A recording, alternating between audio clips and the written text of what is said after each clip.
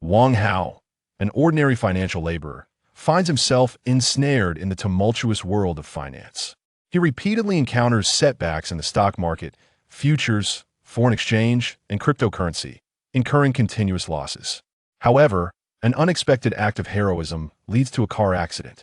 Astonishingly, he finds himself reborn, retaining his memories back to the year 2013 during his school days. Even more remarkably, he acquires a mysterious financial system. In his rebirth, Wang Hao stands before a year that is both familiar and foreign, his heart brimming with excitement and anticipation. He understands that this is a once-in-a-lifetime opportunity. He can leverage his prescient advantages, combined with the extraordinary powers of the financial system, to showcase his talents in the financial market. Chapter 1. The Car Accident and Rebirth. Wang Hao, an ordinary financial worker in Huagua, has diligently toiled in an investment company for several years. He is captivated by the world of numerical fluctuations, yearning for rapid wealth accumulation through the stock market, futures, foreign exchange, and cryptocurrency. Yet, fate seems to conspire against him. His investments through a stock futures account set up in his mother's name have resulted in relentless defeats and significant losses.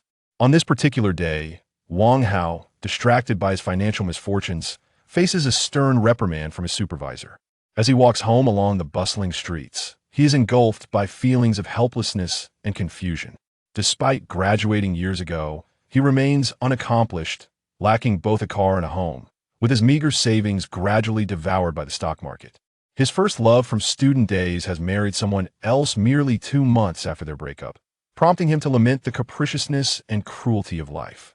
At that moment, Wang Hao suddenly spots an out-of-control cement truck barreling towards a young girl crossing the street after school. Without a moment's hesitation, he rushes forward to push the girl out of harm's way. However, during the rescue, Wang Hao is struck by the cement truck, propelled several meters away, his body instantly succumbing to numbness. "Ah, call the police!" a middle-aged woman screams, her voice rife with terror and helplessness. Alas, it's futile. The person was thrown so far by the vehicle, they are likely beyond saving. A bystander sighs, a glimmer of regret in his eyes. As Wang Hao is flung aside, the out-of-control cement truck crashes heavily against the traffic light pole. The immense force distorts the entire vehicle, sending up a cloud of dust. The surrounding crowd erupts into chaos, with screams and shouts resonating through the air. Some frantically pull out their phones to dial emergency services, their voices trembling as they report the accident's location and injuries. Others busily attempt to disperse the onlookers, ensuring that the rescue path remains unobstructed. Wang Hao lies in a pool of blood, murmuring, "Dad, Mom, I'm sorry, I can't provide for you in your old age." His consciousness begins to fade. He perceives the surrounding chaos and clamor, yet feels powerless to respond. At that moment, it seemed as though a radiant golden light descended from the heavens, enveloping his very being. Shortly thereafter, a warm current surged through him, and his consciousness began to clarify. "Ah!" Wang Hao exclaimed, his voice brimming with bewilderment and astonishment. "What on earth are you yelling about so early in the morning?" His mother peered out from the kitchen, casting him a disapproving glare. Wang Hao surveyed his surroundings, everything appearing simultaneously familiar and foreign. The layout of the living room, the sofa upon which he had sat countless times, and the vintage television all evoked a sense of inexplicable nostalgia within him. Yet, these familiar objects filled his heart with confusion. How did I end up back at home? Why does the decor resemble that of my school days? Could it be that I have returned to a time more than a decade ago? Wang Hao murmured to himself, his memories still anchored to the moment of the car accident. The despair of being struck by a cement truck and the gasps of the surrounding crowd seemed to reverberate in his ears. "Mom, what year is it today?"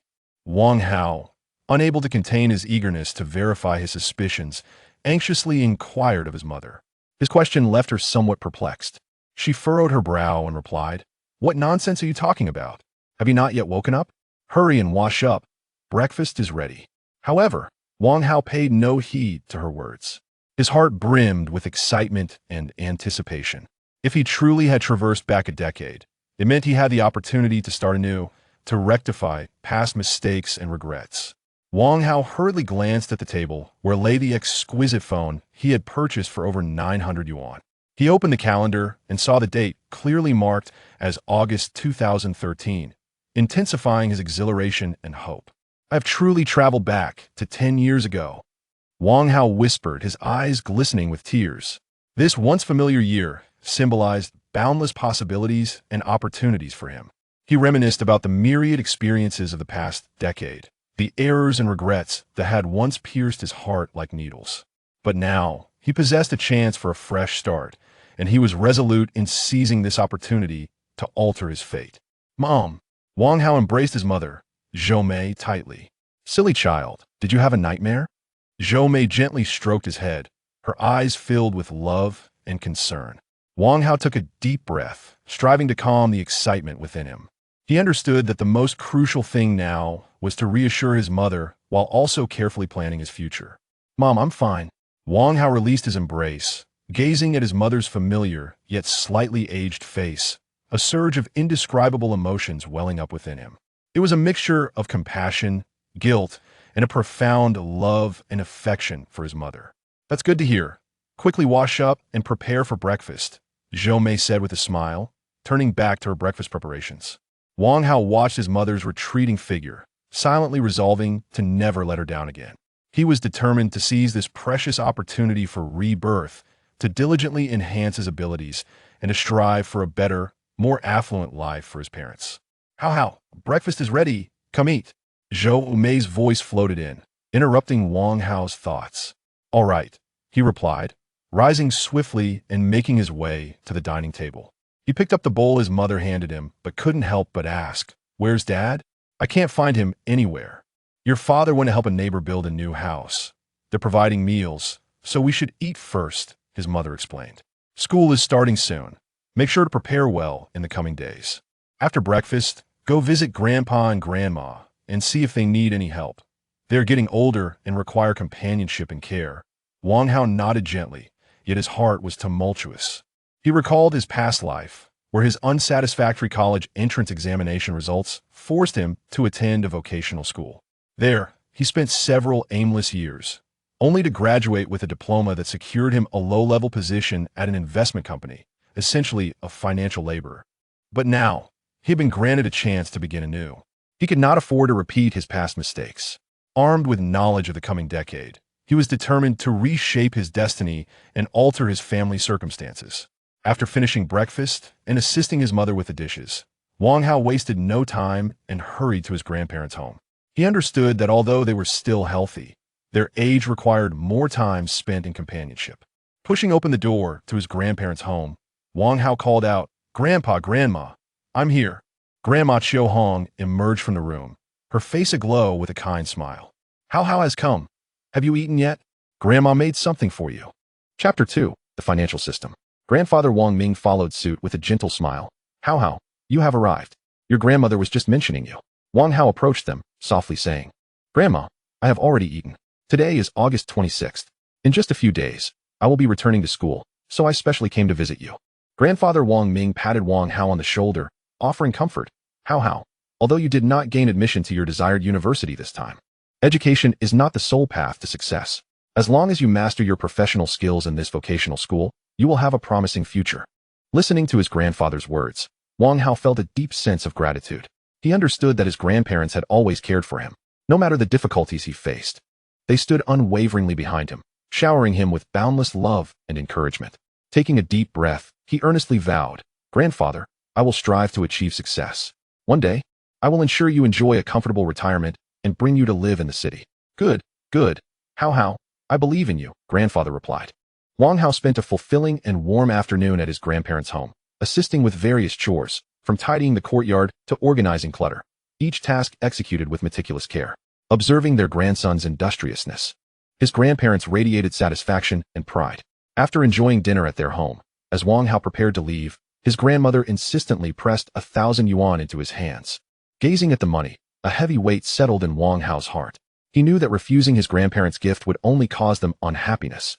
This was not merely a matter of finances. It was a profound expression of their love for him. They wished to give him everything they could. As he walked away from his grandparents' home, Wang Hao's heart felt unusually burdened. He understood that in this life, he must live up to the expectations and affection of his grandparents. Upon returning home, He immediately spotted his father, Wang Hao, seated on the sofa. A day's labor rendered his father's face notably weary, with deeper lines etched upon his forehead and his hands bearing the marks of time. Witnessing his father's condition stirred an indescribable emotion within Wang Hao. He hurried over to brew a cup of hot tea for him, saying, "Dad, please have some tea." He then fetched water for washing, doing his utmost to assist in whatever ways he could manage. During his father's washing routine, Wang Hao felt a pang of sorrow. He vividly remembered how his father had also toiled tirelessly in his previous life, sacrificing so much for the family. Now, with the chance to start anew and memories of the coming years, he was determined not to let his family endure such a hard life again. Wang Hao retreated to his familiar yet strange room, lying on his large bed to rest. Meanwhile, Wang Hao and his wife, Zhou Mei, continued conversing in the living room. Wang Hao furrowed his brow, remarking to Zhou Mei, "Something seems off with Hao today. He proactively made me tea and even brought water for washing." Zhou Mei chuckled softly, responding, "Oh, what is this? Your son has grown up and become more thoughtful, and you're not pleased?" Upon hearing her words, Wang Hao suddenly realized, and a joyful smile spread across his face. "Ha! You're right. My son has matured. I should indeed be happy." They exchanged smiles. Lying on his familiar yet unfamiliar bed, Wang Hao reflected on the events of the day, his heart filled with confusion and astonishment. He never imagined he would truly traverse back a decade. It felt like a dream, yet was undeniably real. Recalling the blinding light he saw before losing consciousness in the car accident, he fell into contemplation. What was that golden light? Could it possibly be a mysterious system, as depicted in novels? With a glimmer of hope and curiosity, Wang Hao softly called out, "Is the system there? Open sesame."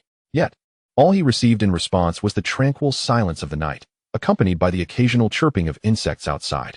Frustrated, and with his attempts yielding no results, he abandoned his pleas. At that moment, a mechanical voice resonated in his mind. Ding. Financial system binding in progress. Soul binding successful, scanning the real world. Real world scan complete. Loading 1899, loading successful. A sci-fi virtual screen materialized before Wang Hao's eyes. Financial system. Host. Wang Hao, soul bound, cannot be unbound. System level, level 1. Host assets, 1,000 yuan. System unlocked functions. Stock market predictions for the following day. So the system only allows me to view the stock market for the next day? What about futures, forex, cryptocurrencies, and equities? How can I upgrade? Wang Hao exclaimed. "Come on, system, say something." Regardless of how he softly called or the peculiar commands he tried, the system remained unresponsive. Suddenly, a flash of inspiration struck Wang Hao. He recalled reading countless novels featuring systems where the protagonists seemed to communicate silently with them. Thus, with a mindset of experimentation, he silently commanded, "System, close the personal information panel." Miraculously, the previously visible system screen vanished into thin air. Astonished by this development, he quickly thought, "System, open the panel." Indeed, the system panel reappeared before him. Elated, he realized, one must silently communicate to access it. Finally, I've discovered the correct way to engage. In high spirits, he continued to mentally inquire, "System, how can I upgrade? How can I unlock more functions?" Moments later, a crisp sound chimed, and the system provided a prompt.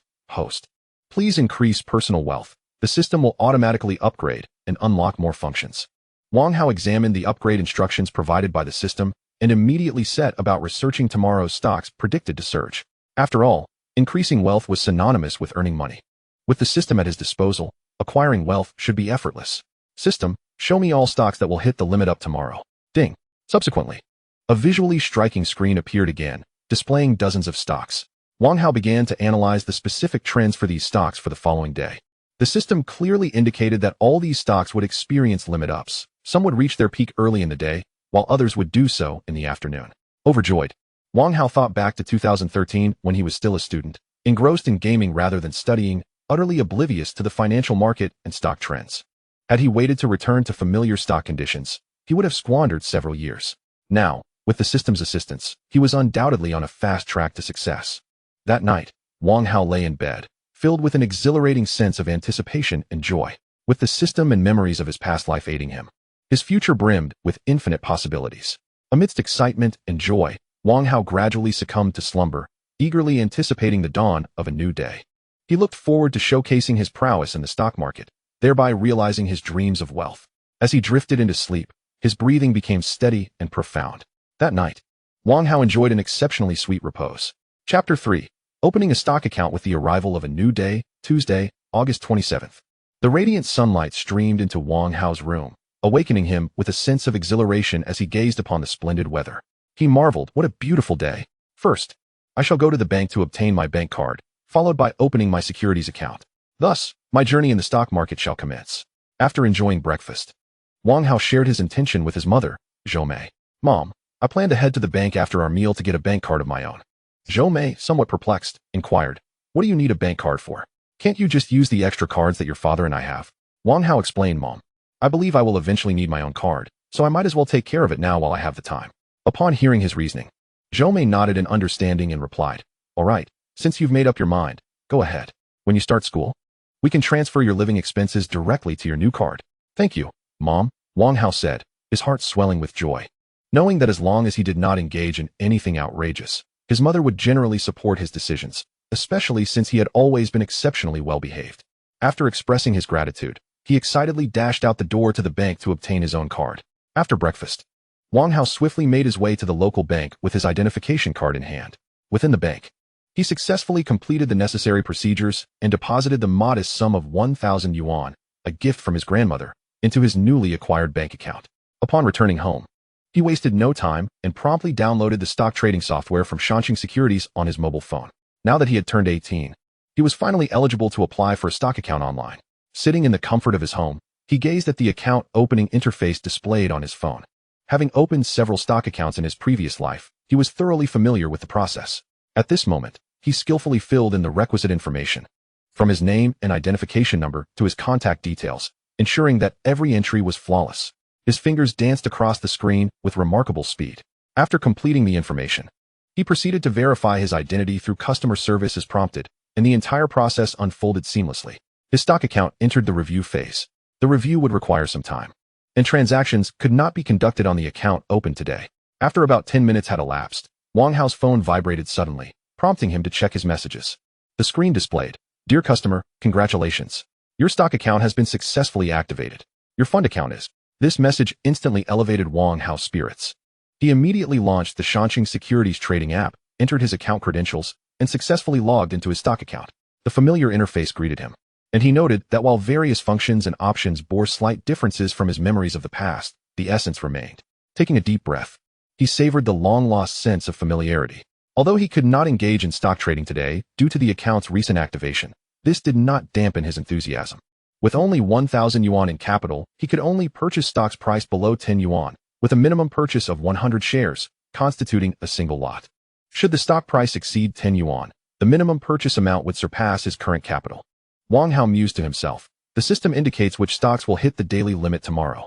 Suddenly, a fantastical virtual screen materialized, revealing dozens of stocks projected to surge. After careful consideration, one stock caught his eye, with the code 000820, belonging to Shinwu Energy Company, which closed today at 9.01 yuan. The system indicated that this stock would likely reach its price ceiling after 2:30 p.m. tomorrow, making it an ideal candidate for purchase. That evening, as Wang Hao dined with his mother, Zhou Mei, while his father, Wang Tao, warmed himself by the calm, he shared his plan with his mother. Mom, school starts on September 1st, and tomorrow is the 28th. I wish to report to school early. Zhou Mei paused for a moment before responding. Very well. I will accompany you tomorrow. Wang Hao smiled and gently declined her offer. No need, Mom. You already accompanied me during the school visit. I'd prefer to go alone. I am familiar with the route. Don't worry. Mom, Dad, I'm grown up now. Living independently is inevitable, so let me venture out on my own. After Wang Hao's earnest persuasion and a bit of playful charm, he successfully convinced his stubborn parents, Wang Tao and Zhou Mei, to agree to his decision to report to school alone. Zhou Mei nodded with a smile, indicating her consent.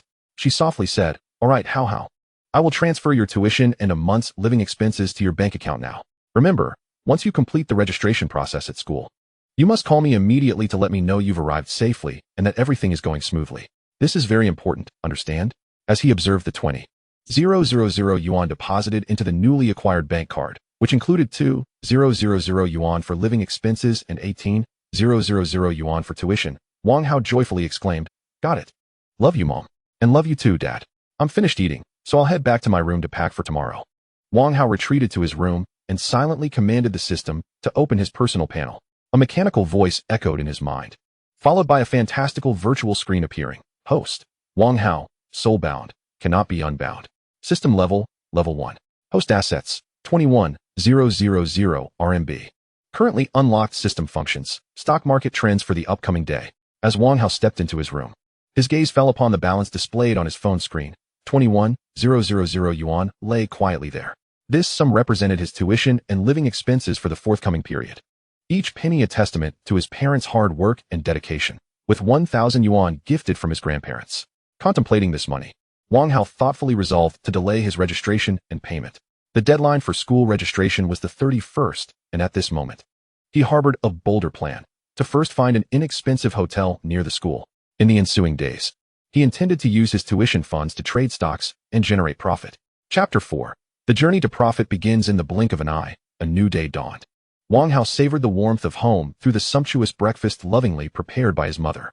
Each bite was infused with her affection and care, making him treasure it all the more, especially knowing he would be away at school for several months without such comforts. After finishing breakfast, Wang Hao donned his backpack, grasped his suitcase, and boarded the bus heading toward the county town. He stood at the threshold, casting a final glance at his parents, whose eyes brimmed with anticipation and reluctance. Hao, take care on the road, and remember to call us when you arrive at school, his mother, Zhou said, her voice tinged with emotion. I understand, Mom.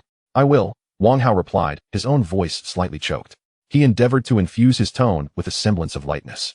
Meanwhile, his father, Wang Tao, stood silently by, embodying the quiet, unexpressed nature of paternal love. Taking a deep breath, he stepped into the car as it roared to life. Through the window, he observed the diminishing figures of his parents. Wang Hao recognized that his foremost priority was to swiftly amass funds and establish his own enterprise, thereby liberating his family from arduous labor and granting them a life of happiness. Seated in the vehicle, the scenery outside blurred past, yet his thoughts had already drifted towards the impending stock market trading. He glanced at his phone, noting the time was already 10 minutes past 9. Drawing in a deep breath, he hastily operated his phone, transferring the entirety of his 21,000 yuan from his bank card into his stock trading account. This sum represented not only his tuition and living expenses, but also the initial step towards pursuing his dreams. Nestled in his wallet lay the 500 yuan his mother had given him for transportation and incidental costs. For him, this was not merely a sum for a few days' expenditures. It was a reflection of his parents' boundless love and expectations. He could not afford to disappoint his mother's hopes. As the clock struck 9:15, the stock market commenced its collective bidding session for the day. Wang Hao had already decided to trade the stock with the code 000820. Shenwu Energy. Today, it opened high at 902 yuan, a 1 penny increase, after the bidding concluded at 925. Wang Hao promptly placed a buy order at the 901 yuan price point. His current account funds allowed him to purchase 300 shares, equivalent to 23 lots of Shenwu Energy stock. When the clock struck 9:30, he executed the order for 23 lots, which was swiftly matched by sell orders from other shareholders. Watching the transaction notification pop up, he swiftly opened his stock account to review his holdings. 000820 Shenwu Energy. Shares held. 300. Cost.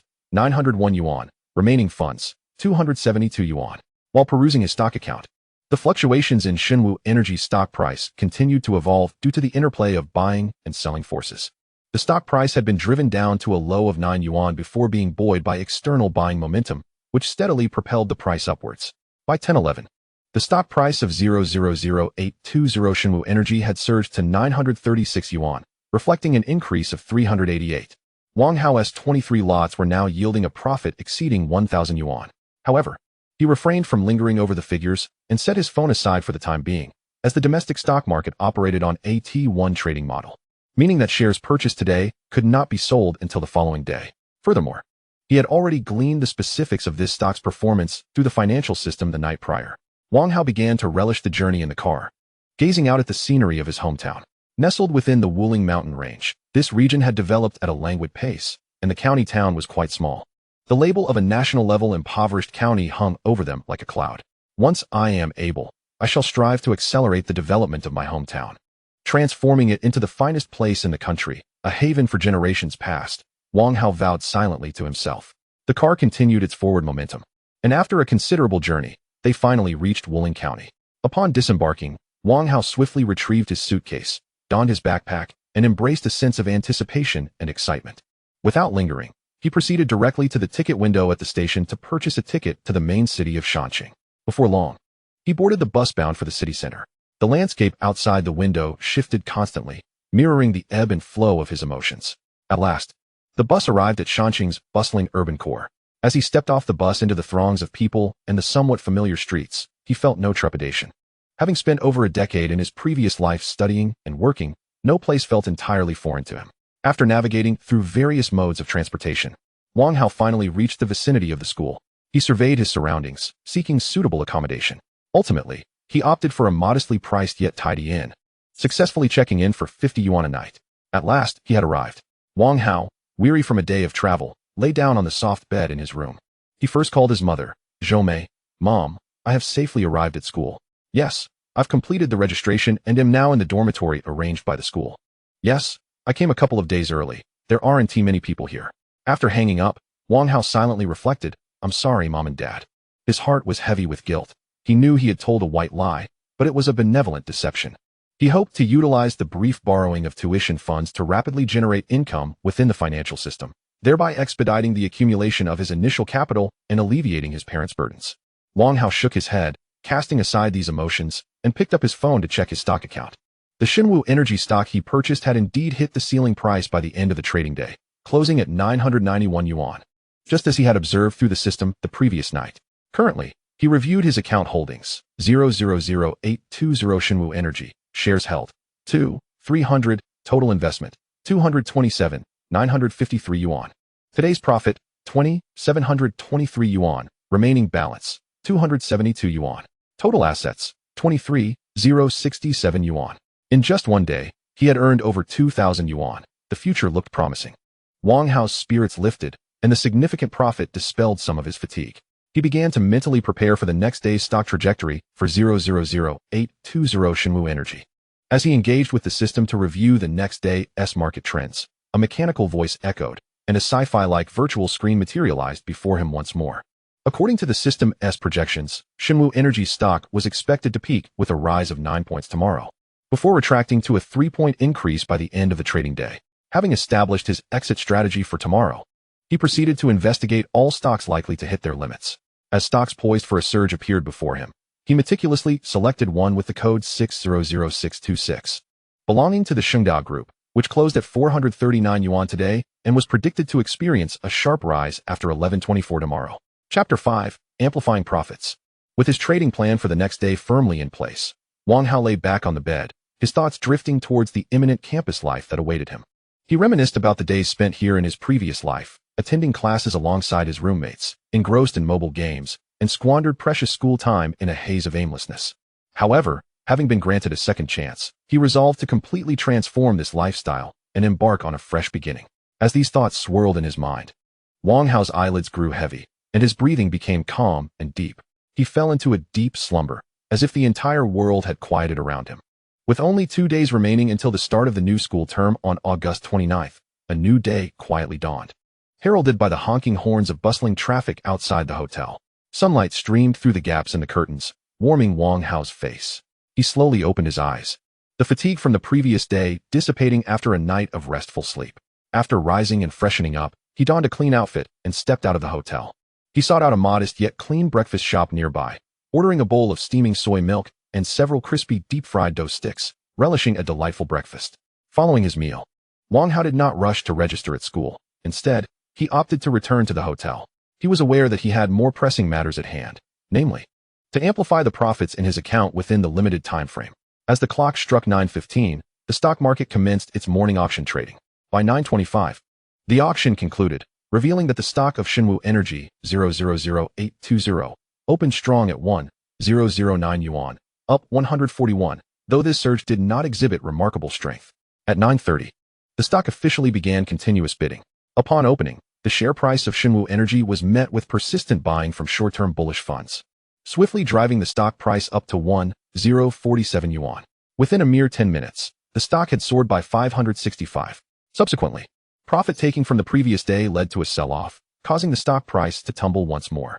After half an hour of fluctuations, bullish funds resumed their substantial buying, propelling the stock price to rise sharply, reaching 787 yuan, with the price at that moment hitting 1,069 yuan. Seizing the opportune moment, Wang Hao promptly placed a sell order for his 300 shares of Xinwu Energy at a 9 increase, with a significant buy order pushing the price higher. A notification chimed, Wang Hao's sell order was executed, and his shares were successfully sold. Following the sale of Shenwu Energy, Wang Hao's stock account displayed 0 shares. With a profit of 577 yuan and total assets of 877 yuan. The time had now reached 11 o'clock. Next, Wang Hao switched to the stock interface for Xingda Group, 600626. During the interval, while he awaited the sale of Shenwu Energy, Xingda Group's stock had experienced a slight upward opening, followed by minor fluctuations. The current price stood at 445 yuan, with an increase of 137. Wang Hao's account indicated that he could purchase 600 shares, equating to 56 lots. He placed a buy order at 445 yuan for the full amount, which was executed in an instant. After 20 minutes, the stock price of Xingda Group, as observed in the financial system the previous night, surged dramatically, hitting the daily limit at 483 yuan, reflecting a 102 increase. At that moment, Wang Hao's stock account read, account 600626 Xingda Group, with 600 shares. A holding amount of 27,048 yuan, a profit of 128 yuan, and a balance of 198 yuan, totaling assets of 27,246 yuan. As the clock struck 3 o'clock, the stock market closed. Xingda Group ended the day with a remarkable transaction of 780,000 hands and a turnover of 35.9 billion yuan, achieving a turnover rate of 1,099. This trading data illustrated the stock's vibrancy and activity in the market, indicating a substantial interest from investors. Wang Hao gazed at the now-closed stock of Xingda Group, firmly sealed at the limit price by a massive influx of buy orders. This demonstrated the formidable strength of the bullish buying power. He once again consulted the financial system to assess Xingda Group's trajectory for the following day. The system indicated that Xingda Group would open strongly at a 6 increase. More exhilaratingly, it predicted that at 9:30 a.m., following the official trading commencement, the stock would likely reach its limit within seconds. Aware that this presented an excellent selling point, Wang Hao began searching for another stock to buy at the bottom in anticipation of a limit surge. If successful, his daily earnings could reach 20. Thus, he commenced filtering for stocks projected to hit their limits on August 30th. After thorough analysis, the stock of Xingning Company, Limited, 600642, caught his attention. According to the financial system, this stock was expected to experience a strong surge and reach its limit before the midday closing. It represented a promising investment opportunity. However, Wang Hao was acutely aware that upon selling Xingda Group the next day, he could not invest all his funds in Xingning Company, Limited, due to the withdrawal rules requiring a T1 transaction day. Therefore, he planned to retain 180,000 yuan for tuition while utilizing the remaining funds for further purchases. After clarifying his stock trading strategy for the following day, a sense of certainty washed over him, and he fell into a peaceful slumber. Time flew by, and soon the 30th arrived. In the early morning, Wang Hao awoke early, invigorated and ready to embrace a new day. As the clock approached 9:15, the stocks began their morning auction, with many strong stocks being queued to hit their limit prices. Some stocks were at the limit up, while others were at the limit down, fluctuating incessantly, as buy and sell orders could still be retracted before 9:20. After 9:20, however, the buy and sell orders placed during the auction could no longer be withdrawn, leaving participants to await matched trades. If no trades were successful, they would enter continuous bidding after 9:30, where orders could also be retracted. At 9:25, with the trading auction concluding, Xingda Group's stock price opened at 516 yuan, reflecting a rise of 683. At 9:30, the trading session officially commenced. Within 2 seconds of opening, Xingda Group was met with a surge of hundreds of thousands of buy orders, forcefully sealing the limit price at 531 yuan, marking a 10 increase. Chapter 6, Capital Application. At this moment, Wang Hao promptly sold all 600 shares of Xingda Group at the limit price of 531 yuan, capitalizing on the overwhelming volume of buy orders, while his own sell order was markedly sparse. Without eliciting even the slightest ripple, the transaction was executed immediately after the sale. After selling Xingda Group at the peak price, Wang Hao's stock account now stood at holdings, 0 shares. Today's profit, 688 yuan. Total assets, 29,934 yuan. Wang Hao gazed at his account, astonished to find it had nearly reached 30,000 yuan. Taking a deep breath, he calculated in his mind. After deducting the 180,000 yuan tuition, he now had a disposable fund of a substantial 12,000 yuan. Reflecting on the unease he felt when he initially decided to divert the tuition funds, Wang Hao couldn't help but exclaim, perhaps this audacious gamble was indeed a wise choice. Had he not taken that bold step, Relying solely on the meager 1,000 yuan gifted by his grandmother, how many multiples would he have needed to earn to amass this 12,000 yuan? With 12,000 yuan at his disposal, Wang Hao resolved to purchase shares of Xingning Company, Limited, stock code 600642, which he had meticulously filtered the previous day. He swiftly input the code 600642 and switched to the stock interface of Xingning. There, he purchased 800 shares at a price of 429 yuan, marking an increase of 118 yuan. As time gently flowed by, it soon reached 1 o'clock, the opening of the afternoon stock market. Xingning's stock price surged straight to the ceiling limit of 466 yuan. Wang Hao once again recorded a profit today. At this moment, his stock account reflected holdings 800 shares of Xingning County, Limited, 600642. Cost 429 yuan. Today's profit 1036 yuan. Balance 18,000 yuan. Total assets 31,048 yuan. Wang Hao contentedly concluded his stock operations for the day. He had successfully sold Xingda Group at a high price and bought Xingning Company, Limited at a low point, significantly enhancing his stock account profits. The total earnings for the day reached over 3,000, nearly 4,000 yuan, equivalent to the salary of an average person for an entire month. After finalizing the transactions, Wang Hao began packing his belongings. Tomorrow marked the day of his enrollment at school, heralding the commencement of a new chapter in his life. He meticulously checked the items he needed to bring, ensuring each was securely placed in his backpack or suitcase, leaving nothing behind. Excitement bubbled within him for this familiar, yet unfamiliar school. After busily organizing his luggage, Wang Hao eagerly accessed the financial system to review the impending stock trends for Xingning. Tomorrow's collective bidding would likely reach the peak price for Xingning, prompting him to plan a sell order during that time. After confirming his intentions for tomorrow's transactions, he also identified another stock to invest in, Zhejiang Group, stock code 002346, which he predicted would hit the ceiling limit. With the specifics of his stock operations firmly established, Wang Hao lay on his bed, anticipation coursing through him as he gradually drifted into slumber. The following day, Wang Hao awoke early, rejuvenated after a restful night, brimming with anticipation. After a light breakfast, he checked the time and realized it was already 9 o'clock. The moment to start transferring funds from the stock market had arrived. He swiftly grabbed his phone, logging into his stock account to transfer the 180,000 yuan tuition from his stock account to his bank card. This operation had become second nature to him. He deftly input the withdrawal amount of 18,000 yuan, confirmed the figure, and clicked the confirmation button. Watching the successful transfer notification, he let out a sigh of relief. Although the tuition had been transferred, opportunities in the stock market still awaited him. Today, Xingning's peak price was set during the collective bidding phase. So during the trading window from 9:20 to 9:25, Wang Hao sold his holdings of 800 shares at the stock price of 488 yuan. As the clock struck 9:25, the collective bidding concluded, and Wang Hao stocks were successfully sold, with Xingning's stock price opening at 488 yuan, reflecting a 472 increase.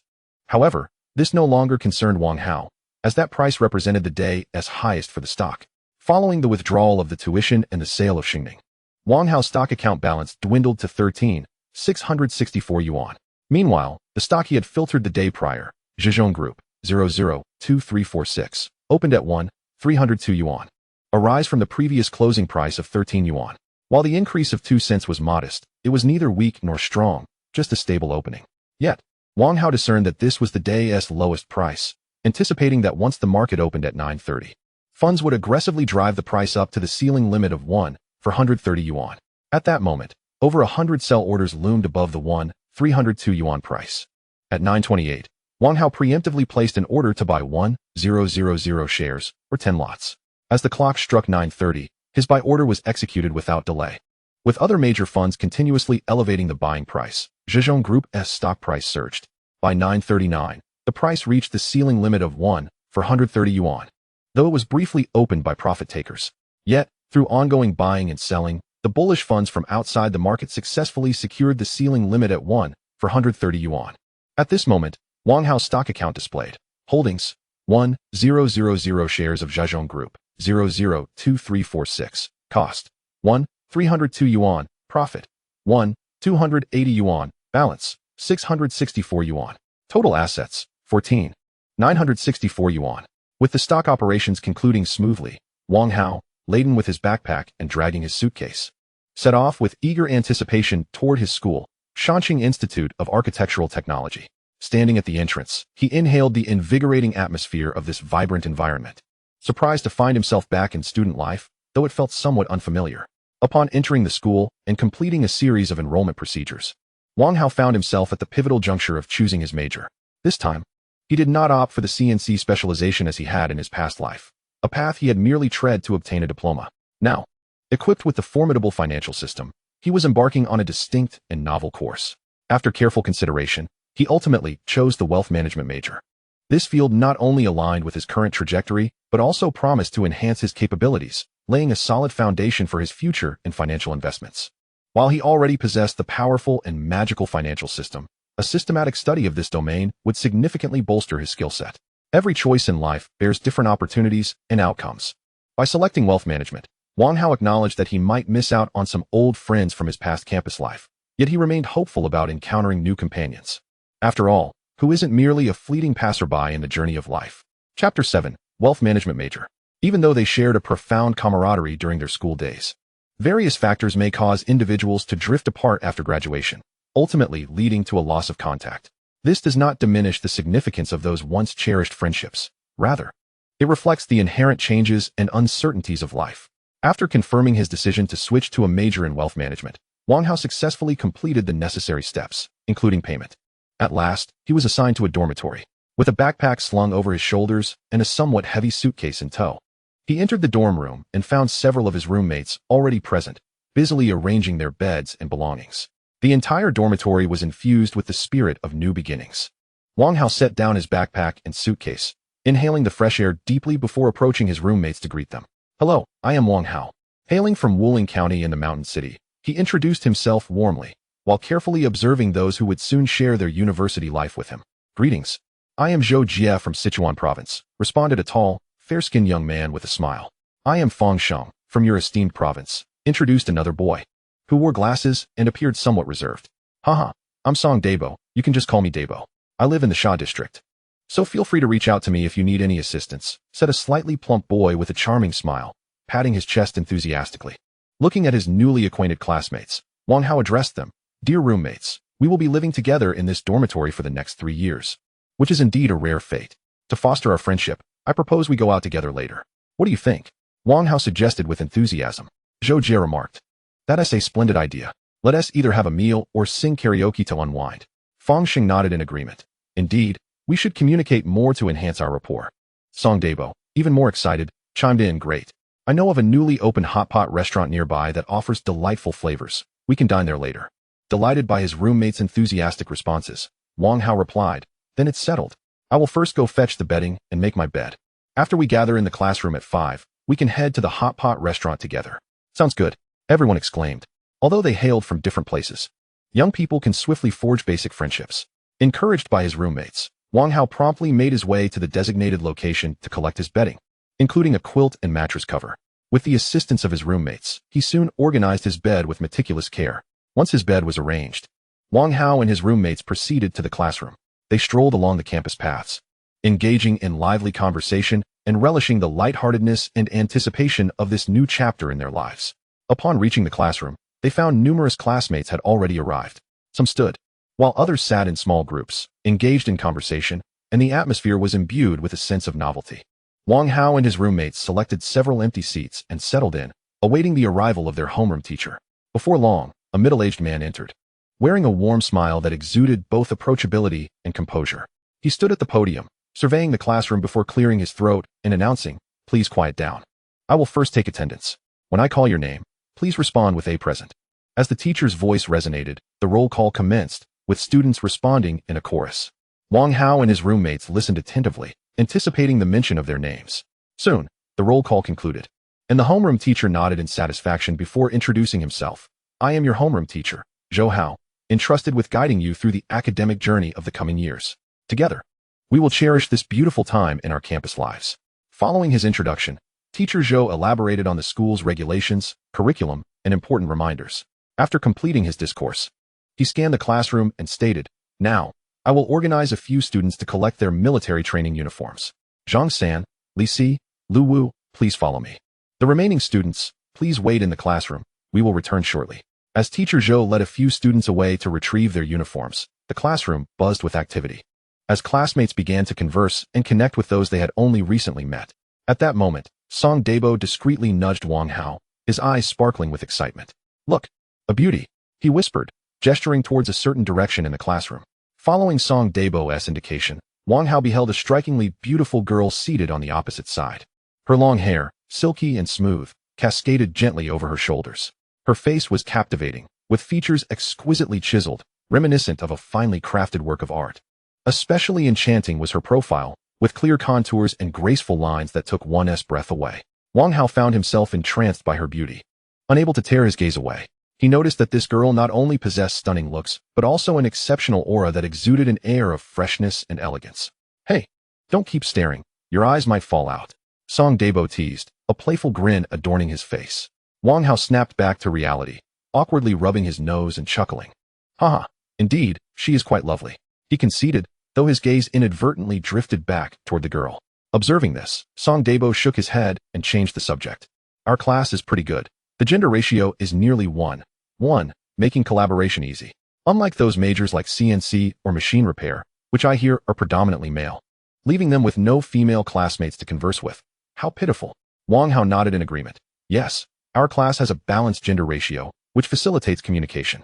However, I must say, that girl is indeed striking. She is likely the most beautiful girl in our class." Song Dabo shrugged. "That's for certain. But given her poise, I imagine many would be enamored by her. Yet, ordinary fellows like us can only admire her from afar. Her name is quite melodious too. I believe the homeroom teacher mentioned it as Chin Chini," Song Dabo added. Hearing this, Wang Hao jested. "Dabo, you're quite impressive for remembering her name. But you're right. As ordinary boys, we should probably focus on our studies instead of dreaming about goddesses." Chapter 8. The Roommates Gathering. Although Wang Hao spoke with reason, his heart echoed thoughts of his past life, where he might have shared Song Dabo's sentiments, believing such a girl was beyond his reach. However, in this new life, endowed with a financial system and the memories of his previous existence, he felt a surge of confidence and assurance. Perhaps confidence and capability are the quintessential keys to attracting others. However, at present, he merely possesses confidence, while his abilities are still lacking.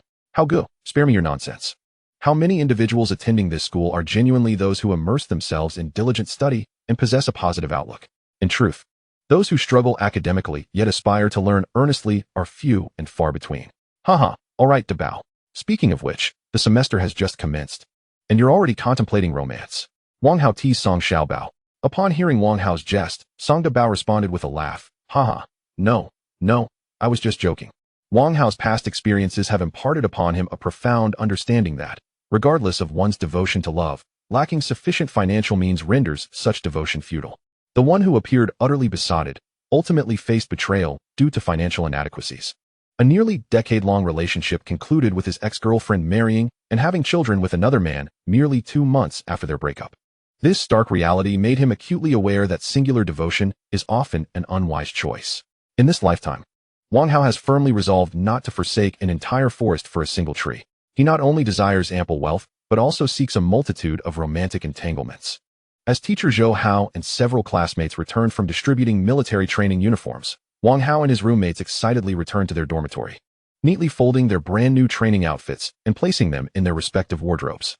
Brothers, let us set off for the hot pot restaurant. Oh, let us go. Wang Hao, along with his 3 roommates, Song Dabao, Zhou Jie, and Fang Sheng, embarked on their journey to the hot pot establishment, engaging in playful banter along the way. Wang Hao couldn't help but marvel at the joys of youth, and soon joined in the frolicsome chase. This hot pot meal marked their first gathering as roommates, symbolizing the prologue to their forthcoming university life. The hot pot restaurant is nestled along a bustling street near the campus. Inside, the warm and bright lights, coupled with the enticing aroma of hot pot, create an inviting atmosphere. The 4 friends settled into a window-side table, the street view outside becoming particularly enchanting under the night sky.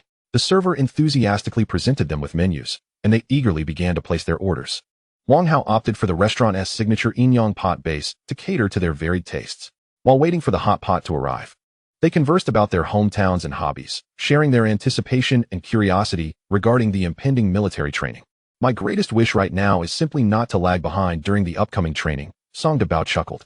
Haha, that seems unlikely. You better not hold our class back. Zhou Jie joked. Shut up. They all laughed. As the hot pot began to bubble, they indulged in the delightful feast. The spicy broth tantalized their taste buds, and various ingredients danced in the boiling soup, releasing mouth-watering scents. They savored the delicacies while discussing their futures, punctuated by fits of joyful laughter. After the meal, they returned to their dormitory to rest in preparation for the military training scheduled for the following day. Wang Hao flopped down onto his bed with a thud, inwardly muttering, "System, check the stock trends for 002346 Zhejiang Group tomorrow." Huh, why is there no response? What is going on? He was perplexed by the unexpected lack of movement in the stock of 002346 Zhejiang Group. Frantically, he opened his phone to ascertain whether the stock app was malfunctioning. Suddenly, a light bulb moment struck him. Tomorrow is Saturday. The stock market is closed. The system could only provide information on the upcoming day's trends, meaning there would naturally be no changes in the stock prices. Oh dear, I've been so busy all day that I even forgot the stock market rests on weekends. He opened the system panel to review his personal information, financial system. Host, Wang Hao, soul-bound, cannot be unbound. System level, level 1. Host assets, stock funds 14. 964 yuan, cash 200 yuan. After surveying his financial situation in the stillness of the campus dormitory, Wang Hao sank into a deep slumber. He lay on his bed, his body entirely relaxed, breathing steadily and deeply. His consciousness gradually blurred as he drifted into dreams. Suddenly, a rapid knocking at the door jolted him awake, accompanied by the resounding voice of his homeroom teacher. "Zhou Hao, wake up. Wake up. A new day has begun. The sun is already up. Hurry. Get dressed in your military uniforms and head to the classroom to wait for your instructor." Old Zhou had risen early to rouse the students of his class and to check on the cleanliness of each dormitory. However, for Wang Hao, still steeped in the realm of dreams, it felt like a nightmare. Goodness, can't I even get a decent sleep? Though he grumbled, he quickly got up, went through his morning routine, and tidied his bed. Turning to look at Song Dabao's bed, he found him still fast asleep, seemingly unaffected by the clamor outside. "Dabao, wake up. The sun is already shining." Song Dabao groggily opened his eyes to see Wang Hao standing beside his bed. He mumbled, "Oh, what is going on? I wanted to sleep a little longer." "No more sleep. Today marks the first day of military training. We need to be in class." Awaiting the arrival of our assigned instructor, rubbing his eyes, Song Dabao slowly began to awaken. He yawned, lazily climbed out of bed, and started putting on his clothes. "Look at you. You must have stayed up late again last night. Be careful not to feel exhausted during training." Not at all. I just slept deeply," he replied. As everyone gathered their belongings and made their way to the classroom, they sat quietly in their seats. Each face was adorned with anticipation and curiosity, filled with the unknown and excitement of the training life that lay ahead. Before long, footsteps echoed at the door as a tall instructor clad in camouflage entered. He surveyed the classroom before announcing, "Students, I am your military training instructor. My surname is Zhang. You may call me Instructor Zhang. For the time being, I will lead you through basic military training. Now, please follow me to the playground as we commence today's training." The students promptly stood up, following Instructor Zhang to the playground. The instructor first instructed them to form several lines and began the basic stance training. Standing at attention is the most fundamental posture of a soldier and the foundation for your forthcoming training. Now, everyone, feet together, heads held high, eyes fixed forward. Keep your hands closely aligned with your pants seams and maintain this position without moving, Instructor Zhang said sternly. And you, what sort of stance is that? Stand straight. He reprimanded as he approached Song Dabao. Dabao stuttered in response. Yes, Instructor Zhang. No yes before answering. You must call out report first. Report, instructor, I understand. Song Dabao hurriedly corrected himself. Start over. Your voice was too soft. I couldn't hear you. Taking a deep breath, Dabao raised his voice. Report, Instructor Zhang.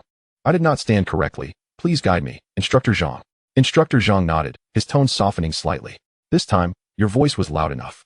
Everyone, remember, before answering a question or raising a query, first raise your hand, then announce your report. This is a fundamental discipline. Now, stand properly again, feet together, head held high, chest out, eyes fixed ahead, hands closely aligned with your trousers, and do not relax. Subsequently, Song Daba quickly adjusted his posture in accordance with the instructor's directives, striving to maintain the standard military stance. Observing Song Daba, who was made an example of, the effect was quite evident. The students began to perceive the severity of Instructor Zhang and the gravity of military training. They began to adjust their attitudes, earnestly engaging in the training and striving to uphold the military posture required by the instructor.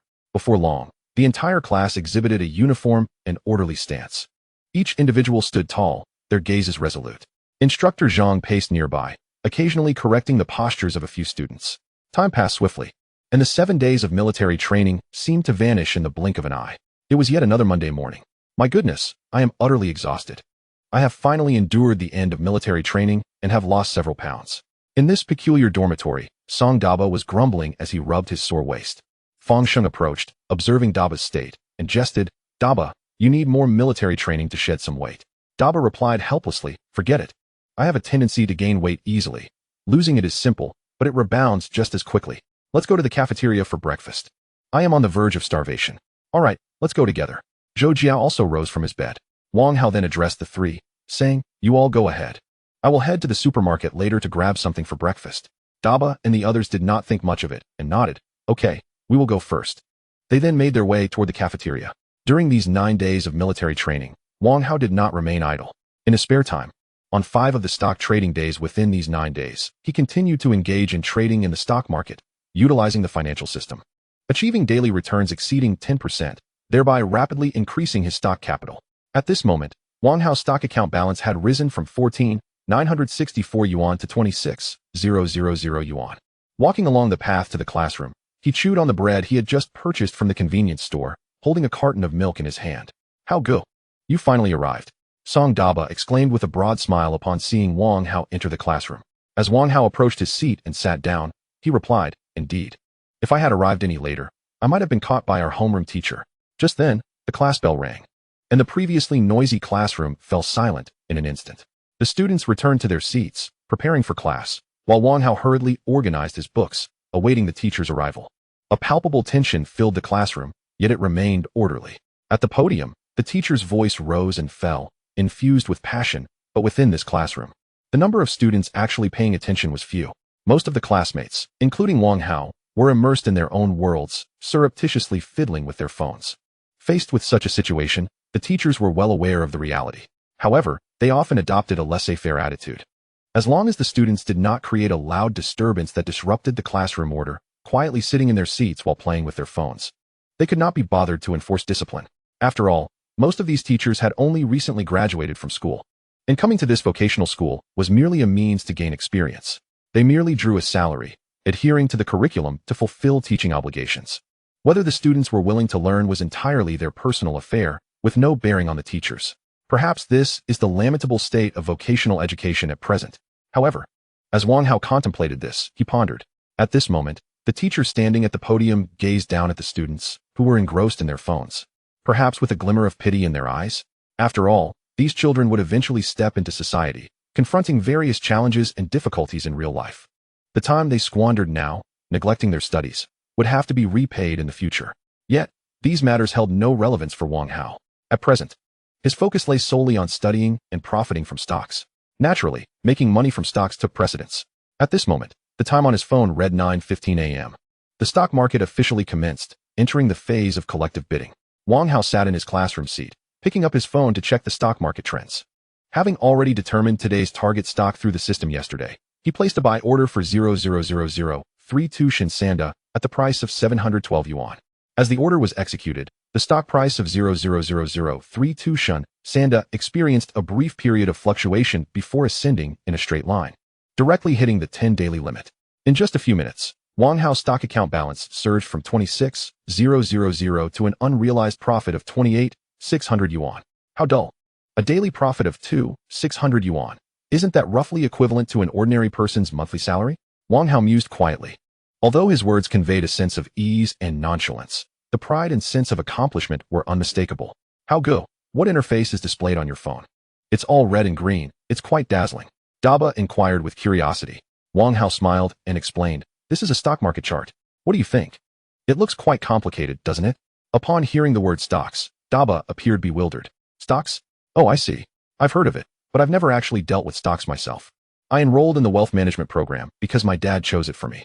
To be honest, I know nothing about this field and have no idea what I should be learning." Wang Hao smiled reassuringly at Song Daba. "No worries. Everyone starts from zero. Our field primarily corresponds to industries such as banking and securities. You will gradually become familiar with it." Chapter 10, The Bet with the Teacher. Song Daba scratched his head, displaying an endearingly foolish expression. Banking and securities? That just confuses me even more. He whispered to Wang Hao. "Anyway, my dad just tells me to study hard. And once I graduate, he'll entrust me with managing the money he earns." Wang Hao regarded Song Daba with a hint of surprise. "Wow, Daba. I would never have expected that. Daba, feeling somewhat bewildered by the scrutiny, touched his face and asked, "What's wrong? Do I have something on my face?" "No. I just didn't realize you were such a hidden rich second generation." Wang Hao's tone was filled with astonishment. Song Daba widened his eyes, adopting an innocent demeanor. "What rich second generation? Don't talk nonsense. My family merely runs a few hot pot restaurants. That hardly qualifies as being wealthy. Besides, the family business is the result of my parents' hard work. It has nothing to do with me." He scratched his head, a hint of embarrassment coloring his cheeks as he continued. "Moreover, I am still in the academic phase of my life, and I am far from being capable of managing a business." Wang Hao, feeling a sense of admiration, patted Song Debao on the shoulder. "Debao, you truly embody the essence of a wealthy heir, humble and pragmatic." To steer clear of a deeper discussion on the subject, Song Debao swiftly retrieved his phone from his pocket. He launched a popular game and turned to Wang Hao, asking, "Brother Hao, would you care to join me in this game?" Wang Hao glanced at the screen and shook his head. "No, you go ahead and play." He had just completed his stock trading operations for the day and was now intent on immersing himself in his studies. Song Debao took no offense at Wang Hao's refusal and began to engage in his game alone, while Wang Hao devoted his full attention to the teacher's lecture. As the class bell rang, Wang Hao eagerly exited the classroom, yearning to bask in the warm sunlight. Standing outside the teaching building, he closed his eyes, relishing this rare moment of leisure.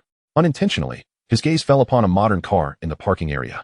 Upon closer inspection, he realized that his homeroom teacher, Zhou Hao, was seated in the driver's seat, engrossed in his phone. Curiosity piqued. Wang Hao approached him. "Teacher Zhou, what has captured your attention so intently?" Zhou Hao looked up, recognizing Wang Hao with a smile. "Ah, Wang Hao, I'm just checking the stock market." "Your memory is impressive, teacher. With so many students in our class, you still remember my name," Wang Hao remarked as he inched closer to view the stock trading app on Zhou Hao's phone. "You dabble in stocks too?" Zhou Hao nodded and replied, "Yes, I trade stocks for a bit of enjoyment." However, he soon sighed softly, his brow furrowing. "But lately, I've been facing significant losses." Wang Hao leaned in to glance at the stock market data displayed on the screen. "Oh, let me see what stocks you've purchased." As it turned out, it was Shinong Company, which had experienced quite a drop today. Zhou Hao responded with a tinge of resignation. "Yes, I bought it yesterday, and to my dismay, it has plunged by 5 or 6 points today. The stock market is truly unpredictable." "Oh, Wang Hao, you seem to know a thing or two about stocks," Zhou Hao observed with mild surprise. "Haha, certainly, teacher Zhou." He then silently commanded, "System, check the future market trends for Shinong Company." With a chime, a futuristic screen materialized before Wang Hao, visible only to him. Observing the projected market trajectory, he confidently stated to Zhou Hao, "Teacher, I believe Shinong Company will recover to a closing deficit of 3 points by the end of the trading day. Compared to its current decline, you can recoup 3 points by the close." Zhou Hao's expression morphed into incredulity, his eyes fixated on Wang Hao, brimming with confusion and skepticism. After a prolonged silence, he finally spoke. "Is it truly that miraculous? Wang Hao, your words sound almost prophetic." In response to Zhou Hao's doubt, Wang Hao proposed, "If you don't believe me, how about we make a wager, teacher Zhou? Not only will Shinong Company rebound to a deficit of 3 points by closing, but I can also reveal a stock that will hit its limit tomorrow." Intrigued by Wang Hao's self-assured demeanor, Zhou Hao inquired, "Oh, what are the stakes of our wager?" Meeting Zhou Hao's gaze, Wang Hao replied earnestly, "If I am correct, you will grant me permission to leave school whenever I request. If I am wrong, you may impose any requirement or punishment you deem fit, and I will comply without objection." Zhou Hao furrowed his brow in contemplation for a moment before a subtle smile graced his lips. "All right then, I shall indulge you in this wager. If you lose, you must refrain from playing on your phone during class and focus solely on the lecture." Wang Hao readily agreed. "No problem, teacher Zhou. Without further ado, I shall reveal the stock that will soar tomorrow."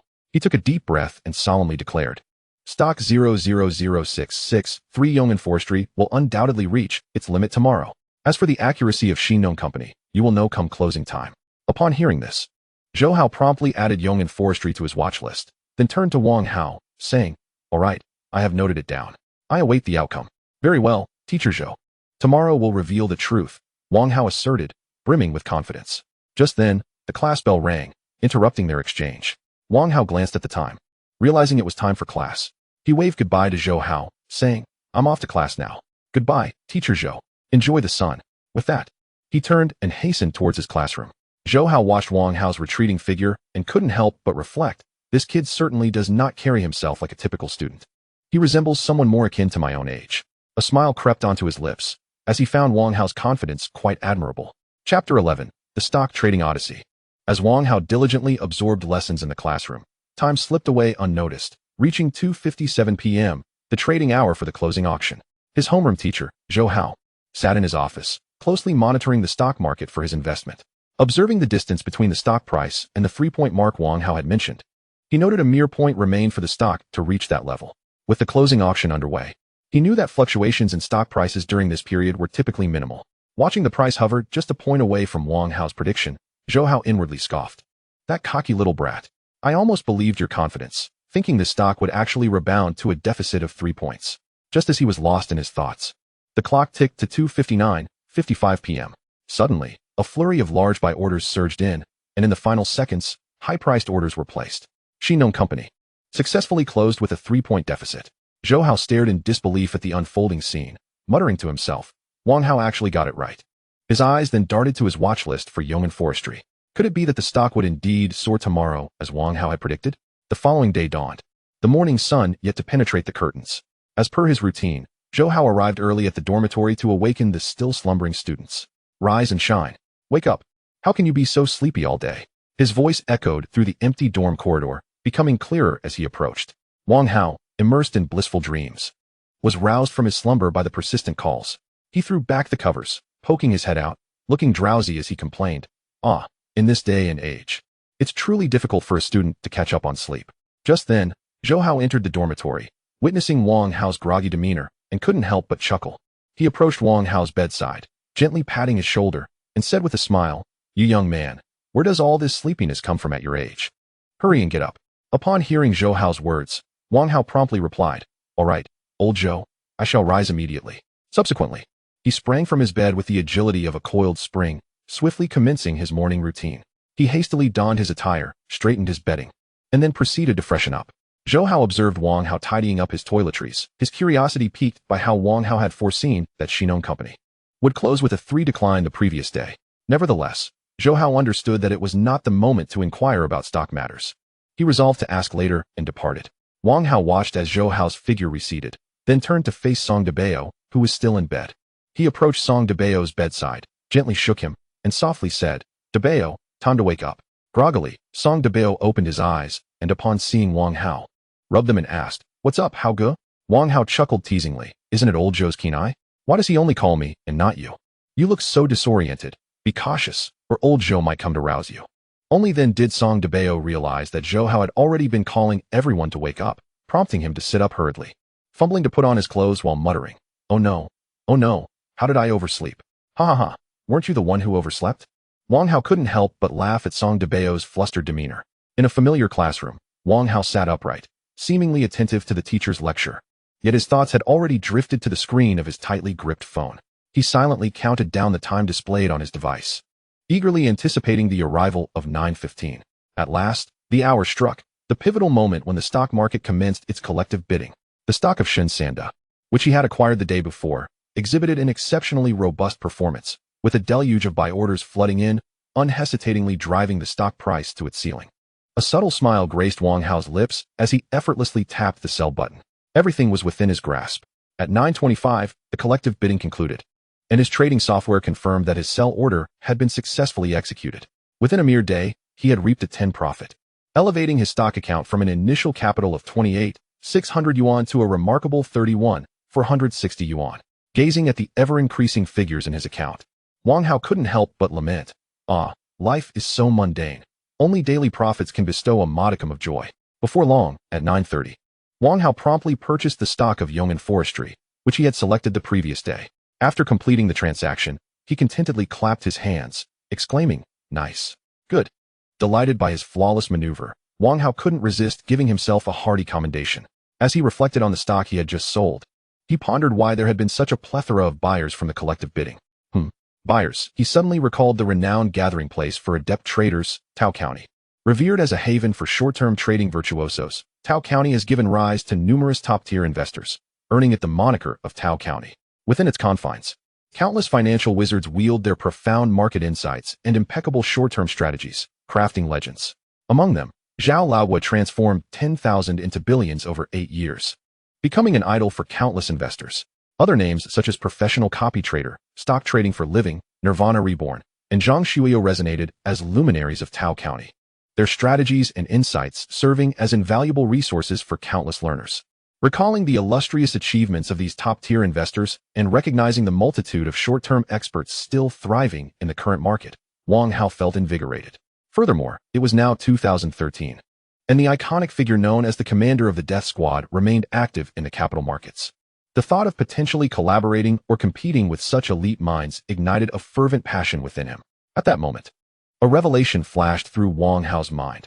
If fate had granted him a second chance at life, why could he not become an idol in the eyes of numerous retail investors? This notion ignited a fervent ambition within him. Wang Hao promptly took action, downloading and opening Tao Guba. However, he found himself at a crossroads, pondering what illustrious title he should adopt. Furrowing his brow and scratching his head, he mused. Student trader? No, that's too simplistic. Lousy? Too cliched. Biting his lip and tapping his forehead, he racked his brain for inspiration. Chapter 12. Discussing collaboration with the homeroom teacher. Just then, Wang Hao realized a crucial point. This title would accompany him for a lifetime. As the saying goes, the more rustic, the trendier. Prince seemed quite appealing. He chuckled to himself. The more he contemplated it, the more he found it fitting, his face illuminating with excitement, his eyes sparkling with joy. Wang Hao's heart swelled with laughter. Ha, splendid. Prince is a fantastic name. I truly am a genius. Song Debao, sitting nearby, observed Wang Hao's fluctuating expressions of worry and elation, perplexed. Curiosity got the better of him, and he asked, How go? What are you up to that has you so jubilant? Wang Hao lowered his voice, replying, Debao, nothing much. Just a little happy thought.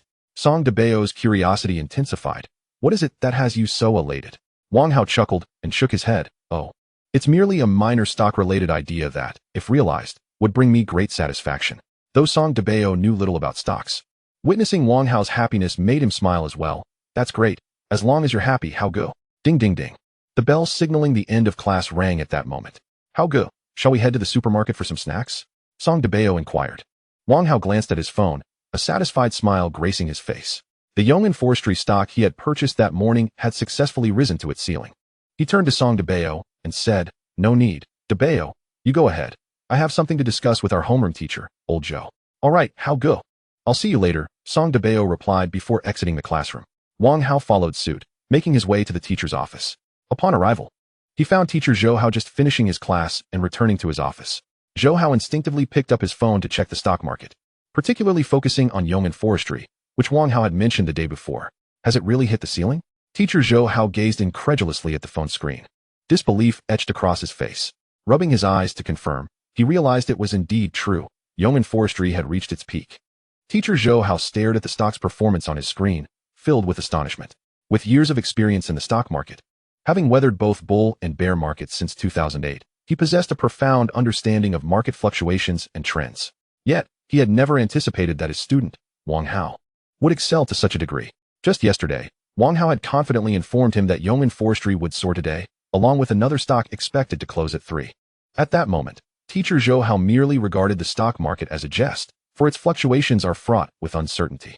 However, reality soon left him utterly astonished. How could this be possible? Zhou Hao muttered to himself as he meticulously rechecked the market data to ensure he had not misread it.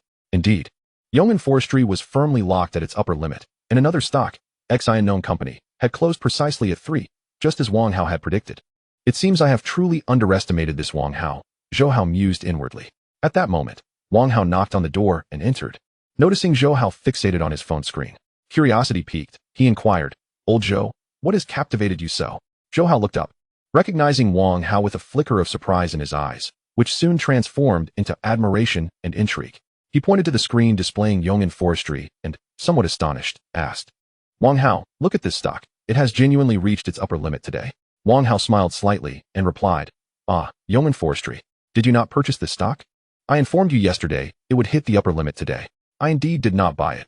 Zhou Hao replied, a hint of embarrassment coloring his smile. Wang Hao, how did you manage this? How did you know this stock would reach its upper limit today? Unable to restrain his curiosity, Zhou Hao asked.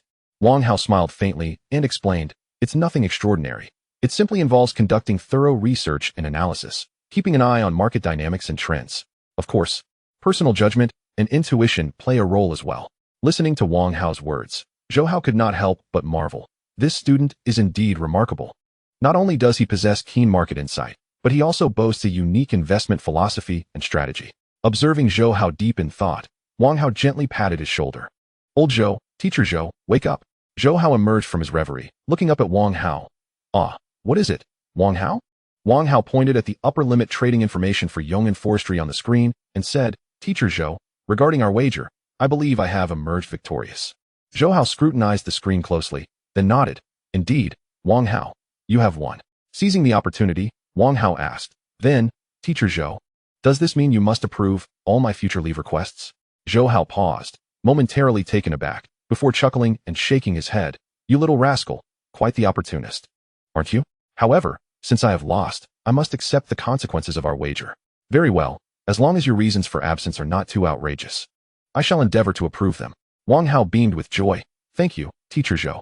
Rest assured, I shall never abuse this privilege. Curiously, Wang Hao asked, Teacher, how much are you investing in the stock market? Zhou Hao sighed helplessly. I have over 1 million, but now I'm down to just 50,000. Wang Hao teased. I wouldn't have guessed, Teacher Zhou. With over 1 million in the stock market, are you not profiting from your modern car? Zhou Hao's expression turned stern. Get out of here. I merely invested some compensation from my family's relocation. Unlike you, who has already been dabbling in the stock market at such a young age. Wang Hao chuckled. Oh, I had no idea, Teacher Zhou, that you were a beneficiary of relocation. My apologies. With a hint of mystery, Wang Hao addressed Zhou Hao, Teacher. I have an idea. I wonder if you would be interested in hearing it. Zhou Hao raised an eyebrow, intrigued. Oh, do tell. Wang Hao cleared his throat and stated earnestly, I propose that I provide you with stock codes, and once you earn profits, you share them with me. Zhou Hao puzzled. Inquired share? How much?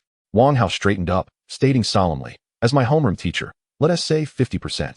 Zhou Hao widened his eyes in astonishment. 50%? Wang Hao, you truly are a shrewd negotiator. You might as well rob me. Wang Hao replied, Teacher, it's not quite that simple. Let me break it down for you. With one upper limit increase per day, even if you share 50% with me, you stand to gain a 5% profit daily. Can you guarantee that your own stock purchases yield you a 5% increase every day? Wang Hao continued, in 10 days, that's 50%. In 20 trading days, you could recover the losses accumulated over the years. Do you still find my request for a share exaggerated? Chapter 13, The 8 Great Stock Market Princes. Hearing Wang Hao's reasoning, Zhou Hao began to contemplate the proposal seriously. Sensing the moment, Wang Hao pressed on, Teacher, this isn't merely a reasonable proposition. It's a commendable plan. Were it not for my respect for you as my homeroom teacher, I wouldn't even entertain offers of 80% from others. Though my share may seem modest now, don't forget that time is the best ally in wealth accumulation. In the long run, the profits could be quite substantial. Finally swayed, Zhou Hao conceded. All right, I agree to collaborate with you, but you must not let it interfere with your studies. Wang Hao looked at Zhou Hao and said, Teacher, what is our purpose in studying? You need not tell me it's for the betterment of the nation and its people. After a brief pause, he continued. The primary purpose of learning is to ensure our survival in society, to earn a living and support our families. Wouldn't you agree, Teacher Zhou? Zhou Hao nodded yes. Wang Hao, you are correct. Wang Hao pressed on. Since you acknowledge my point, consider my current earning potential. Is studying still of paramount importance? Of course. I am not dismissing education entirely. I can assure you that outside of making money, I will not neglect my studies. Zhou Hao, upon hearing Wang Hao's assurance, furrowed his brow slightly. While that may be true, education must not be neglected. Remember, the accumulation of knowledge is vital for your future. Keep in mind, learning is a long-term investment, whereas stock market investing yields short-term returns. Wang Hao smiled, unfazed. Teacher, I understand your concerns, but I am confident I can balance both. Zhou Hao, reassured by Wang Hao's confidence, encouraged him. Wang Hao, I believe you can achieve that. Grateful for Zhou Hao's trust, Wang Hao swiftly redirected the conversation to their current investment situation. Thank you, Teacher Zhou. Did you sell your unknown company shares yesterday? Zhou Hao replied, I have not sold them yet. Allow me to handle that now. Without hesitation, he proceeded to sell his holdings of unknown company, intending to free up sufficient funds for the new stock Wang Hao had recommended. After completing the transaction, Zhou Hao exhaled in relief. All right, I've finally sold it. Now, which stock shall we purchase? He turned to Wang Hao, his gaze filled with anticipation and trust. In response to Zhou Hao's inquiry, Wang Hao nodded and replied, All right. Teacher Zhou, let me take a look. Subsequently, Wang Hao mentally commanded, System, display all stocks predicted to hit their upper limits tomorrow. A futuristic screen, visible only to Wang Hao, appeared before his eyes, showcasing a neat array of stocks poised for an upper limit the following day. Wang Hao selected one. Teacher, let us purchase shares of Shuada Education now. Wang Hao gazed at the information on the screen and suggested to Zhou Hao. Zhou Hao, placing his trust in Wang Hao's investment advice, promptly commenced the operation to acquire shares in Xueda Education. Xueda Education? Are you certain? Zhou Hao inquired. Though he held faith in Wang Hao, he could not suppress his doubts given the recent lackluster performance of the stock. Wang Hao nodded, confidently explaining, "Yes, Teacher Zhou. Now is the opportune moment to purchase shares in Xueda Education." His voice exuded determination and assurance. Although Zhou Hao possessed some knowledge of the stock market, he was nonetheless filled with curiosity regarding the stock Wang Hao had recommended. He could not help but ask, "Wang Hao, how do you know that Xueda Education will hit the ceiling?" Wang Hao offered a slight smile, refraining from directly answering Zhou Hao's inquiry, instead remarking, "Teacher Zhou, I have my own methods and channels for acquiring such information. However, I may not be able to divulge too many specifics. But please trust that the stocks I recommend have undergone careful consideration and thorough selection." As Zhou Hao executed the transaction, the purchase of Xueda Education was successfully completed. "Wang Hao, I have fully invested 500,000 into Xueda Education," Zhou Hao informed him. Wang Hao nodded in acknowledgement, replying, "Very well, Teacher Zhou. Now that the operation is complete, I must take my leave. I have class shortly." "All right, go ahead, and don't be late for class," Zhou Hao cautioned. "See you tomorrow," Wang Hao said as he turned to depart. Watching Wang Hao's retreating figure, Zhou Hao felt a surge of anticipation regarding this transaction. Upon returning to the classroom, Wang Hao did not resume his attentiveness to the lecture. Instead, he busied himself setting up his account information on Taogu, initially designating the account name as Prince. Once all settings were complete, he published his first post. "Hello everyone, I am Prince. From today onward, I will be updating my real trading posts with a cap of 10 million. Today, I sold Shinsanda and bought Yong'an Forestry, realizing a profit of 20, bringing my funds to 34,606. Meanwhile, several visitors browsing the post stumbled upon Wang Hao's update. "Friend, your operations today are commendable. A profit of 20 is quite impressive. But selling Shinsanda with such a substantial order? I suspect you might be a novice who has stumbled upon some luck," one commenter remarked. "Fire tongs, Lu Ming. The name Prince sounds like a primary school student," another chimed in. "Hey, everyone is raving about the Long Kong long trading model. What are your thoughts?" asked yet another. Wang Hao perused the comments, occasionally choosing to respond selectively. To the comment about the Long Kong long trading model, he replied, "Regardless of any trading model, what matters most is finding one that suits you." As Wang Hao became engrossed in browsing Taogu, his deskmate, Song Daba, discreetly nudged him. Daba, what is the matter?" Wang Hao turned, curiosity etched on his face. Song Daba, with a hint of mystery in his smile, lowered his voice and inquired, "Brother Hao, do you know the class flower, Qin Qiani?" Wang Hao paused momentarily. He certainly knew of Qin Qiani, the class flower, who had been lauded for her exquisite features and shapely figure since the beginning of the term. She even ranked prominently in the school's recent campus beauty contest. However, Wang Hao had not given much thought to Qin Qiani at this stage, believing that his primary focus should be on investing and wealth accumulation. Thus, he responded nonchalantly, "What about it? Daba, didn't you say this is not something for ordinary folks like us to ponder?" Chapter 14, The Class Flower, Qin Qiani. Song Daba scratched his head, chuckling awkwardly. "Hee, I was just asking. But Brother Hao, are you really not at all interested? Qin Qiani is one of the most renowned girls in our school. Moreover, I just found out that she is also involved in stocks. Since you both share an interest in the stock market, you might have plenty to discuss." "Ah, she trades stocks?" Upon hearing this, Wang Hao's eyes widened in surprise. Song Daba continued, "Yes, Brother Hao. Isn't that quite a coincidence? You both are interested in stocks. Perhaps you could exchange ideas."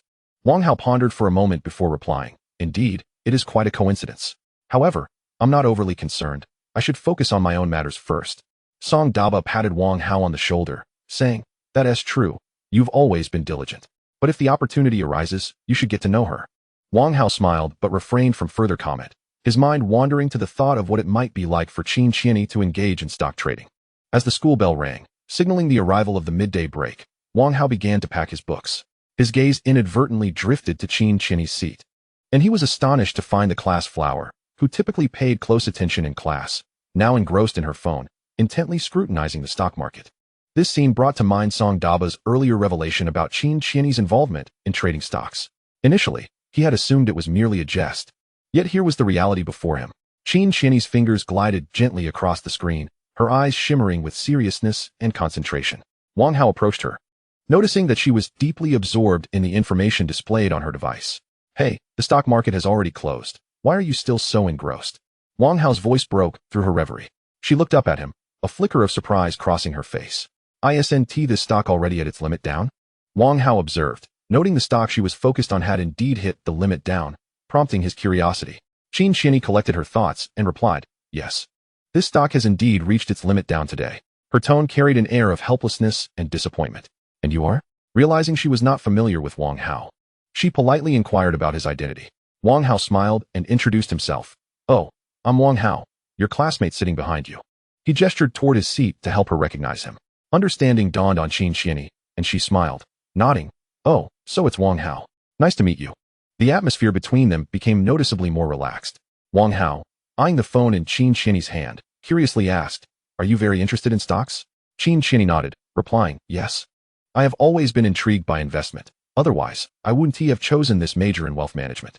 Excited to encounter a classmate who shared her interest in trading, she eagerly probed, "Do you also trade stocks?" "Yes, I do," Wang Hao affirmed. "How are your trades performing?" Qin Xianyi quickly followed up. Wang Hao looked at her with an odd expression, pointing to her phone screen. He remarked, "Well, mine is hitting the ceiling, while yours has hit the limit down." As his words left his mouth, Qin Xianyi's face flushed crimson, her embarrassment palpable. She awkwardly chuckled, unsure of how to respond. Observing her embarrassment, Wang Hao suddenly realized his comment had been rather blunt. He quickly added, "I apologize, that wasn't my intention." Qin Xianyi gently shook her head, saying, "It's all right. What you said is indeed true. The stock I purchased has indeed hit the limit down." Continuing on, Qin Xianyi gazed at Wang Hao with eager anticipation, inquiring, "Could you teach me how to invest in stocks?" Her eyes were brimming with hope. "Well, I suppose," Wang Hao replied, his expression betraying a hint of exasperation. Yet, internally, he was exuberant. "Huh. Isn't this akin to striking up a conversation with the aloof class belle? Then, Wang Hao, may I add you on WeChat?" Upon hearing this, Wang Hao struggled to contain his excitement as he replied, "Sure, go ahead and scan my QR code." At that very moment, not far from the classroom, Song Daba was watching in disbelief as the class beauty, Qin Xianyi, actively engaged with Wang Hao. "Am I seeing things?" Song Daba began to doubt his own vision. Rubbing his eyes incessantly, in between wipes, he couldn't help but mutter, "What a scoundrel Wang Hao is." He claimed he didn't care for the class beauty. Yet here he is, already flirting right after the break. Having just added the class beauty on WeChat, Wang Hao secretly summoned the system. "Check the stock forecast for tomorrow." A chime resonated as the system screen displayed the stock's trajectory for the following day. After reviewing it, Wang Hao turned to Qin Xianyi and said, "Qin, this stock is slated to hit the limit down tomorrow. I advise you to sell during the pre-market auction to mitigate your losses." "Really? Is that true?" Qin Xianyi asked. Astonished. At this moment, Wang Hao feigned an air of mystery and replied, "As the Buddha says, those who believe will find, while those who do not, will not." With that, he dramatically stroked an imaginary beard. Seeing Wang Hao's comically serious demeanor, Qin Xianyi couldn't help but burst into laughter. "Wang Hao, you're truly hilarious." She doubled over in mirth, tears of joy glistening on her cheeks, rendering her even more charming. Wang Hao, captivated by the radiant laughter of the class beauty, found himself momentarily entranced, her exquisite beauty stirring his heart. Realizing he might be losing composure, he quickly regained his demeanor, striving to appear more composed. He couldn't let Qin Xianyi witness his foolishness. Clearing his throat, he attempted to steer the conversation back to stocks. "Ahem, Qin, I assure you, this stock will indeed continue to decline tomorrow. If you trust my judgment, I suggest you follow my advice." His tone now bore a note of earnestness and resolve. Observing Wang Hao's serious expression, Qin Xianyi tempered her laughter, nodding earnestly. "Thank you, Wang Hao. I will give it serious consideration." However, deep down, she recalled the time and effort she had invested in this stock, along with the seemingly bright hopes it once held. She was reluctant to surrender so easily. Thus, she steeled herself, whispering to her inner self, "I shall observe a little longer. Perhaps there will be a turn of events." Chapter 15, Financial Growth. Wang Hao noted the conflicted expression on Qin Xianyi's face and sighed inwardly, feeling a twinge of helplessness. It's futile to persuade her. The class beauty shares the common affliction of stock investors, believing their purchased stocks will rise. He recognized that Qin Xianyi still harbored a glimmer of hope for this stock. Yet he also understood that he could not alter her perspective. He decided against pressing further, thinking it best to allow Qin Xianyi some time to come to terms with reality on her own. "All right, Qin, I must take my leave," he said, casting a glance at the enchanting class beauty, already plotting his next steps. Now that they had established initial contact, he could not rush things like other suitors who were eager to solidify their relationship in a day. After all, patience is essential in fishing. The hook had already been cast. If the class beauty's stock plummeted tomorrow, she would come to realize her true capabilities. With this thought, a sly smile crept across Wang Hao's face as he ambled towards the classroom exit, mentally strategizing his subsequent plans. He understood that fostering Qin Xianyi's interest in him would require time and the right opportunities. Meanwhile, Qin Xianyi's gaze remained fixed on the figure of Wang Hao as he turned to leave. She found no hint of rudeness in his departure. Rather, a curiosity bubbled within her. What made this individual so different from those she had previously encountered? While others seemed desperate to converse with her, Wang Hao appeared remarkably indifferent. Song Daba watched as Wang Hao exited the classroom and, unable to restrain himself, lightly punched him on the back. With a playful grin, he exclaimed, "Wow, Wang Hao? You acted so aloof in class, claiming you weren't interested in the class beauty, and now you're rushing off to flirt with her right after class." Startled, Wang Hao turned to Song Daba, exclaiming, "Daba, you nearly startled me. I merely approached her because I overheard you mention her interest in stocks. I saw her checking the stock market, so I engaged her in a brief conversation." Song Daba wore a knowing expression, as if he had seen through Wang Hao's facade. With a glint of mischief in his eyes, he teased, "Oh, just a casual chat, you say? Did she scan your QR code? You've added her on WeChat, haven't you?" Wang Hao was taken aback by Song Daba's keen perception. "Wow, Daba. Your observational skills are impressive. Yes, we did exchange contact information." Song Daba raised an eyebrow in triumph. "Of course. I possess the eyes of a hawk. But enough with the diversions. Spill the beans. What did you two actually discuss?" "No evasion." Wang Hao chuckled at Song Daba's mock seriousness, shaking his head with a smile. "We didn't discuss anything particularly noteworthy. We merely chatted about stocks. You know I have a bit of expertise in that area, so we exchanged a few thoughts." Seeing the playful yet serious expression on Song Daba's face, Wang Hao couldn't help but laugh. Finally, he relented. All right, I'll treat you to lunch. Just drop the stern demeanor." Upon hearing this, Song Daba's face lit up with joy as he patted Wang Hao's shoulder. "Huh, now we're talking. I knew you wouldn't let me down." With light-hearted spirits, the two friends made their way to the cafeteria for lunch. The next day arrived, and once again, in that familiar seat, Wang Hao sat quietly, brimming with anticipation for the stock market's opening. His gaze was not fixated on the lessons being taught on the blackboard, but rather on the screen of his phone concealed beneath the desk. Finally, at 9:30 a.m., the stock Wang Hao had purchased the previous day, Yeoman Forestry, surged dramatically to a 5 increase, as indicated by the financial system. Wang Hao's eyes were riveted to the screen, and as the stock price reached the peak displayed by the financial system, he hesitated not for a moment, decisively clicking the sell button. As the transaction confirmation appeared, Wang Hao's stock account registered yet another profit. His initial investment of 34,606 yuan had transformed into 36,336 yuan. Subsequently, Wang Hao opted to invest in another stock, Sheikh Group, selected by the financial system. With the successful purchase notification popping up on his stock account, he temporarily set aside his focus on the stocks. He redirected his mental focus back to the classroom, striving to concentrate intently on the teacher's explanations. Suddenly, the bell rang, and Wang Hao dashed out of the classroom like a gust of wind. Simultaneously, the class beauty, Qin Xianyi, took out her phone after class, anxiously checking the status of her stock that had plummeted the day before. Eager to see how it would perform today, she opened her phone with a heart full of trepidation. The information displayed on the screen left her astounded. As Wang Hao had predicted, the stock not only opened lower during the collective bidding, but continued to plunge, hitting the limit down. Qin Xianyi's eyes widened in disbelief as she stared at the figures before her, a tumult of emotions surging within her. Gazing at the stock that had once again hit the limit down, her heart brimmed with self-reproach and regret. "Did I truly make a mistake?" she murmured softly, her voice barely audible to herself. Recalling Wang Hao's kind warning from yesterday, a wave of remorse washed over her. "Wang Hao, yes, Wang Hao." She whispered his name as if grasping onto a lifeline, desperately wishing to find him, to apologize in person and seek his guidance. However, as she scanned the classroom, she was astonished to find that Wang Hao was nowhere to be seen. Meanwhile, he was hastily making his way to the teacher's office. Upon arriving at the office door, he noticed his homeroom teacher, Zhou Hao, leisurely seated at his desk, sipping tea with an air of tranquility. Wang Hao gently knocked on the door and stepped inside. Noticing that no other teachers were present, he felt at ease and jokingly remarked to Zhou Hao, "Old Zhou, you seem to be in good spirits today." Zhou Hao looked up, surprised to see Wang Hao, and replied, "Oh, Wang Hao, what brings you here?" "Teacher Zhou, didn't you check the stocks today? The one you bought yesterday has hit the limit up." Wang Hao got straight to the point. "Oh, it's hit the limit up?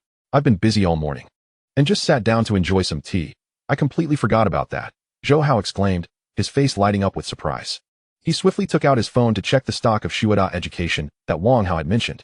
The screen displayed that the stock was firmly locked at the limit up price. Chapter 16. The First Profit of the Homeroom Teacher. Zhou Hao's smile could not be contained. Haha, Wang Hao, you're amazing. It really has hit the limit up. Zhou Hao joyfully patted Wang Hao on the shoulder. Wang Hao nodded with a smile and reminded him. Teacher Zhou, now is a great time. You can sell this stock. Sell? Isn't it at the limit up? Zhou Hao asked, puzzled. If you sell now and buy another stock, you could see a 20 return in a day. Don't you like that, Teacher Zhou? Wang Hao explained patiently. Upon hearing Wang Hao's clarification, Zhou Hao suddenly understood and laughed. Haha, of course I like it. I'll sell right now. He promptly followed Wang Hao's advice. After completing the selling procedure, Zhou Hao looked at the transaction information displayed on his phone with satisfaction. He then turned to Wang Hao and said, Wang Hao, I successfully sold it. What stock should we buy next? At that moment, Wang Hao scratched his head, pretending to have just remembered something. He smiled and said, Teacher Zhou, have you forgotten something? Zhou Hao inquired, puzzled, what is it? Wang Hao blinked and said earnestly, my reward, a 5 profit. We settle accounts for every transaction. Zhou Hao couldn't help but laugh at Wang Hao's demeanor, saying, haha, you little rascal. All right, I'll transfer it to you now. Give me your account number. Before long, Zhou Hao quickly completed the transfer to Wang Hao's bank account. He then held up his phone to show Wang Hao. Look, the transfer is complete. Now can you tell me which stock to buy? Wang Hao, seeing the 250,000 yuan reflected on his phone screen, beamed with joy. He expressed his gratitude to Zhou Hao. Thank you for your generosity, Teacher Zhou. Let's purchase shares of Sheikh Group now. Zhou Hao nodded and swiftly began his transaction on his phone. All right, Sheikh Group it is. I'm buying in now. Observing his teacher purchasing shares of Sheikh Group, Wang Hao quickly transferred the newly credited 250,000 yuan from his bank account into his stock account and subsequently bought an additional 250,000 yuan of Sheikh Group stock. Coupled with the 336 yuan he had previously invested during class, Wang Hao's total stock holdings had surged to 613,336 yuan.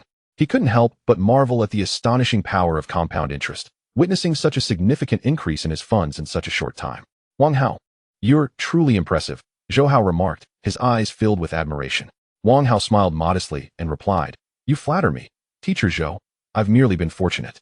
Let us work hard together and strive for even greater success in the stock market. After saying this, Wang Hao glanced at the time and hurriedly added, it's getting late. I should return to class as we have lessons soon. Goodbye, Teacher Zhou. With that, he hurried out of the office. Watching Wang Hao's departing figure, Zhou Hao couldn't help but reflect, young people are indeed full of vigor and energy, unlike me, steeped in goji berries, lamenting the passage of time. Zhou Hao smiled and shook his head, tidying up his desk in preparation for his teaching duties. As the class bell rang, Wang Hao returned promptly to his seat in the classroom. Meanwhile, in another corner of the room, Qin Xianyi noticed Wang Hao's return. She slightly turned her head, her gaze lingering on him for a moment, her mind filled with questions. Where did that guy run off to after class? I couldn't find him anywhere. I must ask him during the lunch break and ensure he doesn't slip away again. With that determination, she refocused her attention on the podium, though her thoughts had already drifted to Wang Hao. Just as Wang Hao settled into his seat, he glanced at his stock trading app and was thrilled to discover that the shares of Sheikh Group he had purchased today had just successfully hit the limit up. His stock funds had instantly risen from 613,336 yuan to 674,469 yuan. Wow, what a tedious day, yet I inadvertently earned over 6,000. Wang Hao mused aloud, realizing he had earned in a moment what others might make in 2 months. A proud smile radiated from his face, his tone laden with a hint of arrogance. Beside him, Song Debao gazed at Wang Hao's undisguised expression of triumph with envy and couldn't help but exclaim, Brother Hao, look at you, beaming with such delight. Have you struck it rich again? By the way, tomorrow is Friday. Do you have any special plans?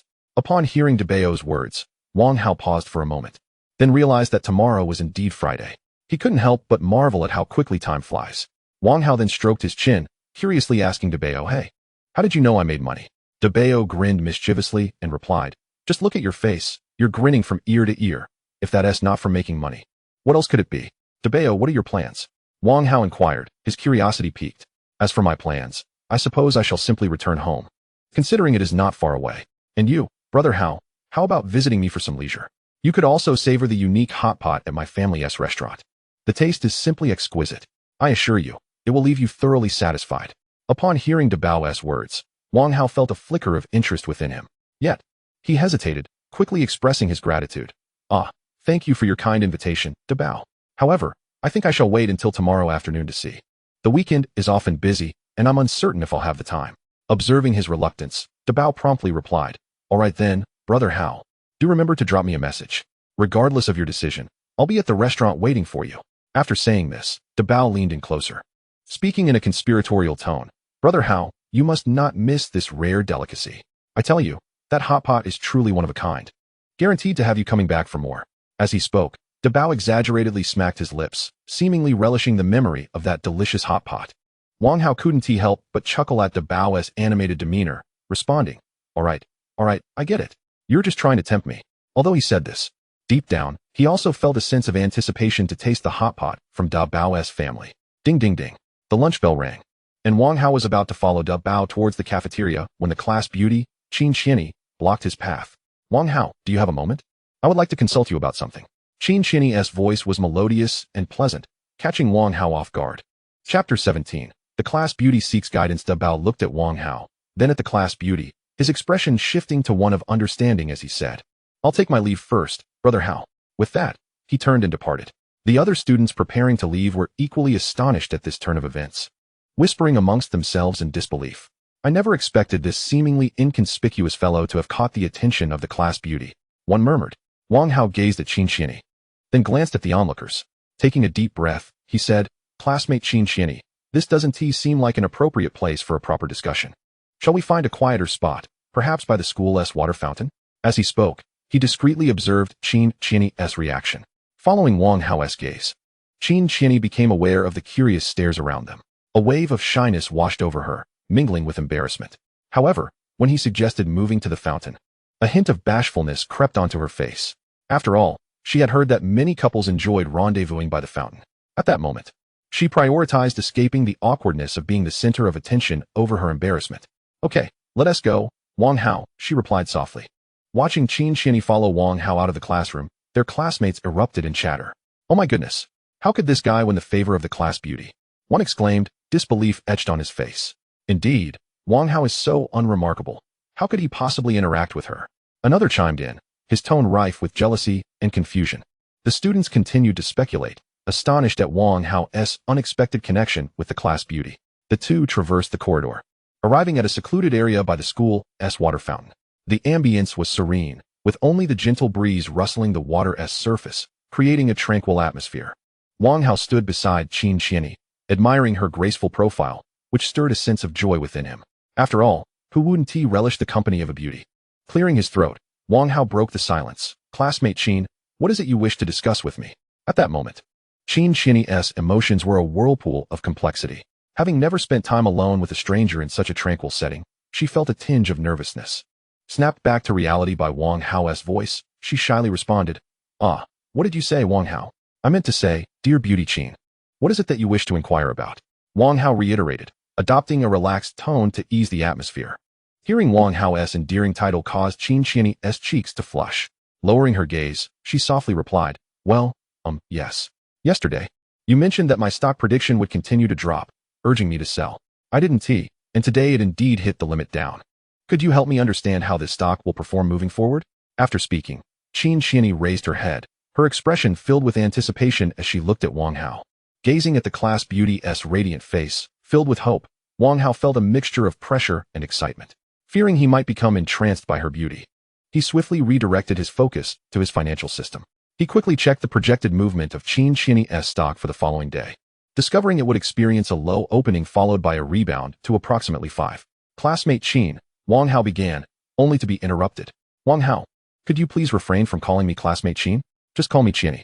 After all, if you're teaching me how to trade stocks, I suppose that makes you my mentor, Qin Qianyi said, her tone playful and hopeful. Wang Hao chuckled at her candor. All right then, Qianyi. You can call me Brother Hao. Qin Qianyi nodded, her face lighting up with a sweet smile. Brother Hao, how will this stock perform tomorrow? She eagerly inquired.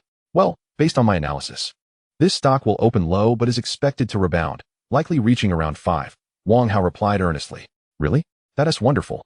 Qin Qianyi's face radiated joy, as if she could already envision the stock's resurgence. Wang Hao felt happiness for her as he observed her delight. However, he deemed it essential to gauge her investment situation, so he tentatively asked, May I inquire, Qianyi, how much have you invested in the stock market? Qin Qianyi hesitated briefly but ultimately answered honestly, Brother Hao, my father provided me with 100,000 to practice with, and I've only lost 70,000 so far. Wang Hao was taken aback by this figure. Internally, he mused, Wow, It seems Chinny comes from a well-off family. 100,000 for practice? Unlike me, who had to scrape together my tuition to earn some capital in the market. Chinny, make sure to sell when it reaches 5 tomorrow. Don't hesitate. Wang Hao advised. Chinny nodded earnestly. Yes, thank you, Brother Hao. Then, with curiosity, she asked, after I sell, what should I invest in next? Do you have any suggestions? Wang Hao pondered for a moment, gazing into Chinny's expectant eyes. He decided to guide her through a transaction. Chinny, after you sell, I will help you with the next operation. Upon hearing this, Chinny's face broke into a radiant smile, and she repeatedly expressed her gratitude. Thank you, Brother Hao. The two continued their conversation, engrossed in the moment. Wang Hao suddenly recalled the events of the weekend and inquired, Chinny, tomorrow is Friday. Will you be returning home for the weekend? Chinny nodded and replied, yes, I shall return home, though not to my residence in Magic City. My father has purchased a house for me in Mountain City, and I will be returning to this abode that belongs solely to me. Upon hearing this, Wang Hao's jaw dropped in astonishment, his face displaying a look of incredulity. He could hardly fathom that Chinny lived independently in a house in Mountain City. Such a luxury was beyond his imagination. After a considerable pause, Wang Hao, brimming with curiosity, asked, Chinny, your family is quite affluent, yet you are attending this school? Chapter 18, Dining with Chinny. Upon hearing Wang Hao's words, a trace of a bittersweet smile appeared on Chinny's face. She let out a gentle sigh, her tone laced with a hint of resignation and solitude. My mother passed away long ago, and recently my father has introduced a stepmother into my life. I find myself disliking that young woman. So I ran away from home and found a school to occupy my time. Wang Hao, moved by her plight, felt a surge of sympathy and compassion. He had not anticipated the complexities of Chinny's family background and was taken aback by the pressure she had been enduring. Gently patting her shoulder, he attempted to offer her some comfort. I am truly sorry, Chinny. I had no idea your family situation was so intricate. Wang Hao's voice carried a note of regret. Chinny shook her head lightly, smiling as she responded, It's all right, Hao Ge. In truth, you are the first genuine friend I have made since arriving in this city, and I am grateful for that. She endeavored to dismiss her troubled thoughts and shifted the topic. Hao Ge, the hour grows late. Shall we head to the cafeteria for lunch? It's my treat. Sensing Chinny's resilience and optimism, Wang Hao smiled in return. Very well, let us proceed to the cafeteria together. As they walked towards the cafeteria, Chinny appeared to be in considerably better spirits, engaging Wang Hao in light-hearted conversation. Upon entering the school cafeteria, the duo walked side by side, instantly attracting numerous gazes. Although Wang Hao was handsome, he paled in comparison to Chinny, whose beauty and elegant demeanor resembled that of a celestial being. Captivating the attention of onlookers, they seemed undeterred by the stares surrounding them, making their way to a relatively quiet corner to sit down. Chinny chuckled softly and said to Wang Hao, Hao Ge, pay no heed to their gazes. Let us enjoy our meal. Wang Hao nodded and returned her smile, responding, I am aware, you shine like a brilliant star, drawing attention wherever you go. At this, Chinny's cheeks flushed slightly, and in a bashful tone, she replied, It's not as exaggerated as you say. As they began their meal, the surrounding students could not help but whisper amongst themselves. Look, isn't that the campus beauty who just enrolled this year? A girl quietly remarked to her companion, her eyes filled with envy. Another boy joined in the conversation, exclaiming, Indeed, I never expected she would have a boyfriend so soon. His gaze flitted between Wang Hao and Chinny, seemingly seeking confirmation of something. Though the murmurs were soft, they still reached the ears of Wang Hao and Chinny. Wang Hao merely smiled, unfazed by the gossip. He understood that his relationship with Chinny required no explanation or validation to others. However, Chinny, feeling a bit shy, lowered her head, a blush coloring her cheeks. Noticing her discomfort, Wang Hao cleared his throat softly, attempting to alleviate the awkward atmosphere. He lifted his gaze, offering Chinny a reassuring smile as he gently said, Pay no mind to their remarks. Let us eat. Just then, a handsome senior, the student council president Li Ming, approached their table. With a confident smile and an appreciative glint in his eyes directed at Chinny, he addressed her. Junior Chinny, may I introduce myself? I am Li Ming, the student council president, and I have taken note of you for quite some time. Chinny frowned slightly, clearly displeased by Li Ming's abrupt interruption. Yet, she chose to ignore his words, continuing to eat her meal as though she had not heard him. Li Ming, sensing her lack of response, felt a twinge of awkwardness but pressed on. He turned to Wang Hao with a hint of provocation in his tone, stating, It seems you and Junior Chinny share a close relationship. However, you must understand that someone of her caliber should associate with more accomplished individuals rather than someone like you. Wang Hao's lips curled into a wry smile at Li Ming's words. Setting down his utensils, he met Li Ming's gaze directly, his tone dripping with disdain. You are quite right, Senior Li Ming. Qianni should indeed surround herself with exemplary individuals. However, I believe that true excellence is defined not by titles or status, but by capability and character. Does the trivial title of Student Council President really grant you such an inflated sense of superiority? If you were to become a mere village official in the real world, would you not be similarly humbled? And did your mother never teach you not to disturb others while they are dining? Li Ming was left speechless by Wang Hao's retort. His face flushed crimson as he struggled to articulate a coherent response, taken aback by Wang Hao's audacity. This left him feeling both humiliated and enraged. He shot Wang Hao a glare before turning on his heel and departing, his heart brimming with resentment. The surrounding students, witnessing the exchange, began to murmur amongst themselves, astonished that the student council president had been so directly challenged by a newcomer. They were equally surprised that this freshman had the audacity to defend Qin Qianyi so boldly. Qin Qianyi, lifting her gaze, looked at Wang Hao with gratitude glimmering in her eyes. She smiled gently and said, "Thank you, Hao Ge." Then, with a hint of concern, she added, "He is the student council president. Will he cause you any trouble?" Observing the worry etched on her face brought Wang Hao a sense of quiet joy. Realizing he had performed his role as her protector admirably, he smiled and shook his head, reassuring her, "Not at all. A mere student council president cannot stir up much trouble. He is simply someone with a modicum of power who enjoys inflating his own ego. I hardly regard him as a threat. That's a relief, Hao Ge." "I've finished eating," Qin Qianyi said with a smile, as she began to gather her utensils. "All right, Qianyi. I too have finished. Do make your way back to the dormitory for a nap," Wang Hao replied, also tidying his own dishes, offering a gentle reminder. "Okay, goodbye, Hao Ge." Qin Qianyi stood, waved at Wang Hao, and gracefully departed the cafeteria. As Wang Hao opened the door to his dormitory, he unexpectedly collided with Song Daba, who was lounging on the bed. The moment Song Daba spotted Wang Hao, he sprang up with the energy of a coiled spring. "Hao Ge, you're finally back. You had lunch with Qin Qianyi and even clashed with the student council president." Wang Hao, taken aback by Song Daba's enthusiasm, had not yet found the opportunity to respond when his other roommates, Zhou Jie and Fang Sheng, gathered around with eager curiosity. Looking at the excited expressions on their faces, Wang Hao couldn't help but chuckle. "Is the news spreading this quickly?" Song Daba, his face filled with admiration, exclaimed, "Of course. Qin Qianyi is one of the campus beauties." Chapter 19, Gossip. The news of your lunch together has already spread throughout the entire school. Moreover, you have clashed with the student council president, Li Ming. This is indeed a significant newsworthy event. Zhou Jie chimed in. "Yes, Wang Hao. You are now the pride of our dormitory. Quickly, tell us how you came to know Qin Qianyi. Also, how did you end up at odds with Li Ming?" Fang Sheng, equally curious, interjected. "Indeed, Wang Hao, please regale us with your tale. We are all eagerly waiting to hear your story." Wang Hao, upon witnessing the expectant gazes of his companions, had no choice but to sit down and begin recounting how he met Qin Qianyi and the amusing incident with Li Ming. However, he omitted certain details and merely provided a brief synopsis of the events.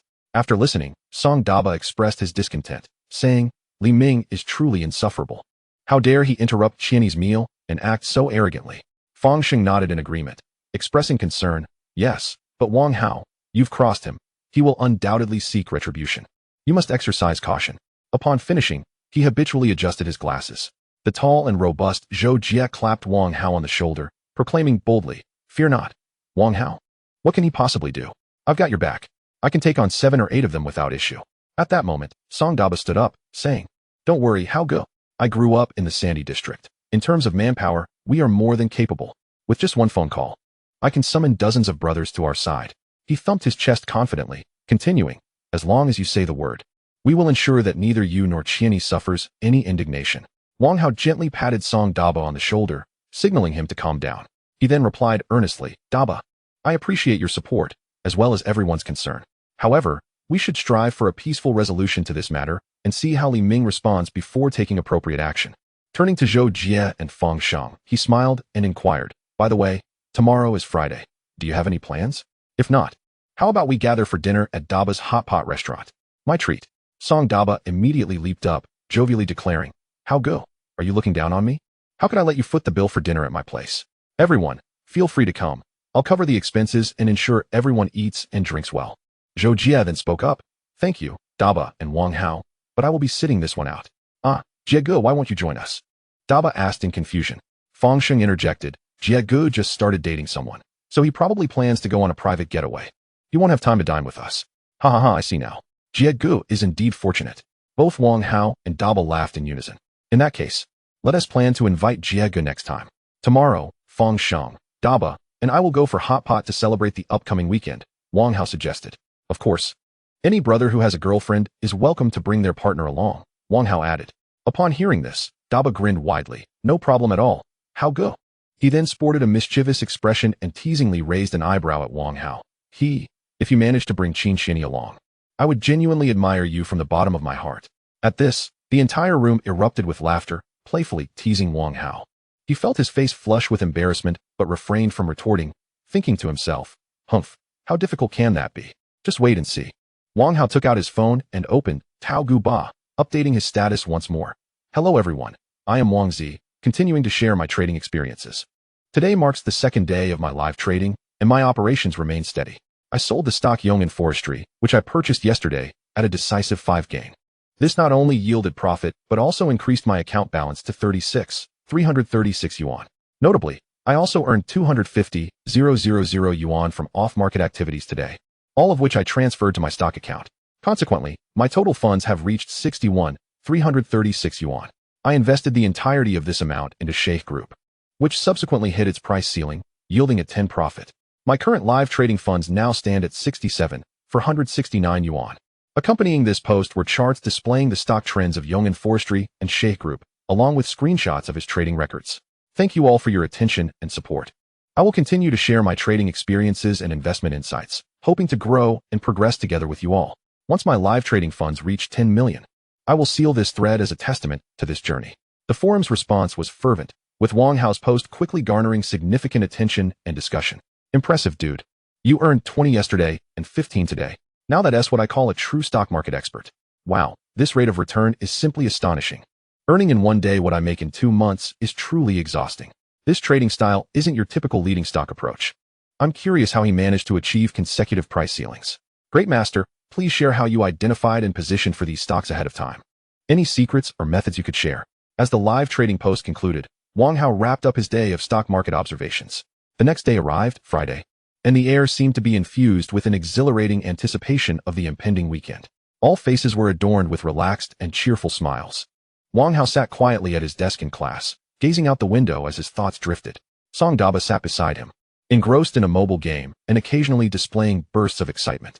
At that moment, Qin Xini approached with a light step, standing quietly beside Song Daba, her gaze fixed on the phone in his hands without uttering a word. Immersed in his gaming world, Song Daba suddenly sensed a presence beside him and looked up, instantly captivated by Qin Xini's beautiful visage. His heart raced, and his cheeks flushed as he stammered, Qin Xini, do you need something? Qin Xini smiled gently and said softly, hello, classmate, may I switch seats with you? Song Daba was momentarily taken aback, feeling somewhat conflicted. After a brief hesitation, he responded, that might not be appropriate. Chapter 20, Ambiguity. Undeterred, Qin Xini continued to gaze at Song Daba with hopeful eyes, her voice softening with a hint of charm. Please, I beg you, would you mind? Song Daba, observing the earnestness in her eyes, found himself wrestling with his conscience. He understood that the class beauty, Qin Xini, wished to sit beside Wang Hao. Glancing at the dazed Wang Hao next to him, and then back at Qin Xini's imploring expression, he reluctantly considered that, in light of Hao Ji's future prospects, perhaps switching seats wasn't such a grave matter after all. Taking a deep breath, he attempted to sound composed. All right. A gentleman should assist in fulfilling others' wishes. I shall switch seats with you. With that, Song Daba quickly gathered his books and belongings, rising promptly from his seat without hesitation. Upon seeing this, Qin Xini's face instantly lit up with a sweet smile as she softly expressed her gratitude. Thank you, classmate. You are truly a kind person. Song Dabeos felt a bit bashful due to Qin Xini's compliments. He waved his hand dismissively and said, it's nothing, truly, just a trivial matter. He then made his way to the opposite side of the classroom, taking the seat that was originally occupied by Qin Xini. Qin Xini settled beside Wang Hao. Adjusting her posture slightly, and with a mischievous smile, she directed her gaze towards the pensive Wang Hao. Clearing her throat gently, she attempted to capture his attention. However, Wang Hao seemed lost in his thoughts, oblivious to her presence. Amused by the situation, Qin Xini decided to break the silence. How go? What's on your mind? You seem so engrossed. Startled by her sudden voice, Wang Hao instinctively replied, oh, nothing much. Turning to see Qin Qianni sitting beside him, he exclaimed in surprise, "Ah, Qianni. What brings you here?" With a smile, Qin Qianni responded, "I switched seats with your desk mate." Wang Hao appeared somewhat flustered, his hands awkwardly running through his hair as he chuckled nervously. "Why did you move here?" Qin Qianni beamed even more sweetly, saying, "This way. I can consult you about stocks anytime." Wang Hao, glancing at the class beauty beside him, felt a surge of joy from her charming smile and lovely visage. His lips involuntarily curled into a satisfied smile as he replied, "Sure, no problem, Qianni. Feel free to ask me anything." The surrounding classmates, noticing Wang Hao and Qin Qianni whispering and exchanging words during class, felt a wave of jealousy wash over them. They had initially thought that Wang Hao's casual remarks had merely caught Qin Qianni's attention, but it was evident now that their relationship had deepened. The boys harboring secret affections for Qin Qianni gritted their teeth in frustration, resentful that she had seemingly fallen for Wang Hao. They felt a mix of envy and admiration as they began to speculate among themselves. Who would have thought Wang Hao would get so close to Qin Qianni? I thought she would never be interested in him. I can't believe the class beauty has really chosen Wang Hao. I always thought Qin Qianni was an ethereal being, untouched by the mundane world. Turns out she is quite ordinary. Despite the whispers around them, Wang Hao and Qin Qianni remained largely unaffected. As the clock struck 9:15, Wang Hao glanced at his phone to check the stock market. The stock he had purchased from Sheikh Group was performing exceptionally well, having reached its price ceiling with an impressive 20,000 shares locked in by that morning. Curious about Wang Hao's intense focus on his phone screen, Qin Qianni leaned closer. She quietly peered at the multitude of buy orders for the Sheikh Group stock. Leaning in, she softly asked, "How go? Is this the stock you bought?" Wang Hao looked up, startled to find Qin Qianni's face mere centimeters from his. Her breath and fragrance enveloped him, igniting a flurry of thoughts within. He quickly composed himself, suppressing his inner turmoil, and replied nonchalantly, "Yes, Qianni." A glimmer of surprise flashed in Qin Qianni's eyes, followed by admiration. "Wow, impressive, how go? You truly have an eye for stocks. This one is soaring." Yet, Wang Hao remained unfazed by the stock's performance, his gaze firmly fixed on the early orders locking in the price ceiling. Without hesitation, he placed a sell order during the pre-market phase. Qin Qianni watched in astonishment as Wang Hao executed his trade, her beautiful eyes filled with uncertainty. She whispered again, "How go? Isn't this stock very strong? It seems like it will continue to perform well next Monday." Observing her surprise, Wang Hao maintained his composure and calmly stated, "I know, Qianni. This stock will surely open high with a premium next week. However, after selling, I can invest in another stock that will hit its price ceiling." Hearing his confident response, Qin Qianni's eyes widened in disbelief. She was taken aback by Wang Hao's perspective and strategy. Stammering, she remarked, "But how go? Stocks that hit the price ceiling are notoriously difficult to acquire." With a self-assured smile, Wang Hao replied, "Indeed, they are challenging to secure, but that applies to others. Not to me. If I wish to buy, I will certainly succeed." His tone was resolute and powerful, as if everything was well within his grasp. Qin Qianni listened, dumbfounded. She had never anticipated Wang Hao possessed such confidence and capability. With a mix of curiosity and respect, she inquired, "How go? Do you have some secret?" Wang Hao smiled slightly and gestured for her to lean in closer. As she inclined her head, bringing her ear near his lips, he whispered in a low, mysterious tone, "Qianni, it's a secret, I can't divulge it." Feeling the warmth of his breath against her ear, Qin Qianni blushed slightly, her heart racing. She lowered her gaze, a ripple of emotions stirring within her as she attempted to calm herself amidst the sudden intimacy. Observing her shy reaction, Wang Hao tempered his playful demeanor and adopted a more serious tone. "Qianni, let us not focus on my trades for now. Pay attention to your stock. And remember to sell at the 5 position. Chapter 21, another 5,000. Still reeling from the earlier moment of closeness, Qin Qianni responded to Wang Hao's instruction with a barely audible voice. Got it. How go?" Though her words were soft, Wang Hao heard them clearly. As the clock struck 9:25, the pre-market trading concluded. Wang Hao's sell order for the Sheikh Group stock was successfully executed at the price ceiling. Watching his stock account grow from 67,469 yuan to 74,215 yuan filled Wang Hao with joy and satisfaction. He couldn't help but exclaim, "No grandeur in the world compares to the thrill of watching one's stock portfolio flourish." He silently mused, "System, check personal profile." With a crisp notification sound, a futuristic, high-tech virtual screen materialized before Wang Hao's eyes, visible only to him. Financial system. Host, Wang Hao, soul-bound, cannot be unbound. System level, level 1. Host assets, stock funds 74,215 yuan, cash. Currently unlocked system functions, stock market predictions for the next day. After reviewing his profile, Wang Hao pondered, I wonder how long it will take for this system to upgrade. Oh well, let us keep investing. He spoke to himself, swiftly opening the stock trading app to invest all his funds into the previously selected stock, Zhuhai Shipping, which was indicated by the financial system as likely to hit the price ceiling by this afternoon. Ding ding ding. The first class of the morning had concluded. As the bell rang, Wang Hao was poised to rush out in search of his homeroom teacher, Zhou Hao. However, just as he was about to step out of the classroom, Qin Qianyi swiftly grasped the fabric of his shirt. Wang Hao turned to Qin Qianyi, his expression one of confusion as he inquired, "Qianyi, what are you doing?" With a face full of urgency, Qin Qianyi replied, "How go? Where are you planning to go? If you leave, how will I manage my stocks later?" Wang Hao explained, "I'm going to find teacher Zhou. I'll be back shortly." Upon hearing this, Qin Qianyi's eyes lit up, and she quickly declared, "Then I must accompany you." Wang Hao glanced at the time, noting that there were only 10 minutes of break left. Not wishing to delay further, he acquiesced, saying, "All right, you can come, but don't hold on to me." Upon hearing his response, Qin Qianyi was instantly elated and released her grip. Watching Wang Hao dash out of the classroom, she followed at a leisurely pace. Upon reaching the teacher's office, they found Zhou Hao leisurely seated at his desk, savoring a cup of tea.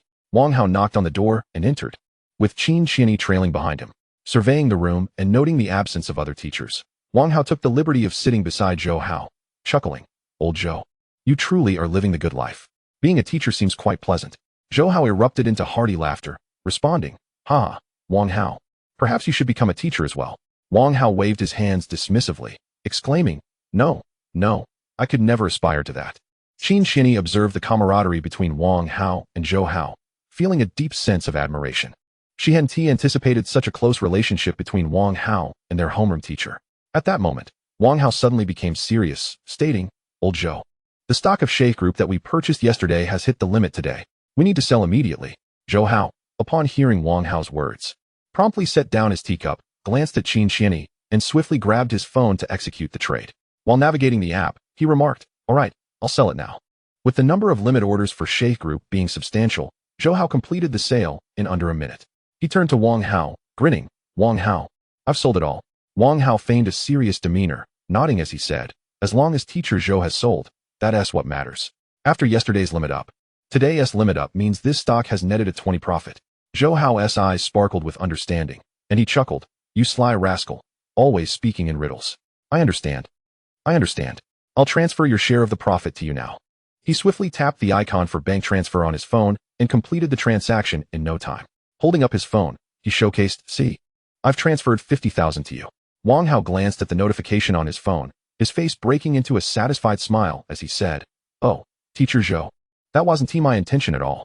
Since you've transferred it, I want to be impolite in accepting it." Zhou Hao, seeing Wang Hao feigning humility, responded with a laugh, "Oh, I misunderstood you. Since you didn't mean it, how about you return the money to me now?" Wang Hao was taken aback by Zhou Hao's unexpected response, momentarily stunned. He then pretended to be oblivious, asking, Teacher Zhou, what did you just say?" Zhou Hao, amused by Wang Hao's reaction, burst into laughter, "Quit it. Wang Hao, you really are clever for your age." Ha. Wang Hao joined in the laughter but then grew serious, saying, "Teacher Zhou, I'm not joking anymore. Please go ahead and purchase shares of Zhuhai Shipping directly." Zhou Hao, regaining his usual seriousness, nodded and gave an okay gesture before proceeding with the transaction on his phone. Soon, he successfully invested all the available funds into Zhuhai Shipping. After Zhou Hao finished the operation, Wang Hao remarked, "Teacher Zhou, since the transaction is complete, we should take our leave. Class is about to start." Zhou Hao nodded in agreement, saying, "All right, you two hurry back to class." With that, Wang Hao pulled a still-dazed Qin Qianyi out of the teacher's office. It wasn't until they exited that Qin Qianyi came to her senses. Gazing at Wang Hao in astonishment, "How go?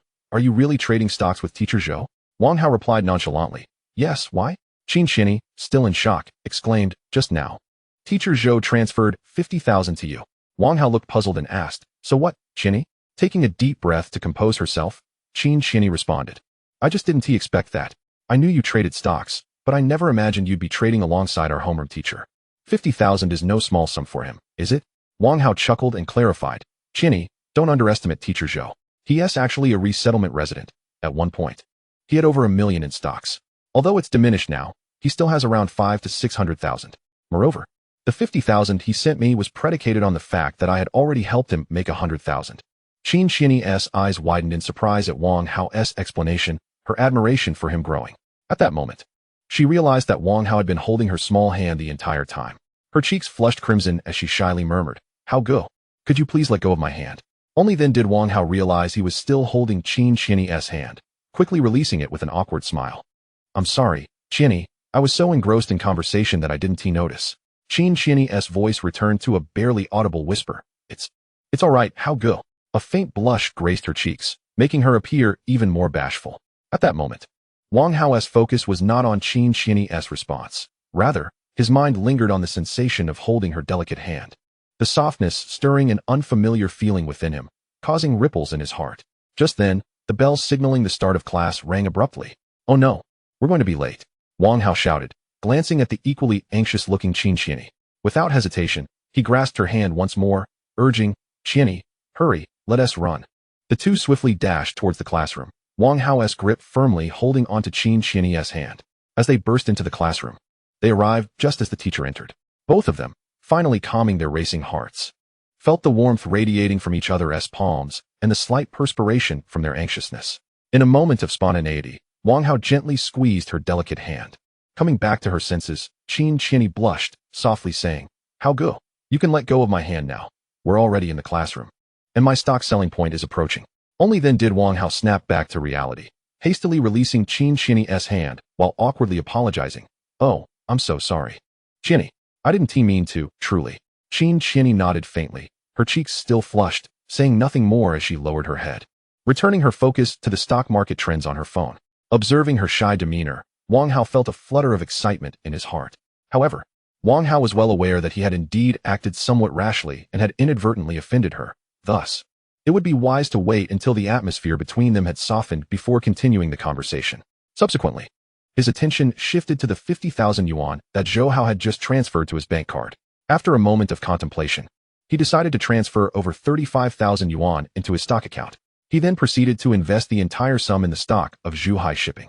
The latest holdings in Wang Hao's stock account displayed the following. Stock, Zhuhai Shipping, investment amount, 110,000 yuan.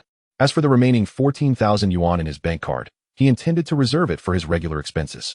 With his transactions completed, Wang Hao redirected his focus from his phone to the blackboard where the teacher was instructing, immersing himself in the lecture. Meanwhile, Qin Qian successfully sold her previously purchased stocks at position 5.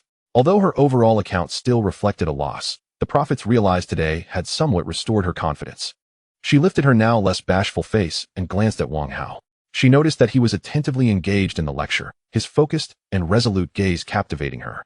Summoning her courage, she gently tugged at the hem of his shirt, successfully drawing his attention. What is the matter, Qian?" Wang Hao turned to her, inquiring in a gentle tone. Taking a deep breath to steady herself, Qin Qian replied, "Brother Hao, I've sold my stock. What should I buy next?" Observing the now unreserved Qin Qian, Wang Hao responded with a serious demeanor. "Oh, Qian, you should purchase the stock of Zhuhai Shipping. The same one that both teacher Zhou and I are buying." He then added, "This stock is expected to hit the limit up this afternoon." "Oh, it will hit the limit up this afternoon?" Qin Qian exclaimed, her face displaying surprise at Wang Hao's earnest expression. Wang Hao nodded affirmatively, reassuring her, "Indeed. Go ahead and buy with confidence." With Wang Hao's earnest gaze instilling her with resolve, she no longer hesitated. "Thank you, Brother Hao, I'll buy it right now." With that, she promptly opened the stock trading application on her phone to purchase shares of Zhuhai Shipping. After swiftly completing her transaction, Qin Qian excitedly informed Wang Hao, "Brother Hao, I've finished buying shares of Zhuhai Shipping." She then happily handed her phone to him.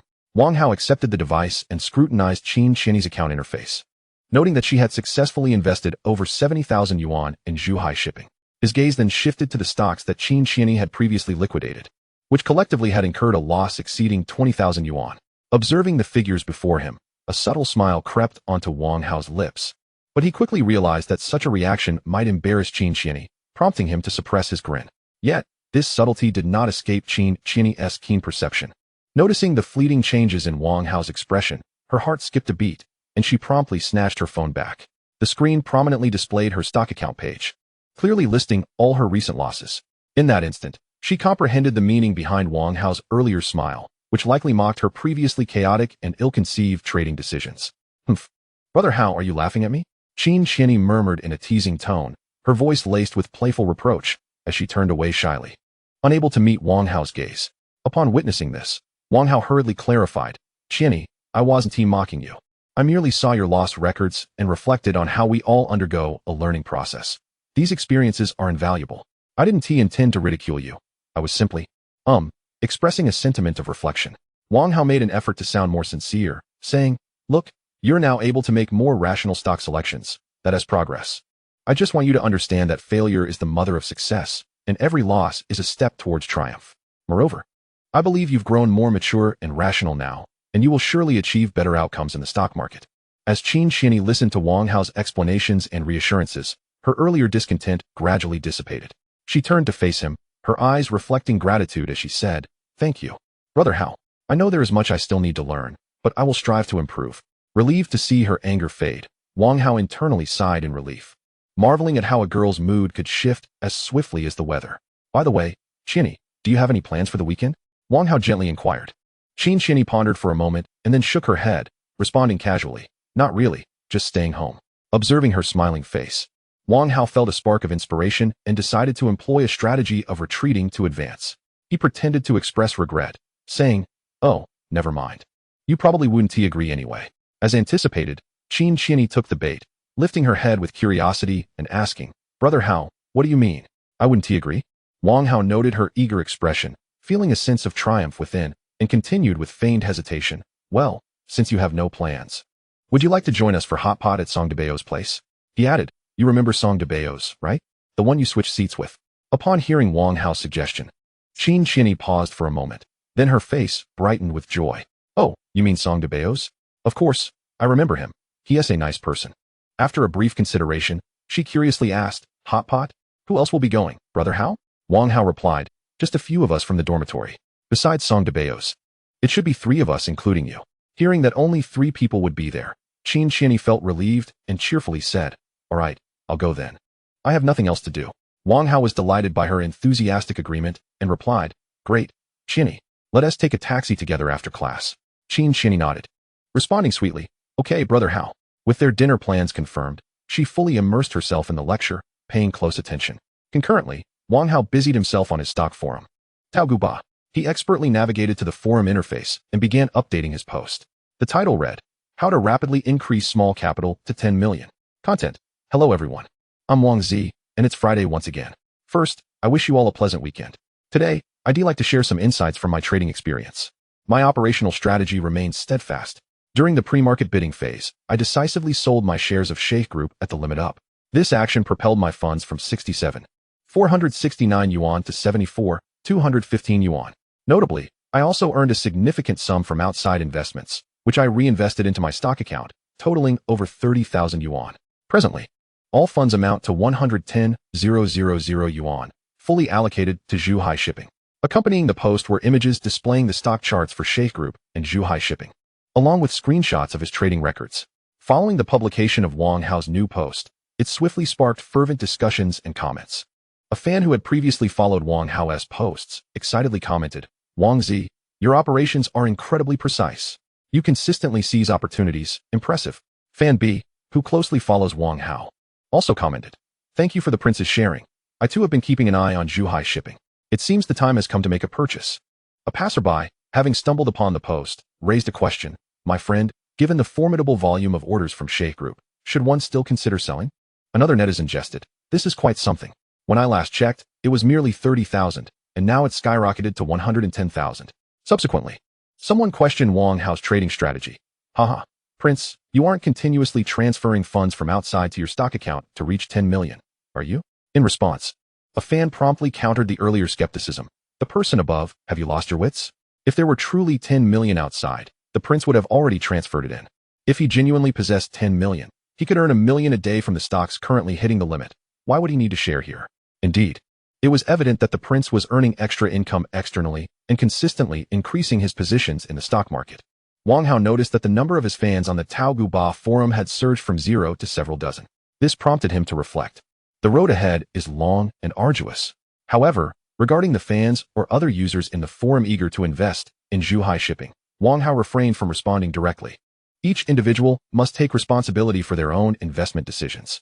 Soon, afternoon break arrived, and Wang Hao was napping with his head resting on his desk. Seizing this rare moment of respite, Qin Xianyi opened her phone to closely monitor the stock market. Suddenly, she noticed an extraordinarily rapid surge in Zhuhai shipping stock, soaring straight up to the limit in a dramatic 90-degree line. A flicker of surprise flashed in her eyes, and she quickly grasped Wang Hao's shirt, exclaiming excitedly, "How go? How go? Zhuhai Company has truly hit the limit." Startled awake, Wang Hao groggily lifted his head, rubbed his eyes, and smiled at Qin Xianyi's exuberant expression. "Xianyi, calm down, don't disturb my slumber. It's just a limit up. I'm quite accustomed to it." Observing Wang Hao's composed demeanor, Qin Xianyi couldn't help but chuckle with delight. She opened her stock account to find her profits had surged to over 7,000 yuan due to the limit up. This was her first taste of the stock market's allure. She mused, so this is the true charm of the stock market? The joy of substantial financial growth is the reality that continuously draws investors in. Unfortunately, once enticed, 90% of them face ongoing losses, never to regain their initial joy. Hearing Qin Xianyi's words, Wang Hao fell into contemplation. He cautioned her, the stock market carries risks. One must invest prudently. Do not be swayed by immediate gains. Maintain your composure and rationality. Only then can one establish a foothold in the stock market. But do not worry, as long as you follow my lead, I assure you will profit. Upon hearing this, Qin Xianyi's eyes sparkled with joy, and she sweetly replied, "Thank you. How good. It's wonderful to have you around." Ding ding ding. The bell for the final class of the weekend rang, heralding its arrival. Fang Sheng and Song Debao approached, with Song Debao beaming. "How good. The week has finally come to an end. Let us go to my family's hot pot restaurant and unwind." Wang Hao glanced at Qin Xianyi, then at Fang Sheng and Song Debao, smiling as he said, "All right, let us go. Everyone is here.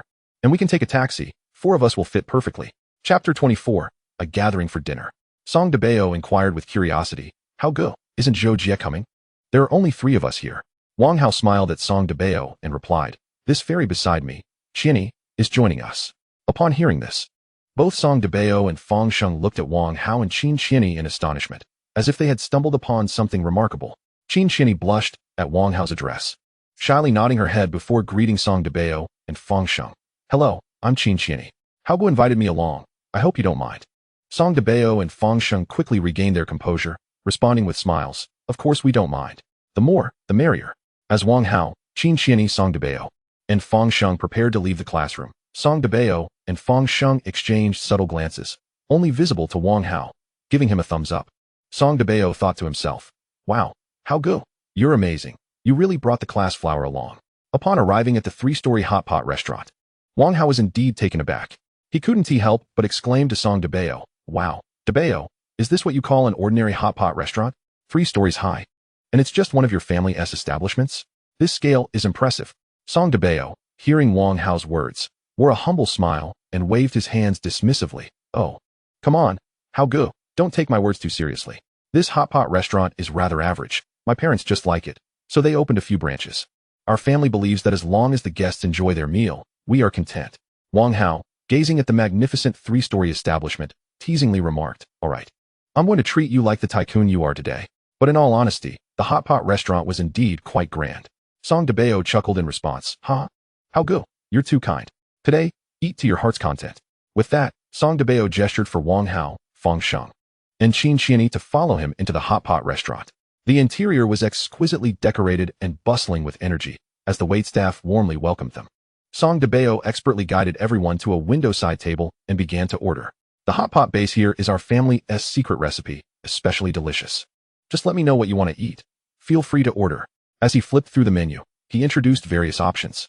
Wang Hao, Fang Sheng, and Qin Xianyi were all captivated by the vibrant atmosphere of the hot pot restaurant and eagerly began to order their favorite ingredients. Before long, the table was filled with an array of delectable hot pot items. As the bubbling sounds of the hot pot filled the air, everyone commenced to savor this sumptuous dinner. Observing the lively spirits around him, Song Debao proposed, "How good, Fang Sheng. How about we have a couple of drinks to liven things up?" Wang Hao, noticing Song Debao's enthusiasm, graciously accepted, responding, "Sure, Debao, let us each have 2 bottles of beer." Fang Sheng also nodded in agreement. Soon, the waitress brought over several chilled bottles of beer. The 3 clinked their glasses together, and with the crisp sound of their toast, they began to indulge in the evening's revelry. "I'm too stuffed. It's getting late, so let us call it a night here," Wang Hao suggested. Glancing at Song Debao, Fang Sheng, and Qin Xianyi, Song Debao nodded in agreement. "Yep, let us leave it at that for today." Fang Sheng chimed in, "So how good? Are you heading back or resting at my place?" Wang Hao looked at Qin Qianni and gently said, "No, Debao, I want to be resting at your place. I'll take Qianni back first." At this moment, Qin Qianni shyly gazed at Wang Hao, not contradicting him, merely lowering her head slightly. Song Debao and Fang Sheng exchanged knowing smiles, revealing expressions of understanding. Song Debao cheerfully remarked, "All right, Hao Go, and Qin Qianni, I want to interfere. Stay safe. And see you tomorrow." Fang Sheng echoed, "Yes, see you tomorrow. Hao Go, Qin Qianni, be careful on your way." Wang Hao stood up, bid farewell to Song Debao and Fang Sheng, and then took Qin Qianni's hand as they departed the hot pot restaurant, walking side by side through the night. "So Qianni, where do you live? Let me escort you back." Wang Hao broke the silence between them. Qin Qianni gently lifted her gaze to Wang Hao and softly replied, "Yes. Hao Go, I appreciate your help. My home is at Yudu Jingyuan in the city center." Wang Hao nodded, smiling as he said, "Ah, I know Yudu Jingyuan. It's not far from here. Let's go." He hailed a taxi, and soon they arrived at Yudu Jingyuan. Qin Qianni turned to Wang Hao and said, "Hao Go, I will head back now." Wang Hao paused momentarily, then responded, "All right, Qianni, you go ahead." However, he seemed to ponder something and then called out to her retreating figure, Qianni, I'm feeling a bit parched. May I come up for a glass of water?" Upon hearing Wang Hao's request, Qin Qianni was slightly taken aback, but soon realized he indeed looked thirsty. She nodded and replied gently, "Of course, Hao Go, please come up with me." Qin Qianni led Wang Hao into the elevator, where they stood side by side in silence, the atmosphere somewhat delicate. As the elevator doors slowly closed, she pressed the button for her floor, and the elevator began its ascent. With each passing moment, Wang Hao felt his heart race uncontrollably. Stealing a glance at Qin Qianni, he found her fixated on the elevator display, her face adorned with a serene expression. Before long, they reached Qin Qianni's floor. She guided Wang Hao out of the elevator and to her front door. Taking out her keys, she unlocked the door and invited him inside. "Please take a seat. I'll get you a glass of water," she said, heading into the kitchen. Wang Hao settled onto the sofa, surveying Qin Qianni's home. It was a warm and tidy abode, imbued with a feminine charm. Moments later, Qin Qianni emerged from the kitchen, holding a glass of water which she handed to Wang Hao. He accepted the glass, sipping leisurely. "Qianni, your home is truly cozy, and it's a 3-bedroom place too." Wang Hao then feigned nonchalance as he glanced at his phone, exclaiming, "Oh dear, it's getting late. It's already 11 o'clock. I should be heading back." Qin Qianni, observing Wang Hao's intent to leave, asked with concern, "Hao Go, where are you planning to go?" Wang Hao sighed, "I'm not quite sure. I doubt I can get back into the dormitory now. Debao and the others are probably asleep. It seems I've forgotten my ID as well. I might check if I can find a net cafe that allows overnight stays without an ID to spend the night." Upon hearing Wang Hao's plan to spend the night at a net cafe, Qin Qianni frowned slightly. She looked at him, her tone laced with worry. "Hao Go, it's rather late. Staying at a net cafe overnight isn't ideal. The environment is noisy, and the air quality is poor, which is not good for your rest and health. Moreover, you've had some drinks tonight, and it's even less safe to be alone outside." After a moment of contemplation, a hint of a blush appeared on her cheeks as she softly suggested, "Why don't you stay here for the night?" Her voice dwindled to a whisper. Wang Hao feigned surprise, widening his eyes, and replied, "Isn't that a bit inappropriate? Wouldn't it disrupt you?" Qin Qianni shook her head, smiling, "It's fine. I have a spare room. You can sleep there." "Thank you so much, Qianni. I truly appreciate it and apologize for the inconvenience." Wang Hao expressed his gratitude again. "There's no need for that. Hao Go," Qin Qianni reassured him, waving her hand dismissively. She then led Wang Hao to the guest room, preparing the bed for him. Observing the tidy space, Wang Hao remarked, "Thank you, Qianni. Your room feels very inviting. I'll shamelessly take up your hospitality tonight. It's getting late. You should return to your room and rest. Good night." "Good night, Hao Go," Qin Qianni nodded in response. After returning to her own room, Qin Qianni lay in bed, unable to drift off to sleep. She reflected on her earlier conversation with Wang Hao, feeling a flutter of emotions within her. She repeatedly questioned herself, "Qin Qianni, how could you bring Hao Go to your home?" This was a step she had never taken before. She felt utterly reckless for inviting a male friend to spend the night. Meanwhile, in the adjacent guest room, Wang Hao lay on the soft bed, relishing the comfort of the fresh bedding. Breathing deeply, he imagined he could catch a whiff of Qin Qianni's faint fragrance, stirring an inexplicable sentiment within him. Both of them tossed and turned in their respective beds, pondering their thoughts until the deep of night finally ushered them into slumber. As dawn broke the following morning, Qin Qianni, clad in her pajamas, prepared to head to the bathroom. Upon opening the bathroom door, she was startled to find Wang Hao. His head bowed as he shampooed his hair. For a fleeting moment, she thought a burglar had entered her home and let out a startled scream. Wang Hao, caught off guard and still lathering his hair, looked up with a face full of foam, confusion etched on his features. "Chinny, what's wrong? Is there a mouse?" Only then did Chinny realize it was Wang Hao. Feeling somewhat embarrassed, she hastily explained, "Oh, how go? It's nothing. I just forgot you were spending the night here and thought an intruder had come in." Wang Hao chuckled at her response. "Ah, so that's how it is. Chinny, you're just too adorable. Rest assured, I'm not a burglar. I'm Wang Hao, who stayed over last night." As they exchanged smiles, the atmosphere grew more relaxed and harmonious. Wang Hao told Chinny, "I'm done washing up. You can go ahead and freshen up.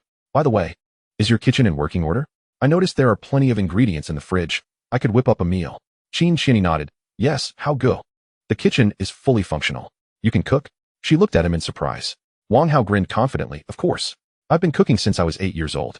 With such a variety of ingredients in your fridge, I'll make you a delicious meal." Chinny's eyes sparkled with excitement. She had anticipated that Wang Hao not only knew how to cook, but seemed quite experienced. "That sounds wonderful. How go? I really appreciate your effort." Wang Hao waved his hand dismissively, indicating there was no need for thanks. He turned towards the kitchen, diving into his culinary duties as Chinny went to freshen up. The sounds of pots and pans clinking filled the kitchen, mingling with the alluring aroma wafting through the air. After washing up, Chinny entered the kitchen to find Wang Hao had prepared a sumptuous breakfast spread. "Give it a try and see if it suits your taste," Wang Hao said with a smile.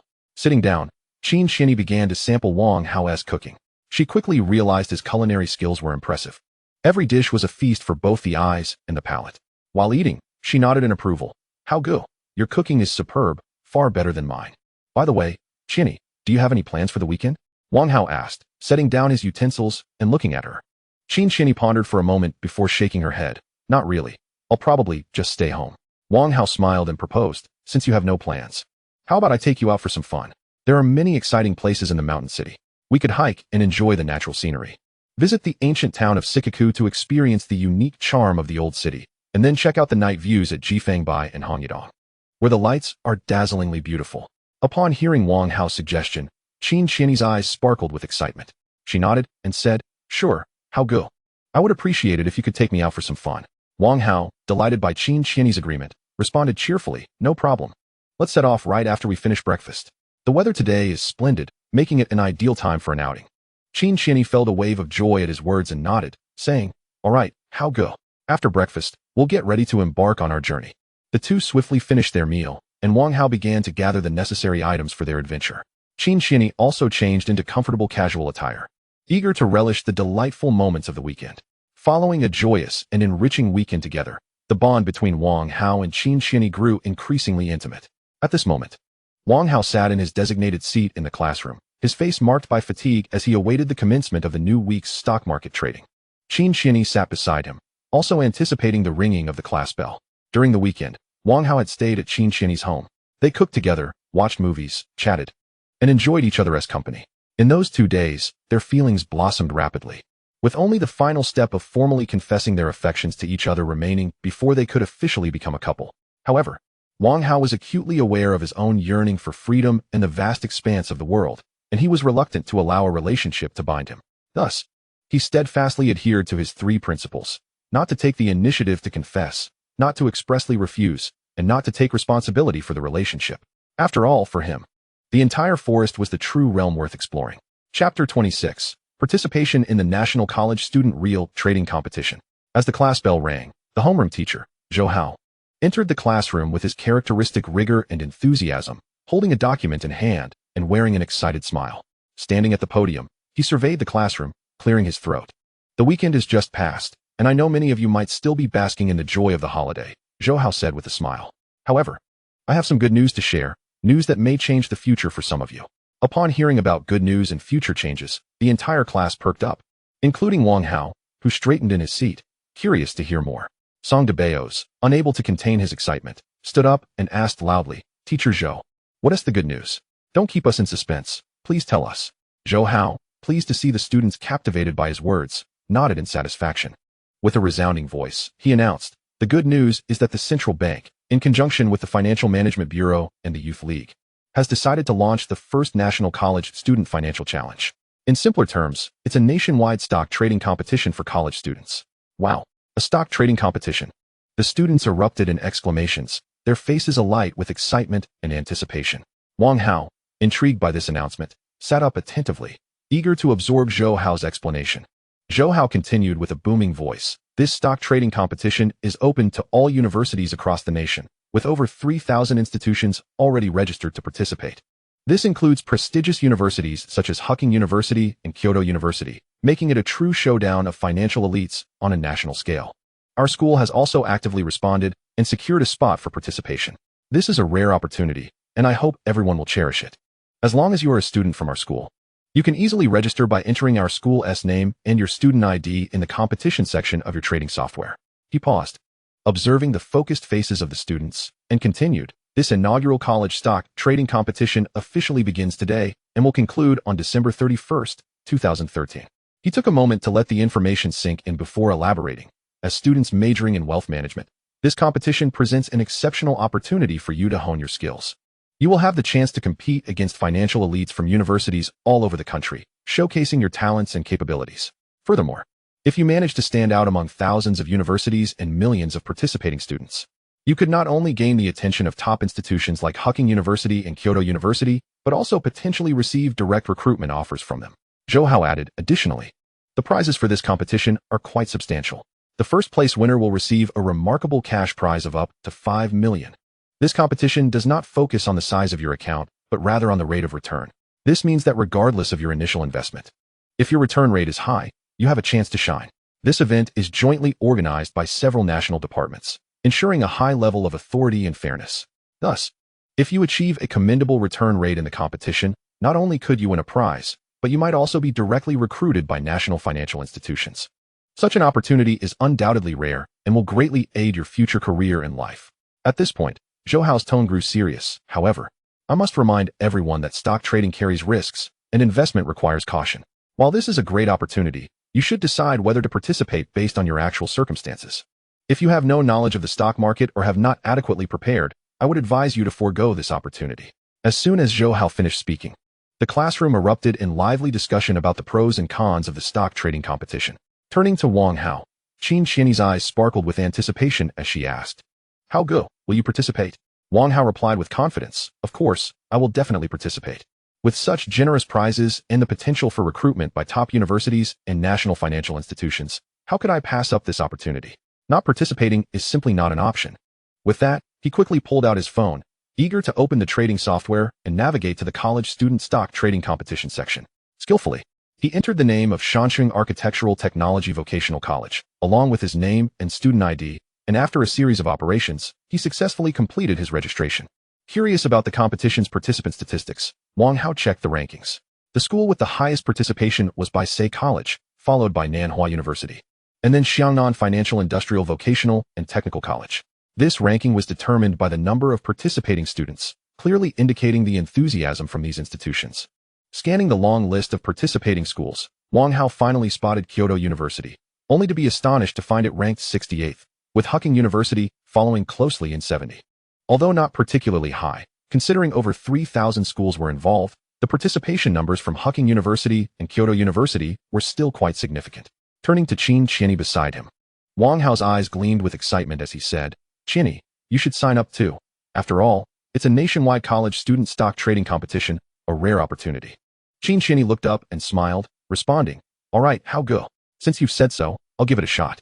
As Qin Qian lowered her head to register, the homeroom teacher, Zhou Hao, suddenly called out to Wang Hao, "Wang Hao, come out with me for a moment." Upon hearing this, Wang Hao stood up and slowly exited the classroom. His curiosity piqued as he wondered what matter Zhou Laoshe wished to discuss with him. Outside the classroom, Zhou Hao looked at Wang Hao with earnestness and said, "Wang Hao, I have witnessed your prowess in stock trading firsthand. Under your guidance, I have garnered substantial profits. You must have signed up for the National University Student Stock Trading Competition, correct?" Wang Hao nodded and replied, "Yes, Teacher Zhou." Zhou Hao nodded in satisfaction and remarked, "That is splendid. I have faith that you will achieve commendable results, not only securing a promising future for yourself, but also bringing honor to our school, spreading its name far and wide. Remember, this is a tremendous opportunity. Make sure to seize it." Chapter 27. The competition heats up. Wang Hao felt the encouragement and expectations from Zhou Hao. He solemnly nodded and replied, "Rest assured, Teacher Zhou, I will do my utmost." Zhou Hao smiled with satisfaction, patting Wang Hao's shoulder once more, his tone filled with anticipation. "Go forth, I believe in you." I look forward to your outstanding performance in the National University Student Stock Trading Competition. Just as Wang Hao was about to return to the classroom, he paused, turning to Teacher Zhou to remind him, by the way, Teacher Zhou, regarding the stock of Zhuhai Shipping that we purchased last Friday. Remember to sell it when the price reaches a 5 increase after the market opens. I want to remind you again in the office. Teacher Zhou nodded in acknowledgement. All right. Wang Hao, once I sell it, I will transfer your share of the profits to you. We can communicate via WeChat. There's no need for you to come to my office. Wang Hao nodded in reassurance. Okay, Teacher Zhou, I'll head back to the classroom now. Upon returning to the classroom, Wang Hao opened his phone, quietly awaiting the opening of the stock market. He was determined not only to earn money, but also to secure the first place in the inaugural National University Student Stock Trading Competition, taking the first step towards his ambitions. Wang Hao silently vowed to himself. Qin Qianyi, noticing Wang Hao's focus, curiously asked, Brother Hao, what did Teacher Zhou say to you? Wang Hao looked up, a slight smile on his face, and replied, nothing much, just about participating in the stock trading competition. He then turned to Qin Qianyi, reminding her, by the way, Qianyi, remember to sell the Zhuhai Shipping stock when it reaches a 5 increase. Qin Qianyi nodded, responding, all right, thank you, Brother Hao. I will keep an eye on it. Wang Hao nodded in reassurance, continuing to monitor the stock market on his phone. As the time struck 9:30 a.m., the stock market commenced its trading for the day. Concurrently, the profit leaderboard for the National University Students Real-Time Stock Trading Competition began to update. First place, Huaqing University, Gu Beichen, profit 10. Second place, Kyoto University, Su Yao, profit 10. Third place, Huaqing University, Tang Yuru, profit 10. Fourth place, Nanjing University, Li Junjia, profit 10. Fifth place, Kyoto University, Murong Yi, profit 10. Those observing the inaugural National University Students Real-Time Stock Trading Competition noted a striking phenomenon upon scrutinizing the leaderboard. The top contenders had all purchased the same stock, Zhongnan Group. Last Friday, this stock had surged to its price ceiling at the market's opening today, allowing these participants to realize a 10 profit right from the outset. However, Wang Hao remained largely unfazed by the competition's rankings. The contest had only just begun, and the outcome was still uncertain. As time passed, the stock of Zhuhai Shipping successfully climbed to a 5 increase. Wang Hao decisively clicked to liquidate his holdings, unhesitatingly selling the stock. Reflecting on the stock he had bought last Friday, which had yielded a 5 gain today, along with the 10 profit from its price ceiling, Wang Hao's stock account had surged from 110,000 to 1,270,000. He then took a deep breath, mentally calling out, System, check the projected movements for Electric Investment Changrong and Awakens Group for tomorrow. These two stocks were ones Wang Hao had identified through the system on the previous Sunday as potential price ceiling stocks for today, Monday. He now sought to ascertain which of the two would yield greater returns for the following Tuesday. A crisp notification chimed, and the system interface appeared, clearly indicating Electric Investment Changrong will hit its price ceiling at tomorrow's opening. In contrast, Awakens Group would see an initial rise of 8 upon opening, followed by a downward trend. Observing the market information presented by the system, Wang Hao unreservedly decided to invest all his funds into Electric Investment Changrong for the maximization of his stock account profits. As the trading software confirmed the successful purchase with bold letters, Wang Hao's lips curled into a subtle smile. Glancing at the visible holdings in his account, holdings in Electric Investment Changrong, amount 1,270,000. Just as Wang Hao was intently focused on the figures in his stock account, he suddenly heard a familiar notification sound. Upon checking, he found a message from Teacher Zhou. Wang Hao, I have sold Zhuhai Shipping, Zhou Laosher stated succinctly, followed by a transfer of 45,000 yuan. This is your share of the profits from this transaction. Elated by the message, Wang Hao promptly replied, all right, thank you, Teacher Zhou. Following this, he swiftly sent another message to Zhou Laosher. Teacher Zhou, you can now purchase Awakens Group stock and place a sell order during the collective bidding tomorrow. Be sure to remember to act during the collective bidding. Teacher Zhou quickly responded, understood, I will remember. Content with the affirmative reply, Wang Hao exited the WeChat interface. His fingers swiftly glided across the screen as he transferred the 45,000 yuan sent by Teacher Zhou into his stock account, subsequently using these funds to purchase more of Electric Investment Changrong's stock. With a notification of successful transaction popping up, Wang Hao quickly checked his stock account, where the holdings clearly displayed, holdings in Electric Investment Changrong, amount 1,720,000. Seeing this figure, Wang Hao could not help but smile in satisfaction, exclaiming to himself, ah, the power of compound interest is indeed formidable. I never anticipated that within just a few weeks of school starting, I would amass my initial capital into over 100,000. How lonely it is to be invincible. Beside him, Qin Shinny gently tugged at Wang Hao's sleeve. He turned to her, a hint of shyness and embarrassment crossing his face. Shinny, what's the matter? Qin Shinny lowered her head slightly, her voice wavering. Brother Hao, I just sold the Zhuhai shipping stock at the position you mentioned. I don't know which stock to buy next. Qin Shinny, we attend the same school, share the same class, and are both competitors in the contest. Thus, it is imperative that we refrain from consistently purchasing the same stocks. Chapter 28. Ascending the rankings with the school. Upon hearing this, Qin Shinny's face instantly flushed with embarrassment. All right, Hao go, I understand. I will select my own stocks. Wang Hao, noticing her misunderstanding, hastily clarified. Shinny, please don't misconstrue my words. It's not that I no longer wish to assist you in stock selection. However, if we persist in buying identical stocks, it may draw the attention of others, especially since we aim to jointly ascend that ranking. But fret not. I can help you identify some other promising stocks, allowing us to both make the leaderboard without appearing to hold the same shares. As he spoke, he wore a gentle smile, attempting to alleviate Qin Shinny's awkwardness. Listening to Wang Hao's explanation, Qin Shinny gradually regained her composure and, somewhat abashedly, looked at him, saying, Hao go, I apologize for misunderstanding your intent. Wang Hao, observing her return to normalcy, couldn't resist playfully pinching her lovely cheek, smiling as he remarked, Shinny, you tend to let your imagination run wild. But it's perfectly fine. Now that the misunderstanding is cleared, all is well. By the way, you should purchase stock in Ant Steel Group right now. I predict it will hit the ceiling at $999 today, when the market opens tomorrow. Make sure to sell it decisively during the collective bidding phase. Remember, set a relatively low price during the collective bidding to ensure your sell order is successfully executed. Do not, under any circumstances, miss this prime opportunity. As Wang Hao engaged closely with Qin Shinny, a faint blush adorned her cheeks. She did not resist but shyly lowered her head and softly replied, All right, Hao go, I will follow your advice. Subsequently, Qin Shinny cautiously retrieved her phone and earnestly began to execute the purchase of Ant Steel Group stock. Her fingers glided gently across the screen, her gaze intensely focused. Meanwhile, Wang Hao stood beside her, observing her concentration, and a subtle smile crept upon his lips. He too took out his phone, adeptly opened Tao Gu Ba, and began updating his posts. Tao Gu Ba, Prince S. Investment Diary, pausing updates, joining the competition. Hi everyone, a new week begins, and I am Prince. Thank you all for your continued attention and support. Today, regarding Zhuhai shipping stock, I chose to sell at the 5 mark of increase. After selling, I realized a 15 profit, with my funds growing from an initial 110,000 to now 127 million. Yes, indeed, I have once again garnered 450,000 through off-market channels and reinvested it into the stock market. At present, I have fully invested in electric investment Changrong, with a holding amount reaching 172 million. Accompanying images, charts showing Zhuhai shipping and electric investment Changrong stock trends, along with screenshots of transaction records. Hey friends, I am about to participate in the National College Student Real Stock Competition, so I will temporarily halt my updates. I hope everyone can quickly discover their own strategies in the stock market, and let us prosper together. After Wang Hao published his new post, it prompted a flurry of comments from intrigued investors. Wow, Prince, the Zhuhai shipping stock you mentioned on Friday, though I hesitated to buy it. I didn't expect it to hit the ceiling. I truly missed a golden opportunity. This time, I will definitely follow your lead and purchase electric investment Changrong.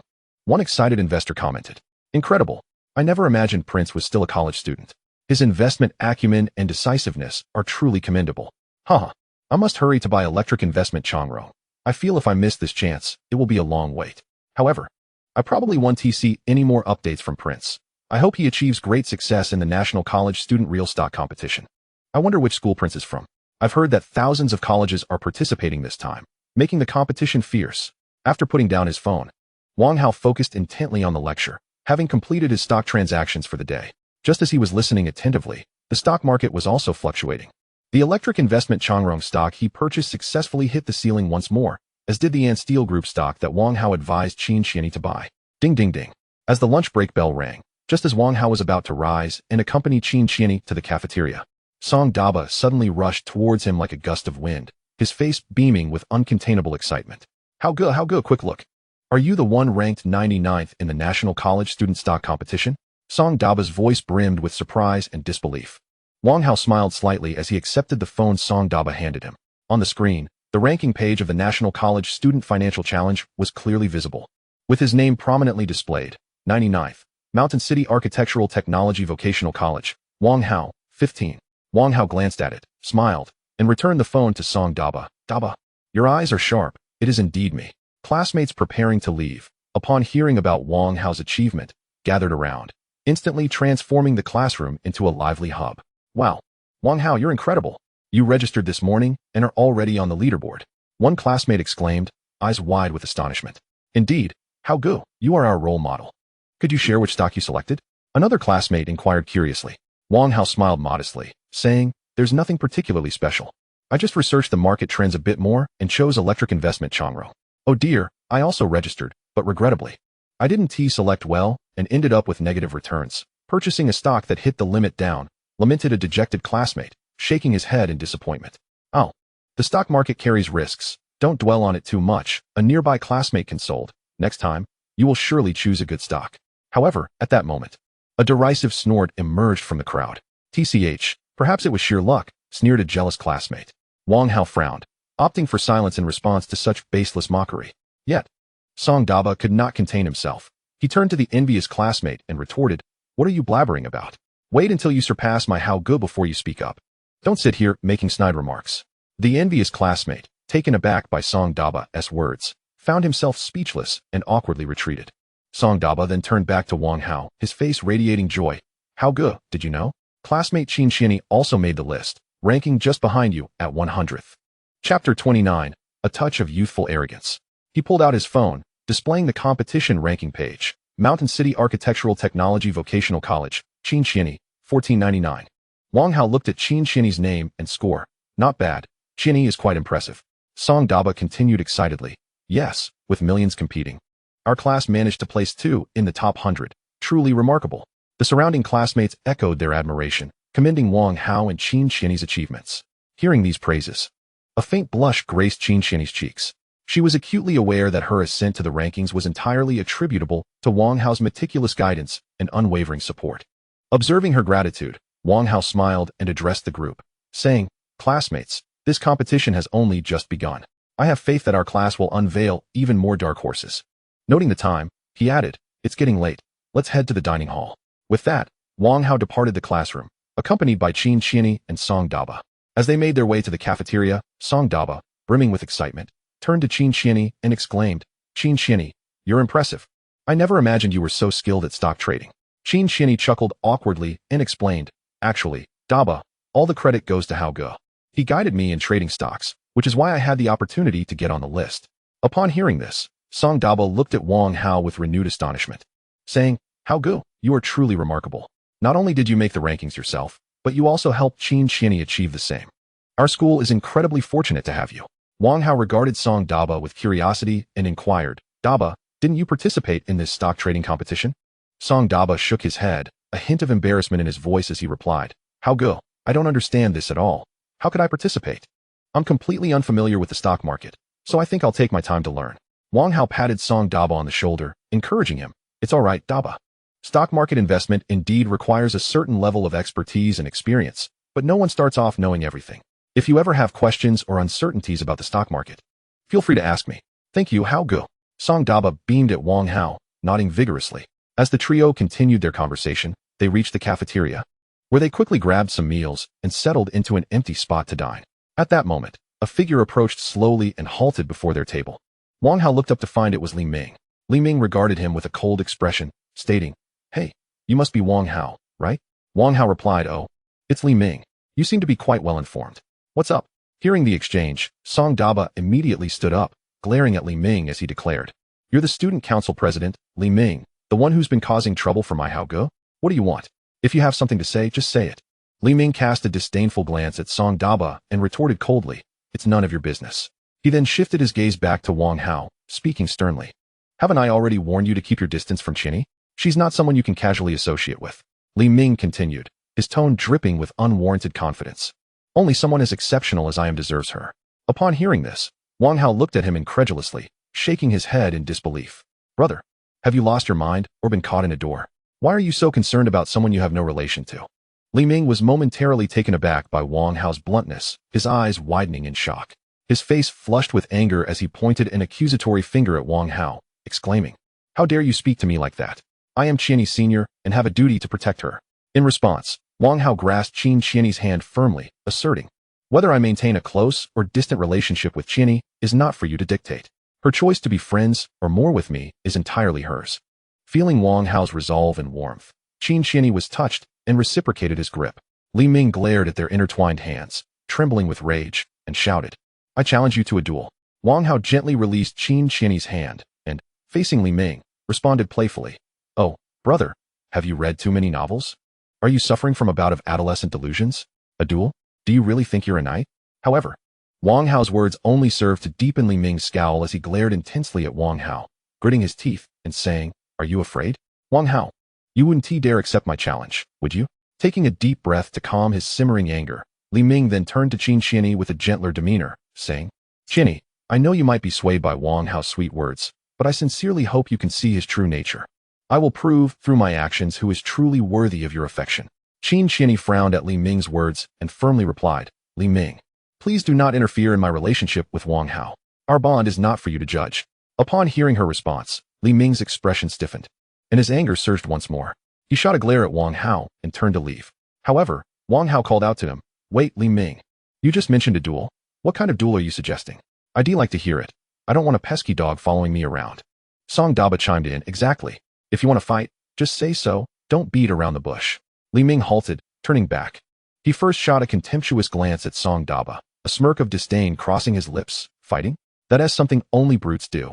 He then turned his sharp gaze back to Wang Hao, stating, "I'm talking about a civilized duel, one that tests our intellect." Intrigued, Wang Hao asked, "Intellect? What kind of intellectual contest are you proposing?" After a moment of contemplation, Li Ming replied, "Let us compete in the recent National University stock trading competition and see who achieves the better results." He added, "If you win, I will cease to interfere in your relationship with Qian. But if I win, you must keep your distance from her." Wang Hao laughed heartily. "All right, let us do that. However, I hope you won't disturb us during the competition." Li Ming nodded succinctly, agreeing, and then turned to leave, leaving Wang Hao, Qin Qian, and Song Daba in the cafeteria. Chapter 30, First Place. Song Daba gazed in astonishment at Li Ming's departing figure before turning to Wang Hao, wide-eyed as he exclaimed, "How go? Did I hear you correctly? He actually dares to compete with you in stock trading? Isn't that asking for trouble?" Wang Hao chuckled, shrugging, "Huh? It seems he wants to challenge me in stock trading." Qin Qian smiled at Wang Hao, asking, "How go? Why did you agree to him?" Wang Hao grinned, replying, "Huh? It's to ensure he doesn't bother us anymore. Since he issued such a challenge, let us indulge him. This way, we can enjoy some peace for a while." He then looked at Song Daba and Qin Qian and continued, "Haven't you both noticed? Li Ming, aside from being a bit delusional and self-absorbed, isn't as intolerable as he seems." Song Daba scratched his head, laughing, "It seems so. His antics make him somewhat interesting." Qin Qian couldn't help but chuckle as well.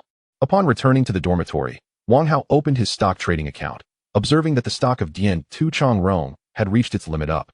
He slowly accessed his trading software, noting that his capital had increased from 172 million to 189 million.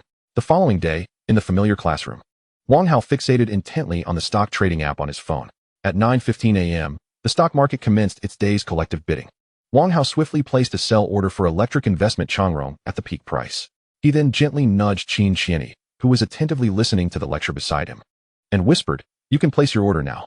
Set your Ong Group stock at a lower price, and it will execute at 9:25. Qin Qian promptly nodded in agreement. "All right, how go? I will place the order now." At 9:25, as the stock software indicated a successful sell transaction, Wang Hao's account balance surged from 189 million to 208 million. He gazed at the figures on his phone screen, letting out a soft sigh. His heart filled with awe for the power of compound interest. The growth was remarkable, akin to a snowball gathering momentum. Beside him, Qin Qian lightly tugged at Wang Hao's sleeve and said softly, "How go? My Ong Group stock has just sold as well, and the earnings are quite satisfactory." Wang Hao smiled faintly, nodding in acknowledgement. "Let's focus on the lecture for now. I'll inform you of other noteworthy stocks later." Qin Qian obediently nodded, returning to her studies. At that moment, Wang Hao's phone vibrated. He glanced down to find a message from their homeroom teacher, Zhou Hao. Zhou wrote, "Wang Hao, my stocks have successfully sold. With Friday's peak and today's 8-point collective bidding, I earned 186,000. I will transfer you 54,000. Below the message was a transfer notification indicating a transfer of 54,000. Wang Hao quickly clicked to accept the payment and replied, "Thank you, Teacher Zhou. You can now place a buy order for Tongxing Company, as it is expected to hit the peak 2 minutes after opening." Almost simultaneously, Zhou Hao's reply appeared. Understood. I will place the buy order now. After finalizing his communication with Zhou Hao, Wang Hao exited the WeChat app and opened the stock trading app. He promptly transferred the recently received 54,000 into his stock account, watching his balance swell from 2.08 million to 2.62 million, filling him with a sense of accomplishment. He glanced at the time. It was already 9:28. Yes, it's South time to place a buy order for Tongxin Company, he murmured to himself, taking a deep breath with determination. He had already seen through the financial system that this stock would perform exceptionally well today, forecasted to hit the peak by 9:32. With this thought in mind, he decisively opened the trading software, entered the stock code for Tongxin Company, and promptly placed a buy order. As the opening bell rang at 9:30, Wang Hao's pre-placed buy order executed in the very first second. He anxiously watched the screen, anticipating the imminent peak. As expected, when the clock struck 9:32, the stock price of Tongxin Company skyrocketed, firmly closing at the peak due to overwhelming buy orders. Wang Hao quickly checked his stock account. Stock holdings, Tongxin Company. Holdings value, 288 million. Profit, 260,000. Total profit today, 450,000. He couldn't help but exclaim, wow. With teacher Zhou's contribution, I've made 100,000 today. In just 2 minutes after the market opened, Wang Hao had completed his trading for the day, feeling an immense sense of satisfaction. What a splendid board! He exclaimed in dialect, unable to contain his joy. He noticed Qin Qianni gazing at him with eager eyes, which made him smile. Qin Qianni, waiting for news on her stocks, had lost focus on the lecture.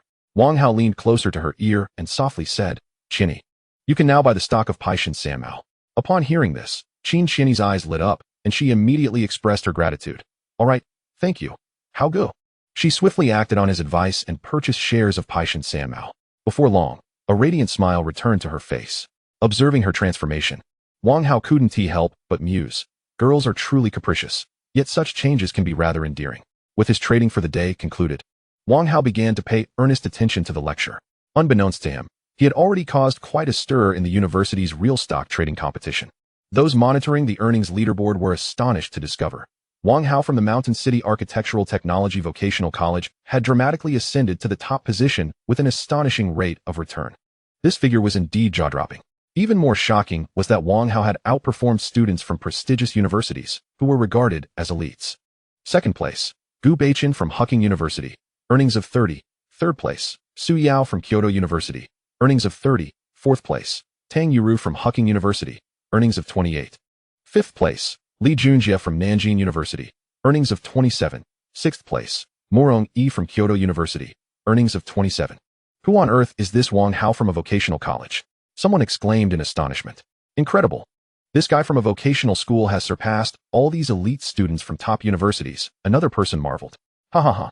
It seems that being from 985 or 211 means nothing. Our vocational school students are truly remarkable, someone gleefully declared, as Chapter 31, dominating the leaderboard, unfolded. While everyone fervently discussed Wang Hao, the stock of Paishan Sanmao that Wang Hao had guided Qin Qianni to purchase also reached its peak.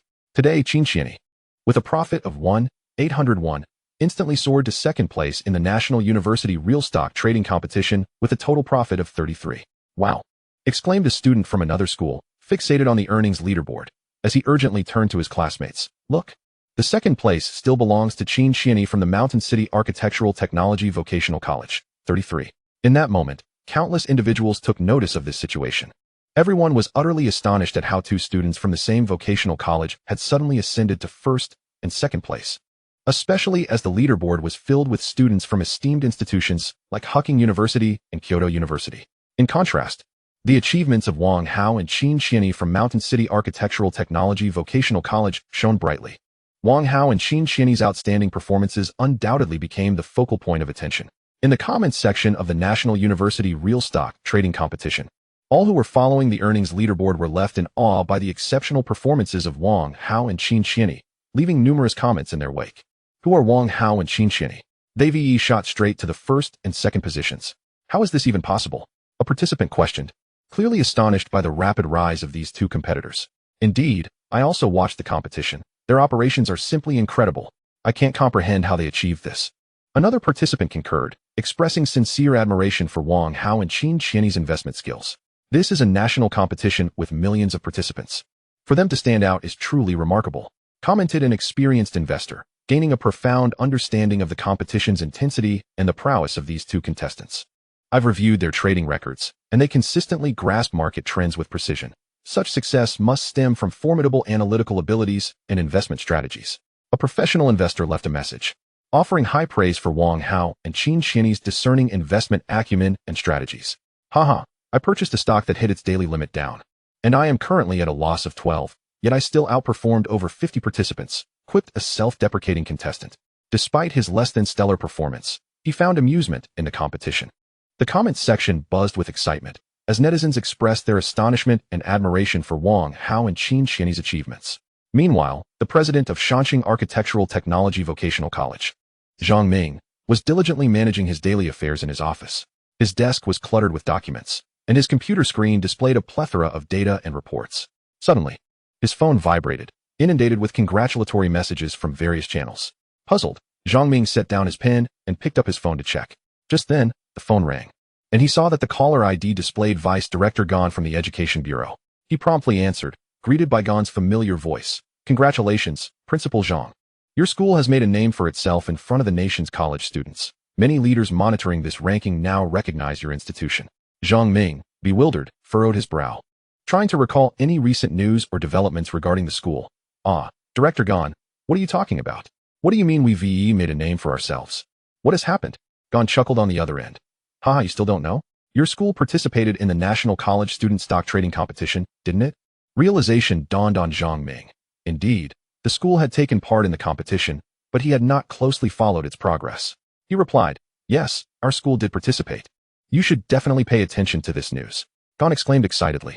The first and second places on the leaderboard are both students from your institution, Wang Hao and Qin Xian. Their results are simply astounding. Upon hearing this, Zhang Ming was taken aback, hardly daring to believe his ears.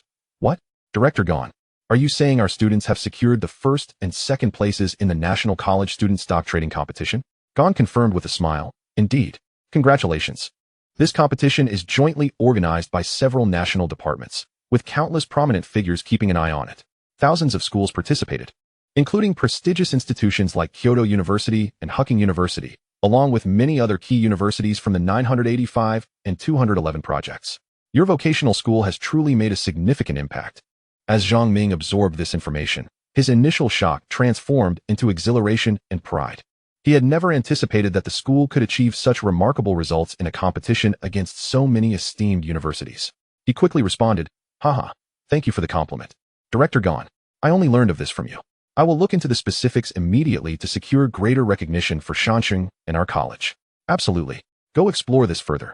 I believe this achievement will bring more opportunities and challenges to your school, Gan encouraged.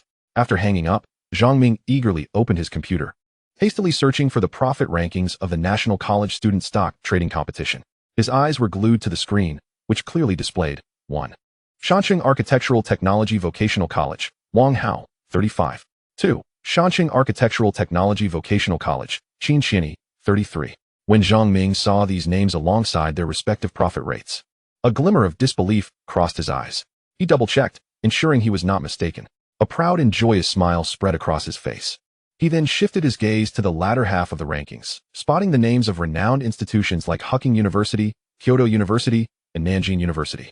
These were all top-tier higher education establishments in the country, boasting robust faculty and exceptional student resources. Yet, on this leaderboard, they had been surpassed by students from his school. Zhang Ming's heart swelled with pride and excitement. He envisioned a future where the name of his school would shine even brighter due to this competition, attracting more outstanding students to apply. Simultaneously, he began contemplating how to leverage this opportunity to further enhance the institution's visibility and influence. Chapter 32. Meeting the Principal. He hurriedly dialed his secretary, his voice brimming with excitement and anticipation. Shaoli, convene an urgent meeting with all the teachers immediately. Those with classes should let their students study independently. This meeting is of utmost importance. Shaoli, sensing Zhang Ming's enthusiasm, promptly replied, Understood, Principal. I will notify all the teachers to ensure the meeting starts on time. After hanging up, Zhang Ming began meticulously planning the meeting's content and objectives. He aspired not only to share the joyous news of the school's achievements with all the teachers, but also to inspire enthusiasm in their teaching efforts, collectively contributing to the development of the school. Before long, the school's conference room was filled with teachers. Zhang Ming ascended to the podium, cleared his throat, and began his address. Dear colleagues, I have gathered you here today to share some exceedingly fortunate and joyous news. Those who have been following the stock trading competition should be aware that our school has actively responded to the call of our superiors and participated in the National College Student Stock Trading Competition, achieving outstanding results. He paused, allowing the gathered teachers a moment to absorb this information before continuing. Our students, Wang Hao and Qin Xiani, have successfully distinguished themselves among thousands of participating institutions and millions of students, securing the current first and second places. Such accomplishments not only showcase their individual talents and efforts, but also serve as the finest testament to our school's educational quality.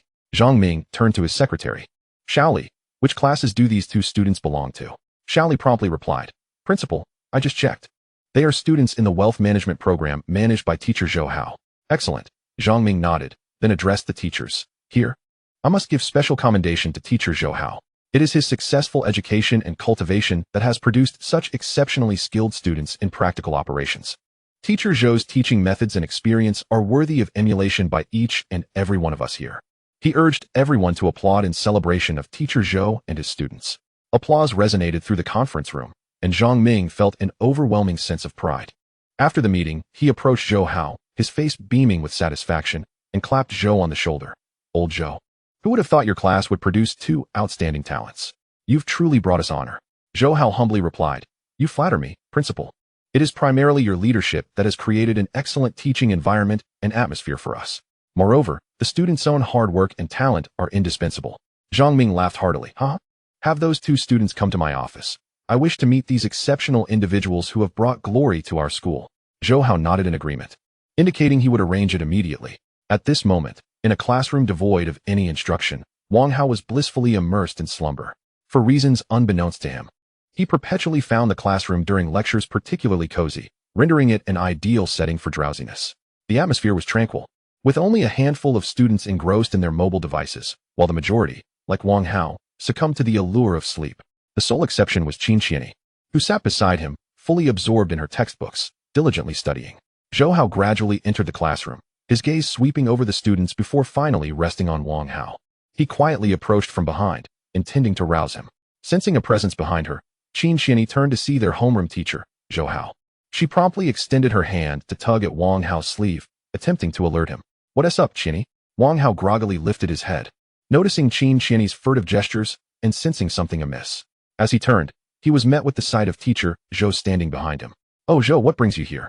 Sneaking up on me. He scratched his head, offering a sheepish smile. Zhou Hao regarded Wang Hao's demeanor with a resigned shake of his head. Wang Hao, Qin Xiani, both of you, please accompany me.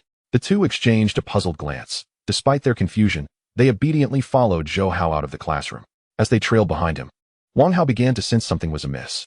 Observing the unfamiliar corridor ahead, he inquired, Teacher Zhou, this doesn't seem like the path to your office. Qin Xiani, intrigued by Wang Hao's question, looked toward Zhou Hao, awaiting his response. Zhou Hao halted, turned to face them, and smiled. Indeed, it is not my office. The principal wishes to meet with you, so I am escorting you to the principal's office. The principal? Wang Hao exclaimed, his eyes widening in surprise. What does he want with us? Zhou Hao explained with a smile. You both achieved commendable results in the National College Student Stock Trading Competition. One of you secured first place, and the other second, bringing glory to our school.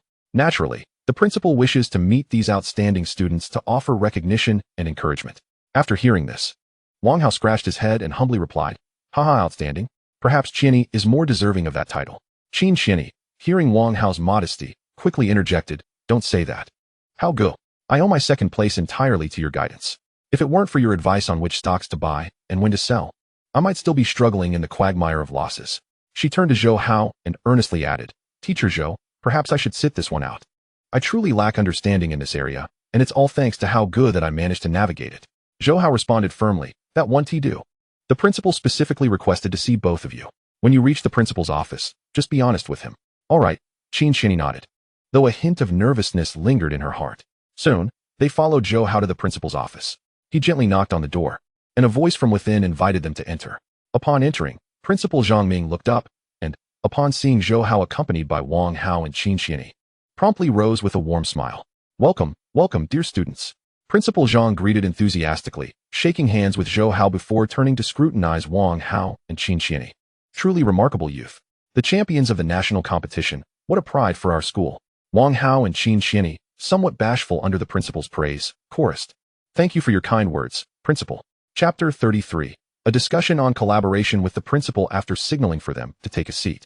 Principal Zhang radiated pride and satisfaction as he began conversing with them. Wang Hao and Qin Xianyi, your exceptional achievements in the national competition have indeed brought our school into the limelight. On behalf of the institution, I extend my heartfelt gratitude.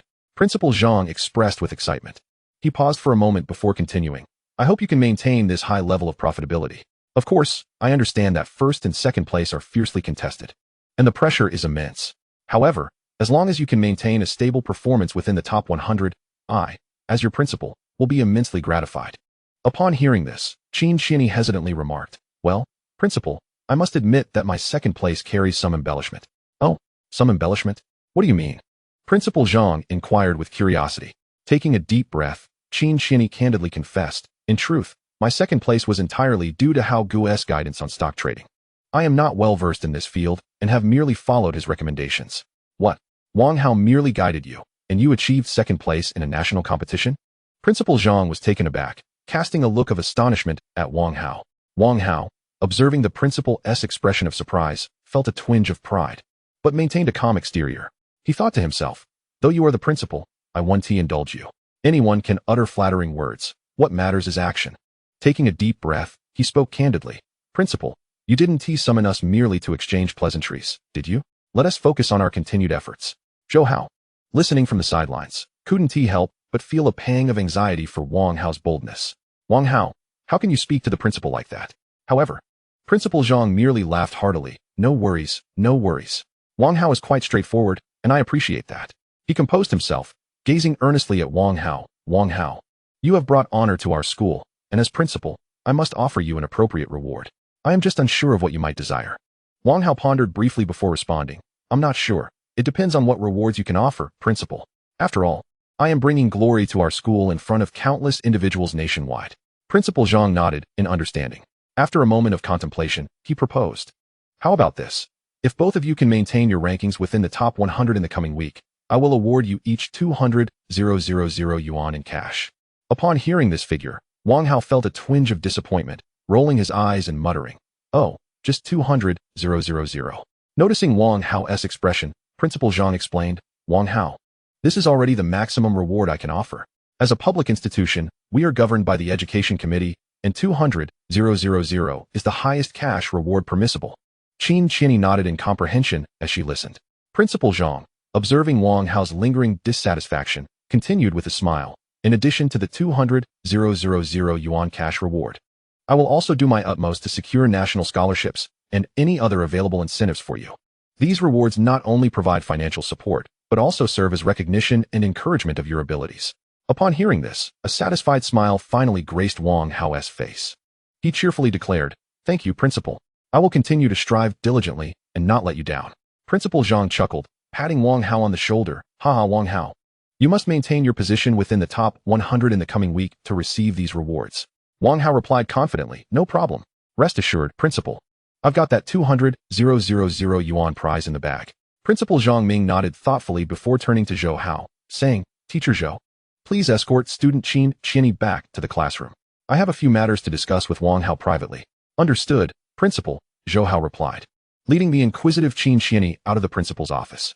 As the door closed gently behind them, Wang Hao, filled with curiosity, inquired, Principal, what is it that you wish to discuss with me?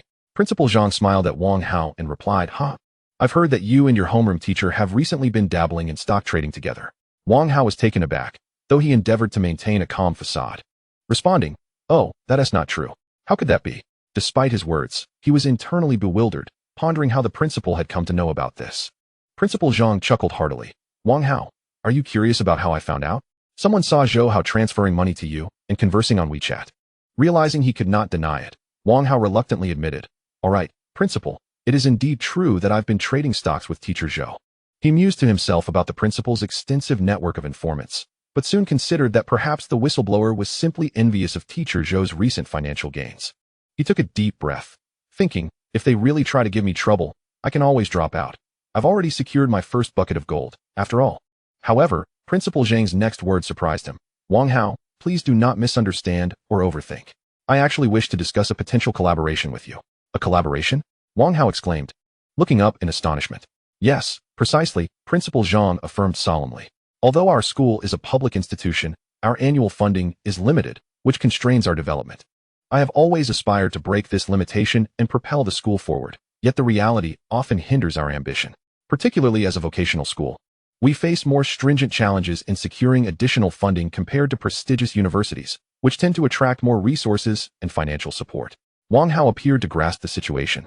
Thus he asked, "So, Principal, are you asking me to assist the school in financial management?" Principal Zhang nodded. "Indeed, and of course. The school will not ask for your help without compensation. We can offer you a fair remuneration.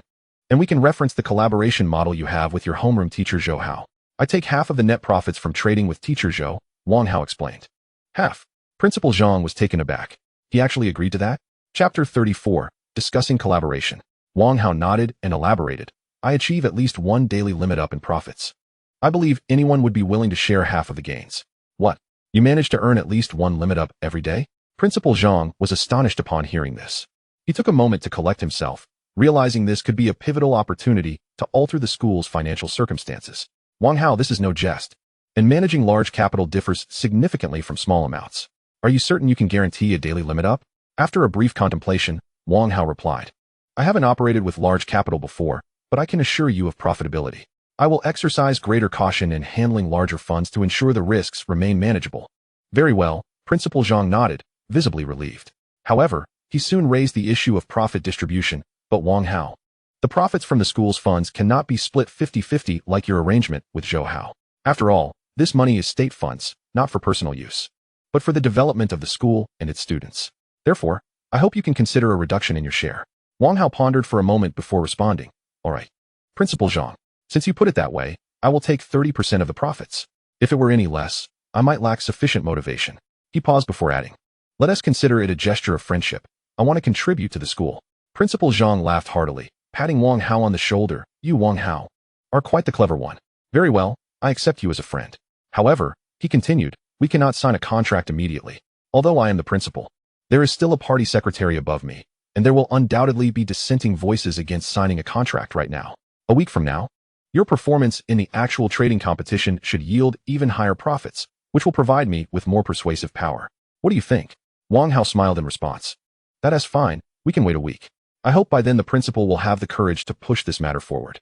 Principal Zhang nodded with satisfaction. "Rest assured, Wang Hao, as long as your abilities are as you claim, I will do everything in my power to support you." "All right, Principal, I'll take my leave now." Wang Hao stood up, preparing to exit the office. Principal Zhang nodded, smiling. "Thank you for your hard work, Wang Hao.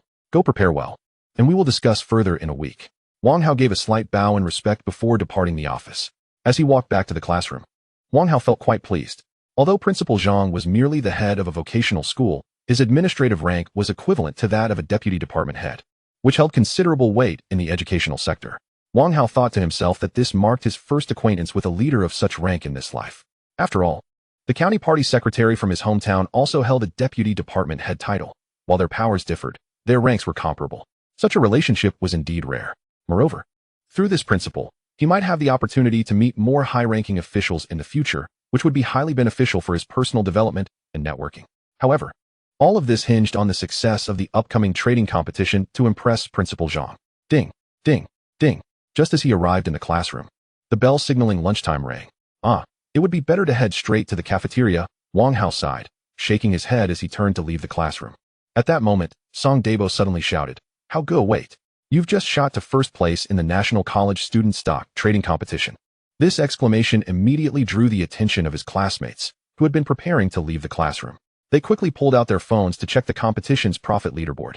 Upon seeing Wang Hao and Qin Xianyi's names prominently displayed at the top, astonished gasps erupted throughout the classroom. "I can't believe it. My goodness, this is incredible." The classmates were utterly stunned, while Wang Hao grasped Qin Xianyi's hand, saying, "Quick, let us run." They hurriedly dashed out of the classroom to avoid the impending crowd. Indeed, as they burst through the classroom door, a cacophony of voices followed them. "How go, wait for us," Song Dabo called from behind, soon joined by Fang Sheng and Zhou Jia's shouts. The three quickly caught up, their faces beaming with admiration and envy for Wang Hao. "How good, you're amazing. You actually secured first place nationwide," Song Dabo exclaimed, excitedly patting Wang Hao on the shoulder. his eyes sparkling with admiration. Indeed, Wang Hao, you are the pride of our school. Fang Sheng and Zhou Jie echoed, their faces radiant with pride and joy. Wang Hao laughed heartily. Haha, you flatter me.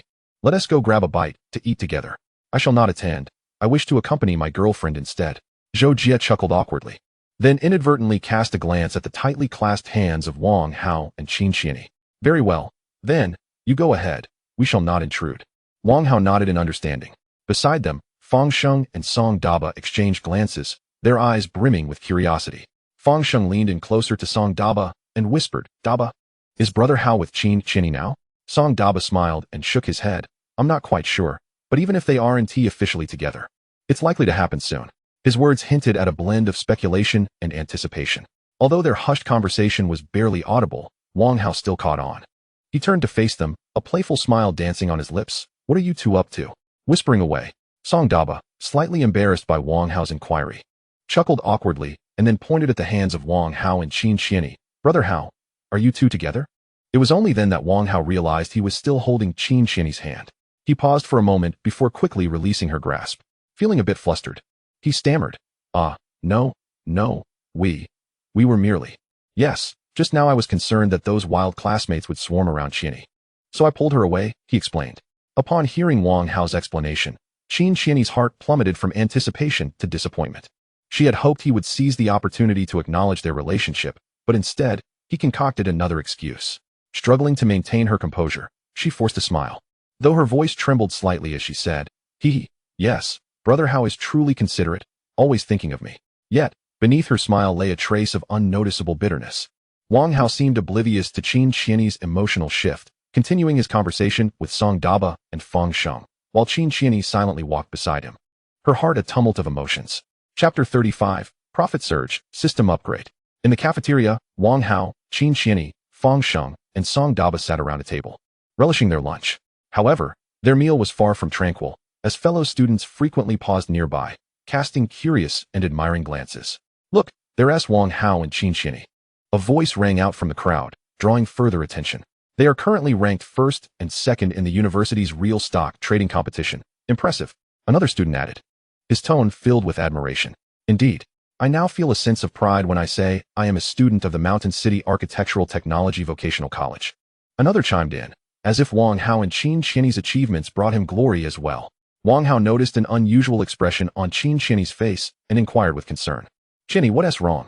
You seem distracted. After a moment of hesitation, Qin Qianyi replied, Oh, it's nothing, Brother Hao. By the way, the 200,000 yuan prize the school awarded me next week will be given to you, as it was your guidance that helped me earn it. Wang Hao quickly waved his hands. Oh no need for that. Why would you give it to me? Keep it for yourself. No, Qin Qianyi insisted, fixing her gaze on him. If you refuse, I would feel embarrassed continuing to trade stocks with you. You brought me into this, and I've earned quite a bit. If you don't accept it, I will feel uncomfortable. Seeing her so resolute, Wang Hao sighed. All right, Qianyi, since you were so adamant, I shall accept it. When Qin Qianyi heard his agreement, a bright smile illuminated her face. Wang Hao continued, Once I've made enough money, I'll buy an apartment in your neighborhood and be your neighbor. Excitedly, Qin Qianyi replied, That sounds great. Then I can enjoy your cooking often. Before long, for trading days had passed. Each day, Wang Hao consistently achieved a 20% return on his stock investments. Daily, he not only profited from his own investments, but also garnered additional funds from collaborating with teacher Zhou Hao on stock trading. These newfound funds were swiftly reinvested into the stock market, compounding at the same 20 daily growth rate. Over these 4 trading days, the compounding effect caused Wang Hao's stock capital to swell rapidly. On the 5th trading day, Wang Hao sat at his desk, his gaze fixed intently on the stock account displayed on his phone screen. A recently sold stock had yielded significant profits, and his account had surged to 1 million yuan. A radiant smile broke across his face. At that moment, a mechanical yet clear voice echoed in his mind. Ding! Wealth value has reached 1 million. System upgrading. Shortly thereafter, the mechanical voice chimed in again. Upgrade complete. Please check the latest features. Eagerly, Wang Hao followed the system's prompts, silently reciting, System, check personal information.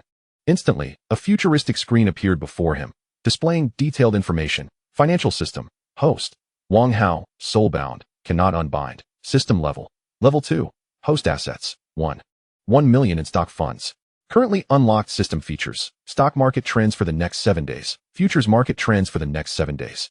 Upon witnessing these newly unlocked features, Wang Hao could not suppress an exclamation of delight. Wow, I can now see the market trends for the next 7 days. And futures market functionalities have been unlocked as well. Amazing, my system. His face bore an unmistakable expression of shock and joy. As he contemplated the latest features of the financial system, a new plan swiftly formed in his mind.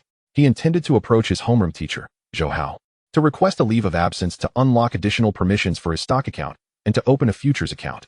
Meanwhile, Wang Hao's astonishing daily return rate had become the focal point of everyone's attention.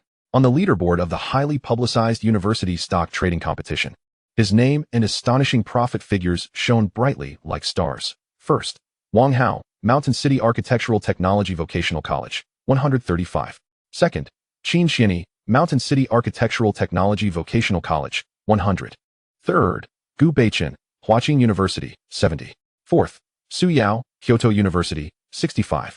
Fifth, Tang Yuru, Huaqing University, 62. Sixth, Li Junjia, Nanjing University, 60.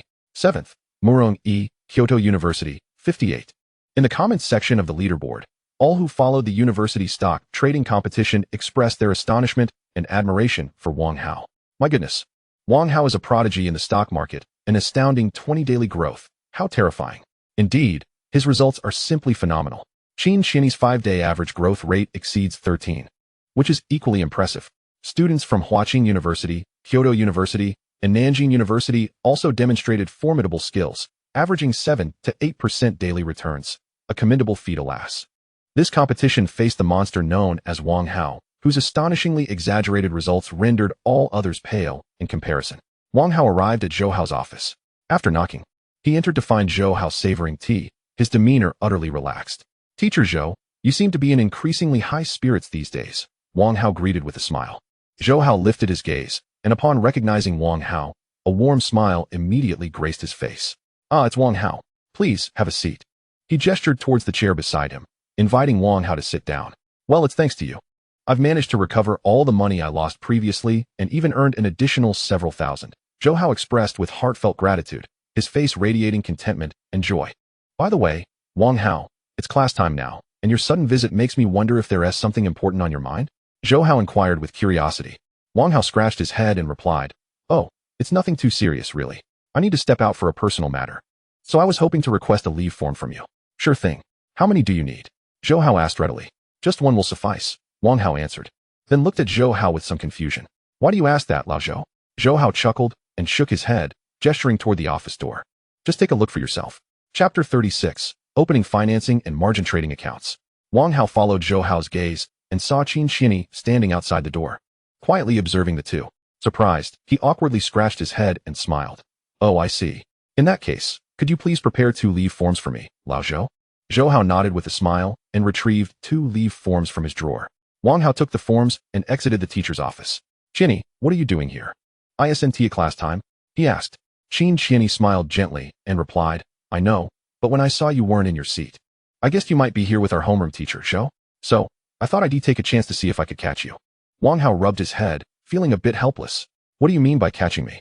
I'm trying to leave school. Qin Xianyi blinked her eyes and beamed at him. I want to accompany you. Isn't that all right?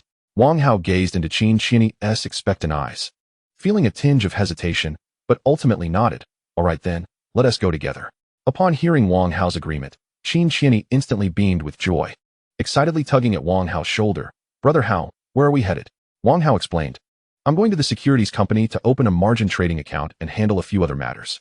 Curious, Qin Xianyi asked, what is a margin trading account? It sounds so professional. Wang Hao patiently elaborated. A margin trading account allows transactions involving borrowing funds or stocks in the securities market.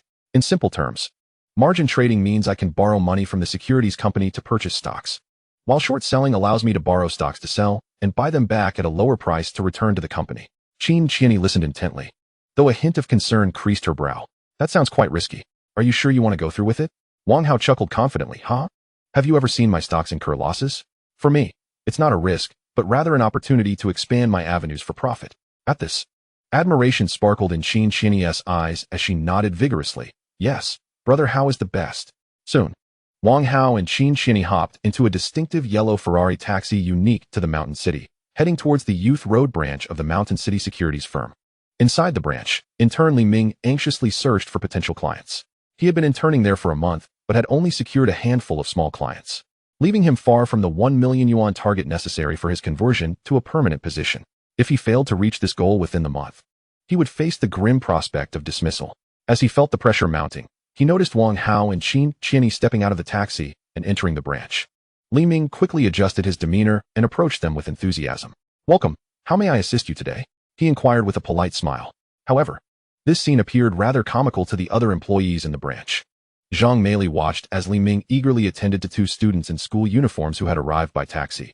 Unable to suppress her disdainful murmur, "Humph, look at that. Little Li is so desperate to secure his position that he's catering to two students." The colleagues nearby joined in the mockery. "Haha, exactly, Sister Zhang. This little Li really lacks insight. Students have no money," one chuckled. Another chimed in. "It's likely that Li Ming is just grasping at straws. If he doesn't accumulate 1 million in client funds this month, he'll be out." Wang Hao and Qin Qianyi entered the branch. Wang Hao's curious gaze sweeping over the enthusiastic Li Ming, before catching sight of the nearby employees whispering and smirking. Intrigued, he inquired, "Mr. Li, it seems your colleagues are mocking you for being willing to assist us students. I must clarify, I'm merely here to browse, not to invest in stocks." Hearing this, Qin Qianyi stifled a laugh, thinking, Brother Hao is quite the actor, truly convincing. Yet, she chimed in, "Yes, we're just here to look around. If you have other matters to attend to, please feel free to do so." Wang Hao, noticing Qin Qianyi's reaction, couldn't he help but give her a thumbs up, thinking, indeed, girls are natural performers. Li Ming smiled gently, exhibiting a high degree of professionalism and patience. "Please, don't feel nervous. Our branch welcomes every visitor. Once you step through our doors, you are a potential client, whether now or in the future. If you're just looking around, that's perfectly fine. I'd be delighted to give you a tour of our branch." At that moment, Wang Hao broke the silence with a laugh. "All right, I'm done joking. What is your name?" Li Ming smiled and replied, "Hello, sir, my name is Li Ming." He maintained a professional smile, exuding warmth and approachability. "All right, Li Ming. I'll remember that." Wang Hao nodded and then asked, "Do you have a business card?" "Of course, Mr. Wang," Li Ming responded, retrieving a business card from his pocket and handing it to Wang Hao with both hands. Wang Hao took the card, scrutinizing it for a moment before suddenly stating, "Great. Could you please take me to an available counter? I'd like to open a margin trading account." Li Ming was taken aback by Wang Hao's request. He scrutinized the young man in school uniform before feeling a trace of doubt. Did this seemingly student truly need to open a margin trading account? He understood that such accounts typically required a minimum threshold of 500,000, a considerable amount for a student. However, observing Wang Hao's composed demeanor, Li Ming decided to set aside his assumptions and attend to the client's request. "Certainly, Mr. Wang, let me take you to the counter," he said with a smile. Subsequently, Li Ming led Wang Hao to an available counter within the branch, where he detailed Wang Hao's intent to open the margin trading privileges for his stock account to the counter staff. Upon hearing the request, the bank clerk could not help but cast a surprised glance at Wang Hao, as margin trading typically necessitates a minimum funding threshold of 500,000. However, Wang Hao's subsequent words left the clerk even more astonished. Chapter 37, Embracing the Beauty. Wang Hao calmly addressed the clerk, saying, "Wait a moment. My account was opened online and lacks a client manager. Please transfer my account to Li Ming's supervision, and then assist me in activating margin trading." The clerk, upon hearing this, shot another incredulous look at Li Ming, clearly taken aback that this seemingly ordinary junior client manager could attract such a significant client. She inwardly mused, "I never imagined that this newcomer, Li Ming, would serendipitously stumble upon a major client like Wang Hao." Standing to the side, Li Ming also bore an expression of surprise and joy upon hearing Wang Hao's words. Initially, he had merely been fulfilling his polite duties by attending to Wang Hao, unaware that this encounter would yield such a remarkable surprise. Watching Wang Hao successfully establish his margin trading account, Li Ming eagerly expressed his gratitude, saying, "I truly appreciate your support, Mr. Wang." Wang Hao smiled gently, waving his hand dismissively. "It's nothing. To me this is but a trifling matter. After all, throughout this entire reception, you were the only one who did not view me through tinted lenses, genuinely providing assistance." Li Ming bowed deeply, continuing, "I am sincerely grateful to you, Mr. Wang. Without your support, I would likely face dismissal this month due to failing to meet my performance targets." Wang Hao smiled and patted Li Ming on the shoulder, encouragingly saying, "Manager Li, have faith in yourself. As long as you maintain this passion and enthusiasm, success will not be far from your grasp. Now, let us take our leave." With that, Wang Hao departed the business office, accompanied by Qin Qianyi. Li Ming watched them leave until their figures vanished beyond the door.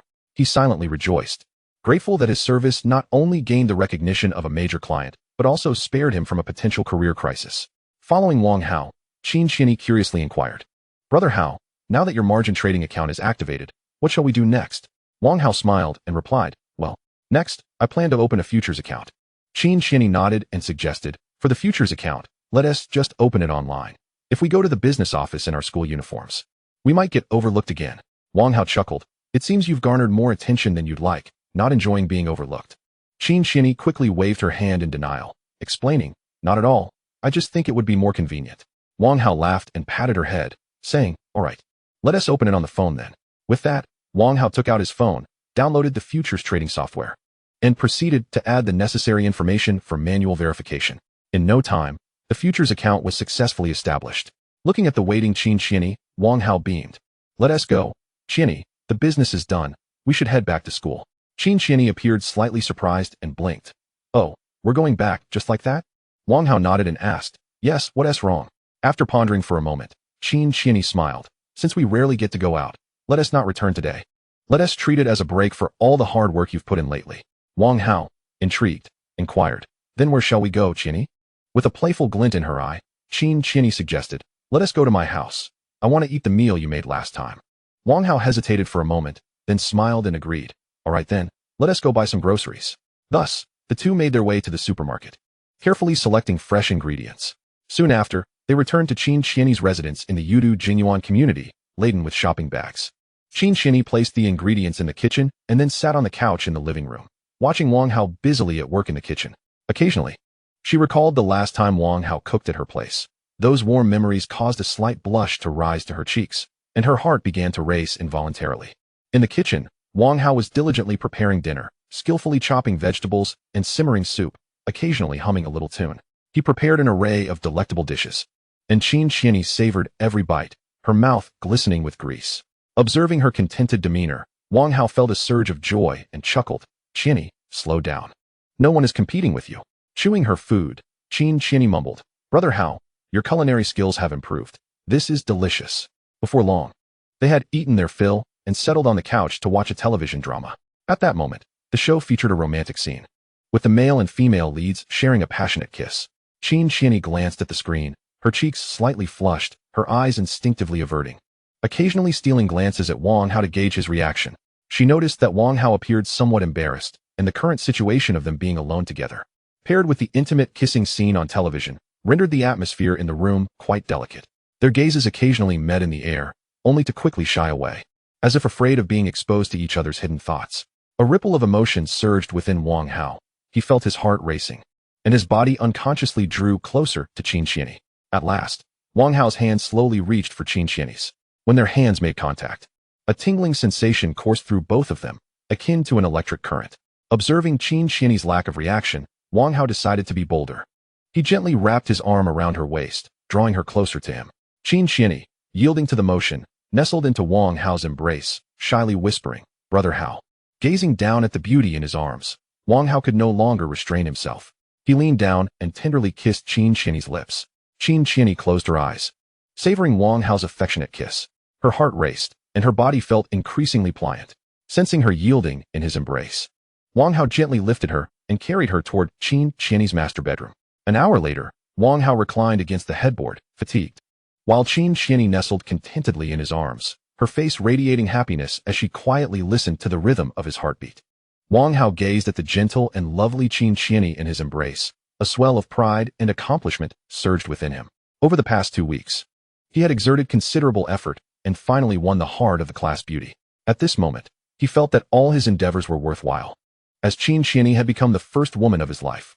Qin Qianyi softly parted her lips, her voice tender and bashful. "Brother Hao, I have finally become yours." Her eyes sparkled with the light of happiness. Wang Hao embraced Qin Qianyi tightly, gazing deeply into her eyes. "Qianyi, I am equally delighted to have such a wonderful person like you. I will cherish our relationship and ensure you feel happiness and joy." Chapter 38, The Meeting. Wang Hao and Qin Qianyi were entwined, relishing this intimate moment when suddenly, a series of urgent phone rings shattered the tranquility. The abrupt and jarring ringtone pierced the silence, leaving Wang Hao somewhat displeased as he glanced at his phone screen, discovering an unfamiliar number calling. After a moment's hesitation, he hung up, After disconnecting twice in succession, he was taken aback when the caller persistently tried again, gazing at the incessantly flickering screen of his phone. Wang Hao shook his head in resignation and pressed the answer button. Hello? May I ask who is calling? A voice from the other end, tinged with a hint of reproach yet suffused with warmth, responded. Wang Hao, it is your principal, Zhang Ming. It has taken me considerable effort to reach you. Having dialed 3 times before finally connecting. Upon hearing the principal's introduction, Wang Hao expressed his surprise. Oh, so it's Principal Zhang. I apologize. I thought it might be a telemarketing call. What can I do for you? Principal Zhang replied in a calm tone. I previously mentioned assisting with the management of the school's finances, didn't I? I just had a meeting with the party secretary and several mid to senior level leaders, where we discussed this matter. The consensus has been reached, and everyone agrees that you should take on this responsibility.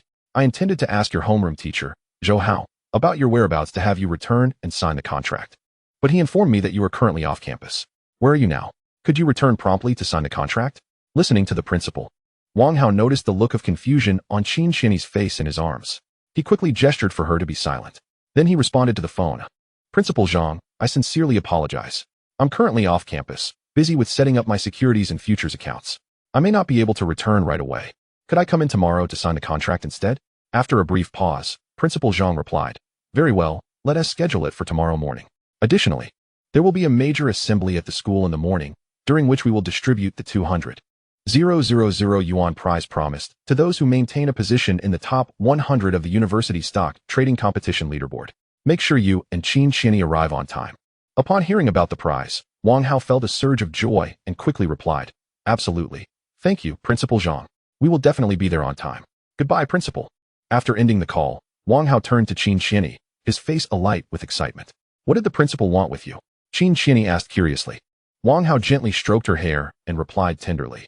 It's about the stock trading competition we participated in. The principal promised us a 200,000 yuan prize if we maintain a position in the top 100, which will be distributed at the assembly tomorrow morning. Also, there is something else I wanted to tell you. While you were out with our homeroom teacher, the principal discussed a collaboration with me, and I agreed to manage the school's funds. Qin Xian's eyes widened in surprise and admiration as she looked at Wang Hao. Brother Hao, you're going to manage the school's finances? That's incredible. Feeling the admiration in her gaze, Wang Hao couldn't help but feel a sense of elation. He smiled and said, Yes, it's a small matter for me.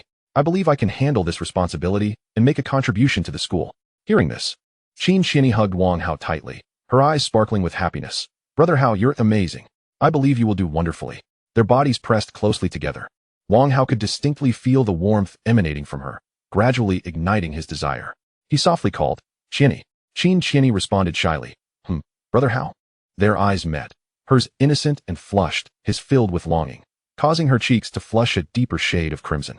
Wang Hao gazed at the blushing Qin Xian, his heart racing. He whispered, Xian, let us not return to school tonight. Let us rest at your home. Come help me extinguish this fire. With that, he tossed aside the blanket and lunged at Qin Xian. In the blink of an eye, it was the following morning. Wang Hao, having toiled through the night, awoke slowly. Feeling utterly drained, as though his very essence had been siphoned away, he lamented, Had I known, I should have bought more chives and a plate of stir-fried kidneys while shopping yesterday. He turned to see Qin Xian nestled against him, sleeping soundly like a little kitten. Her long hair cascaded across the pillow, enhancing her delicate beauty. Wang Hao gently caressed her hair, a wave of happiness swelling within him. He softly called, Little lazy cat. It's time to wake up. Qin Xian stirred slightly, groggily opening her eyes to find Wang Hao gazing at her with tenderness, prompting her to smile sweetly. Good morning. Brother Hao, hurry up. There's an assembly at school, and we need to get there quickly, or we'll leave the principal waiting. Wang Hao reminded her. Oh right. Qin Xian exclaimed, sitting up as if awakening from a dream. She quickly tidied her tousled hair and began busily dressing and washing up. Wang Hao leisurely finished his morning routine, and when he stepped out of the bathroom, he found Qin Xian sitting on the edge of the bed, carefully trimming the plum blossoms that had been left on the sheets from the previous night. Wang Hao couldn't help but reflect that while he could lead a life of a libertine, he must not take for granted those who genuinely care for him. Moments later, the taxi carrying Wang Hao and Qin Xian came to a steady stop at the school gate. As they disembarked, observing the throngs of students making their way to the football field, Qin Xian let out a sigh of relief, smiling. Thankfully, we made it on time. Wang Hao replied with a grin. Indeed, we nearly missed it. He glanced at Qin Xian, noting her continued smile, and couldn't help but join in her laughter. Teasing, haha, still smiling? If we had missed it, and the principal called our names without us going up, it would have truly put him in an awkward position. Qin Qianni couldn't contain her laughter, playfully winking at him. Then shouldn't we hurry to our class SQ? Wang Hao nodded, and together they walked towards the football field. Their homeroom teacher, Zhou Hao, observed the two joining the line and breathed a sigh of relief. He approached Wang Hao. Wang Hao, you finally made it. I was worried sick. If you had truly stood up the principal, I would have been implicated as well. Do you know that? Wang Hao, seeing Zhou Hao's anxious expression, quickly apologized and reassured him. Old Zhou, I'm sorry for causing you concern. Rest assured, there will be no issues. I'll be mindful of the time in the future and won't trouble you again. Zhou Hao nodded, satisfied with Wang Hao's sincerity. As the faculty and students gathered, the principal commenced his morning address. Initially, Wang Hao was attentive, but gradually, his eyelids grew heavy and the drowsiness crept in. However, at that moment, the principal shifted the topic to something everyone was keenly interested in. Recently, many of you have been following our school's participation in the National Stock Trading Competition for University Students, organized by multiple governmental departments. I am honored to announce that our school has produced two exceptional talents, who have distinguished themselves among countless others, leading the leaderboard with remarkable returns over consecutive days, significantly enhancing our school's reputation nationwide. Following a unanimous decision by the school board, we will be awarding each of these two students a prize of 200,000 yuan today. At this declaration, the playground erupted in astonished murmurs. The students buzzed with excitement, surprised that the school would bestow such a generous prize upon the top-ranking students. Now, let us invite students Wang Hao and Qin Qianni from the Wealth Management Program to the stage to receive their awards. Please give them a warm round of applause. As the principal's words echoed, the playground erupted into enthusiastic applause. Amidst the fervent clapping and cheers, Wang Hao and Qin Qianni exchanged a knowing smile before confidently striding toward the podium. The golden plaque representing their 200,000 yuan prize sparkled under the sun, capturing everyone's attention. Observing this, the students below erupted into waves of applause and murmurs. Impressive. To win 200,000 yuan right at the beginning of the semester. My parents would need several years to earn that. A boy exclaimed, his voice brimming with admiration for Wang Hao and Qin Qianni. Indeed, emerging victorious among such a multitude of prodigies worth millions, that is a testament to genuine talent. Something to be envied, a girl chimed in, her eyes reflecting her admiration for the awardees. I also participated, but unfortunately, I ended up with a negative balance while others consistently dominate the leaderboard, a dejected boy lamented, shaking his head in self-mockery. Yet his gaze involuntarily followed Wang Hao and Qin Qianni's figures. In the crowd, a girl gazed at Wang Hao, her eyes sparkling with admiration. She murmured, so handsome. If only he were my boyfriend. Her friend, overhearing her, responded with a laugh, absolutely. Winning 200,000 yuan is truly enviable. However, another voice broke through this atmosphere of envy. Hey, you shouldn't focus solely on the money. The key issue is that Wang Hao possesses the capability to earn it. Doubling his stock account in just over 2 weeks, such investment acumen is rare. The principal, Zhang Ming, smiled as he presented the award plaque to Wang Hao and solemnly remarked, make sure to come to my office later to sign the contract. Don't forget. Wang Hao accepted the plaque, bowing respectfully to the principal, and replied, rest assured, principal. I won't forget. Pausing for a moment, he mischievously winked and added, by the way, principal, this plaque isn't the entirety of the prize, is it? Principal Zhang chuckled at Wang Hao's humor, waving his hand with a smile. Haha, don't worry. After you step down, come to my office to collect the check. This plaque is merely a symbolic honor. The actual prize will be dispersed via check. After the morning assembly concluded, Wang Hao and Qin Qianni, clutching their award plaque, leisurely made their way to the principal's office to claim their prize. Fortunately, it was class time, and the hallways were devoid of students, thus avoiding any potential crowding. Upon arriving at the principal's office, Wang Hao gently knocked on the door. After hearing an invitation from within, he pushed the door open and entered with Qin Qianni. Principal, we're here to collect our money. Wang Hao greeted Zhang Ming, who was seated at his desk, with a smile. The principal looked up, and upon seeing Wang Hao and Qin Qianni, his face broke into a warm smile. He gestured towards the sofa beside him, inviting them to sit down, and retrieved 2 checks from his drawer, handing them to Wang Hao and Qin Qianni. Here are your prizes, 200,000 yuan. Please check them. Wang Hao and Qin Qianni took the checks and examined them carefully. Once confirmed, joy illuminated their faces. Thank you, principal. They chorused in unison. No need to thank me. This is the result of your hard work. Principal Zhang smiled in response. Wang Hao, also take a look at the financial management contract for the school. If you have no questions, please sign it. Upon hearing this, Wang Hao picked up the contract and inquired, Principal, May I know how much capital the school has for me to manage? Currently, it's only 20 million, Principal Zhang replied. Wang Hao nodded and continued perusing the contract before stating, Principal, I assume the school hasn't opened a securities account yet? Principal Zhang shook his head, not yet. Wang Hao then suggested, I have an acquaintance who could assist in opening the securities account at the school. I'll also have him bring a lawyer to review the contract with me. Would you mind? Principal Zhang responded with a smile, haha, not at all. Please proceed with your arrangements. After all, there isn't much else going on right now. It's commendable that you're so prudent at such a young age. You will surely achieve great things in the future. Rather than being displeased, Principal Zhang expressed high praise for Wang Hao's cautious attitude. Wang Hao produced a business card and dialed the number of the enthusiastic account manager, Li Ming, whom he had met at the securities office yesterday. Hello. This is the Shanxing Securities Youth Road branch. I'm Li Ming. How may I assist you? Came Li Ming's clear and polite voice from the other end. Hello. Manager Li, this is Wang Hao. Do you remember me? Wang Hao responded with a smile. Oh, Mr. Wang. Of course, I remember. Thank you so much for placing your million yuan account under my management. Is there anything you need assistance with? Li Ming's voice brimmed with enthusiasm. Wang Hao smiled and said, haha, no worries.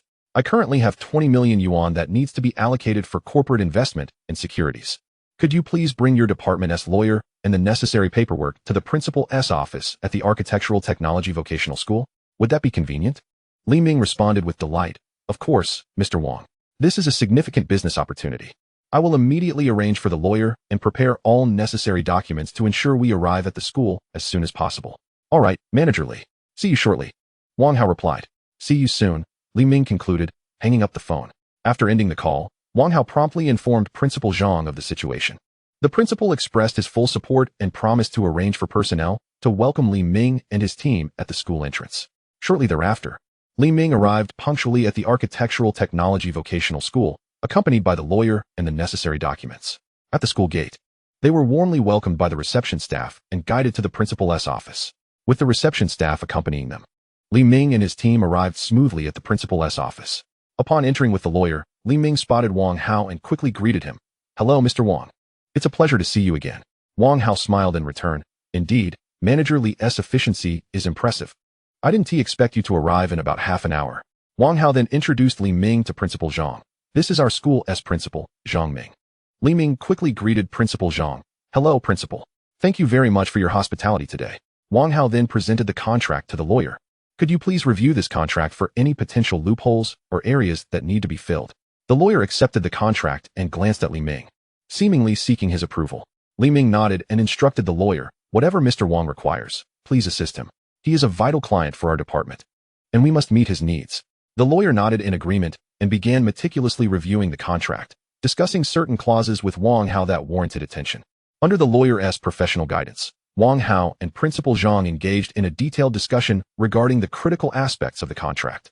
Based on their discussions, they added some necessary clauses to the contract to ensure that both parties' rights and interests were adequately protected. Once everything was prepared, Wang Hao officially signed the financial management contract for the school. He picked up the pen and diligently inscribed his name on the contract. Observing Wang Hao complete the signing, Principal Zhang Ming chuckled and patted him on the shoulder, saying, you, Wang Hao, though young, are remarkably astute in your dealings. Now you must feel reassured. Wang Hao humbly responded, Principal, you misunderstand. I merely wish to consider the interests of both parties. I have immense faith in the school and in you. But I merely sought to refine the contract, ensuring that our mutual interests are safeguarded. Subsequently, Wang Hao turned to Li Ming and stated, Manager Li, I would appreciate your assistance in establishing a securities account for the school. Li Ming expressed his gratitude, saying, Thank you, Mr. Wang, for facilitating this opportunity. I will expedite the arrangements for the securities account to ensure everything proceeds smoothly. Satisfied, Wang Hao nodded and then addressed Principal Zhang Ming. Principal, please remember to free up an office space and equip it with 7 or 8 computers for trading purposes. I will handle the recruitment of traders myself. Principal Zhang Ming acknowledged, replying, Understood. Since you have already made arrangements, I shall refrain from intervening. If there is nothing further, you may return to your classroom. Wang Hao nodded in agreement and bid farewell to Principal Zhang Ming and Li Ming, saying, All right, I shall return to class now. Goodbye, everyone. With that, Wang Hao turned and exited the principal's office, accompanied by Qin Xianyi, who gazed at him with a look of astonishment. Qin Xianyi softly called out, How go? What is it, Xianyi? Wang Hao turned, noticing her surprised expression. How go? You really don't seem like a student. Qin Xianyi couldn't help but express her thoughts. Wang Hao laughed heartily in response, teasing, "Isn't it admirable to have an accomplished man like me? Don't you like it?" Qin Qian's cheeks flushed slightly. She glanced around to ensure no one was nearby before responding in a voice barely above a whisper, "How rude. Of course I like it. We're at school." After all, Wang Hao observed Qin Qian's bashful demeanor and gently patted her head, looking at her fondly. "All right, stop overthinking it. Let us return to class," he said, leading her in the direction of the classroom. Upon their return, classmates looked at Wang Hao and Qin Qian with envy, especially since they had witnessed the two receiving a substantial award of 200,000 yuan earlier that morning during the assembly. The bell rang, and Wang Hao's roommates, Song Daba, Zhou Jie, and Fang Sheng, surrounded him and Qin Qian. Song Daba beamed with joy, saying, "How good! Congratulations! Winning 200,000 yuan means you must treat us to a meal." Wang Hao smiled back, "Haha, no problem. It's a trivial matter. I'll arrange something for the weekend." "Congratulations, how good!" Zhou Jie and Fang Sheng chimed in. Wang Hao, looking at his friends gathered around him, adopted a serious expression. "Actually, I have something I wish to discuss with you all. We are studying wealth management, and our future endeavors will undoubtedly be closely linked to the financial sector. I have secured an opportunity for you all to gain practical experience ahead of time. Would you be interested in taking a chance?" After speaking, Wang Hao quietly observed their reactions. In truth, he thought, while there are plenty of traders available, after my recent confrontation with the student council president, these friends had expressed their willingness to support me. Out of gratitude for their camaraderie, I am more than willing to offer them a hand in return. As the saying goes, it is preferable to nurture one's own rather than let the benefits flow to outsiders. Perspectives on this vary. Some fear connections with impoverished relatives once they attain wealth or power, while others, once equipped with certain capabilities, readily extend assistance to those around them. Much like the character Director Chi from later television dramas, who would go to great lengths to secure positions for even the village's stray dogs. Or a certain CEO who passionately promotes development in his hometown. Chapter 41, The School Trading Room. In contrast, I aspire to be like the latter, extending a helping hand to those who have previously aided me or my family. However, Wang Hao was acutely aware that the balance of providing support and assistance must be carefully managed. As the ancient adage goes, a grain of kindness can also lead to resentment. Wang Hao's words left the three of them momentarily stunned. They exchanged glances, their faces betraying a mix of surprise and excitement. This opportunity for practical experience was undoubtedly a stroke of luck for them. Song Daba was the first to regain his composure, excitedly grasping Wang Hao's shoulder. "How go? Are you serious? Do we really have a chance for practical training?" Wang Hao smiled and nodded. "Of course it's genuine, but it won't be a walk in the park. You will need to invest time and effort to learn. Additionally, the pressure in the financial sector is considerable, so be prepared for that." Zhou Jia also expressed his enthusiasm. "How go? I'm absolutely willing. Having the chance to engage with the financial industry early on is incredibly important for me." Fang Sheng nodded vigorously, saying, "Yes, how go? I will certainly cherish this opportunity." Wang Hao felt a surge of warmth in his heart at their responses. He then elaborated on the specifics of the internship opportunity to Song Daba, Fang Sheng, and Zhou Jia. After hearing Wang Hao's description, their expressions turned to one of astonishment. Song Daba stammered, "How go? Are you saying we will assist you in managing the school as funds and act as your traders?" Fang Sheng appeared somewhat apprehensive. "How go? Can we really handle this? We have no prior experience." "Indeed, how go? We are completely clueless," Zhou Jia echoed. Wang Hao looked at them with a reassuring smile. "Do not worry. Being a trader is not as daunting as you imagine. I will guide you, providing you with the stock codes to operate, as well as the specific buy and sell positions. I will detail everything for you. You need only follow my instructions. It's truly simple. Even elementary school students can grasp and execute it. Surely you can too?" Upon hearing Wang Hao's words, Song Daba, Fang Sheng, and Zhou Jie all breathed a sigh of relief. They exchanged glances and nodded in agreement, expressing their willingness to take on this challenge. Song Daba thumped his chest and said, "How go? Now that you've said that, I'm at ease." Fang Sheng added, "Yes. We will follow your guidance and work diligently to meet your expectations." Zhou Jie smiled and affirmed, "Indeed, how go? We will make the most of this opportunity." Seeing their enthusiasm and determination, Wang Hao nodded in satisfaction. This practical experience was a rare opportunity for them to engage with the financial industry and accumulate invaluable experience. Nearby, Qin Qian watched as Wang Hao assigned tasks to his roommates and finally couldn't contain herself, asking, "How go? What about me?" Wang Hao teased, "You, my dear, shall serve as my secretary. You'll have tasks when there's work and nothing much to do when there isn't. Haha, don't worry. I won't overburden you." Upon hearing Wang Hao's words, Qin Qian was initially taken aback, then a blush crept onto her cheeks as she feigned annoyance, saying, "How rude.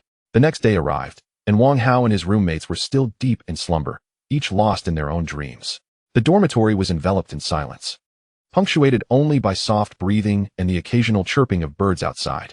Suddenly, a resounding knock echoed through the dormitory door, shattering the tranquility of the morning. The class supervisor, Zhou Hao, entered, accompanied by his familiar voice. Wang Hao, rise and shine. Wake up. Groggy and disoriented, Wang Hao turned over, struggling to open his eyes in an attempt to dispel the heavy fog of sleep. Through his blurred vision, he discerned Zhou Hao standing at the foot of his bed, his face alight with excitement and anticipation. Ah, you little rascal, still indulging in your slumber. Zhou Hao teased with a smile. If it weren't for the principal specifically asking me yesterday to bring you to see that newly vacated office converted into a trading room, I wouldn't have realized you had begun managing the school's finances. You're really making strides. Wang Hao rubbed his sleepy eyes, a hint of a resigned smile tugging at his lips, his voice still laced with drowsiness. Oh, Lao Zhou, you come to wake me up so early. And I'm not even excited, yet you are. Zhou Hao stood at the bedside, urging him with a grin. Hurry up. Let us go see what needs to be added to the trading room. The principal has entrusted me with the logistics for this trading room, and I must ensure everything is meticulously arranged for you. With a resigned sigh, Wang Hao sat up and began to methodically dress. Observing Wang Hao getting ready, Zhou Hao curiously inquired, with 8 computers in the trading room, didn't you request the principal to assign professional traders? Upon hearing this, Wang Hao shook his head and chuckled.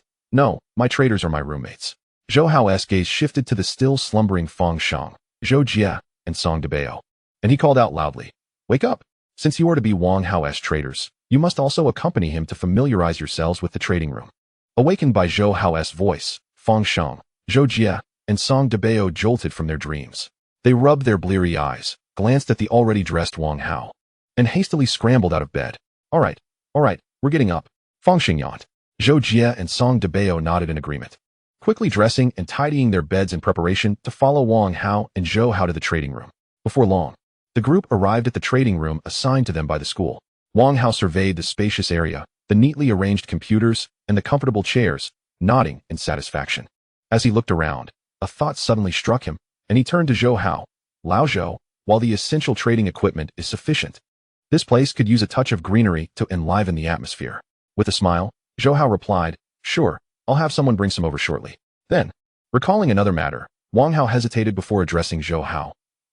Teacher Zhou, could I have 2 leave slips? Zhou Hao raised an eyebrow in confusion. What do you need those for? Wang Hao explained, Yesterday, Qian Yi and I received a check for 200,000 from the school, and I need to go to the bank to deposit it into my account today. Zhou Hao nodded, understanding, and turned to retrieve several entry permits from a nearby drawer, handing them to Wang Hao. Here are the permits from the principal, similar to those for teachers. From now on, you can freely enter and exit the school without needing to request leave. Chapter 42. Trading preparations. Wang Hao gleefully accepted the permits, flipping through them with a smile. The principal is truly considerate, providing several copies. This will certainly make things much more convenient for me. Thank you. Teacher Zhou. Zhou Hao nodded, indicating no need for formality, then reminded him, Wang Hao, while you assist the school in managing finances, don't neglect the university's stock trading competition. It's an excellent opportunity to bring glory to the school.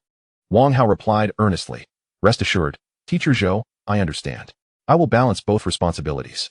Nearby, Zhou Jie expressed some doubt. Teacher Zhou, does this mean we don't have to attend classes now? Zhou Hao, hearing this, grinned and replied, What classes are you still attending? You're currently helping the school. Do you fear you 1T graduate? You lot are usually either on your phones or sleeping during class, and now you dare to ask about attending? Feeling somewhat embarrassed, Zhou Jie lowered his gaze, while Song Debao and Fang Sheng awkwardly scratched their heads. Noticing their discomfort, Zhou Hao added seriously, That said, don't neglect your studies. Try to find time for self-study or participate in some online courses to maintain your learning momentum. After all, knowledge is always valuable. Understood, Teacher Zhou. The 3 replied in unison. All right, I'll take my leave then. Familiarize yourselves with the computers in the trading room. Download the trading software. And don't waste the wonderful opportunity Wang Hao has provided you for practical experience. Zhou Hao reminded them once more before departing the trading room. As Zhou Hao exited, Song Debao, Zhou Jie, and Fang Sheng turned their attention to Wang Hao. Brother Hao, everything is now in your hands, Song Debao stated. Wang Hao nodded and instructed, You all start by opening the computers and downloading the stock trading software. Then head to the cafeteria for breakfast. And we'll discuss the next steps in detail once I return. Got it, Brother Hao, they responded in unison, promptly following Wang Hao's directives. Brother Hao, You're not going to the cafeteria? Zhou Jia asked while busying himself. Wang Hao shook his head and replied, No. I'll first go outside with Qian Yi to exchange the check. Wait for me in the trading room after you finish breakfast. All right, Brother Hao, they replied together. Leaving the trading room, Wang Hao swiftly dialed Qian Yi's number. The call was promptly answered, and Qian Yi's voice brimmed with joy. Hello, Brother Hao? Qian Yi, can you come to the teaching building now? Let us head to the bank together to exchange the check, Wang Hao requested. Sure, Brother Hao, I'm on my way. Qian Yi responded decisively. Before long, Qian Yi hurriedly arrived in front of Wang Hao, beads of sweat glistening on her forehead, clearly having rushed over. Seeing this, Wang Hao immediately pulled out a tissue from his pocket and gently wiped the sweat from her brow.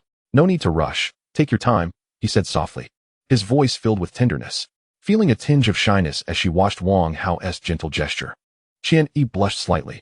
I was afraid you'd be waiting too long. It's all right, there's no rush, Wang Hao smiled in response, then took out one of the entry permits Zhou Hao had just given him and handed it to Qian Yi. Here, this is one of the several entry permits from the principal. Now you can leave the campus anytime you wish. Qian Yi accepted the permit, her eyes sparkling with delight. Thank you, Brother Hao. The two made their way to the bank, where the bustling hall was filled with people either standing or sitting, each engaged in their banking affairs. With the guidance of a friendly staff member, Wang Hao and Qian Yi quickly reached the counter. After a brief confirmation and verification process, their checks were smoothly exchanged for bank cards, each depositing their respective bonus of 200,000 into their accounts. Subsequently, Qian Yi opened the WeChat dialogue with Wang Hao on her phone, selecting the transfer option and entering the amount of 200,000. Observing her actions, Wang Hao couldn't help but feel puzzled and asked, Qian Yi, what are you doing? Looking up into Wang Hao's eyes, Qian Yi replied earnestly, Oh, nothing much. Didn't we agree? The 20,000 bonus I received from the school is for you, since you're the one who guided me in stock trading and made this possible. Upon hearing this, Wang Hao couldn't help but chuckle, lightly tapping Qian Yi's forehead with a mixture of affection and exasperation in his eyes. How can we compare that time to now? You have already become mine. Must we delineate the boundaries so distinctly? Qian Yi shook her head, insisting, one must distinguish between right and wrong. This is a matter of principle. Regardless, you must accept this. Observing her earnest demeanor, Wang Hao couldn't suppress his laughter and teased, So, when I visit your home in the future, will I have to pay rent? Qian Yi's cheeks flushed slightly at his words, and she playfully chided, You're incorrigible. How go? Always so frivolous. Nevertheless, this was agreed upon beforehand, and you must accept it. Noticing her embarrassment, Wang Hao ceased his banter and replied earnestly, All right, I shall accept it. Now that the matter is settled, let us return to the school trading room and aim for a successful start today. Qian Yi nodded in agreement. Before long, the two returned to the school trading room, where Song Daba, Feng Sheng, and Zhou Jia were busily familiarizing themselves with the trading software and essential operations at their computers. Upon seeing Wang Hao and Qian Yi enter, they promptly rose to greet them with enthusiasm. How go? They exclaimed, before turning towards Qian Yi in unison, exclaiming, Hello, sister-in-law. The unexpected title made Qian Yi blush, yet she did not refute it, responding softly, Hello, everyone. Wang Hao, taken aback by their reaction, widened his eyes in astonishment and asked, How did you all figure it out? Song Daba grinned, proudly answering, How go? It's obvious to anyone with keen eyes. Is it really that apparent? Wang Hao mused, scratching his nose, feeling both amused and exasperated. All right, enough of the antics. Let us check the market and prepare for today's operations. He clapped his hands, redirecting everyone's focus back to trading. Upon hearing Wang Hao's words, Song Daba, Feng Sheng, and Zhou Jia quickly regained their seriousness, each returning to their computers in silent anticipation. Wang Hao observed their demeanor with satisfaction before settling at his own workstation. Chapter 43, Stock Selection and Acquisition. Wang Hao pretended to scrutinize stock market trends at his computer, but inwardly, he began to summon the financial system. System, please show me the stocks with the highest projected gains over the next 7 days, he silently commanded. A notification sound from the system resonated, and a virtual screen appeared before him, visible only to him. The screen displayed information on 2 stocks, Swayafi Custom Wardrobes Industry, projected to oscillate for 2 days, followed by a 5-day limit increase, with a total gain of 50 over the 7-day period.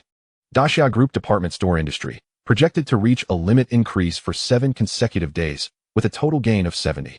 Wang Hao meticulously analyzed the information regarding these 2 stocks, formulating a strategy in his mind. He contemplated, Swayafi seems promising. I should have Qian Yi purchase this one. As for Daxia Group, I will buy it using my own account and the school's account. He then turned to Qian Yi, who was gazing at him with curiosity and anticipation as he selected stocks. He extended his hand, gently pulling her closer, and whispered in her ear, "Chinny, you should buy shares in Swayafi." Without hesitation, Chinny nodded in agreement, replying, "All right, I'll purchase it now." With that, she swiftly returned to her computer. Following Wang Hao's advice, she entered Swayafi's stock code, checked the latest stock price and trend chart, and decisively placed her purchase order. Wang Hao watched her adept maneuvering with satisfaction, nodding approvingly. He then turned to Song Daba, Feng Sheng, and Zhou Jia, his expression serious and focused.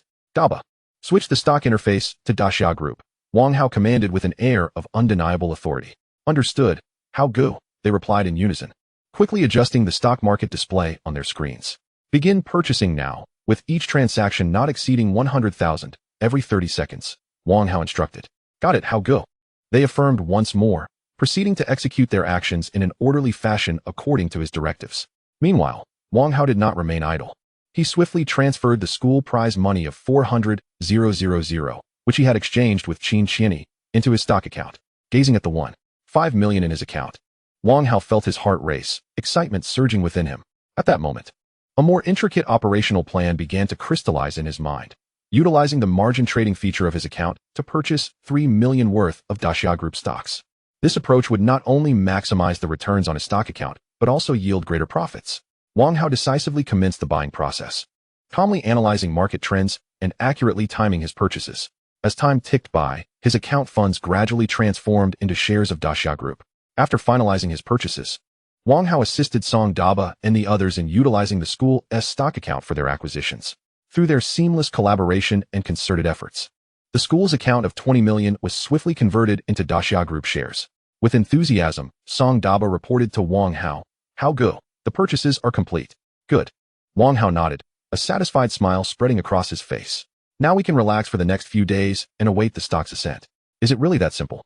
"Hao Gu," Song Daba, Feng Sheng, and Zhou Jia exclaimed in astonishment.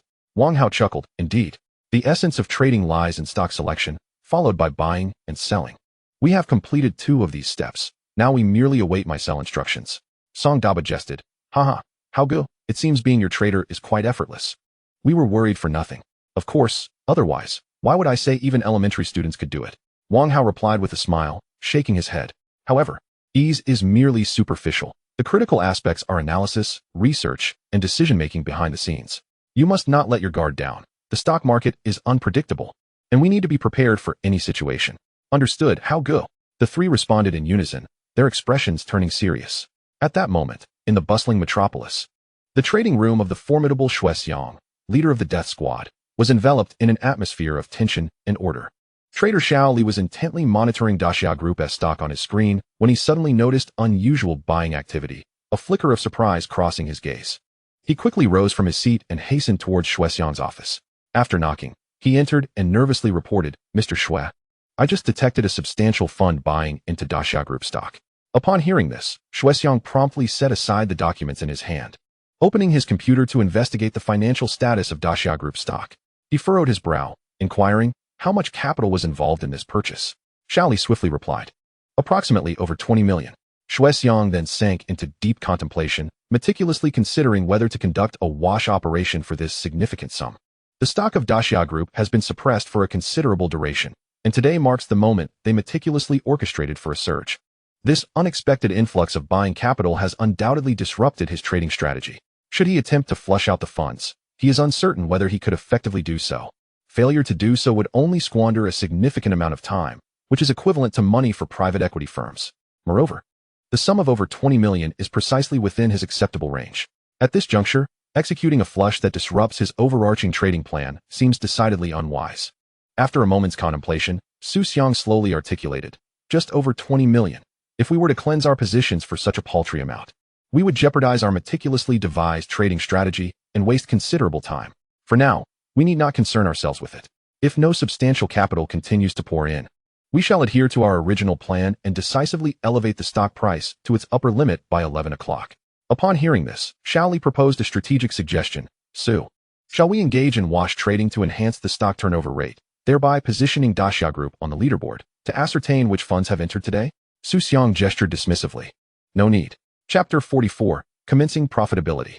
Su Xiang calmly continued, "Our current objective is to elevate the stock according to plan, not to investigate who is buying. While the leaderboard could offer some insights, it might also engender unnecessary market attention. Our primary focus must remain on executing the plan rather than dispersing our energies. Xiaoli, upon hearing this, immediately donned a serious expression and replied, "Understood, Su." Back in the trading room, Xiaoli continued to monitor the trading activity of Daxia Group. He observed that no significant capital continued to flow in. Thus, in accordance with Su Xiang's trading strategy, he elevated the stock price to its upper limit at 11 o'clock. Simultaneously, the trading room at Shanxing Architectural Technology Vocational College was abuzz with excitement. Song Debao, Feng Sheng, and Zhou Jie gathered eagerly around Wang Hao. Witnessing the stock of Daxia Group successfully reach its upper limit under his command, their faces radiated joy. "How go? You're incredible. Daxia Group has hit the limit." Song Debao exclaimed excitedly. "Indeed, how go?" Feng Sheng echoed. "Watching you maintain the top position in the university's trading competition hasn't left me awestruck until today. When our school account soared to its limit under your guidance. This feeling is truly palpable." Wang Hao waved his hand. "All right, stop flattering me. I'm no deity of wealth responsible for dispensing cash. Oh, by the way, I forgot to mention, even though you are assisting the school, they've decided to pay you according to the market trader's salary standard, 5,000 Huayuan a month." "What? 5,000? Feng Sheng exclaimed, his eyes wide with disbelief. "That's more than my father's salary before I even graduate." Song Debao beamed with delight, cheerfully saying, "Who would have thought? The one who always spends is finally starting to earn. 5,000 is quite substantial. It seems I won't have to worry about my girlfriend going hungry anymore." Zhou Jie, too, reflected with a sense of wonder, murmuring to himself. Wang Hao, observing their varied reactions, couldn't help but burst into hearty laughter. He then composed himself and, in a serious tone, remarked, "Therefore, you must execute my trading directives with utmost diligence. To sustain our success, we must ensure the school's account remains profitable." Upon hearing this, Song Debao immediately adopted a serious demeanor, replying, "Understood, how go? I will give it my all." Zhou Jia also responded earnestly, "All right, how go? I will strictly adhere to your instructions." Feng Sheng pointed at the screen displaying the school's account profits, excitedly exclaiming, "How go? The school account made a profit of 2 million from buying Daxia Group's stock today, hitting the upper limit. The financial market is truly lucrative." Wang Hao nodded, yet maintained a grave expression. "Indeed, the financial market is rife with opportunities, but it is equally a battleground. While we have profited today, you must understand that if we select the wrong stock, the losses can be equally substantial, potentially costing the school 2 million in a single day. Hence, we must approach the financial market with reverence, avoiding any semblance of carelessness." Upon witnessing Wang Hao's seriousness, the trio sobered, nodding in understanding. Seeing the atmosphere grow somber, Wang Hao clapped his hands and cheerfully addressed Song Debao, Feng Sheng, and Zhou Jia. "All right, let us not dwell on this. Today marks a successful beginning. I also received a bonus from the school yesterday. It's noon now, and I'll treat everyone to a meal outside the school to celebrate our success." Upon hearing this, Song Debao immediately perked up. "Oh wow, how good. This meal is on you." Zhou Jie joined in the laughter. "Ha yes. I must treat How Good to a grand feast."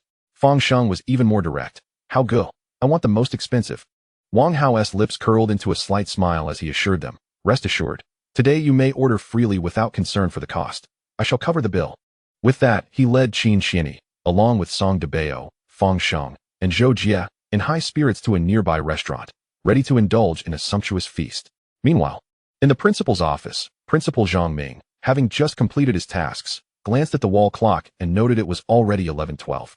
He pondered that there were only a few minutes left until the market closed and decided to personally visit the school's trading room to ascertain the status of Wang Hao's stock operations today. The trading room, specifically designated for this purpose, is located on the same floor as the principal's office, 2 levels down. Zhang Ming hurriedly made his way to the trading room. However, upon pushing open the door and stepping inside, he was astonished to find the room entirely empty, devoid of even a single person. A surge of anger welled up within him, prompting him to immediately dial Wang Hao's number. At that moment, Wang Hao and the others were gathered at a restaurant, relishing a massive double order of rib and beef pot. Although they had all claimed they would give Wang Hao a hard time, they had opted for this nearby, reasonably priced establishment and ordered an enormous rib and beef pot. Just as Wang Hao was savoring a rib, his phone suddenly rang with a clear tone. Noticing the caller ID was Principal Zhang Ming. He quickly set down the rib and answered the call. "Hello, Principal." On the other end, Zhang Ming's voice carried a hint of confusion and displeasure. "Wang Hao, where are you now? There's not a soul in the trading room. Were you not supposed to be operating the school's capital account today?" Wang Hao replied with a smile. "Yes, Principal, We have completed our operations. We are currently out having lunch. Lunch. Upon hearing these words, Principal Zhang Ming became increasingly irate, reproachingly questioning. Wang Hao, although the purchase has been completed, the market has yet to close at noon. We must remain vigilant regarding the subsequent trends of the stocks we have acquired. Do you not comprehend this? Wang Hao hastily replied. But, Principal, the stocks we purchased have hit the limit up, and the trading is firmly capped. The subsequent trends will not fluctuate. What? It's reached the limit up? At that moment, Zhang Ming's astonishment was palpable over the phone. His voice trembled with disbelief, and his face was etched with incredulity. Chapter 45, Substantial Profits. Wang Hao confirmed, Indeed, Principal. It has reached the limit up. You know the login password. You can check it on the computer. Today, our school stock account has generated a profit of 2 million. He added, We are merely stepping out for lunch. Is that unreasonable? Zhang Ming, unable to contain his laughter over the phone, felt his tone shift from anger to joy and enthusiasm. Unreasonable? Not at all. Ha ha ha. How could it be unreasonable? Wang Hao, where are you dining? I shall come over to settle the bill. Wang Hao quickly declined. No need. Principal, you are too kind. We are about to finish our meal. Please, continue with your work. Next time we have a team dinner, we will surely invite you. Ha ha ha, let it be so. After hanging up, Zhang Ming's mood was exceptionally buoyant. Standing at the entrance of the trading room, he gazed at the empty seats, feeling no longer anger or dissatisfaction, but rather a profound admiration for Wang Hao. He slowly approached the computer, deftly entered the login password, and the screen immediately displayed the real-time status of the school's stock account. Upon seeing the account had profited by 2 million, Zhang Ming could not help but burst into laughter, his joy and pride echoing throughout the vacant trading room. He mused to himself, 2 million, earned in just one day. The school's development is promising. This is truly splendid. After ending the call, Wang Hao continued to savor his ribs. Qin Qianyi, seated beside him, curiously inquired, Brother Hao, was that Principal's call? Wang Hao nodded, responding with a smile, Yes. He questioned why we were not in the trading room, sounding a bit upset. However, once I informed him that we had earned 2 million for the school, he immediately became delighted and even offered to come settle our bill. Ha! Qin Qianyi could not help but stifle a laugh. Picturing Principal Zhang Ming's astonished and excited expression on the other end of the line, finding it immensely amusing.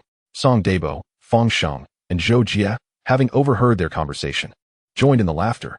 Song Debo jested, Haha, Principal's reaction is quite realistic. His attitude changed the moment he heard about the profits. Indeed. But this also indicates his recognition of our efforts. Fang Sheng chimed in, chuckling. Zhou Jie remarked, However, on another note, our operation this time was remarkably successful.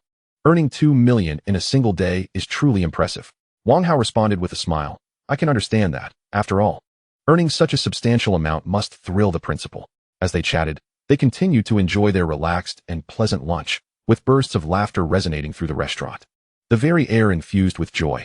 Time swiftly progressed to the 7th day following the stock acquisition.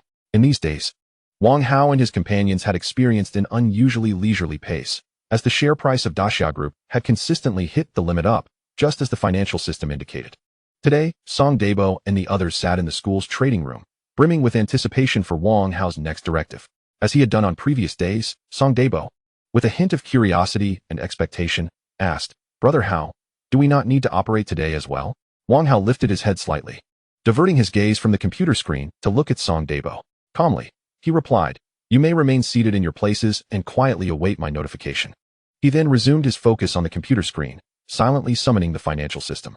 System, please provide the subsequent trends for Daxia Group and Suifei stocks. The system's notification sound chimed, and the futuristic virtual screen materialized before him once again.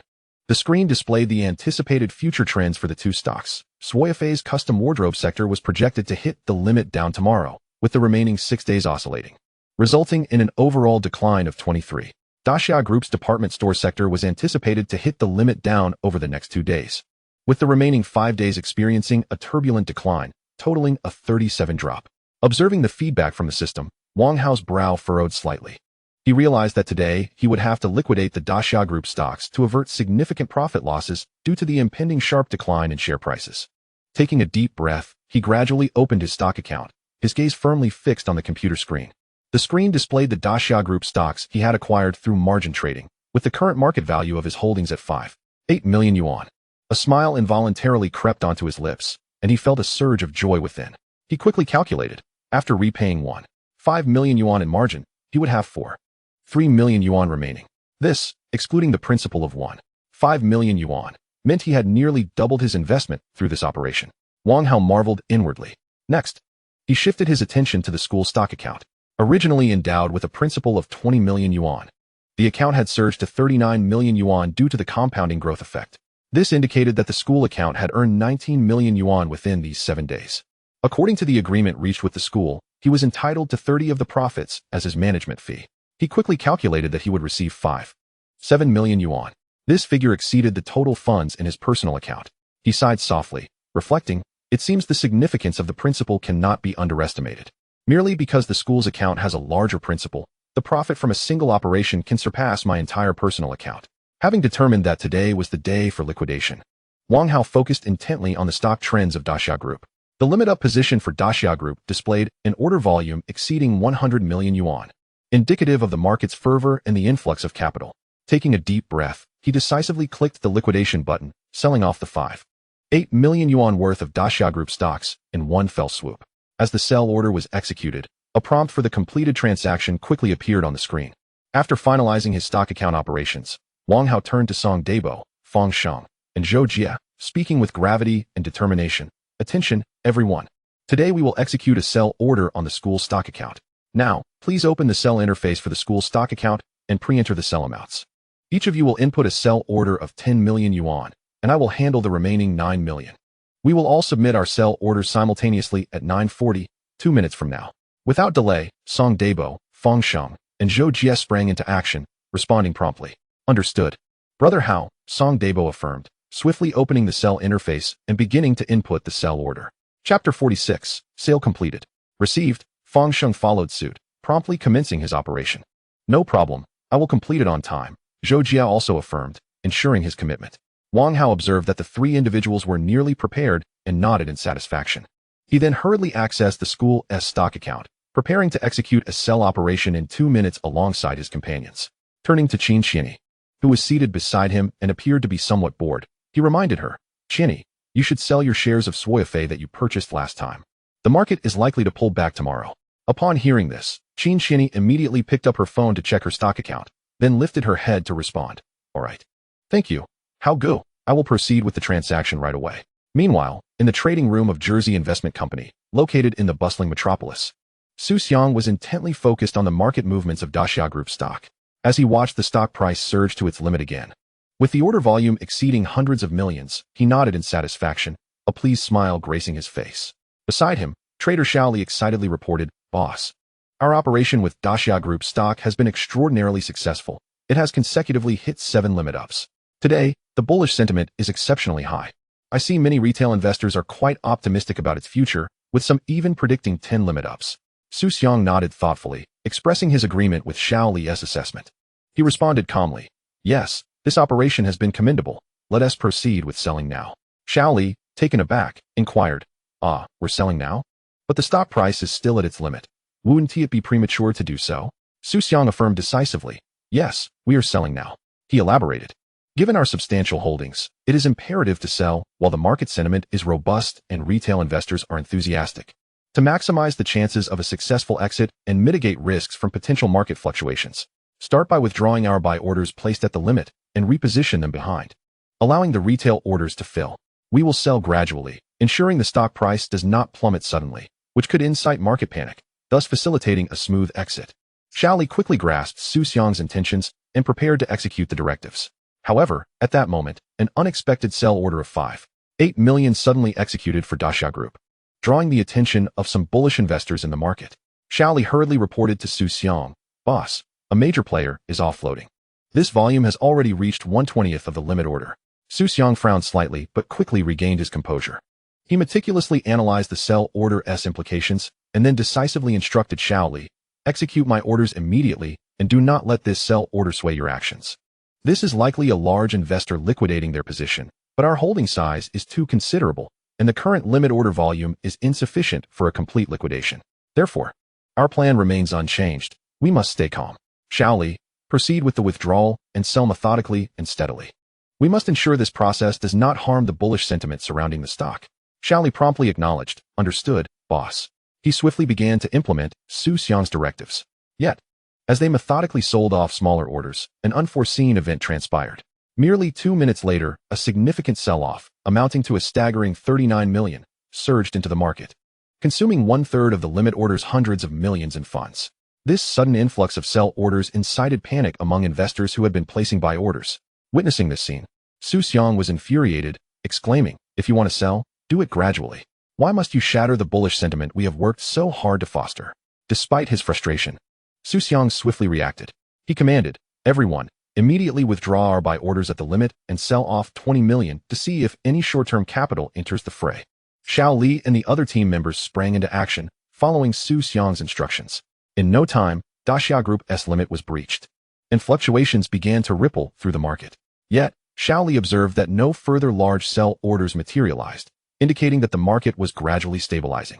He approached Su Xiang and reported, "Boss, that recent sell order likely originated from the 2 million that entered 7 days ago. There are no further large sell orders. It's primarily retail investors selling off. Additionally, I've noted that some speculative capital is starting to buy in." After a moment of contemplation, Su Xiang decisively declared, "Let us clear our positions today.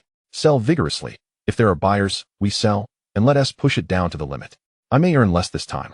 But once the afternoon's leaderboard is released, I want to see which capital dares to disrupt my market." Xiao Li responded promptly, "Understood, boss." He quickly relayed Su Xiang's instructions to the team, and they began to sell Daxia Group stock with full force. In the trading room of Shanxing Architectural Technology Vocational College, having just successfully sold 39 million worth of Daxia Group stock, the group radiated joy, their faces beaming with smiles. They gathered together, exchanging high fives to celebrate this significant victory. Song Dabo could not contain his excitement, exclaiming, "How go? Your prowess is beyond description. You've managed to earn 19 million for the school in just 7 days." His face was alight with joy and admiration. Indeed, Fang Sheng enthusiastically concurred, his eyes sparkling with respect for Wang Hao. Zhou Jia was practically beaming. "Haha, how go? This operation was truly extraordinary. I can only imagine how delighted the principal will be upon learning of this." Wang Hao, upon hearing their praises, smiled and waved his hand. "All right, everyone. No need to laud me so. This is the result of our collective efforts. However, since we've earned such a substantial profit, we should certainly celebrate." He turned to Song Dabo and instructed, "Dabo, please head outside to our usual restaurant and have them deliver 5 pots for us. Remember to include beef, lobster, fatty intestines, ribs, and chicken feet. Let us enjoy a hearty celebration at noon." "Sure thing," Song Dabo replied eagerly, swiftly heading out to arrange for lunch. Laughter and cheer erupted once more in the trading room, as everyone reveled in their success. Chapter 47. Tang Euro's Curiosity. While Wang Hao and the others were enjoying a sumptuous lunch in the school's trading room, it appeared that neither he nor Qin Xianyi realized that their recent investment gains had stirred a significant uproar in the university-level real stock trading competition. Wang Hao, through leveraged operations with Daxia Group, had achieved nearly double the profit, with a return on investment increasing by 186. Meanwhile, Qin Xianyi, guided by Wang Hao, had seen a 50 increase in her investment in Suifei. The leaderboard for the university real stock trading competition was as follows. First, Wang Hao, Shanxing Architectural Technology Vocational College, 321. Second, Qin Xianyi, Shanxing Architectural Technology Vocational College, 150.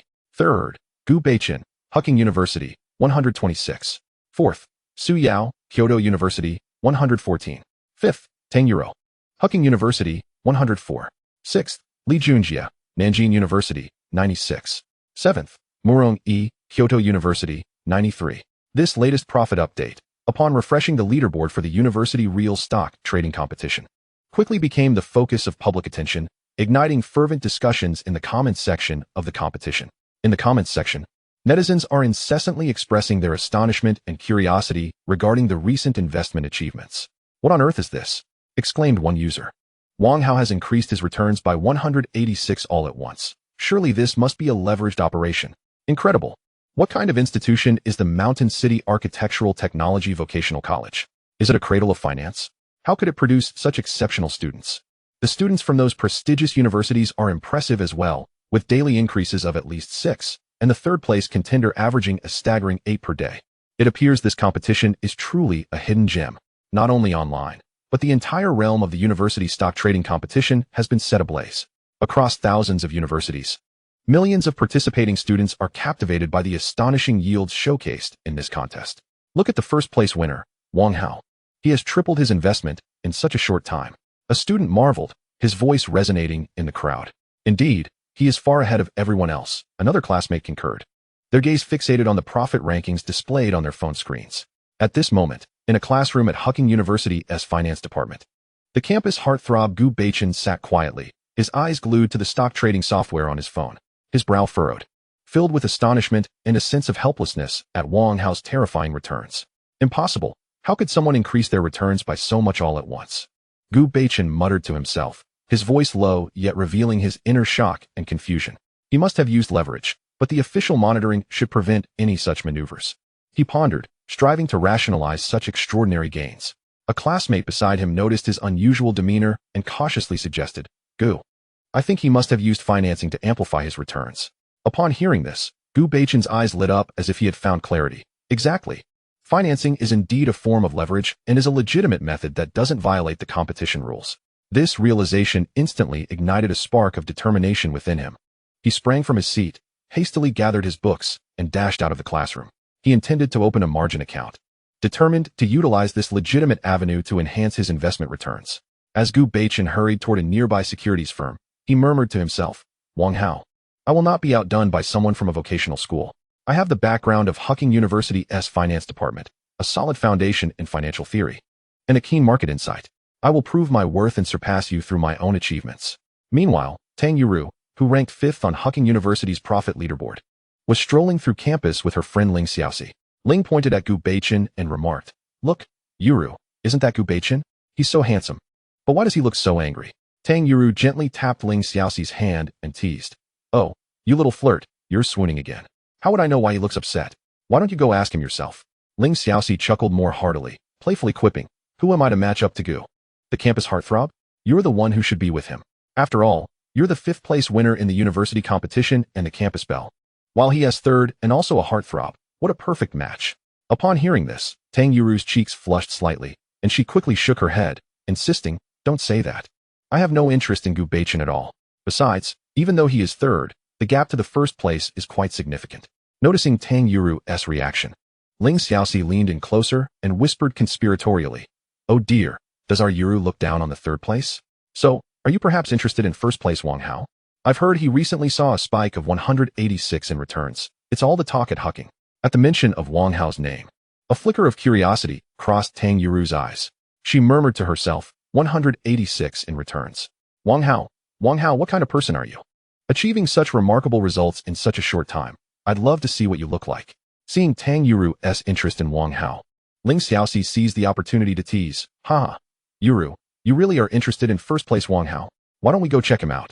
He might be a handsome guy. Tang Yuru laughed at Ling Xiaoxi's words, gently nudging her and playfully scolding, Stop it.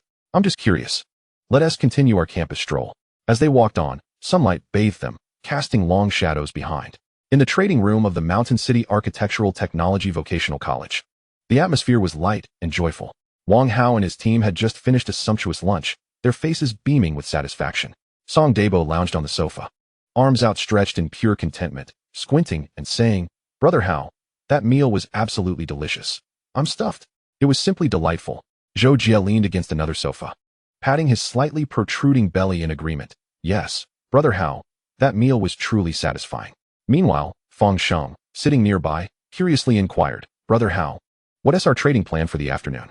Seeing his friends in such a relaxed state, Wang Hao couldn't help but chuckle. He stood up, clapped his hands to gather attention, and smiled, You all take a good rest for now. I will discuss things when I return. I need to pay a visit to the principal's office. At this, Qin Xianyi immediately stood up and offered, Brother Hao, I'll accompany you. Wang Hao nodded, taking her hand as they left the trading room together. The principal's office was located 2 floors above the trading area. As they ascended the stairs, Qin Xianyi curiously asked, Brother Hao, is there something important you need to discuss with the principal? Wang Hao smiled slightly and replied, I've earned the school 19 million.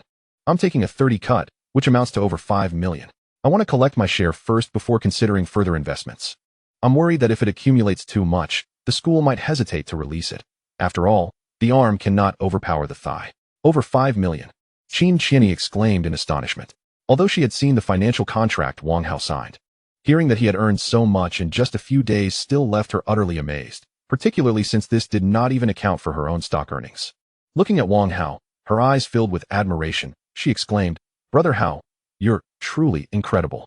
earning hundreds of thousands a day before even graduating. Wang Hao, noticing the admiration in his girlfriend Qin's gaze, leaned closer to her ear, teasingly saying, "You're even more impressive, earning billions daily." Billions? Qin paused, then, puzzled, asked, "Where would I get billions?" As she looked up and saw Wang Hao's mischievous smile, she suddenly understood and felt her face flush crimson. She playfully retorted, "Brother Hao, I'm not talking to you anymore." With that, she turned and dashed down the stairs. Wang Hao watched her retreating figure without pursuing her, calling out, "Qin, remember to buy me a large bottle of that cheap drink. I want it later." Arriving at the principal's office door, he gently knocked. Upon receiving permission, he entered. Principal Zhang Ming was seated at his desk, enjoying a cup of tea. Upon seeing Wang Hao enter, he promptly set down his teacup and stood up, warmly welcoming. "Ah, Wang Hao, come in, please have a seat." Wang Hao responded with a smile. "Principal, how delightful it is." Zhang Ming gently shook his head and replied, "Delightful? What are you talking about? I just returned from a meeting at the Education Bureau.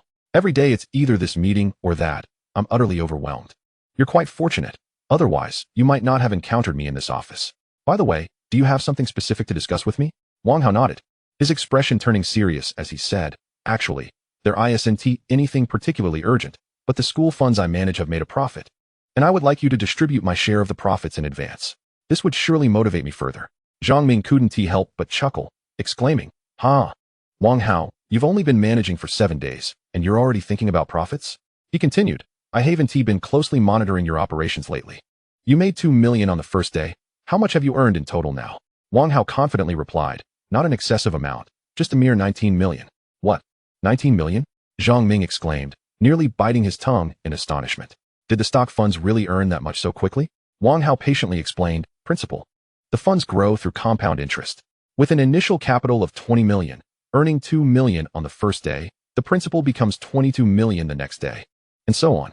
By this method of compound growth, we've accumulated 19 million by today." Zhang Ming hurriedly took a sip of tea to calm his astonishment from Wang Hao's report. He set down his cup, cleared his throat, and addressed Wang Hao. "Wang Hao, the substantial profit you've generated for the school will certainly not shortchange you. I will arrange for the financial department to transfer your profits to you."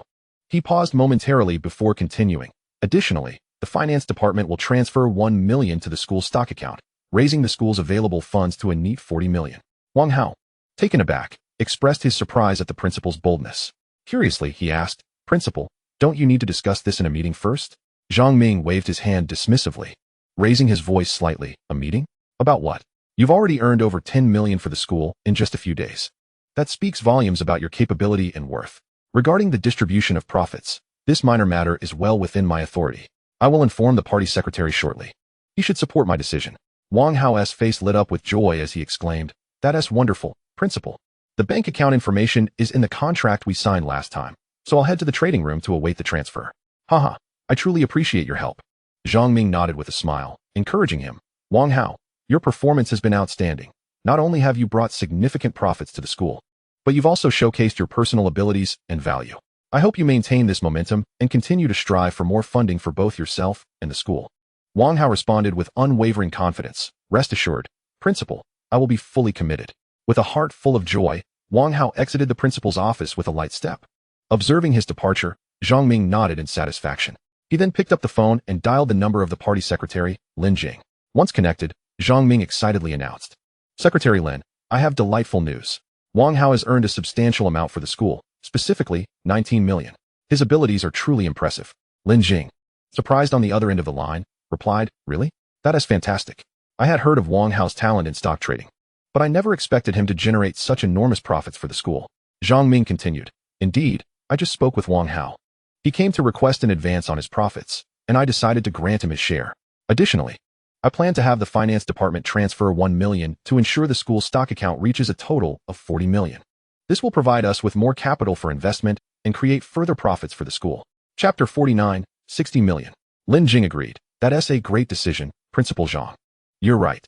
This will not only motivate Wang Hao to continue working hard, but will also bring in more profit for the school." After a brief conversation, they hung up. Wang Hao slowly emerged from the principal's office and immediately spotted Qin quietly waiting for him in the hallway. At that moment, her previously shy demeanor had transformed into a calm and composed one. She held a bottle of the beverage Wang Hao had previously asked her to purchase. Wang Hao hurried over and softly said, "Qin, I'm sorry for making you wait so long. You could have gone to the trading room to wait for me. Qin Xianyi smiled and shook her head, replying, It's all right. I didn't wait long at all. How did it go with the principal? Did he agree? Wang Hao nodded, a confident smile gracing his lips. Yes, the principal has agreed. The school's finance department will transfer the money to me. Now, let us head back to the trading room together. With that, he reached out and gently took Qin Xianyi's delicate, soft hand in his own. She slightly lowered her head, a blush creeping onto her cheeks, and obediently followed Wang Hao as they walked together toward the trading room downstairs. Upon returning to the trading room, Wang Hao sat quietly, awaiting the school's transfer. Before long, his phone chimed, alerting him of a bank deposit. He quickly checked the message, which confirmed a deposit of 5 million yuan. A smile of uncontainable joy spread across his face as he swiftly transferred the funds into his stock account. He watched as his account balance soared from 430,000 to 10 million. Wang Hao couldn't help but exclaim, Have I become a millionaire? After the initial euphoria, Wang Hao quickly composed himself. He understood that this was merely a small milestone in his investment journey. A long road lay ahead. He then promptly roused his sleeping friends, Song Daba, Feng Sheng, and Zhou Jia. Brothers, wake up. After we finish the stock operations, you can head back to the dormitory for some more rest. Song Daba, groggy, blinked open his eyes to see Wang Hao standing before him. Rubbing his eyes, he mumbled, How good, you're back? Feng Sheng, equally drowsy, yawned and said, Ah, How Gu is back. After a hearty lunch, this nap has been truly refreshing. Zhou Jia, more alert, stood up and stretched, declaring, Let us get moving. How Gu is back, and we have serious business to attend to. As they settled back at their computers, Wang Hao nodded in satisfaction and took his place at his own workstation. At that moment, Song Daba exclaimed in astonishment, How Gu? It seems the school's stock account has increased by 1 million. I remember it being 39 million before. Wang Hao calmly looked up and explained, No worries.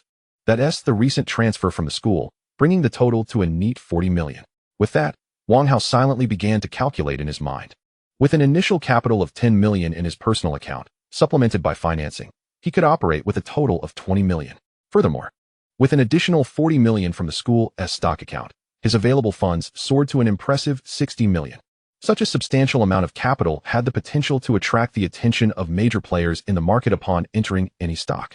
Consequently, Wang Hao resolved to target stocks that were poised for significant upward movement due to favorable news, or alternatively, to diversify his investments across multiple stocks to avoid drawing undue attention from dominant market forces.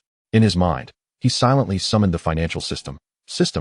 Please identify stocks with substantial positive news and consecutive limit ups for the next 7 days. Ding.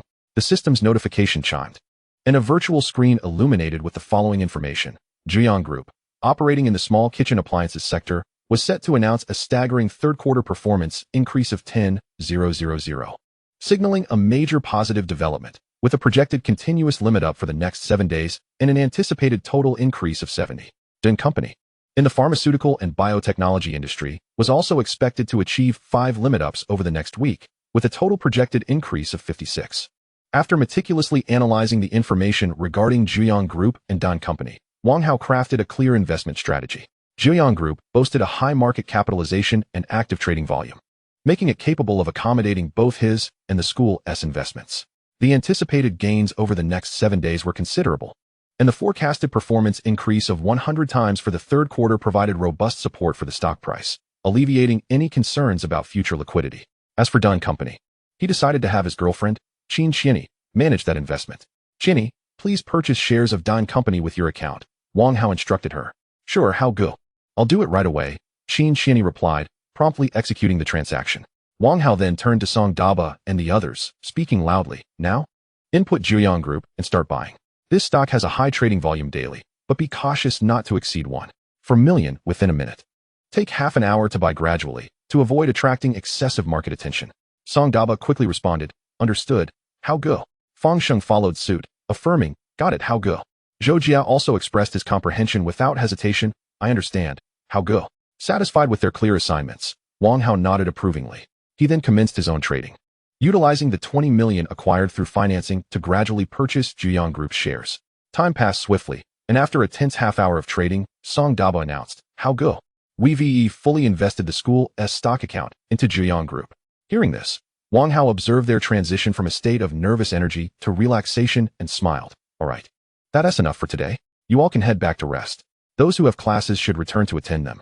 while those without can either go back to the dormitory to sleep or use their passes to enjoy some time outside the school. The group was elated, having successfully completed another transaction.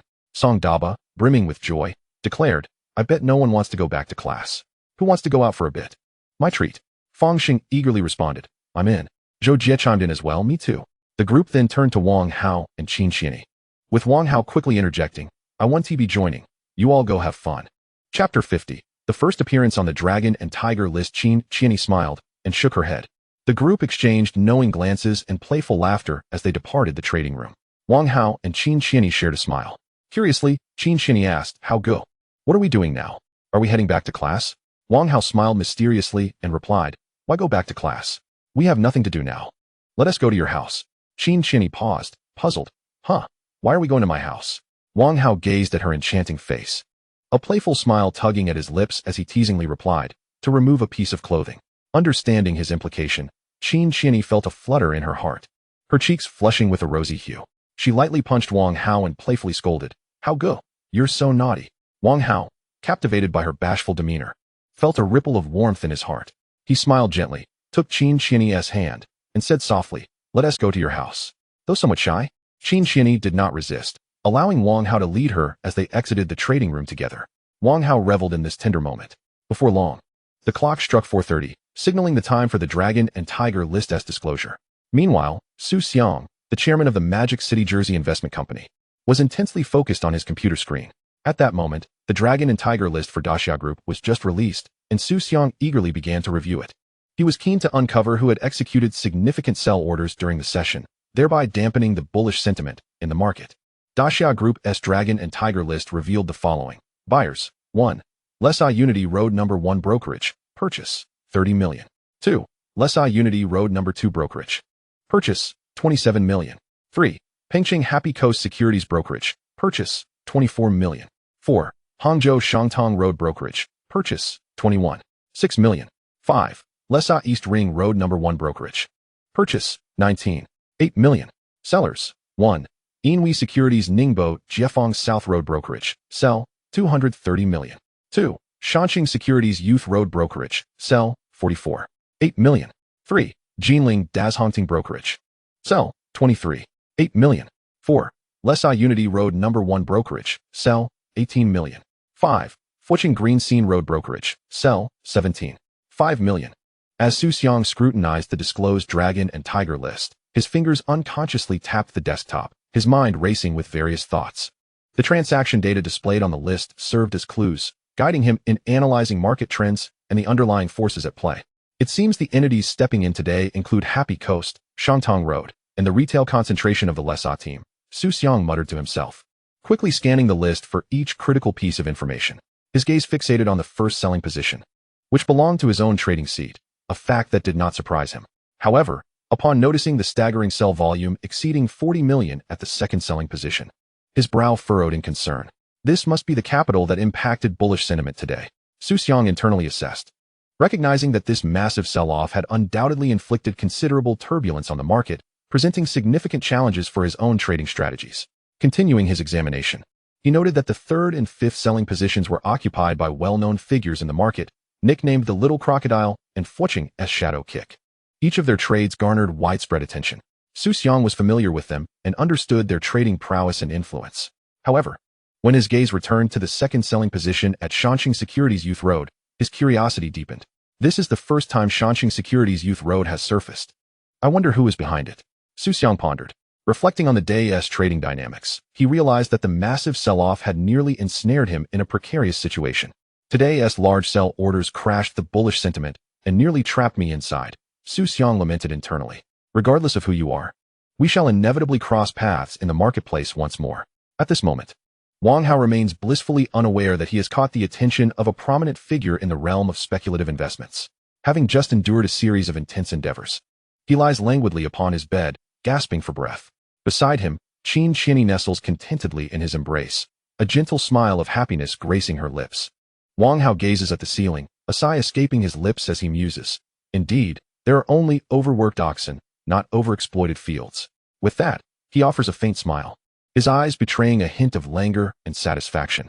Upon hearing his words, Qin Qianyi playfully thumped his chest, chiding, Only you would say such things. The pair remains in quiet intimacy, savoring this fleeting moment of tranquility and warmth. After a brief respite, Qin Qianyi retrieves her phone, delicately tapping open the stock market application to check on Zhuyang Group, a stock they had purchased earlier in the afternoon but had not monitored since. Her gaze dances across the screen, searching for Zhuyang Group's stock code. "Oh, how go? Our Zhuyang Group hasn't hit the ceiling today," she remarks, her tone tinged with curiosity. As she looks up at Wang Hao. In her mind, Wang Hao is typically adept at sensing the market's rhythm, allowing their investments to surge swiftly. Wang Hao responds with a chuckle. This situation is somewhat peculiar. Given the substantial amount of capital involved, Zhuyang Group will surely perform tomorrow. He gently caresses Qin Qianyi's silky hair. Qin Qianyi nods, seemingly grasping Wang Hao's explanation. Just then, her eyes brighten as she notices a new announcement from Zhuyang Group. "How go look? Zhuyang Group has released an announcement. Its third-quarter performance has increased a staggering 100-fold. Goodness, this is simply astonishing," she exclaims, her face radiating joy and admiration. Wang Hao gazes at her, his eyes filled with affection and delight. He nods in acknowledgement, replying, "Yes, I see." As Qin Qianyi continues to peruse stock market information, she suddenly exclaims, "How go look? Daxia Group, which we sold today, has actually hit the limit down. Thankfully, we sold at the ceiling, otherwise we would have suffered significant losses." "What? It hit the limit down?" Wang Hao responds with astonishment. He distinctly remembers that, according to his financial system's projections, Daxia Group was not expected to hit the limit down until tomorrow. Wang Hao hurriedly snatches Qin Qianyi's phone, confirming on the screen that Daxia Group stock has indeed plummeted. A sense of dread grips his heart. His involvement may have altered the stock's original trajectory. Chapter 51. Enormous Lockup Orders. Wang Hao hastily summons the system in his mind to review the latest trends for Daxia Group. Indeed, the system's futuristic interface reveals a startling change. Whereas Daxia Group was anticipated to hit the limit down in 2 days, it now appears destined for 3 consecutive days of decline. This shocking turn of events leaves Wang Hao astounded. He realizes the harsh truth that, as his investment scale expands, it exerts a profound influence on the future direction of the stock market. Without delay, Wang Hao eagerly checks Zhuyang Group's future trends. Thank heavens, Zhuyang Group's stock remains unaffected by his intervention. This revelation brings a sigh of relief. He silently praises the system's robust real-time updating capabilities, which can clearly showcase the changes in the situation following his involvement. To ensure he remains informed about the latest developments of the stocks he participates in, Wang Hao promptly instructs the financial system. "From now on, should there be any fluctuations in the future trends of the stocks I invest in, please alert me immediately." In an instant, a cold, emotionless mechanical voice resonates within the depths of Wang Hao's mind. Real-time market notifications have been set. The system will continuously monitor the stocks you participate in and will issue immediate alerts upon any changes in market conditions. Hearing the system's response brings Wang Hao a sense of calm. At that moment, Qin Qianyi, nestled in Wang Hao's arms, senses the brief shift in his emotions and becomes slightly concerned. She affectionately inquires, "Darling, what's wrong?"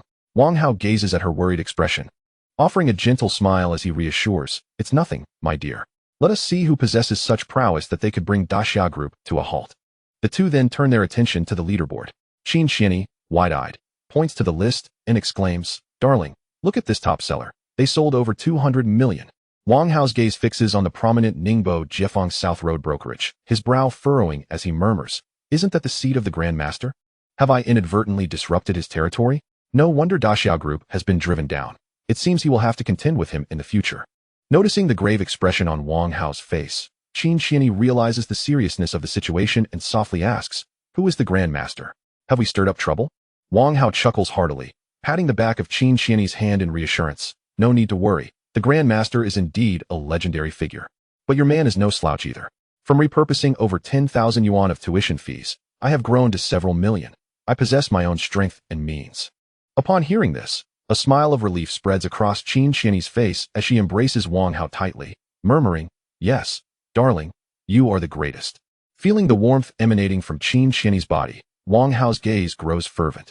He reaches out to tenderly stroke her silky hair, then leans down to whisper in her ear, "Of course, you must have sensed my prowess long ago."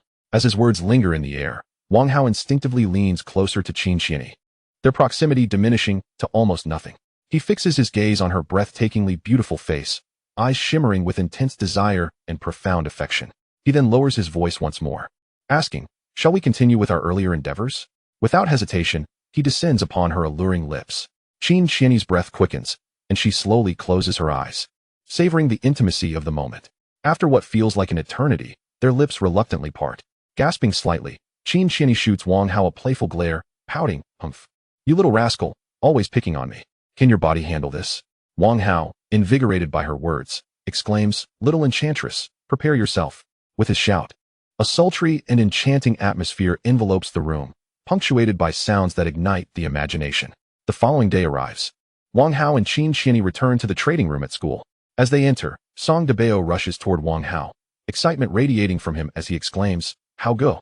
Good news. The Jiuyang group we bought yesterday has just released a significant positive announcement. Its performance is projected to increase 100-fold. Wang Hao nods gently, maintaining an air of calm as he replies, "I already knew. Debao, no need to be so excited. The investment market is always fraught with uncertainty, and we must remain composed." Beside him, Feng Sheng, elated by the news, chimed in, "Brother Hao is absolutely right. It seems we are indeed poised for a guaranteed profit this time. We can afford to refrain from any operations for now." Zhou Jia's face also radiated with joy. Wang Hao waved his hand, signaling for everyone to quiet down. "All right, let us take our seats and quietly observe the unfolding performance of the main capital." As Wang Hao's words resonated through the trading room, tranquility was restored. Everyone returned to their respective spots, their eyes glued to the computer screens, eagerly anticipating the market's opening. At 9:15 a.m., the stock market ushered in a new day of trading as the collective bidding officially commenced. In this moment, countless investors focused intently on their screens, hoping for a favorable start for their cherished stocks. Among the myriad of stocks, Jiuyang Group's performance particularly stood out. In an instant, a staggering buy order amounting to 20 billion surged in like a mighty torrent, firmly locking Jiuyang Group's stock price at the upper limit. Moreover, this substantial order continued to swell. It settled. These two words simultaneously flashed through the minds of Song Daba, Feng Sheng, and Zhou Jia.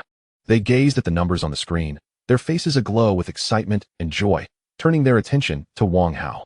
Wang Hao, having already anticipated this market outcome through the financial system, couldn't he help but reflect. The stock market is indeed a realm brimming with miracles, perpetually abundant in capital, yet often lacking in favorable conditions. Once a trend ignites, even colossal enterprises with trillion-dollar valuations can reach their upper limits, crafting astonishing tales of wealth. Meanwhile, within the expansive trading room of Jersey Investment Company in the bustling metropolis, Su Xiang sat at the helm, surrounded by massive LED screens displaying real-time financial data and market dynamics. His gaze was sharp, swiftly scanning the screens to capture every minor fluctuation. Calmly, Su Xiang inquired of his assistant, "Li Yun, have we uncovered who is orchestrating the funds behind the transaction at Youth Road, Shanqing Securities?" Li Yun nodded, responding, "Boss.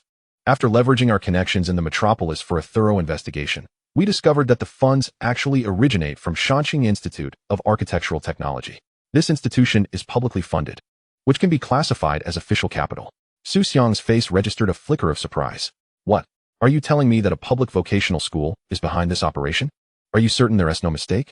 Can this vocational school truly possess such advanced operational expertise?" Li Yun continued to relay the information he had gathered. "Yes, boss. Moreover, I've learned that in a recent national real money trading competition organized by several government departments, the top two participants on the profit leaderboard both hail from this school. Competing alongside students from prestigious institutions like Hucking and Kyoto University, their performances were far surpassed by this vocational school." Upon hearing Li Yun's report, Su Xiang raised an intrigued eyebrow, his eyes glimmering with interest. After a moment of contemplation, he smiled and nodded, saying, "This is quite intriguing. It seems this school has produced a prodigy in the investment field. Continue to monitor the subsequent operations of these funds and ascertain precisely which stocks they are targeting. I wish to meet this investment maestro and see what distinguishes him." Li Yun promptly replied, "Understood, boss. I will keep a close watch on the money's movements. I will report to you immediately should there be any new developments." Su Xiang nodded in satisfaction, his gaze firmly fixed on the stock market screen before him. Suddenly, his attention was captured by Jiuyang Group's stock, now locked at its upper limit with an order volume of 20 billion. He turned to Li Yun and decisively instructed, "Li Yun, add Jiuyang Group to our list of key focuses. We shall execute a strategy regarding it soon." Li Yun glanced at Jiuyang Group on the screen and, after a moment's contemplation, hesitantly asked, "Boss, given that this stock has surged due to significant performance forecasts and is now at its upper limit with such a large order, it may be challenging for us to acquire shares in the short term, correct?" Su Xiang smiled slightly, confident in his control over the situation. He explained, "I am aware. I have already contemplated this scenario. In the coming days, Zhuyang Group stock is likely to maintain its upper limit, starting tomorrow. We should prepare to place buy orders at the upper limit. For now, we will secure a foundational stake by placing orders at the upper limit. And when trading volume increases and the stock opens, we will amplify our buying efforts to capitalize on the ensuing short-term trend. Upon hearing this, Li Yun's doubts began to dissipate. He grasped Su Xiang's strategy and recognized the feasibility of the operation. Thus, he replied, "Understood, boss. I will prepare accordingly, and I will inform you immediately of any new developments." Time flew by, and before long, it was the 7th day since Wang Hao had purchased shares of Zhuyang Group. The group gathered early in the trading room, their eyes intently fixed on the screen, awaiting the market's opening. Having engaged in practical operations and delved deeply into stock market knowledge during this period, along with Wang Hao's meticulous guidance, Song Daba, Feng Sheng, Zhou Jie, and Qin Xianyi had developed a profound understanding of short-term stock trading. They began to analyze subsequent stock trends based on trading volume, technical indicators, and fundamental aspects, forming their own unique insights. Feng Sheng adjusted his glasses and, observing the yet-to-open market, opened Zhuyang Group's intraday chart from the previous days.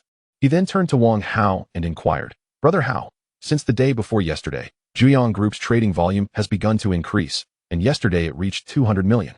With the buy order funds decreasing from the initial 20 billion to only 8 billion yesterday. Given this situation, should we consider selling today?" Beside him, Song Daba voiced his opinion, scratching his head. "I think we should hold off for now. Although the trading volume has indeed increased, the stock remains at its upper limit, indicating that outside capital's willingness to buy is still quite robust." He turned to Wang Hao, seeking his perspective. "What do you think, Brother Hao?" Wang Hao did not respond immediately. He quietly observed his stock account. The 200 million shares of Zhuyang Group, purchased with leveraged funding, had seen a continuous surge over the past few days, bringing the total market value of his holdings to 39 million. He calculated silently. After repaying the 10 million in leverage, his principal would increase to 29 million. This figure pleased him greatly. Wang Hao then shifted his gaze to the school's stock account, where the 40 million principal had also experienced compound growth due to Zhuyang Group's continuous surges, raising the total market value of his holdings to 78 million. He calculated again. After excluding the principal, he had achieved a total profit of 38 million. According to the profit-sharing agreement signed with the school, he would stand to receive over 10 million. Taking a deep breath to quell his excitement, he looked up at the group and said, "You all present valid points. In short-term trading, in addition to the influence of capital, the shifts in sentiment are equally crucial." He emphasized that market sentiment can swiftly influence stock trends. At times, the collapse and resurgence of emotions occur in an instant, potentially precipitated by a substantial purchase or a significant sell-off, resulting in dramatic fluctuations in stock prices. Wang Hao continued his in-depth analysis. Yesterday's bulls may very well transform into today's bears. The rapid oscillation between bullish and bearish sentiments in the stock market is something we must remain perpetually vigilant about. He paused for a moment, reiterating, "Therefore, there is no need for debate. Simply await my operational instructions." Just as Wang Hao was preparing to consult the financial system regarding the future trajectory of Zhuyang Group, a sudden alert resonated in his mind. Ding! The stock price of Zhuyang Group has changed. This unexpected news sent a jolt through him. Wang Hao's gaze sharpened instantly, and with remarkable swiftness, he scrutinized the altered stock chart displayed on the virtual screen before him. The screen vividly revealed Zhuyang Group, a massive sell-off, hitting the 10-point limit down. Reason for the decline: an announcement of executive share reduction was made at the close, with institutions having received the news in advance to offload their shares. Chapter 53, a substantial sell-off. At 1 o'clock in the afternoon, speculative capital entered the fray, and Zhuyang Group achieved a remarkable ceiling limit. Wang Hao fixated on this scene, his expression one of astonishment, murmuring, "Ceiling limit?" His eyes widened, and his mind raced. Soon, he mentally called upon the system. "System, please assess the future stock trends of Zhuyang Group for the upcoming days." Ding! The system's alert chimed, and the stock data for Zhuyang Group began to shift on the virtual screen. The screen displayed the anticipated stock movements for Zhuyang Group over the next 7 days. Zhuyang Group, in the small kitchen appliance sector, announced the executive share reduction, leading to a limit down opening tomorrow followed by a surge to the ceiling limit, with a projected total of 5 limit ups and 2 limit downs over the next week, culminating in a total growth of 50. Gazing at the system's forecast, Wang Hao was internally astonished. Wow, these speculative investors are truly disregarding the negative implications of this share reduction announcement. He squinted, meticulously analyzing the future stock data on the screen, a wave of inexplicable excitement washing over him. The clash between speculative capital and institutions is indeed intriguing. A sly smile crept across Wang Hao's lips, his eyes gleaming with sharp intensity. Since this stock promises such fervor in the coming days, I cannot afford to miss this grand spectacle. Zhejiang Group had left an indelible mark in Wang Hao's previous life. It was a long-term blue-chip stock. A company that invented the world's first soybean milk machine, allowing countless households to easily enjoy homemade soybean milk. This innovation not only established an entirely new category, but also birthed an entire industry. Such a company possesses a robust market foundation and profound brand influence, making its stock's potential unmistakable. He pondered that the reason speculative investors dared to overlook the negative news of the share reduction might well be because they recognized Zhejiang Group's long-term value and potential. Even if they faced short-term setbacks, it would not hinder their long-term profitability. After all, Zhejiang Group's performance and prospects were evident. Being trapped was merely a matter of time. And in the medium to long term, it remained worthy of holding. Wang Hao smiled faintly, comprehending the strategy of the speculative investors. They leveraged short-term favorable news to speculate on Zhejiang Group's short-term movements. If they were to be trapped, they could still hold on for the medium to long term, awaiting a rebound in stock prices. With clarity in mind, the time was precisely 9:15. He fixated on the computer screen, witnessing Zhejiang Group's stock price once again surge to the limit, with orders totaling an astounding 500 million, an impressive figure that underscored the bullish sentiment toward Zhejiang Group's forthcoming performance. Wang Hao took a deep breath and turned to the eagerly awaiting trio. Debao, Feng Sheng, Zhou Jie, listen carefully. At 9:25, right after the collective bidding concludes, I want you to place a full order to sell all of the Zhejiang Group shares held in the school account. Ensure that we can execute the transaction at the very moment trading begins at 9:30. Upon hearing this, Song Debao's face instantly lit up with excitement, exclaiming, all right. How good. I've been waiting for this day for so long. Finally, I can offload. Feng Sheng and Zhou Jie echoed in unison. Understood. How good. Wang Hao nodded with satisfaction at their clear responses. He then turned to Qin Qianni beside him, gently stating, Qianni, the shares of Don Corporation that I advised you to purchase can be sold today. Please find a suitable price to execute the sale. Qin Qianni smiled and nodded, replying, okay, dear. I'll proceed right away. With that, she began to focus on her computer. The others, witnessing this exchange, felt as though they were being inundated with dog food, collectively emitting sounds of mock surprise, their faces adorned with teasing smiles. However, they quickly reined in their playful demeanor. Returning to the tense atmosphere of stock market operations, Wang Hao paid them no mind, instead awaiting the arrival of 9:25 in silence. At last, the time struck 9:25. Wang Hao promptly placed his sell order, ensuring that he too could execute a transaction at the earliest opportunity after 9:30. In the bustling trading room of the Jersey Investment Company in the Magic City, Su Xiang's assistant, Li Yun, fixated on the stock movements on the computer screen. Observing the results of the collective bidding, he noted that the number of limit orders for Zhejiang Group had significantly decreased compared to previous days, prompting him to turn to Su Xiang, his voice tinged with tension and anticipation. Boss, Zhejiang Group is still opening at the limit up today, but the orders only amount to a few billion, which seems somewhat weak. I suspect it may open up. Su Xiang concentrated on monitoring the data on the screen. Upon hearing Li Yun's report, he nodded slightly, his eyes sparkling with depth. After a moment of contemplation, he raised his gaze to Li Yun, inquiring, how many shares did we manage to acquire at the limit up position over the past few days? Li Yun promptly responded, approximately 30 million. Su Xiang nodded thoughtfully, contemplating for a moment before decisively instructing, all right, when the market opens, sell them all off.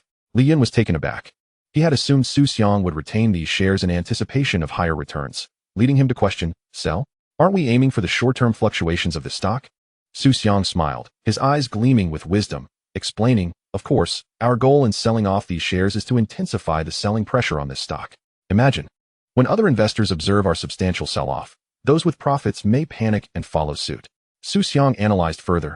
As a result, the stock price may decline to a more advantageous level, allowing us to repurchase more shares at a lower price. He concluded, if we only hold on to these 30 million shares, a limit up would yield merely a few million in profit, which offers limited growth potential. Our objective is to acquire a greater number of shares to maximize our profits in the subsequent market movements. Li Yun, enlightened, understood Su Xiang's foresight. He gave Su Xiang a thumbs up, sincerely exclaiming, boss, brilliant. At 9:30, as the stock market opened, Wang Hao's pre-placed sell orders were executed instantaneously, totaling a staggering 117 million shares held across his personal account and the school's account in Zhejiang Group. The original 500 million in sealed orders for Zhejiang Group was drastically diminished in an instant due to this wave of sell-offs. Coupled with the selling orders from retail investors, the sealed order funds at Zhuyang Group's price ceiling dwindled to just over 300 million. Li Yun meticulously monitored the market, observing the series of changes, and promptly reported to Su Xiang, "Boss, there are significant sell-offs occurring." Su Xiang, maintaining his composure, analyzed the market situation with a slight nod, decisively issuing the command, "Yes, let us liquidate all our holdings immediately." Chapter 54, Stock Plummets, A World Apart. Understood. Li Yun swiftly executed Su Xiang's directive, initiating the sale of their holdings. As their 30 million shares were offloaded, the sealed orders at Zhuyang Group's price ceiling further diminished. This action exacerbated the panic among other retail investors holding the stock, prompting them to sell off their positions in haste. The previously bullish funds at the price ceiling began to feel the pressure and started to withdraw their orders. At this moment, within a private equity firm in Hangqing, one of Zhuyang Group's top 10 shareholders, the fund manager Lu Qingsong, was seething with rage. He slammed the table in frustration, vociferously demanding, "What on earth is happening? Why is there a significant sell-off right at the market opening? Wasn't it agreed that everyone would offload with minor sell orders?" Lu Qingsong pulled out his phone and opened the WeChat group, which comprised all institutional members holding Zhuyang Group stock. He immediately posed a question in the group. "What is going on? Who just dumped over 100 million? Who made a run for it?" The group erupted in chaos, with various replies flooding in. "What the heck? I was about to ask you the same. I haven't executed any trades." "Yeah, who could it be that made a run for it? I'm just as perplexed. I haven't done anything here." "Same here. Absolutely no action taken."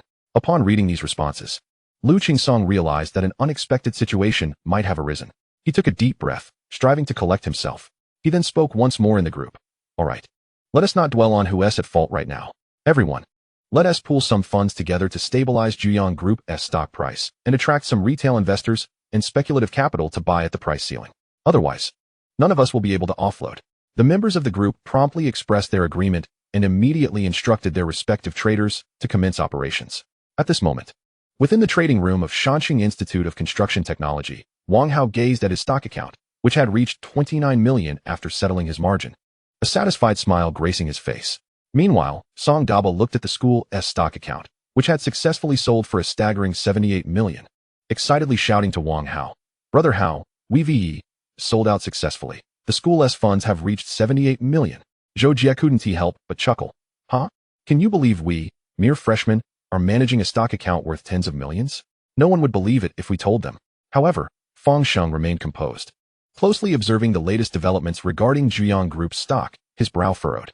He habitually adjusted his glasses and said to Wang Hao, "Brother Hao, Zhuyang Group's stock just opened its price ceiling, but it appears that more funds are entering to buy, with several tens of millions now sealing the price ceiling. And the ceiling funds continue to increase." Wang Hao nodded, acknowledging the observation. "For now, we need not concern ourselves. We have already profited and sold." After the initial excitement, Song Daba turned to Wang Hao once more, filled with anticipation, asking, "Brother Hao, what stock shall we tackle next? I can't wait to see the school account soar past 100 million under our management." Wang Hao smiled and shook his head, signaling him to be patient. "Daba, don't rush. We will continue with Zhuyang Group. We shall enter again when it hits the limit down." The moment the words left his lips, astonishment spread across the faces in the trading room. Fang Sheng was particularly shocked, standing up abruptly with wide eyes, incredulity etched across his face. "Brother Hao, are you saying Zhuyang Group will hit the limit down?" Zhou Jietu bore a look of disbelief. Could such a robust stock truly plummet? Wang Hao chuckled, addressing the group. "The financial market operates on its own logic. The sentiment of bulls and bears can shift with remarkable rapidity. Remember, our country's stock market is predominantly retail investor-driven. If we can successfully guide the sentiment of retail investors, we will have countless reinforcements in our endeavors. The speculative capital in the market excels at steering sentiment, achieving a significant impact with minimal effort, causing a stock to surge or plummet in the short term." Wang Hao's words seemed to open a door to the mysteries of finance for the group, plunging them into deep contemplation. In the trading room of Modu Jersey Investment Company, Li Yun anxiously watched the screen as Zhuyang Group's stock once again sealed its price ceiling. He turned to Su Xiang, a hint of resignation in his voice. "Boss, Zhuyang Group's stock has been sealed at the price ceiling again by other funds. It seems our buying plan for today is doomed." Su Xiang responded with a calm smile, maintaining his composure. "No worries, there's no need for haste. The stock market is ever-changing. If there are no opportunities today, tomorrow will surely present new entry points.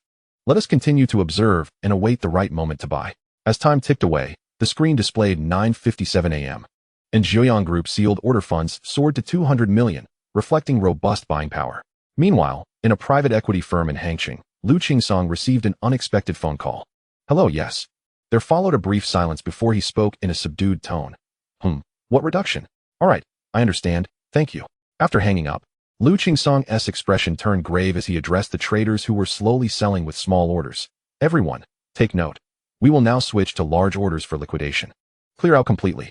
One of his aides, puzzled, inquired. Boss, haven't we always been selling with small orders? Why the sudden change in strategy? Lu Qingsong inhaled deeply, explaining, I just received a call from the intermediary for Jiang Group's board members. They will be announcing a reduction after today's close. Once this news is made public, Jiang Group's stock price is likely to suffer a significant blow. Other institutions will learn of this soon enough. We must act swiftly to sell before they do. Upon hearing this, the aide swiftly grasped Lu Qingsong's intent, not daring to delay, and quickly relayed the orders to the other traders. Upon receiving the instructions, the traders hastened their operations, intensifying their selling efforts to fully liquidate Jiang Group's stock. As one of Jiang Group's top 10 circulating shareholders, the private equity firm in Hangzhou set off a chain reaction in the market with their swift actions. The stock, which had previously hit the price ceiling and experienced reduced trading volume, began to see its volume surge as the private equity firm executed large sell orders. Tens of millions in funds were rapidly offloaded, and within mere seconds, the price ceiling was ruthlessly breached, causing the stock price to plummet swiftly. Despite numerous short-term investors and small speculative funds attempting to enter and seal the price, the massive holdings managed by Lu Qingsong's private equity firm continued to be liquidated, forming an impenetrable barrier against the market's rebound. Simultaneously, other institutions holding Jiang Group stock were also receiving insider information regarding the impending reduction announcement. They all joined the ranks of sellers, exacerbating the decline of Jiang Group's stock price. At exactly 10 o'clock, Jiang Group's stock plummeted to its lower limit. The situation was dire. Chapter 55, Stock Accumulation. At the lower limit position, selling funds surged rapidly, soon reaching 1 billion yuan, and this figure continued to escalate. Panic began to permeate the market as investors hastily liquidated their shares in an attempt to mitigate further losses. The dramatic plunge of Jiang Group triggered a flurry of financial news alerts, swiftly disseminating the information and capturing the attention of numerous investors. In the stock comment section, investors expressed their thoughts and frustrations. What the hell? I bought at the upper limit, and now I'm down 20%. Damn it. With so many sell orders at the lower limit, we're doomed. 6666, buying 10,000 at the lower limit. Let's gamble and turn a bicycle into a motorcycle. Jiang Group, originally the leading stock with consecutive gains, once again drew the focus of countless market participants. At that moment, in the school trading room, Fang Sheng was glued to his computer screen, observing the latest stock price of Jiang Group, and he couldn't help but exclaim, "How go? Jiang Group has really hit the lower limit." Sitting nearby, Song Debao, who had been idly using his phone while awaiting Wang Hao's instructions, quickly set down his device and turned to the screen. He was astonished to see Jiang Group's stock price firmly suppressed at the lower limit by billions in sell orders. With wide eyes, he incredulously remarked, "Has it really hit the lower limit? Is the sentiment shift so rapid?" Wang Hao remained relatively calm, his gaze fixed on Jiang Group, and he slowly replied, "For now, we needn't concern ourselves with it. Let the panic-induced sell orders flood the market. We shall enter and seize the opportunity later." Zhou Jie, overhearing this, expressed his concern. "Are we really going to enter the market? That's over 10 billion in sell orders." Wang Hao smiled reassuringly and replied, "There's no need for undue worry. Although the stock has hit the lower limit, it is the leader of consecutive gains in the market, and today's turmoil has attracted widespread attention. Moreover, the company's performance has surged. One can only imagine how many investors are waiting for a leading figure to emerge." Qin Qianyi, sitting beside him, inquired curiously, "Leading figure?" Wang Hao elucidated, "Yes, the first individual to step in and break the lower limit with substantial purchases. Once someone takes the initiative to buy large quantities, it will trigger a wave of retail investors and speculative funds to follow suit. However, we must wait until the panic subsides before proceeding." With that, Wang Hao instructed Song Debao, "Call our usual restaurant and have them deliver lunch. You and Fang Sheng, Zhou Jie, can fetch it at the school entrance." Nodding, Song Debao picked up his phone to place the call. In the trading room of Jersey Investment Company in Modu, Su Xiang stared intently at his computer screen, which displayed Jiang Group's stock price at the lower limit. His assistant, Li Yun, looked on in astonishment, clearly perplexed by the sudden drop. "Boss, Jiang Group has hit the lower limit. Should we still engage in subsequent trading?" Li Yun asked uncertainly. Su Xiang smiled slightly and confidently replied, "Certainly, the shares at this lower limit are precisely the affordable chips we have long awaited. At 1 p.m., they would commence their stock accumulation. Li Yun nodded, but soon a look of doubt crossed his face. After we accumulate stocks, what's our strategy? A glint of sharpness flickered in Su Xiang's eyes as he calmly stated, naturally, we aim to push it to the upper limit. Hearing this, Li Yun felt a tightening in his chest and couldn't help but caution, is the upper limit truly feasible? What about regulatory scrutiny? Su Xiang waved his hand dismissively, interrupting Li Yun's concerns. Rest assured, we are not manipulating the market. We are merely acting in accordance with market principles, purchasing bullish chips to elevate the stock price. As long as we remain compliant, we need not fear regulatory oversight. He continued, moreover, once we successfully push the stock price to the upper limit, market sentiment will shift. Those who panicked and sold will regret their decisions, while new investors will be enticed to buy in. This way, we can effortlessly establish a dominant force in the stock market. Li Yun's eyes sparkled with excitement and anticipation. Understood, boss. As the clock struck 12:58. With only 2 minutes remaining before the afternoon session commenced, Wang Hao roused the resting trio, his tone resolute and commanding. Debao, Feng Sheng, Zhou Jie, you three. Place orders to buy in fully now. Song Debao, fixated on the billions and sell orders on the screen, furrowed his brow, his voice trembling slightly. How go? Are we really going to buy this? With so many sell orders, if there's no external capital to follow, won't we be trapped? Feng Sheng and Zhou Jie shared anxious glances, their faces etched with worry. Wang Hao took a deep breath, his eyes gleaming with confidence. You needn't fret about these matters. Simply follow my lead. Remember, the market is perpetually fraught with uncertainties, yet our task is to seek certainties within that uncertainty. When others are fearful, I am greedy. When others are greedy, I am fearful. This is our opportunity. The trio exchanged glances, and without further ado, they began placing their orders. Concurrently, Wang Hao opened his stock account without hesitation, leveraging 29 million and placing a full order of 58 million in advance. At 1:30 p.m., the afternoon stock market officially opened. Wang Hao's account, combined with the school's funds, totaled a staggering 136 million yuan, successfully acquiring Jiang Group stocks in an instant, attracting the attention of countless investors. At that moment, in the trading room of Jersey Investment Company, Li Yun prepared nervously to buy Jiang Group stocks. Upon seeing the substantial influx of funds on the screen, he hurriedly reported to Su Xiang, boss, over 100 million has just poured into Jiang Group. It seems someone is competing with us for shares.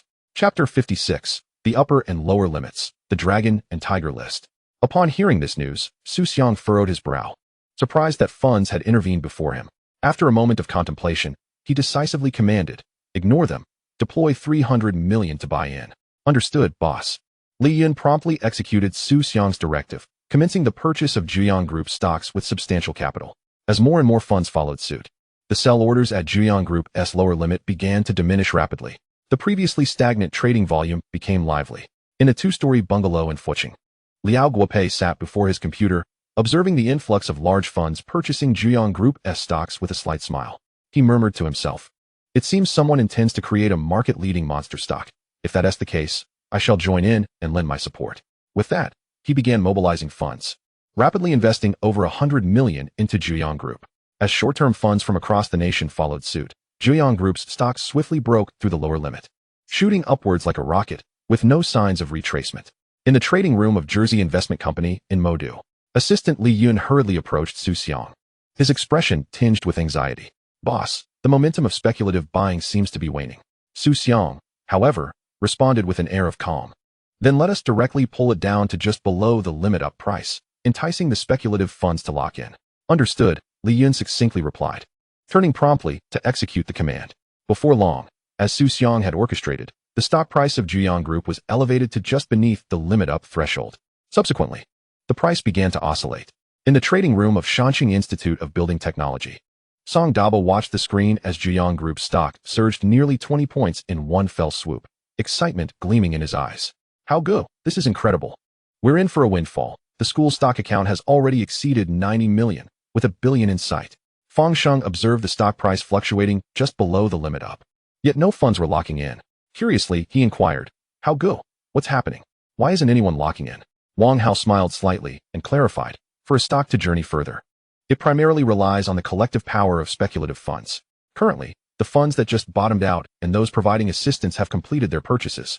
We are merely awaiting the final speculative funds to take over, culminating in this extraordinary market surge. Zhou Jie scratched his head, somewhat perplexed. But when the stock was at its limit down, no one dared to buy. Now, having risen 20 points from the bottom to the limit up, who would still dare to buy? The price is already so high. Wang Hao regarded Zhou Jia with a serious demeanor, stating, "Those who fear heights are often the unfortunate ones. They buy only when certainty abounds. As long as the certainty is strong, even if the price is high, there will be funds willing to invest." At that moment, in a villa in Jinling, Little Crocodile intently focused on his computer screen. Although Zhejiang Group stock had seen tremendous growth, the price remained oscillating just below the limit up, evidently lacking robust financial impetus. It was clear that a powerful force was needed to break the deadlock and guide the market's speculative funds into action. An idea sparked within him. Very well. Let me take the lead in this charge. Without hesitation, he unleashed 50 million in funds, crashing through the sell orders at the limit up price like a tiger descending a mountain. This audacious move immediately stirred the market into a frenzy. Other investors, witnessing significant funds assaulting the limit up, quickly understood that it was time to launch a full-scale attack. In the stock commentary section, the barrage of comments erupted with fervor. "Brothers, the main force has signaled. Charge, charge, charge. Bye-bye. You take one hand, I take another. Naturally, the price will ascend. 5 million all in, let's follow." Soon after, Zhejiang Group's stock successfully sealed the limit up. Almost instantly, all trading software buzzed with notifications of Zhejiang Group's extraordinary market performance, capturing the attention of countless investors.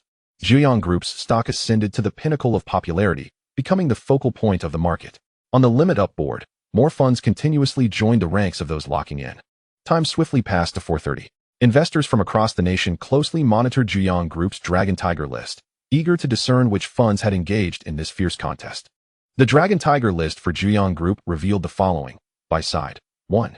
Inha Securities Ningbo Liberation South Road Branch. Purchase, 360 million. 2. Fucheng Green Scenic Road Branch. Purchase, 220 million. 3. Pengcheng Happy Coast Securities Branch. Purchase, 180 million. 4. Shanqing Securities Youth Road Branch. Purchase, 136 million. 5. Jinling Dazhong Pavilion Branch. Purchase, 125 million. Sell side. 1. Institutional position. Sell, 600 million.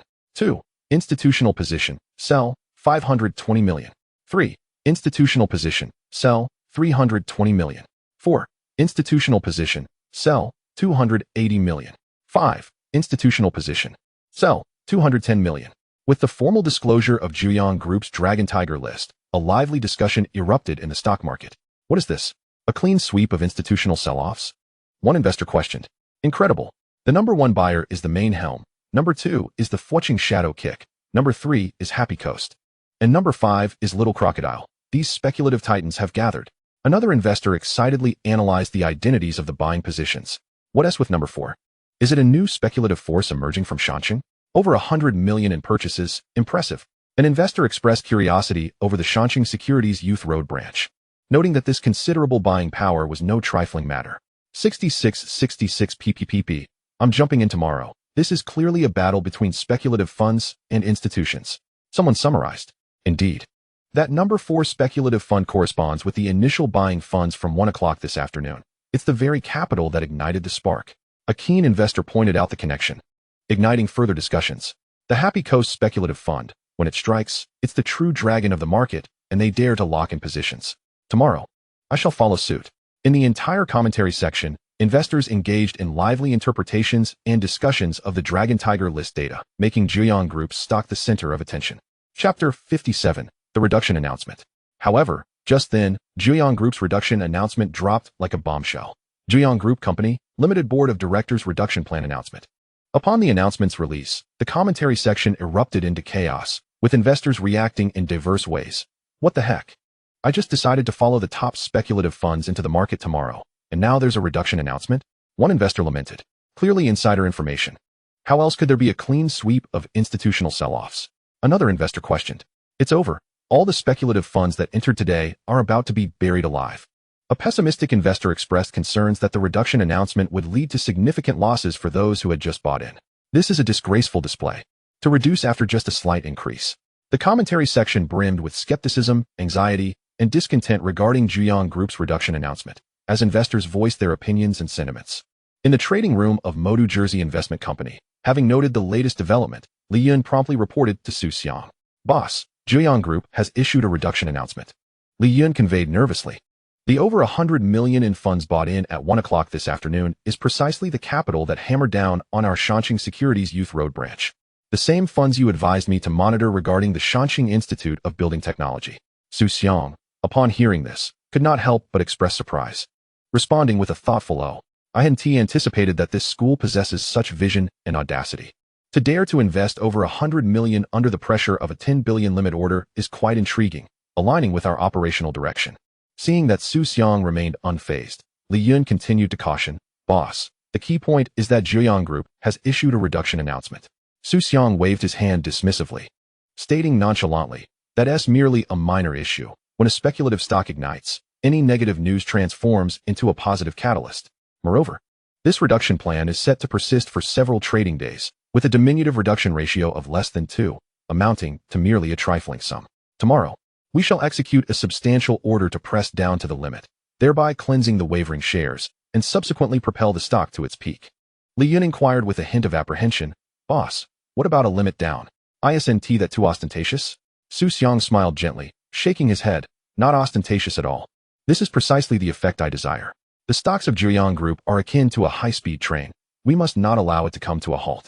Through a rapid ascent, we will soar to the skies, instilling a consensus among all that this stock will continue to reach its limits, and tomorrow it shall rise again." Li Yun nodded in understanding, then posed another question. "All right, boss. The funds from Shanxing Architectural Technology Vocational College are also aboard this train. Shall we not harvest from them?" Su Xiang pondered for a moment before responding, "Not for now. If they do not place sell orders when it hits the limit down tomorrow, it indicates their outlook on this stock aligns with ours. We need not complicate matters. Let us first elevate the stock, allowing the adverse news of the reduction to be swept away by the momentum of the rise. Of course, once the stock price reaches our anticipated high, we will seek an opportune moment to capitalize on it, including the participants from Shanxing Architectural Technology Vocational College, who will all be our targets for harvesting." Upon hearing this, Li Yun comprehended Su Xiang's intentions thoroughly and admired his far-sighted strategy. Meanwhile, at the same moment, Gu Beichen from Huaqing University sat dejectedly by the school pond. He gazed at the stock he had financed, now plummeting to the limit down. His spirits weighed down immensely. He also opened the earnings leaderboard for the college students' real-time stock trading competition, and as he beheld the rankings, his heart sank even further. Wang Hao, having sold Zhejiang Group at 7 limit UPS, once again achieved an astonishing increase of 186 in earnings, firmly securing the top spot on the leaderboard. Meanwhile, Qin Xianyi had also increased her earnings by 56 through selling done shares. The leaderboard of the college students' real-time stock trading competition reads: First, Shanxing Architectural Technology Vocational College, Wang Hao, 507. Second, Shanxing Architectural Technology Vocational College, Qin Xianyi, 206. Third, Kyoto University, Su Yao, 156. Fourth, Huaqing University, Tang Yuru, 149. Fifth, Huaqing University, Gu Beichen, 146. Sixth, Kyoto University, Morong E, 128. Seventh, Jinling University, Li Kairong, 120. Watching himself plummet from third to fifth place due to the financing limit down, Gu Beichen felt a sharp pang in his heart. Leaning weakly against the railing by the pond, his gaze vacant as he stared ahead, the disheartening number 507 echoed in his mind. He repeatedly chanted to himself, Why has Wang Hao increased by 186 again? Am I destined to never catch up to him?" Each word seemed to carry a profound sense of resentment and helplessness, like cold blades slicing through his heart. Coincidentally, at that moment, Tang Yuru was strolling by the pond with her friend Ling Xiaoxi, initially immersed in a light-hearted atmosphere. Ling Xiaoxi's keen eyes spotted Gu Beichen's silhouette. "Look, isn't that the campus heartthrob Gu Beichen? Why does he look so despondent?" she remarked curiously. Tang Yuru followed Ling Xiaoxi's gaze and indeed saw the familiar figure of Gu Beichen. After a brief contemplation, she softly stated, "It must be about the real-time stock trading competition. I heard he opened margin trading in an effort to catch up to Wang Hao, but unexpectedly, he has now fallen behind me in the rankings." She then inquired tentatively, "By the way, Xiaoxi, weren't you quite fond of Gu Beichen? Why don't you go and comfort him?" Ling Xiaoxi shook her head, sighing. "Yuru, my feelings for him have changed somewhat, although I liked him before. Seeing him so dejected over a minor setback makes me feel." She then shifted the topic. "Speaking of which, Yuru, weren't you interested in the first place? Wang Hao? With the National Day holiday approaching, how about we visit Shanxing to see him?" Tang Yuru hesitated before replying. "He might be going home or traveling during the holiday. How would we see him?"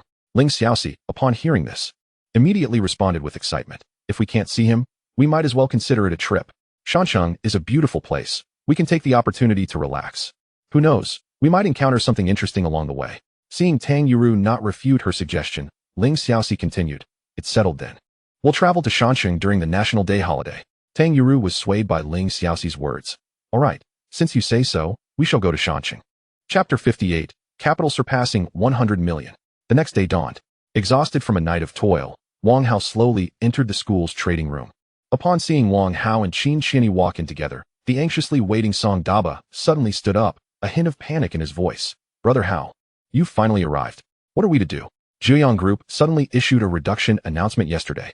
Wang Hao inhaled deeply, glancing at the anxious Fang Sheng and Zhou Jia, who both wore expressions of concern. "Yes, Brother Hao, this adverse news from Zhuyang Group. Will our school's funds be trapped in it?" Fang Sheng questioned. Equally flustered, Zhou Jia, too, wore a worried expression, urgently stating, "Brother Hao, after the limit down yesterday, we could still earn something if we sell Zhuyang Group today at the limit down price." Wang Hao shook his head, gesturing for them to remain calm. "All right, I have this under control.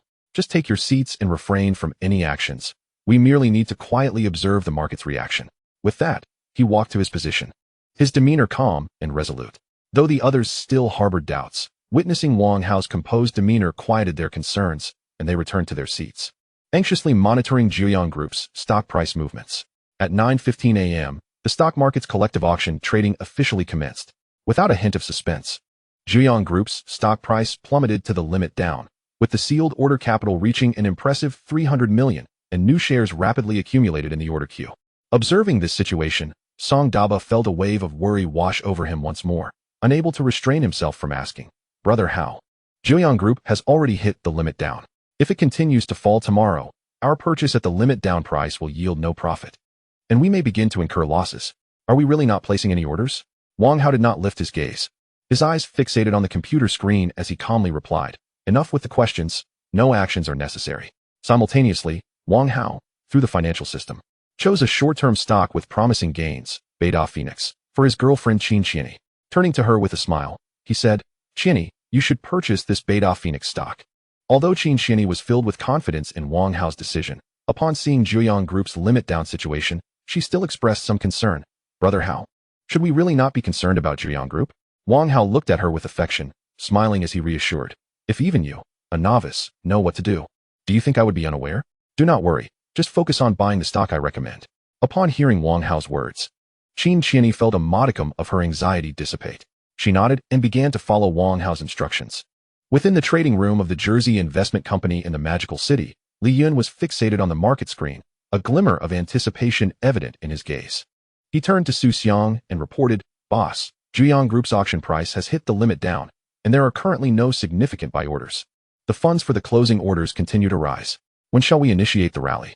Su Xiang calmly observed the market's response, his demeanor exuding composure and poise. After a moment of contemplation, he replied to Li Yun, "Let the bullets fly for a while. We will raise it at 10 o'clock when the panic orders are still on the board." Upon hearing Su Xiang's directive, Li Yun immediately grasped his intention. He nodded in understanding, returning to his position while maintaining his intense focus on the market screen. At this moment, the comments section for Zhuyang Group stock was abuzz with activity, a cacophony of bearish sentiments echoing throughout. A netizen known as Stock Market Veteran was the first to voice his thoughts. "I never expected this. Just yesterday, I confidently declared that Zhuyang Group was a solid stock with high certainty, only for a reduction announcement to catch us off guard. I've already placed my orders at the limit down." Following closely was a short-term trader who furiously lamented, "Zhuyang Group is truly a scam. I thought I could snag some short-term profits, but as soon as that reduction announcement dropped, the stock price plummeted to the limit down, leaving retail investors buried. This garbage company shows no regard for the interests of small shareholders." As the clock struck 10, an avalanche of large buy orders suddenly surged for Zhuyang Group stock, akin to a tidal wave, instantly catapulting the stock to its limit up. This move left countless onlookers in astonishment. In less than a minute, it's hit the ceiling. Someone muttered in disbelief, "It truly deserves the attention of top-tier investors. It's remarkably resilient." Another exclaimed in admiration, "Charge, place buy orders. The bearish positions have been thoroughly cleansed. Tomorrow will surely see a limit up." Lamented those who missed the opportunity, acknowledging the market's unerring correctness, while their own choices were deemed erroneous. In the trading room of the Mountain City Architectural Technology Vocational College, Song Daba was riveted to his computer screen. watching the K-line representing Zhuyang Group's stock price ascend sharply within a minute, ultimately sealing the limit up. His heart raced, almost threatening to leap from his chest. He cast a glance at his account balance, astonished by the staggering figure of 150 million, and leapt from his seat, slamming his palm on the table. He turned to Wang Hao and shouted, "Brother Hao, Zhuyang Group has hit the limit up. Over the past 2 days, we've made a total profit of 32 million, and the school's fund account has surpassed 100 million. Wang Hao, seated before his computer with arms crossed over his chest, scrutinized the changes on the screen with keen interest. He nodded slightly, everything unfolding as he had anticipated. "I see," he replied calmly. Fang Sheng and Zhou Jia, initially anxious about the possibility of Zhuyang Group continuing its limit down tomorrow, now wore expressions of unbridled joy. Fang Sheng exclaimed, "Brother Hao, that's incredible. The school's tens of millions have doubled to over 100 million. Zhou Jia couldn't help but chime in. "Indeed, Brother Hao, you're remarkable." Wang Hao smiled gently, his gaze shifting to his stock account. The market value of the Zhuyang Group stocks he had financed had now reached 78 million. He quickly calculated in his mind. After deducting the financed funds, his principal was merely 1 million short of 50 million, totaling half a billion. He then cleared his throat, smiled, and said, "There's no need for excessive flattery. This milestone of surpassing 100 million certainly warrants celebration." Subsequently, Wang Hao stood, adjusted his attire, and continued, "I shall pay a visit to the principal's office to share this joyous news. You all keep an eye on other stocks and enhance your market acumen." Chapter 59, Shearing the Principal's Wool. Wang Hao strode with a lively gait to the principal's office upstairs. He gently knocked on the door, the crisp sounds echoing in the hallway. "Come in," a steady voice responded from within. Upon receiving permission, Wang Hao entered. He surveyed the room and found Principal Zhang Ming engrossed in a document at his desk. Zhang Ming looked up upon hearing the door and appeared slightly surprised to see Wang Hao. He quickly stood and smiled. "Wang Hao, you're here. Please, have a seat." As he spoke, Zhang Ming moved to the tea table to begin boiling water. Amidst the bubbling of the kettle, he curiously inquired about Wang Hao's visit. "Isn't tea at the stock market's opening time? What brings you here?" "I'm here to share good news," Wang Hao replied, picking up the well-brewed tea and taking a sip. "Ah, this tea is truly delightful." Zhang Ming observed Wang Hao's actions without offense and asked inquisitively, "Oh, what good news is this?" Wang Hao set down his teacup, his excitement palpable as he announced, "The school stock account has just successfully surpassed 100 million. We now hold 150 million. Don't you think this is a momentous occasion?" Zhang Ming's teacup trembled in his hand, nearly slipping from his grasp. He gazed at Wang Hao in disbelief, exclaiming, "What? The funds have exceeded 100 million? You've earned the school several tens of millions already? And all in such a short time?" Wang Hao poured himself another cup of tea and replied slowly, "Yes, we just crossed the threshold today." After another sip, he placed the cup down, looking at Zhang Ming, and proposed, "Principal, I would like to find a nice restaurant tonight for a celebratory feast. What do you think?" Upon hearing this, Zhang Ming's face broke into a satisfied smile. "That sounds splendid. Just in time, the party secretary Lin has returned from Kyoto as well. Wang Hao, let me arrange the restaurant and include Secretary Lin. We should all celebrate together." Wang Hao nodded in agreement, smiling as he replied, "All right, Principal, it's settled then. I'll head back now." As he stood to leave, his gaze drifted toward Zhang Ming's tea leaves. "Principal, these tea leaves are exquisite, with a rich flavor and an endless aftertaste." Zhang Ming, catching the glint in Wang Hao's eye, couldn't help but chuckle, shaking his head. "Ah, you crafty one. Since you like it so much, take some with you." He then handed Wang Hao a large bag of tea leaves remaining on the table. Wang Hao graciously accepted the tea, exclaiming, "Thank you, Principal. I'll inform everyone in the trading room that a delightful feast awaits us tonight." Watching Wang Hao depart joyfully, Zhang Ming chuckled and shook his head, muttering to himself, "This lad is truly sharp." His words were filled with admiration and satisfaction for Wang Hao. Soon after, Zhang Ming fell into contemplation. Such a significant sum of money undoubtedly provided immense impetus for the school's development. Yet it also raised the pressing question of how to utilize these funds effectively and judiciously. He picked up a pen and jotted down several options on paper: teaching buildings, dormitories, libraries, and playgrounds. "Oh, what a difficult choice," Zhang Ming sighed. Wang Hao had just exited the principal's office. At this moment, the school was engulfed in the vibrant atmosphere of a break period, with several students bustling through the corridors of the administrative building. Their gazes turned toward Wang Hao, casting a myriad of curious, envious, and even admiring looks in his direction.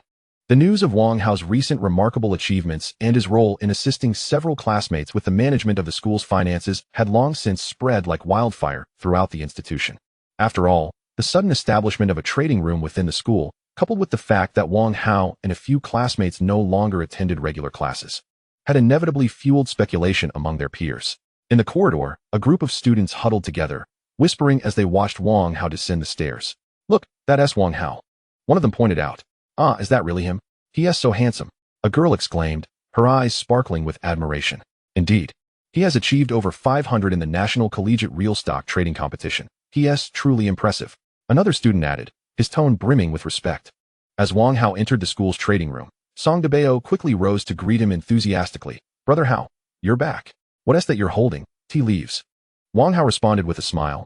"Yes, it's tea leaves. I just acquired them from the principal." Song Debao, puzzled, inquired, "What is so special about this tea?" Wang Hao shook his head and explained, "Debao, you wouldn't understand. Our principal is a high-ranking official. The tea he consumes must be of fine quality." He continued, "By the way, Debao, could you order a kettle from Matewan for me?" "What is Matewan?" Song Debao asked, somewhat confused. Wang Hao instinctively replied, "The Matewan delivery service." "Matewan delivery? I've never heard of that." "Brother Hao," Song Debao scratched his head. It dawned on Wang Hao that it was still 2013, a month before Matewan's official launch. He chuckled softly, realizing his oversight. "Oh, Debao, I meant to say, could you just call the convenience store and have them send a kettle over?" "Sure, Brother Hao," Song Debao nodded in agreement. Wang Hao then fell into deep thought. The delivery market was on the brink of a fierce battle, with numerous major players like ELE, Me, Matewan, Ali, and Baidu preparing to make their moves. This impending delivery war promised to be exceptionally intense. Simultaneously, he recognized that the latter half of 2014 would usher in a bullish stock market, presenting an unparalleled investment opportunity. 50 million. What can that really accomplish? Wang Hao sighed softly. Hearing his sigh, Qin Xianyi turned to Wang Hao, curiosity evident in her eyes. "Dear, what troubles you?" Wang Hao gently shook his head and replied, "Xianyi, it's nothing. I just feel that the money is too little." Upon hearing this, Qin Xianyi shot him a knowing glance, suspecting he was not being entirely truthful. After all, she had seen Wang Hao's stock account soaring into the tens of millions. And she playfully chastised, "Oh, come on, Brother Hao, are you just showing off?" Wang Hao shrugged in resignation, understanding her perspective. After all, to an outsider, claiming to have tens of millions in cash while lamenting about being short on funds was indeed perplexing. He internally mused, in this day and age, speaking the truth is met with disbelief. Chapter 60, Secretary Lin Jing. Wang Hao chose not to dwell on his financial concerns. Instead, he took a deep breath and shifted the topic, addressing his friends. "Guys, the principal just told me he's reserving a restaurant for us tonight for a grand feast. Let us just have a light lunch and save room for the feast this afternoon." Upon hearing this, Song Debao immediately erupted with excitement. "Woohoo, awesome. Brother Hao, you really know how to take advantage of the principal." Fang Sheng was equally thrilled, adjusting his glasses habitually. "Haha, it's quite impressive to have a high-ranking official treat us to a meal. It certainly gives us some prestige." Zhou Jia, contemplative for a moment, furrowed his brow as if weighing a decision. Finally, he raised his head, looking at Wang Hao with a hint of hesitation. "Brother Hao, can we bring our partners?" Wang Hao turned his gaze toward Zhou Jia, a teasing smile gracing his lips. "What is this, Zhou Jia? Are you planning to bring your girlfriend along? Finally willing to introduce us to that mysterious figure behind you?" Zhou Jia's cheeks flushed slightly with embarrassment as he nodded gently. "Yes. My girlfriend has always wanted to meet everyone. I just hadn't mentioned it before." Wang Hao burst into hearty laughter. "Haha, that sounds great. We're all curious about what your girlfriend looks like. We've only heard descriptions from you until now, so it's perfect timing to see her in person." He paused, adding with a playful glint in his eye, "Maybe she can help introduce Debao and Fang Sheng to potential partners, too. After all, we have two bachelors here." Zhou Jia found Wang Hao's remarks amusing and, scratching his head, explained, "It's not that I didn't want everyone to meet her. It's just that we've only recently established our relationship." He paused, a grateful smile spreading across his face. "Honestly, it's thanks to you, Brother Hao.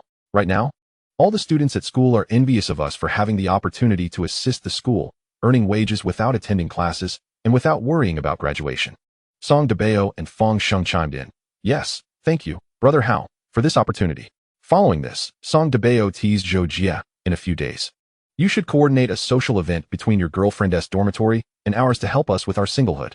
Fang Sheng joined in the jest. Yeah, Zhou Jia. We want to experience the sweetness of love too." Zhou Jia laughed heartily, readily agreeing. "Haha, no problem. I'll definitely have her set up a social event." Laughter filled the air, creating a cheerful and harmonious atmosphere. As the afternoon quietly wore on, the school bell chimed, signaling the end of classes for students and teachers alike. Zhou Jia, accompanied by his meticulously groomed girlfriend, Zhou Ying, stepped into the school trading room located within the administrative building. As the door swung open, Zhou Jia, brimming with happiness and pride, introduced her to Wang Hao. Brother Hao, this is my girlfriend, Zhou. Turning to Zhou, he proceeded to introduce the others present. Ying. This is our school's renowned figure, Wang Hao. We affectionately refer to him as Brother Hao. He gestured toward Qin Qianyi, and this is Brother Hao's girlfriend. Qin Qianyi. Not only is she the belle of the school, but she is also the beauty of our class. Continuing with the introductions, he pointed out, this is Song Debao, who is always full of energy. And this is Fang Shang, whose sense of humor never fails to bring us joy. Noticing the introductions, Wang Hao stood up, smiling warmly at Zhou. It's a pleasure to meet you, Zhou. Zhou reciprocated with a smile. I'm equally delighted to meet you, Brother Hao. You are quite the celebrity at our school. It's wonderful to finally see you in person.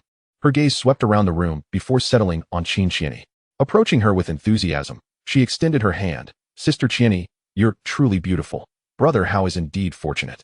Qin Qianyi, slightly bashful from the compliment, maintained her elegant smile. Thank you for the kind words. Zhou, you're also very lovely.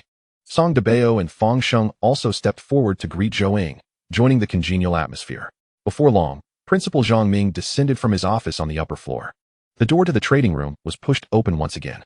Observing the lively scene within, he inquired with curiosity, what is the cause of such merriment?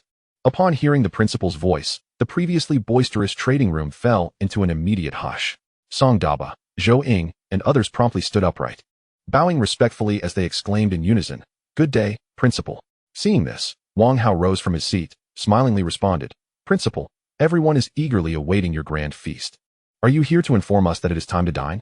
Principal Zhang glanced at Wang Hao and the rest in the trading room, a warm smile spreading across his face as he chuckled. Haha, you truly are a clever one. Indeed, I have come to announce that it's time for our feast.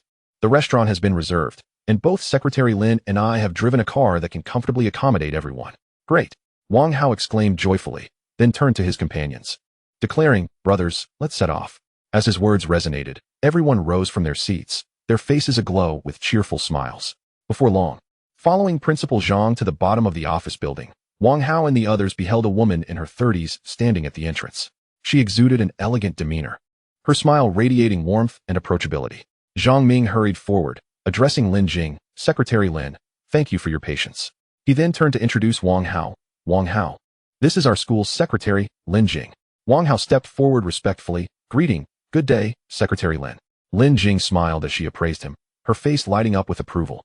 Are you the Wang Hao who earned tens of millions for the school in such a short time? Quite impressive indeed. Wang Hao humbly replied. Thank you for your kind words, Secretary Lin. Lin Jing waved her hand gently, maintaining her smile. You need not call me secretary, if you don't mind. Just refer to me as Aunt Lin. It feels much more intimate. Furthermore, I owe you my gratitude. Your contributions have greatly enhanced my reputation within the education sector. Wang Hao responded with respect. Very well, Aunt Lin. However, calling you Aunt seems to age you. You appear to be in your 20s, so perhaps Sister Lin would be more appropriate. Upon hearing this, Lin Jing could not contain her laughter, playfully touching her face. Really? Oh, little Hao, you certainly know how to flatter.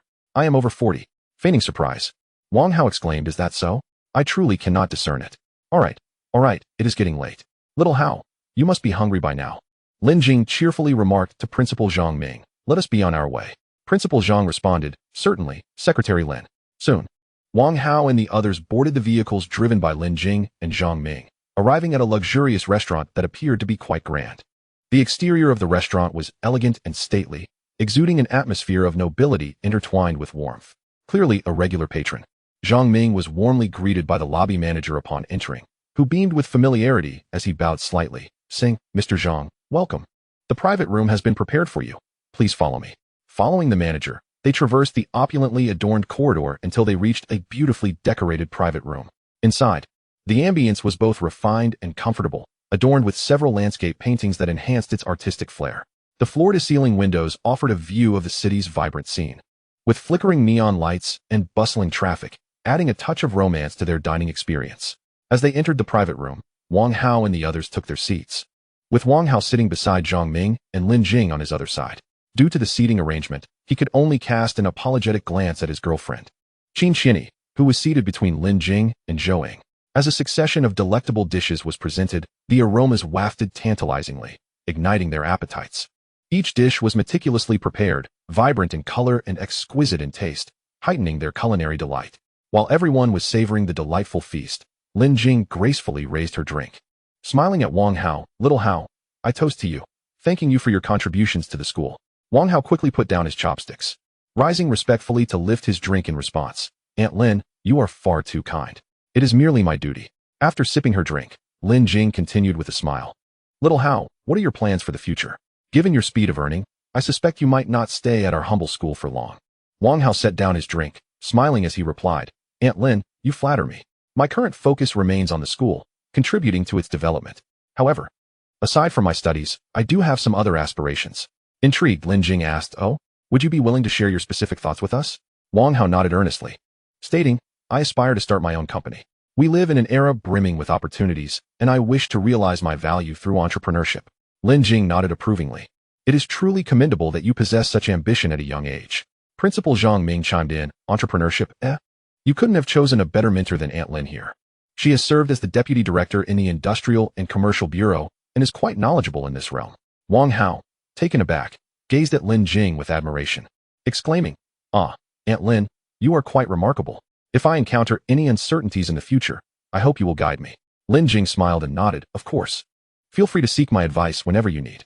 Wang Hao felt a surge of joy, not expecting such a rewarding encounter that day, and quickly replied, "Thank you so much, Aunt Lin." At that moment, Zhang Ming posed a question, "Secretary Lin, our school's stock account currently holds over 100 million in funds. What should we prioritize for development? The office building, teaching building, dormitories, or the playground?" Lin Jing pondered briefly before looking at Zhang Ming and advised, "Principal Zhang, I respect your judgment in this matter. You may decide." She then glanced at Wang Hao, adding with a smile, "After all, isn't our school's financial benefactor still present? The order of priorities will always manifest." Zhang Ming chuckled at Lin Jing's words, patting Wang Hao on the shoulder. "Wang Hao, look at that. Secretary Lin regards you as a financial benefactor." Turning to Lin Jing, he acknowledged, "You are right, Secretary Lin. I had been overly concerned. I will carefully plan to ensure these funds are utilized effectively for the school's advancement." As the banquet concluded, everyone rose to leave their seats. Song Daba and the others returned to the school dormitory. At this moment, Wang Hao had already returned to the home of his girlfriend, Qin Xianyi, in the Yudu Jingyuan community. After enduring 2.5 hours of exertion, he found himself utterly drained, collapsing onto the bed in exhaustion. Qin Xianyi nestled closely against Wang Hao, her arms wrapped around his waist, her face radiant with happiness as she gently inquired, "Darling, did you tell the school secretary about your plans to start a company? What type of company?" Wang Hao took a deep breath, replying, "Yes. It will be an internet financial company. The internet industry is developing rapidly, particularly in the financial sector, which holds immense potential." Qin Xianyi listened intently, her brow slightly furrowed, clearly unfamiliar with this domain. Observing her bewilderment, Wang Hao explained, "You will come to understand in due time. For now, focus solely on your studies. And do not trouble yourself with these matters." Qin Xianyi let out a soft huff, playfully retorting, "Humph, do you intend to keep me as a pet canary? I wish to share some of the burdens with you." Wang Hao, with a gentle smile, caressed her silky hair and replied softly, "I appreciate your sentiments. But the company is still but a distant dream. Concentrate on your learning so that you may support me better in the future." Hearing this, Qin Xianyi's discontent eased slightly as she nestled her face against Wang Hao's chest, quietly absorbing his warmth. Wang Hao embraced Qin Xianyi, his thoughts gradually drifting towards the myriad possibilities for their future company. The next day arrived in a blink. The morning sun streamed through the trading room windows, casting a warm glow on the immaculate desk. Wang Hao entered the school's trading room with Qin Xianyi. As the time for the collective bidding of the 915 shares approached, the stock performance of Juyang Group captured everyone's attention. They watched in awe as Juyang Group's stock was sealed with a staggering order of 100,000 shares, with the total funds exceeding several billion, manifesting a robust upward trend. Song Daba observed this spectacle, his eyes widening in astonishment, exclaiming, "Brother Hao, Juyang Group is remarkable. Just a few days ago, it was plummeting, and now it opens with a limit up." Fangxing echoed his excitement. "Indeed, the order funds surpassed 10 billion. This momentum is simply unstoppable." Zhou Jie remained quietly seated before his computer, his fingers dancing swiftly over the keyboard.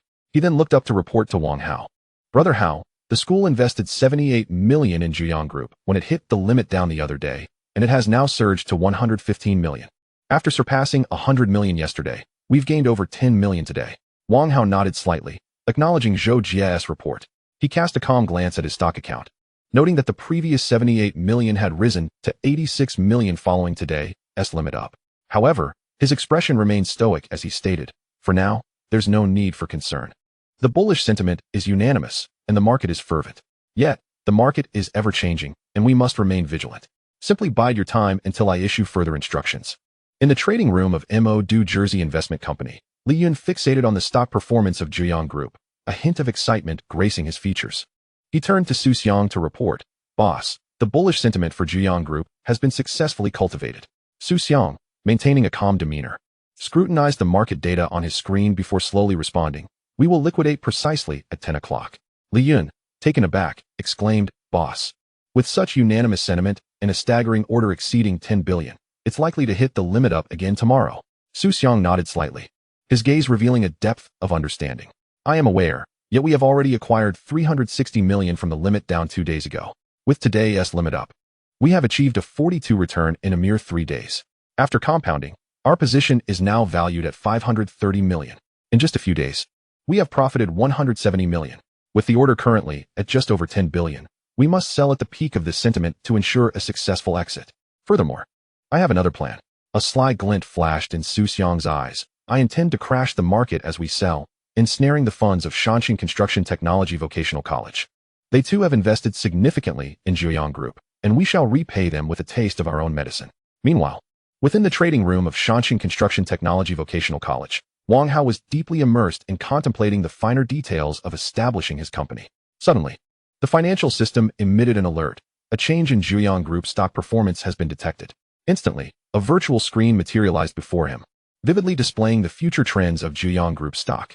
It clearly indicated, Zhejiang Group, a massive sell-off is imminent, likely to result in a limit down at 10 o'clock. Cause, the main operator, Su Xiang, is actively crashing the market. Wang Hao swiftly glanced at the time in the bottom right corner of his computer, 9:57 a.m. And a jolt of urgency coursed through him. Immediate action was essential. He turned to Song Daba, Fang Sheng, and Zhou Jie, speaking rapidly, "Quickly. Liquidate all shares of Zhejiang Group immediately, not a single one left behind." Song Daba, engrossed in the screen displaying Zhejiang Group's stock still firmly locked at the limit up, turned to Wang Hao, a hint of confusion on his face.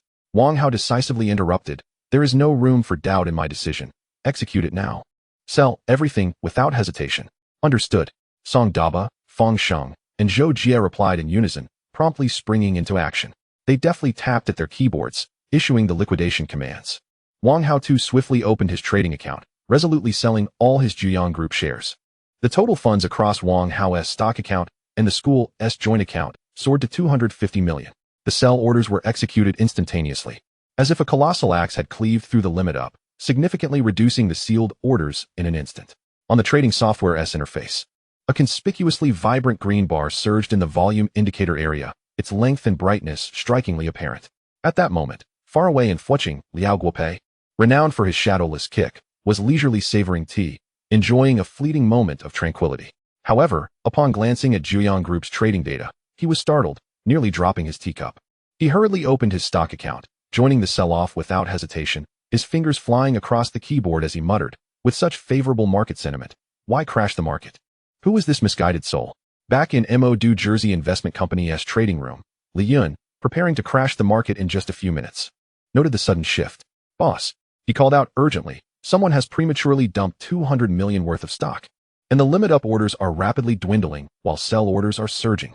Su Xiang was taken aback, realizing they held over 500 million in capital. He swiftly commanded, "Sell, sell, sell."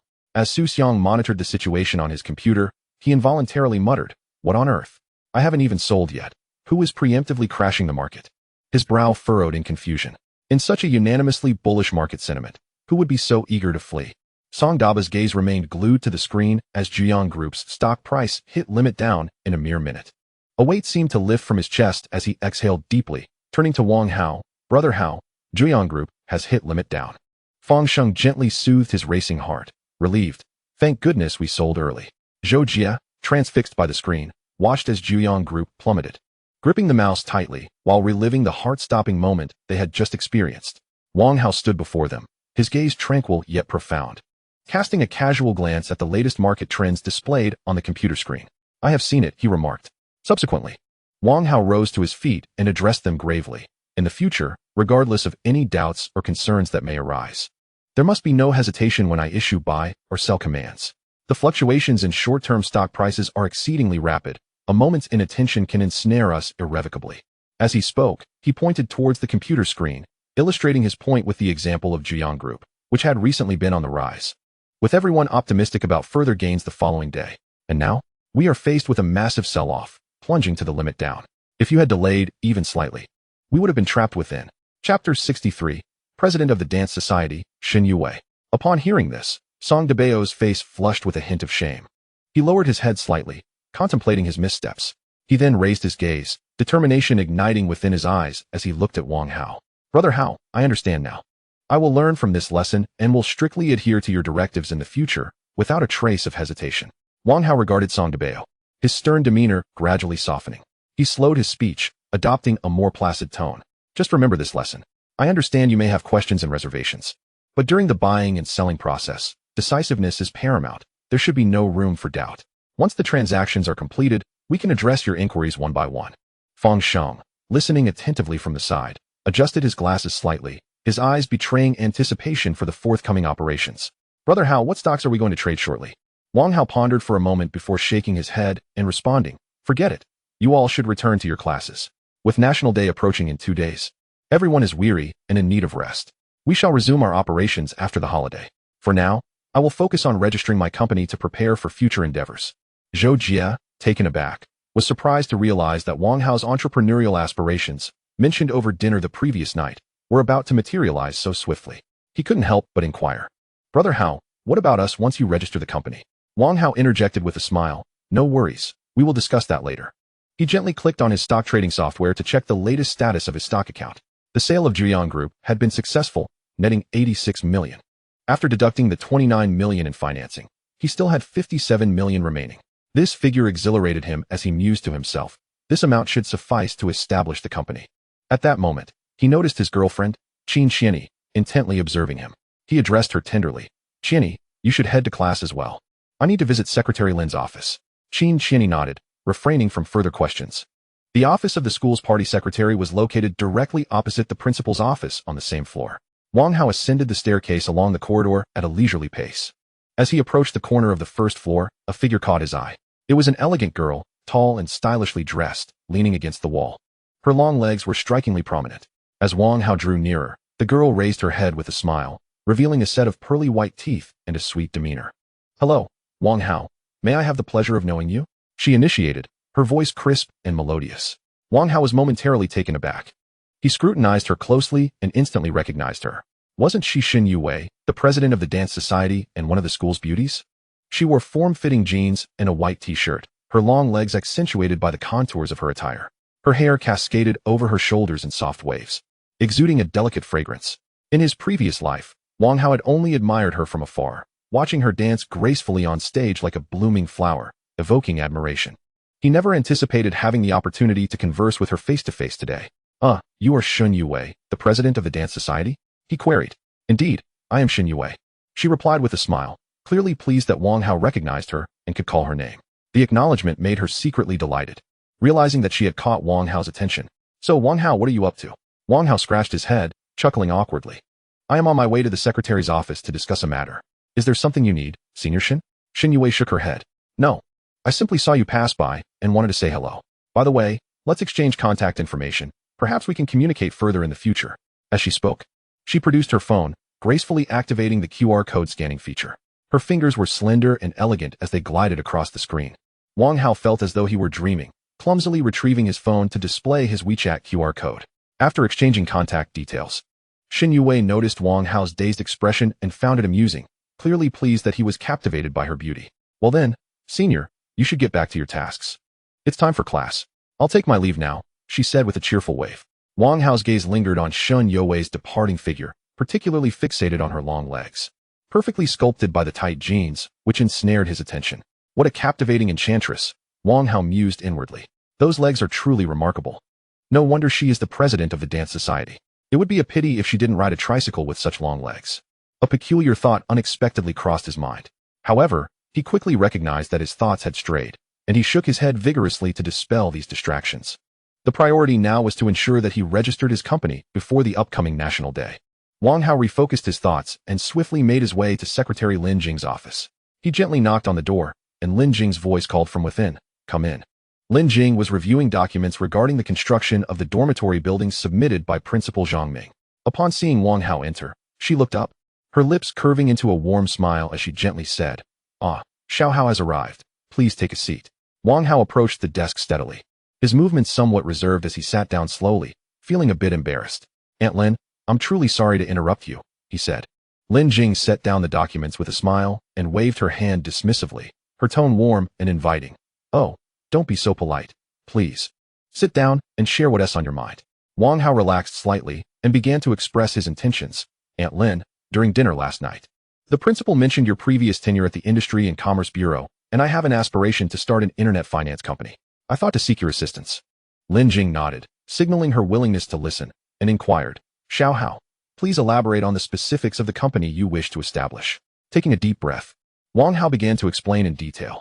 "Aunt Lin, in simple terms, it will be an internet lending platform, known in English as P2P. Chapter 64, Jin Hao Wealth Capital Company, Limited. This platform primarily aggregates small amounts of funds and lends them to individuals in need of financing, embodying a model of informal microlending. It is a network lending platform established through technologies such as the internet and mobile internet, which also encompasses related financial behaviors and services, all of which fall under the umbrella of internet finance. Currently, there are already thousands of such companies in the country, and almost every day, 1 or 2 new companies are launched." Lin Jing listened to Wang Hao's description, nodding her head with a smile and saying, "Xiao Hao, it seems you have done your homework well. Since there are thousands of these companies nationwide, this model must be feasible. Here, let me give you a phone number. You can go to the local industrial and commercial bureau to handle the registration procedures. The director there is my friend, and he should be able to provide you with some conveniences." Upon hearing this, Wang Hao smiled gratefully but then felt a bit awkward, saying, "Aunt Lin, I don't have an office address yet." Lin Jing laughed heartily. "You are such an impatient one. No worries. You can register the company first and complete the information later. However, I still suggest you find a suitable office location soon, as it will facilitate your business development." Wang Hao nodded repeatedly, indicating he would resolve this issue promptly. "Thank you, Aunt Lin. I'll go handle it now, as there are still 2 days until National Day. I should get it done as soon as possible." Lin Jing smiled and nodded. "Yes, go ahead." As Wang Hao exited the secretary's office, his face radiated excitement and anticipation. With the memories from his previous life, he understood that the next few years would witness a period of rampant growth for P2P lending, peaking with over 10,000 companies expected nationwide.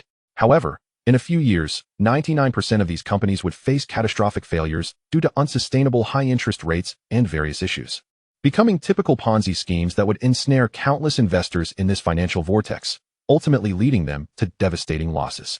Since he could not prevent the rise of this industry, he decided to join it. Wang Hao possessed a robust financial system as support for him. The high returns promised to investors were merely akin to the fluctuations of a stock over a day or two.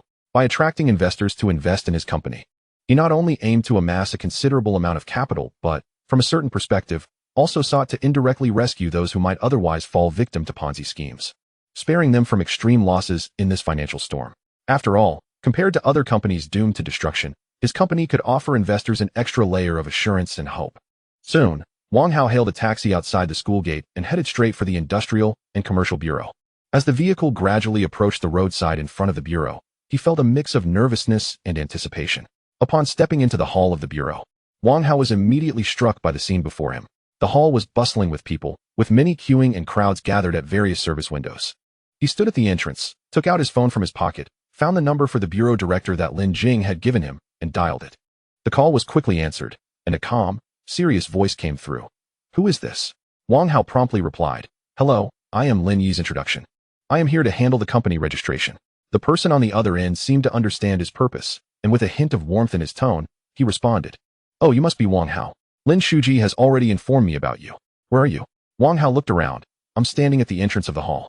The person on the other end quickly replied, "All right, just stay right there. I'll come out to meet you shortly." Before long, a middle-aged man briskly emerged from the office building. He scanned the area for Wang Hao's figure. When he spotted Wang Hao standing at the entrance, a warm smile spread across his face as he approached. "You must be Wang Hao, as mentioned by Lin Shuji?" the middle-aged man asked with a smile. Wang Hao nodded. "Yes, that's me." The middle-aged man extended his hand, looking at the young man before him dressed in student attire, and nodded appreciatively, patting his shoulder. Ah, starting a business at such a young age, quite bold of you. I'm the director here. You can call me Director Zhang. Lin Shuji has already briefed me on your situation, and I will personally assist you with the company registration. Wang Hao felt a surge of joy at receiving such personal attention from the director. He quickly expressed his gratitude. Thank you, Director Zhang. I truly appreciate your assistance. Director Zhang waved his hand dismissively, signaling that it was no trouble, and then led Wang Hao towards the processing window. As they walked, he explained the materials and procedures required for company registration, occasionally reminding Wang Hao of important details to note. With Director Zhang's assistance, Wang Hao smoothly completed all the necessary registration procedures. Holding the freshly minted business license, he slowly walked out of the Industrial and Commercial Bureau, pausing just outside the door. His gaze fixated on the license in his hand. It prominently displayed the company name, Wang Hao Wealth Capital Company, Limited.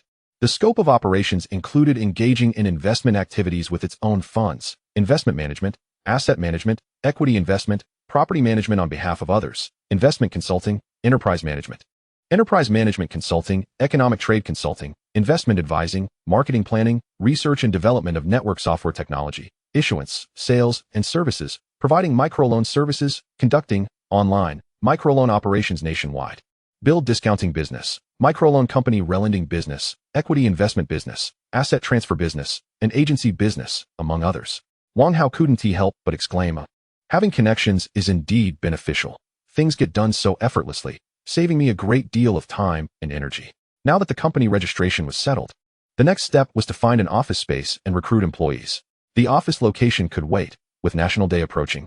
He decided to visit the talent market first to find a suitable driver and then buy a vehicle to take home for his father. After murmuring to himself, Wang Hao hopped into a taxi and headed towards the largest talent market in the mountain city. Upon entering the bustling talent market, he was taken aback by the throngs of job seekers. He remarked in astonishment, are there really this many job seekers after 13 years? The competition is fierce. After paying a fee of several hundred yuan, Wang Hao secured a relatively obscure recruitment booth. He quickly sprang into action, grabbing a cardboard and writing in bold letters, Wang Hao Wealth Capital Company, Limited is hiring, driver and bodyguard.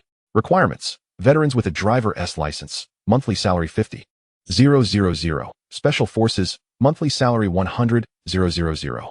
This straightforward recruitment advertisement immediately caught the attention of passers-by. In no time, a crowd began to gather around Wang Hao's booth, pointing and whispering among themselves before shaking their heads and walking away. After all, in their eyes, a student still clad in school uniform, merely displaying a sign for hiring a driver and bodyguard, was hard to believe. Many suspected Wang Hao was merely causing a disturbance. Observing the continuous stream of people glancing and then leaving, Wang Hao remained unfazed. After all, the offered salary was already quite generous. Just as he felt disheartened and was about to pack up and leave, a tall man suddenly stood before him.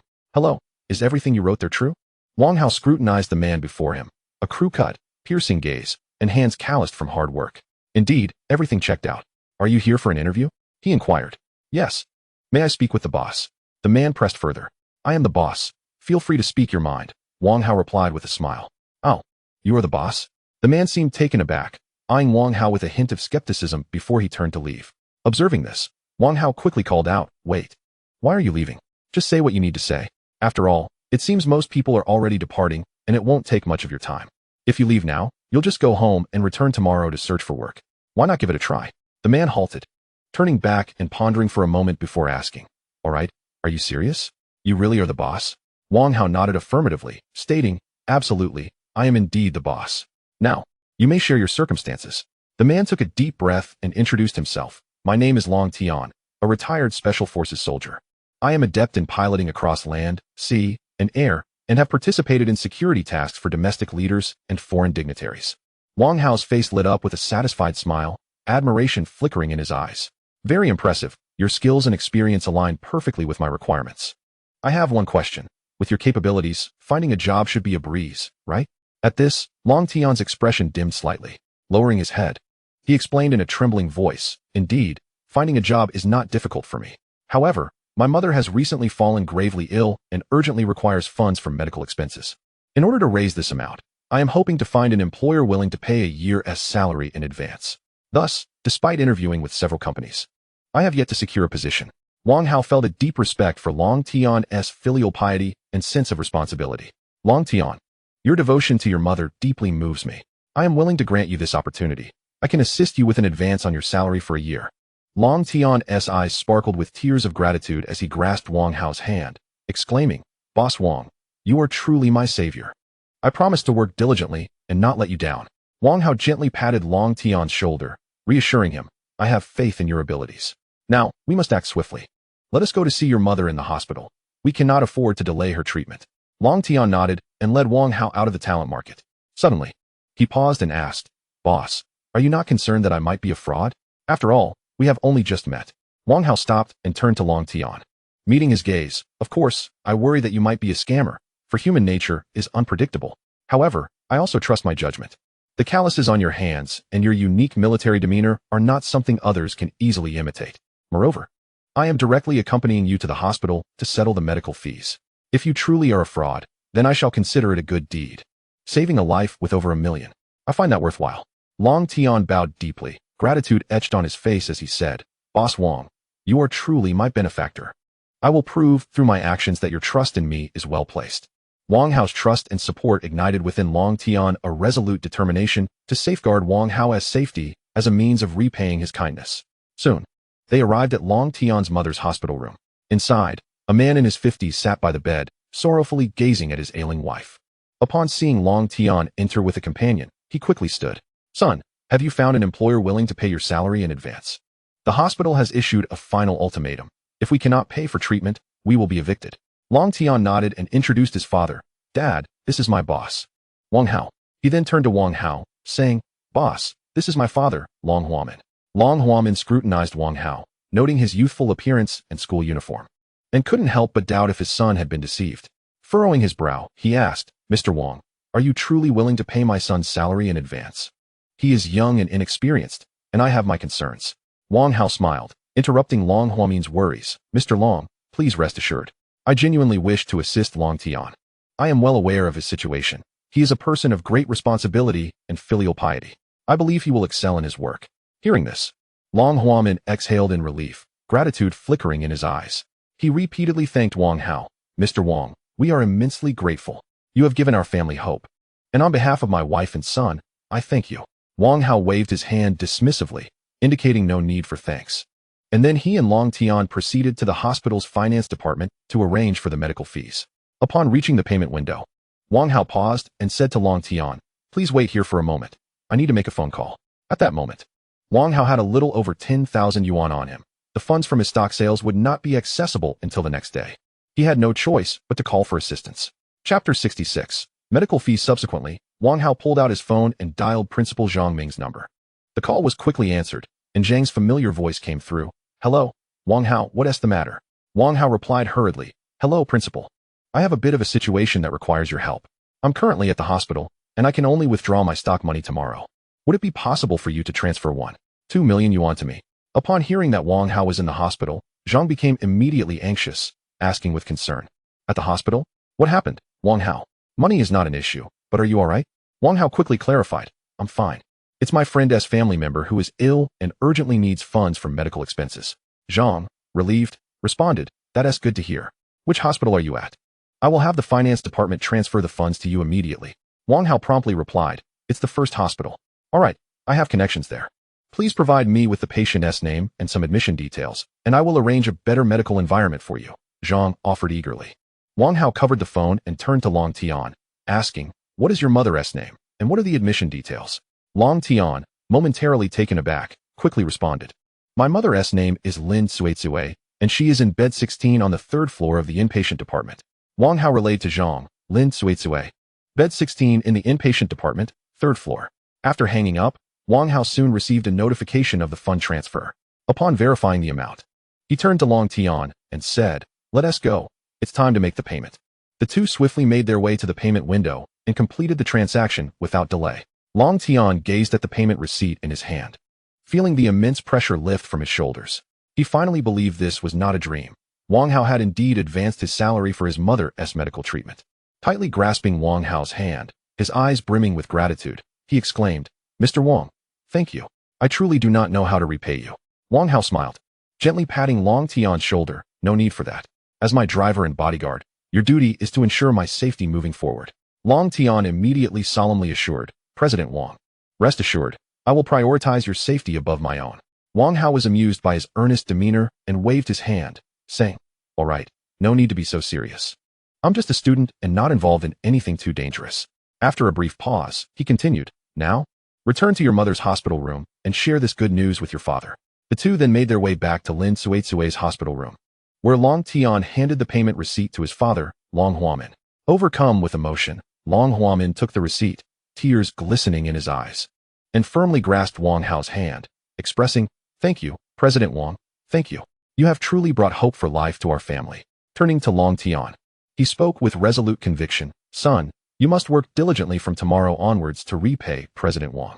I will take good care of your mother here. Long Tian solemnly nodded in agreement, responding, Yes, Dad, I understand, I will. Wang Hao looked at Long Huamin, smiling as he said, Uncle Long, there is no need to be so polite. As long as this money can help Auntie's illness, that is enough. At that moment, the door to the hospital room gently swung open, and a group of doctors entered. Long Huamin hurriedly approached them, inquiring, What brings you here? One of the older doctors, exuding an air of authority, spoke, I am the hospital director, Xia Jiao. Who among you is Wang Hao? Wang Hao promptly stepped forward and politely replied, Hello, Director Xia. I am Wang Hao. Xia Jiao nodded and smiled, saying, Yes, Principal Zhang has already called me, asking me to arrange a better ward for you to receive superior treatment. Rest assured, we will handle the transfer to a new room for the patient right away. Upon hearing this, both Long Huamin and Long Tian were filled with gratitude towards Wang Hao, especially Long Tian, who was astonished and appreciative, never expected to encounter such benevolent individuals today, who not only prepaid wages for medical expenses, but also facilitated a better hospital room. Before long, the patient was successfully transferred to a superior private room. Once everything was in order, Wang Hao addressed Long Huamin, saying, Uncle Long, I must head back to school now. Long Huamin nodded, turning to his son. Quickly go and see off your boss. Wang Hao waved his hand, insisting, No need for that, Uncle Long. He then turned to Long Tian, instructing, Brother Long, just wait for me at the gate of the Shanxing Institute of Architectural Technology tomorrow at 10 o'clock. Now, spend some quality time with your parents. Long Tian nodded gratefully, replying, All right, boss, goodbye. Wang Hao waved his hand and exited the hospital room. Inside, Long Huamin looked at his son with earnestness, advising Son, Do not underestimate your young boss, despite his student status. He is remarkable. With just a phone call, he resolved financial issues and got the hospital director to personally arrange the ward. Such connections and capabilities are invaluable. You must learn from such a good boss. Long Tian listened attentively to his father's words, his eyes shining with determination. Yes, Dad, I understand. During my time in the military, I not only mastered the skills of combat, but also acquired the abilities to effectively protect others. I will do my utmost to safeguard my boss. After Wang Hao left the hospital, he couldn't help but reflect. Having connections is truly wonderful. Today, whether it was matters with the Industrial and Commercial Bureau or the proper arrangement of hospital wards, everything was resolved smoothly with just a phone call. Power and wealth. No wonder everyone is so eager to pursue them. Alas, I have incurred another significant favor from the school. It seems I must work even harder to generate profits for the school stock account to repay the support and assistance from the principal and secretary. Wang Hao rarely spent a night in the school dormitory. As the morning sun streamed through the window and illuminated the bed, he slowly awakened. Rubbing his eyes, he savored the warmth and vitality brought by the sunlight. How go? You're awake. Fang Sheng's voice broke the dormitory's tranquility as he beamed at Wang Hao. I brought you breakfast. Eat it while it's hot. Fang Sheng said, handing over a steaming breakfast. Thank you. Wang Hao accepted the breakfast and then inquired, Where are Daba and Zhou Jia? Oh, Daba went for a run to exercise. He wants to lose weight. Zhou Jia went to have breakfast with his girlfriend. Fang Sheng replied. Chapter 67. The Promise Before Departure. Upon hearing this, Wang Hao couldn't help but chuckle. Daba lose weight? Him? Can he stick to it? Or is it just a fleeting enthusiasm? Fang Sheng also laughed. I estimate it will only last 2 minutes. He won't last long. Just then, as if summoned, Song Daba burst through the door, panting heavily and drenched in sweat, complaining, I can't take it anymore. Running is not for humans. Noticing Wang Hao was awake, his expression instantly shifted to one of delight. Oh, how good you're awake. Wang Hao teased. Yes, Daba, we were just discussing your fleeting enthusiasm when you returned. That was a lightning-fast comeback. Song Daba scratched his head, smiling sheepishly. Sigh, I know losing weight is tough, but I have to give it a try. Please don't laugh at me. Fang Sheng patted Daba on the shoulder, encouraging, Daba, don't be disheartened. Although running is exhausting, if you persevere, you'll definitely see results. We all support you. Wang Hao glanced at his watch and realized it was getting late. He quickly finished his simple morning routine and sat at the table, devouring the breakfast prepared by Feng Sheng in just a few bites. You all enjoy yourselves. I have some personal matters to attend to, so I'll head back home early today. Wang Hao exited the dormitory building, making his way to the school gate. As he passed by the convenience store, he suddenly heard someone loudly calling his name. Wang Hao Jr. He turned to see Xin Yue, the president of the dance club, striding towards him with her long legs. Soon, she stood beside Wang Hao, breathless and glistening with sweat, but the fragrant aroma emanating from her body was refreshing. Wang Hao jested, "Senior Shun, what are you up to? Is there a tiger chasing you?" Xin Yue paused to catch her breath, smiling as she replied, "There's no tiger behind me, but there's a golden leopard waiting for me ahead. That's why I hurried to find you." Wang Hao burst out laughing at her unexpected humor. "Senior Shun, your metaphor truly humbles me. You're in such a hurry to find me. Is there something important?" Xin Yue waved her hand dismissively, saying, "Nothing major. I just suddenly wanted to chat with you. You look so rushed. Where are you off to?" Wang Hao explained, "I'm heading to take care of some matters, and then returning home early." Xin Yue's face showed surprise. "Huh? There are still 2 days until the National Day holiday. Why are you leaving so early?" Wang Hao smiled slightly. "I have an access pass, so I can enter and exit the school freely. Leaving early isn't a problem." Xin Yue nodded in understanding, then expressed her disappointment. "I was hoping to hang out with you during the National Day holiday, but since you're leaving early, we'll have to reschedule." Wang Hao smiled reassuringly. "That's fine. I'll return early and then come back so we can have fun together." Upon hearing these words, Xin Yue's eyes sparkled with delight, and a radiant smile graced her face once more. "Really? Then I must plan accordingly," she exclaimed. "However, we agreed that once you return, you must come and play with me. You cannot stand me up." With that, Xin Yue departed with a light-hearted gait, her joy palpable. Wang Hao watched her retreating figure, a playful smirk curling at the corners of his mouth as he mused internally. What is there to play? Nothing is more entertaining than people engaging with one another. He turned to leave, but was suddenly struck by the sensation of a familiar gaze fixed upon him. Whirling around, he found Qin Xianyi standing a short distance away, her expression grave as she regarded him. A jolt of surprise coursed through Wang Hao. He had been caught in the act by his girlfriend. "Ah, Xianyi, when did you arrive?" He attempted to mask his embarrassment. Qin Xianyi did not answer his question directly. Instead, she inquired pointedly, "How go? What were you whispering about with that vixen?" Her tone bore a hint of jealousy. Wang Hao felt a wave of relief wash over him.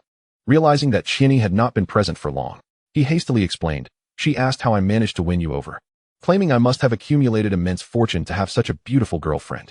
"Cut it out. I don't believe that for a second," Qin Xianyi retorted, though the smile that crept to her lips betrayed her inner happiness.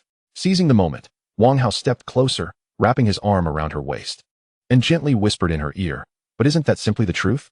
The heavens can bear witness. By the way, Xianyi, what are your plans for the National Day holiday?" Qin Xianyi tried to maintain her serious demeanor, but Wang Hao's affectionate gesture made her blush.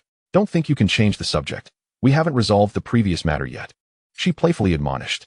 Wang Hao chuckled, tightening his embrace, and softly reiterated, "All right, dear, let me explain once more. I was merely engaging in casual conversation with Xin Yue." The warm breath against her ear made Qin Xianyi's cheeks flush slightly. Surrounded by curious onlookers, she felt a wave of self-consciousness. Yet she did not wish to push Wang Hao away, so she playfully chided, "How go? We're at school. You should tone it down." Wang Hao merely smiled nonchalantly, tightening his grip as he thought, "Who cares? I am embracing my girlfriend. They have no say in the matter." Qin Xianyi was amused by his frankness, but soon recalled something and asked, "How go? This isn't the way to class. Where are you headed?" Wang Hao released her, gazing at her gently as he replied, "I intend to purchase a car and then head back to my hometown." He continued, "Xianyi, what about you? Are you returning to your hometown during the National Day holiday?" Qin Xianyi shook her head, a complex expression crossing her face. "Ah, so you're heading back already?" "I don't really want to go back. I wish to avoid seeing my stepmother." Recognizing her discomfort, Wang Hao offered comfort. "Then why not accompany me back? Or you could simply wait for me at my home in Shanxing." Qin Xianyi hesitated, contemplating the rapidity of such a visit given their relatively short time together. After a moment's reflection, she gently declined, "I think I shall wait for you at home in Shanxing. Bringing your girlfriend back in the first month of school might just earn you a scolding from your parents." Upon finishing her sentence, she couldn't help but giggle, as if envisioning some amusing scenario. Feigning indignation, Wang Hao extended his hand and lightly tickled her side. "If my parents scold me, I'll take it out on you." Qin Xianyi erupted into laughter, playfully evading him while pleading, "How go? No, that tickles." Chapter 68, Buying a Car. After their playful banter subsided, Wang Hao regarded Qin Xianyi seriously. "It's getting late. You should head to class. Chinny. I'll return in a couple of days. Chinny nodded, smiling as she replied, all right. How go? Please be safe on your way. After parting ways, Wang Hao first withdrew all the funds from his stock account. Next, he visited the school's finance office to repay the 1.2 million he had borrowed the previous day. Having completed these transactions, he looked at the remaining 55.8 million in his bank account, feeling an overwhelming sense of contentment. Basking in the warm sunlight, he strolled leisurely along the campus pathways, relishing the gentle breeze that caressed his face, his heart brimming with satisfaction. Upon reaching the school gates, he spotted Long Tian, the driver and bodyguard he had recruited the day before, waiting patiently. Long Tian was a robust figure with keen eyes, exuding an air of disciplined professionalism. Boss. Long Tian greeted Wang Hao as he approached.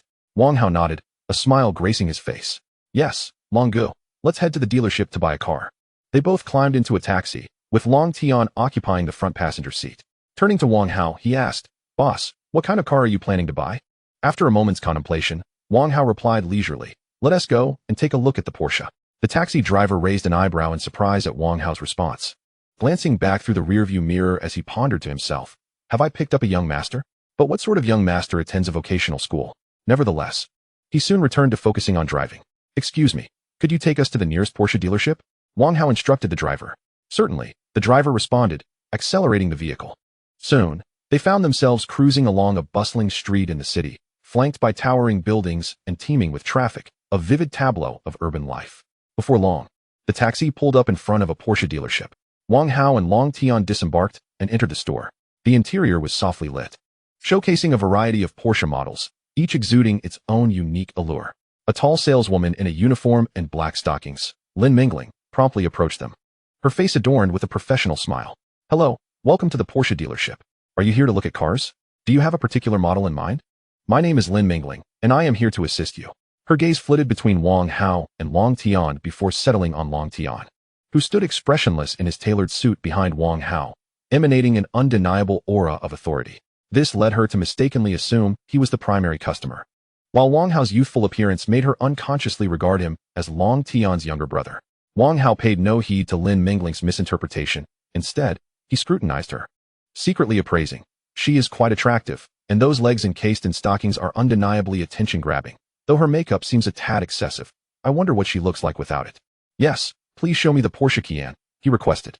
Lin Mingling's eyes widened in surprise at his request, and she quickly glanced back at Long Tian, seeking confirmation that she had not misheard.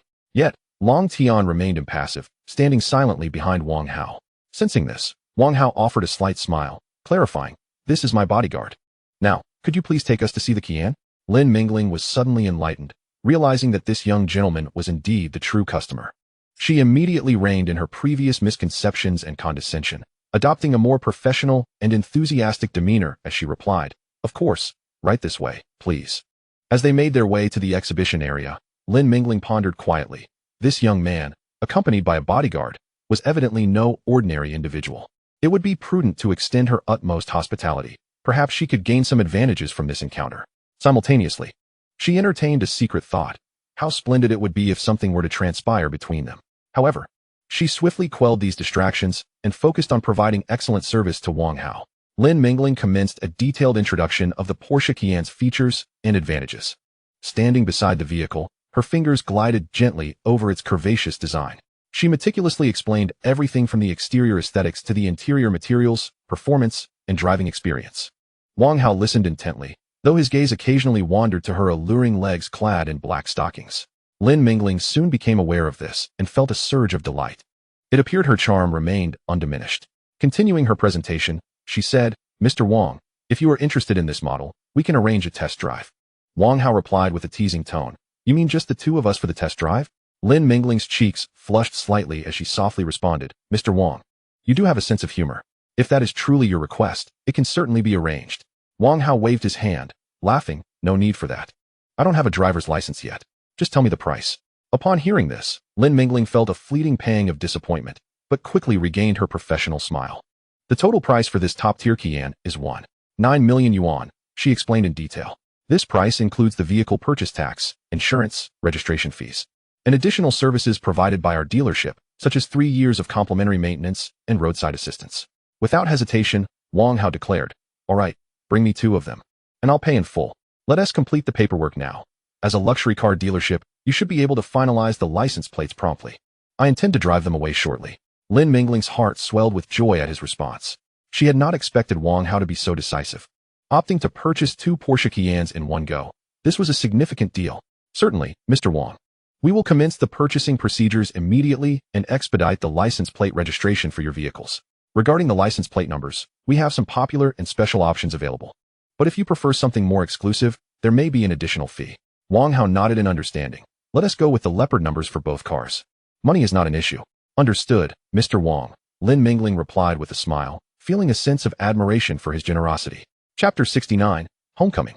After Wang Hao completed the payment of 3.8 million yuan for the vehicles and an additional 2 million yuan for the license plates, the distinctive numbers 66666 and 77777 were soon affixed to his 2 Porsche Cayennes, making them exceptionally conspicuous.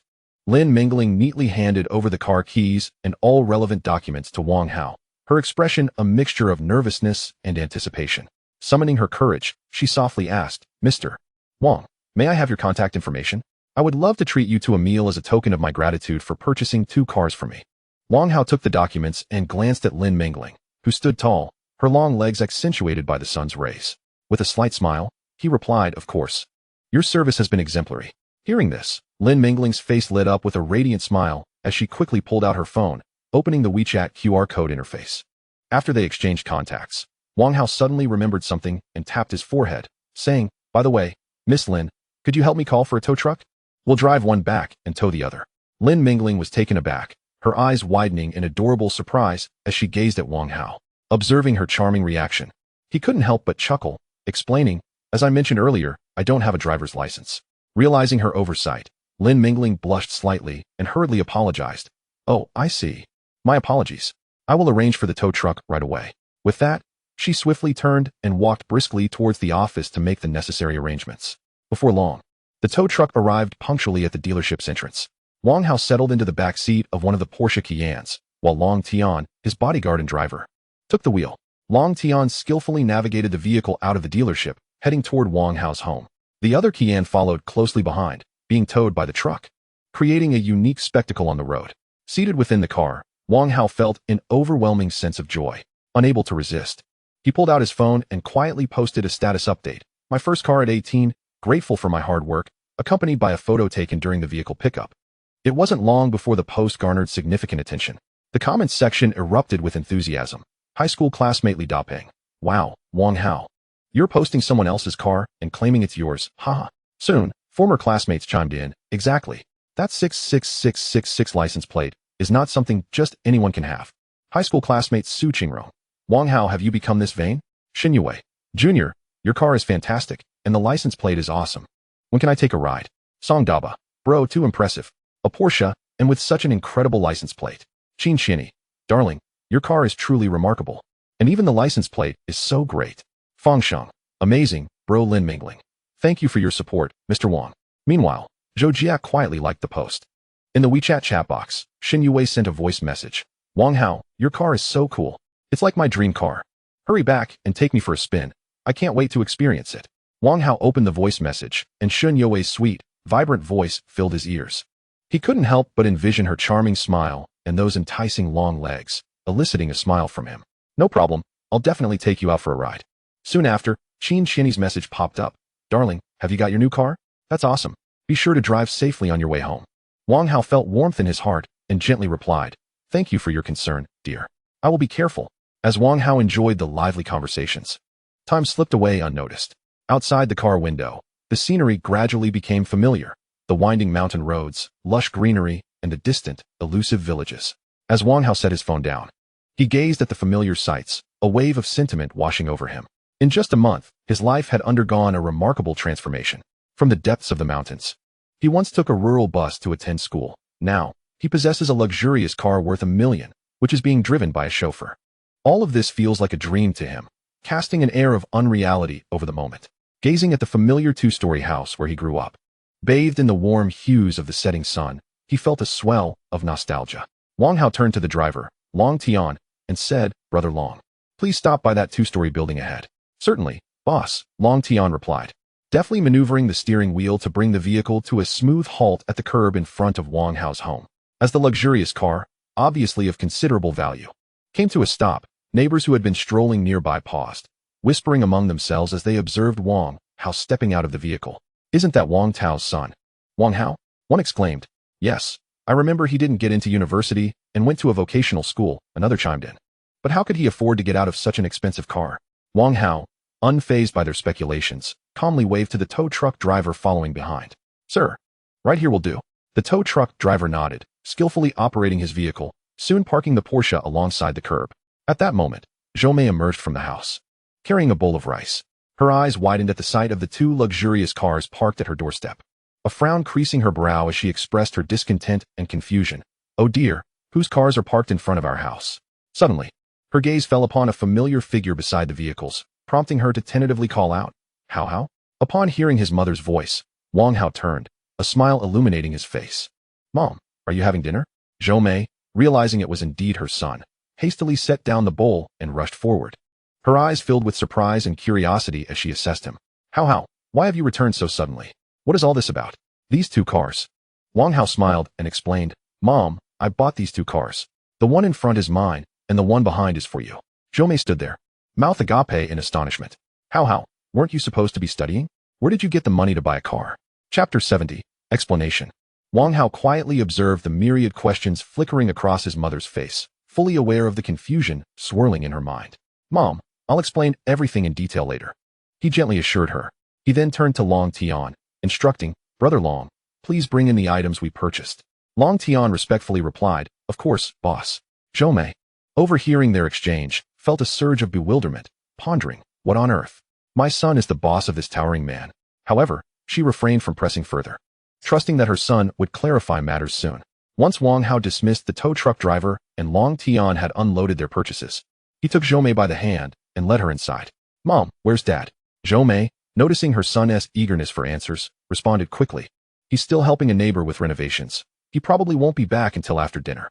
Now tell me, what on earth is going on?" Wang Hao, understanding his mother's concern and curiosity, smiled reassuringly. "Mom, I know you have many questions, but I think it's best to wait for Dad to return so I can explain everything once, rather than repeating myself." Zhou Mei shook her head in exasperation. I don't know what you've been up to this past month. How did everything change so drastically?" Holding her hands gently, Wang Hao replied, "Mom, rest assured. I am doing well. When Dad gets back, I will certainly provide you with a satisfactory explanation." Although Zhou Mei's curiosity remained unsatisfied, she respected her son's wishes and turned to Wang Hao and his bodyguard, Long Tian, with warmth. "You haven't eaten yet, have you? Please, sit down for dinner." Wang Hao smiled and said, "Thank you, Mom." He then turned to Long Tian, adding, "Brother Long, make do with whatever we have. After dinner, you can head out for a stroll. I'll call you later." Long Tian nodded promptly, responding, "Understood, boss." He was well aware that Wang Hao had significant matters to discuss privately with his parents, and his presence might complicate things. As dusk descended gradually, Wang Tao, weary from a day's labor, approached his home with a slight fatigue in his stride. His attention was captured by the two luxurious cars parked in front of his house, prompting him to scrutinize them. "Isn't that a Porsche?" he marveled, his gaze drawn to the eye-catching license plates, 66666 and 77777, which only heightened his astonishment. "What an impressive plate. I wonder which prominent figure has parked in front of my home." After a moment's contemplation, he shook his head, reasoning, "Never mind, such individuals are beyond my reach. I can't afford to provoke them." He then turned and walked toward the door, mentally preparing himself for a refreshing wash and rest, contemplating the need to work harder to save money to buy his son a small car upon his graduation. Upon entering the house, Wang Tao was greeted by the sounds of a television drama and the lively chatter between Wang Hao and Zhou Mei. A surge of joy filled his heart as he hastened into the living room. There sat Wang Hao on the sofa, watching the television while occasionally responding to Zhou Mei, who was tidying up. Hearing the door open, Wang Hao immediately stood up, greeting his father warmly. "Dad, you're back." Wang Tao smiled and nodded. "Yes, Hao. Why have you returned? Has school let out early?" Zhou Mei interjected, unable to contain herself. "Finally, you're back. You have no idea what has happened to your son this past month. Come and sit down so he can explain." Wang Tao looked at his wife with a puzzled expression, unaware of what she meant. Nevertheless, he obediently took a seat on the sofa. Zhou Mei observed her husband's bewildered gaze and began, "You saw the two cars parked at the side of the road, right?" Wang Tao nodded. "Yes, I saw them." "Who parked in front of our house?" Zhou chuckled softly before rolling her eyes. Your son, Wang Hao, bought them. One is for him, and the other is for us. What? Wang Tao exclaimed, nearly rising from his seat, his eyes wide with disbelief. He had just been speculating about which notable figure had parked in front of his home, only to find out that it was his son, still studying, who had purchased the cars, one of which was a gift for his parents. Don't joke with me, dear. That car must cost at least $1 million. And those license plates are sequential. They must be incredibly expensive. Wang Tao stammered, clearly struggling to grasp the reality of the situation. Zhou, observing her husband's incredulity, simply replied, You'll have to ask your son what is going on. Wang Tao's gaze shifted to Wang Hao, standing nearby. Son, weren't you supposed to be in school? Is that luxury car downstairs truly yours? You were still living off our allowance for your first month. Wang Hao smiled reassuringly at his parents, then gestured toward the window. Dad, that car is indeed mine, and the one behind it is for you. You have held your driver's license for many years now, and I have decided to purchase a car for you. I sincerely hope that you will take the opportunity to travel, unwind, and savor the joys of life. Wang Tao and Zhou exchanged glances, both still incredulous. Dad, Mom, please, remain calm and composed. Do not become overly excited. Allow me to explain everything in detail, he urged. Wang Tao and Zhou nodded in agreement, signaling him to continue. Taking a deep breath, Wang Hao began his elaborate explanation. This all began when Mom generously advanced me the tuition fees. Upon receiving the tuition and living expenses, I did not proceed directly to the school to register. Instead, I took those few days to engage in stock trading at a nearby hotel, utilizing the tuition to generate a principal of over 10,000 yuan. He paused briefly before continuing. Subsequently, I involved my homeroom teacher in stock trading, and he shared a portion of the profits with me. Later, I participated in the National College Student Real-Time Trading Competition, where I secured the top position on the National Profit Leaderboard, leading the school to reward me with 200,000 yuan. To substantiate his claims, Wang Hao retrieved his smartphone and displayed the stock trading app, revealing his name at the top of the leaderboard, along with the school's name, confirming its authenticity. He then accessed the school's official website to showcase images of the award ceremony, where he was seen receiving the 200,000 yuan reward alongside Qin Qianyi. Then, the school requested my assistance in financial management, and I earned several million yuan in compensation from them. Wang Hao continued. These funds have continued to appreciate in the stock market, compounding over time. After purchasing these two vehicles, I still have 50 million yuan in my bank account. Additionally, the school's managed funds amount to over 10 million yuan, which have yet to be distributed to me. Wang Tao and Zhou gazed in astonishment at the evidence displayed on Wang Hao's phone, gradually starting to believe their son's words. Am I dreaming, dear wife? Wang Tao asked, dazedly looking at Zhou. Pinch me. Oh, that hurts, he exclaimed as Zhou playfully pinched him, revealing a bruise on his arm. Confirming that this was indeed reality, Zhou, ignoring his cries, turned to Wang Hao and remarked, Son, your experiences are nothing short of fantastical. They could not even be scripted for television. Unable to find the right words to encapsulate her son's journey, she could only express her astonishment. You have truly exceeded our expectations. Wang Tao's eyes sparkled with joy and pride, still reveling in this unexpected delight. He pointed toward the direction downstairs, his voice trembling with excitement. So, the car down there with the license plate 77777 is the one you gifted me? Wang Hao nodded with a smile. Eager to experience the surprise from his son, Wang Tao hurriedly urged, How? Quickly hand me the keys. I want to take it for a spin. Zhou, noticing his eagerness, gently patted his shoulder and advised, Calm down, dear. Let us wait until daylight. It has been ages since you last drove. We wouldn't want any mishaps at night. Wang Tao waved his hand dismissively. I won't drive. I merely wish to sit inside and soak in the experience. His face radiated curiosity and anticipation for the new car. Observing this, Wang Hao retrieved an elegant folder containing the Porsche purchase documents from his bag and handed it to Wang Tao. Dad, here are all the vehicle documents and the keys. Please keep them safe. Wang Tao accepted the keys, feeling the weariness of the day dissipate in that moment. He stood up, walking downstairs with a light step, a beaming smile illuminating his face. Wang Hao watched his father descend with delight, his own face reflecting happiness. This was the purpose of his hard-earned money, to provide his family with a better life, one filled with joy and fulfillment. Zhou, witnessing her husband's unrestrained happiness, could not help but comment to Wang Hao, How, your father can sometimes be like a child. When he is happy, he forgets everything else. Wang Hao replied with a chuckle, As long as you both are happy, that's all that matters. By the way, Mom, please prepare a guest room. I will have my bodyguard, Long Tian, stay here. Zhou nodded. All right, I'll get it ready. Inside the car, Wang Tao was captivated by the luxurious interior, exclaiming, It truly is a Porsche. It's magnificent. Who would have thought I would be able to drive such a fine vehicle at my age? He excitedly explored various buttons and occasionally referenced the car manual for guidance. This controls the air conditioning, and this adjusts the rearview mirror. At that moment, a robust figure, Long Tian, entered Wang Hao's home. Wang Tao noticed him and felt a flicker of curiosity. Who is this? He wondered, hastily exiting the car and striding back inside. Wang Hao greeted Long Tian, saying, "Brother Long, your room is ready. It's in the guest suite downstairs. Allow me to show you." As they reached the staircase, they encountered Wang Tao coming upstairs. "Father, have you finished experiencing the car?" Wang Hao inquired cheerfully. "Ah, yes. Who is this?" Wang Tao asked, pointing at Long Tian. Wang Hao quickly clarified. "Oh, this is my bodyguard, Long Tian. I'm taking him to the guest room to rest. You can head upstairs first." Wang Tao scrutinized the scene, his mind racing with questions. A bodyguard? Has my son, at such a young age, acquired a bodyguard? Aren't you still a student? Why would you need a bodyguard? He resolved to inquire further once Wang Hao returned. Turning back upstairs, he sank into the sofa, idly fiddling with the remote while his thoughts were distant from the television. He occasionally glanced towards the doorway. Having settled Long Tian, Wang Hao hurried back upstairs. Finding his parents seated on the sofa, their expressions serious. "Son, you're here. Sit down," Wang Tao said, his voice slightly subdued. "What is the matter, Dad?" Wang Hao asked, puzzled by their demeanor. Wang Tao furrowed his brow, fixing his gaze on Wang Hao, and directly asked, "Son, why do you need a bodyguard? Is there danger involved in your stock trading?" Upon hearing this, Wang Hao felt a wave of relief wash over him. He chuckled and reassured his parents, "Mom and Dad, you're overthinking this. There's no danger at all. Just look at how quickly my funds have grown. I've earned so much in a month. And I am certain wealth will continue to flow in. With standard operations, I can earn several million in a single day. Hiring a bodyguard is merely a precaution for safety." "What?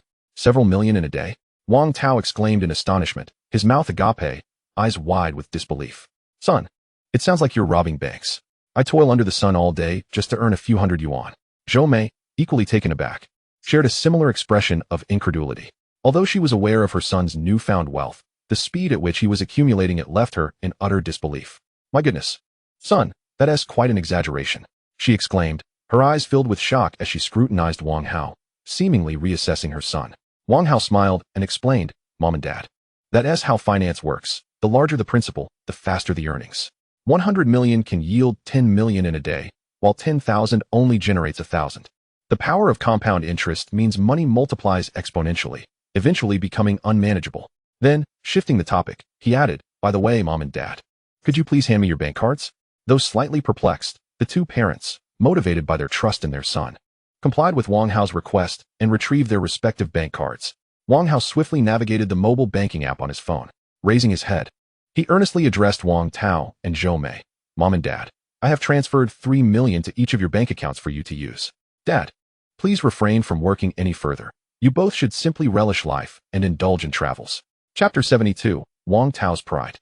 "Additionally, Dad, make good use of our house and the vacant lot beside it to construct a spacious and luxurious villa," Wang Hao said, gesturing animatedly, his eyes gleaming with anticipation. "You can use this initial sum, and I plan to allocate the remainder for my entrepreneurial endeavors. I will transfer more funds to you later." Wang Hao patiently elucidated his arrangements to his parents. Upon hearing this, both Wang Tao and Zhou Mei were momentarily taken aback, unable to process the information. Zhou Mei was the first to regain her composure, expressing her surprise. How? Why are you transferring such a large sum to us? We don't need it. Keep it for yourself." Wang Tao nodded in agreement, adding, "Indeed, son, we are of an age where we cannot spend so much. Focus on your own business. Our only wish is for your health and safety." Wang Hao chuckled, shaking his head. In a relaxed tone, he replied, "Oh, Mom and Dad, this amount is truly insignificant. I have long since earned my first pot of gold by reallocating my tuition fees. I can regain this sum in just a day or two. Please, accept it and enjoy life. Money is meant to be spent, and your happiness is my greatest joy." Wang Tao and Zhou Mei exchanged glances, seeing the mutual pride and contentment reflected in each other's eyes. Their son had matured, found success, and was now capable of shouldering familial responsibilities. Wang Tao patted Wang Hao on the shoulder, saying, "All right, son, we shall accept it. We will heed your advice and work on building a beautiful villa for our family." The next day, Wang Hao awoke from a restful slumber. Sunlight streamed through the curtain seams, casting a warm glow upon his face. Stretching, he descended the stairs and heard faint sounds of punches and kicks from the yard. Curiously, he glanced outside to find Long Tian diligently practicing military boxing. every movement exuding strength and vigor. "Good morning, Long Go," Wang Hao greeted with a smile. "Morning, boss," Long Tian replied, immediately halting his routine. Wang Hao nodded and made his way to the kitchen, where he was greeted by a familiar aroma. His mother, Zhou Mei, was stir-frying his favorite cured meat, the scent tantalizingly inviting. "Morning, Mom." Wang Hao entered the kitchen, observing Zhou Mei skillfully preparing breakfast, the spatula dancing in her hands, creating a delightful clattering sound. "Where's Dad? He hasn't gone to work again, has he?" he inquired while assisting in setting the table. Zhou Mei chuckled in response. "Your father got up early to familiarize himself with the new car you gifted him. With Long Tian's assistance, he's off somewhere driving around." "Ah, I see," Wang Hao nodded, a smile creeping onto his lips. "Yes, he was quite ecstatic yesterday," Zhou Mei added, her face beaming with happiness. "Why not give him a call and ask him to come back for breakfast?" "Sure," Wang Hao replied, promptly picking up his phone to dial his father's number. Meanwhile, Wang Tao was leisurely driving the brand-new Porsche along the rural roads at a slow pace, having deliberately rolled down the driver's window to greet passing relatives and neighbors. "Good morning, Aunt Lu. Have you had breakfast? Up so early to work in the fields?" Wang Tao kindly inquired, spotting a middle-aged woman wielding a hoe by the roadside. "Is that you, Wang Tao?" Aunt Lu turned her head, noticing Wang Tao in the Porsche, and exclaimed with curiosity, "Whose car are you driving? It looks impressive." "It's a gift from my son," Wang Tao replied, pride and joy radiating from his smile. "Your son? You only have one son, Wang Hao, right? Isn't he still in school?" Aunt Lu asked, puzzled. Wang Tao laughed heartily, explaining, "Haha, it's true. Although Hao is still studying, he possesses remarkable abilities to earn money. He bought me this car worth over $1 million. Aunt Lu's eyes widened in disbelief, her face reflecting utter astonishment. "What? This car costs over $1 million? My goodness. That's incredible." At that moment, Wang Tao's phone rang, the screen displaying Wang Hao's call. Upon answering, Wang Hao's familiar voice resonated clearly. "Dad, where are you driving off to?" "Breakfast is ready. Hurry back." "All right, I'll be right there," Wang Tao responded promptly. After hanging up, he turned to Aunt Lu with a smile. "Aunt Lu, you carry on with your work. I'm heading back for breakfast. Soon." The astonishing news that Wang Hao had gifted his father a luxury car worth over $1 million spread like wildfire throughout the small village. Watching Wang Tao park the gleaming Porsche steadily at their doorstep, Wang Hao couldn't help but exhale with relief, grinning at his father. "Dad, it seems your driving skills are quite commendable. Of course, thanks to your good fortune, I never expected to have a day like this. Basking in the envious gazes of our relatives and friends truly brings me joy," Wang Tao replied, his face glowing with pride and satisfaction. Just then, Zhou Mei emerged from the kitchen, noticing the father-son duo lingering at the doorstep, and playfully scolded. "All right, you two, stop standing around and come eat. The food will get cold." After enjoying a hearty meal, Wang Hao set down his chopsticks, looking warmly at Zhou Mei and Wang Tao. "Mom, Dad, I plan to visit grandfather and grandmother later. After seeing them, I'll head back." Zhou Mei's face registered surprise. "Oh, so soon? How? Didn't you just start your National Day holiday? You could stay home a few more days." Wang Hao patiently explained, "Mom, precisely because of the holiday, I intend to return. I plan to take this time to check on the office and prepare for the company's matters, so I can recruit employees after the holidays." Wang Tao set down his chopsticks, reflecting, How, your current achievements and aspirations are beyond our understanding, but we know you certainly have your own plans and goals. Go ahead and pursue them. We will always support you from behind." Zhou Mei nodded in agreement. How, as long as you have enough money, that's what matters. Don't overexert yourself. Please take care of your health. That is of utmost importance. Chapter 73, Visiting Grandfather and Grandmother. Wang Hao smiled and nodded. "Yes, Mom and Dad.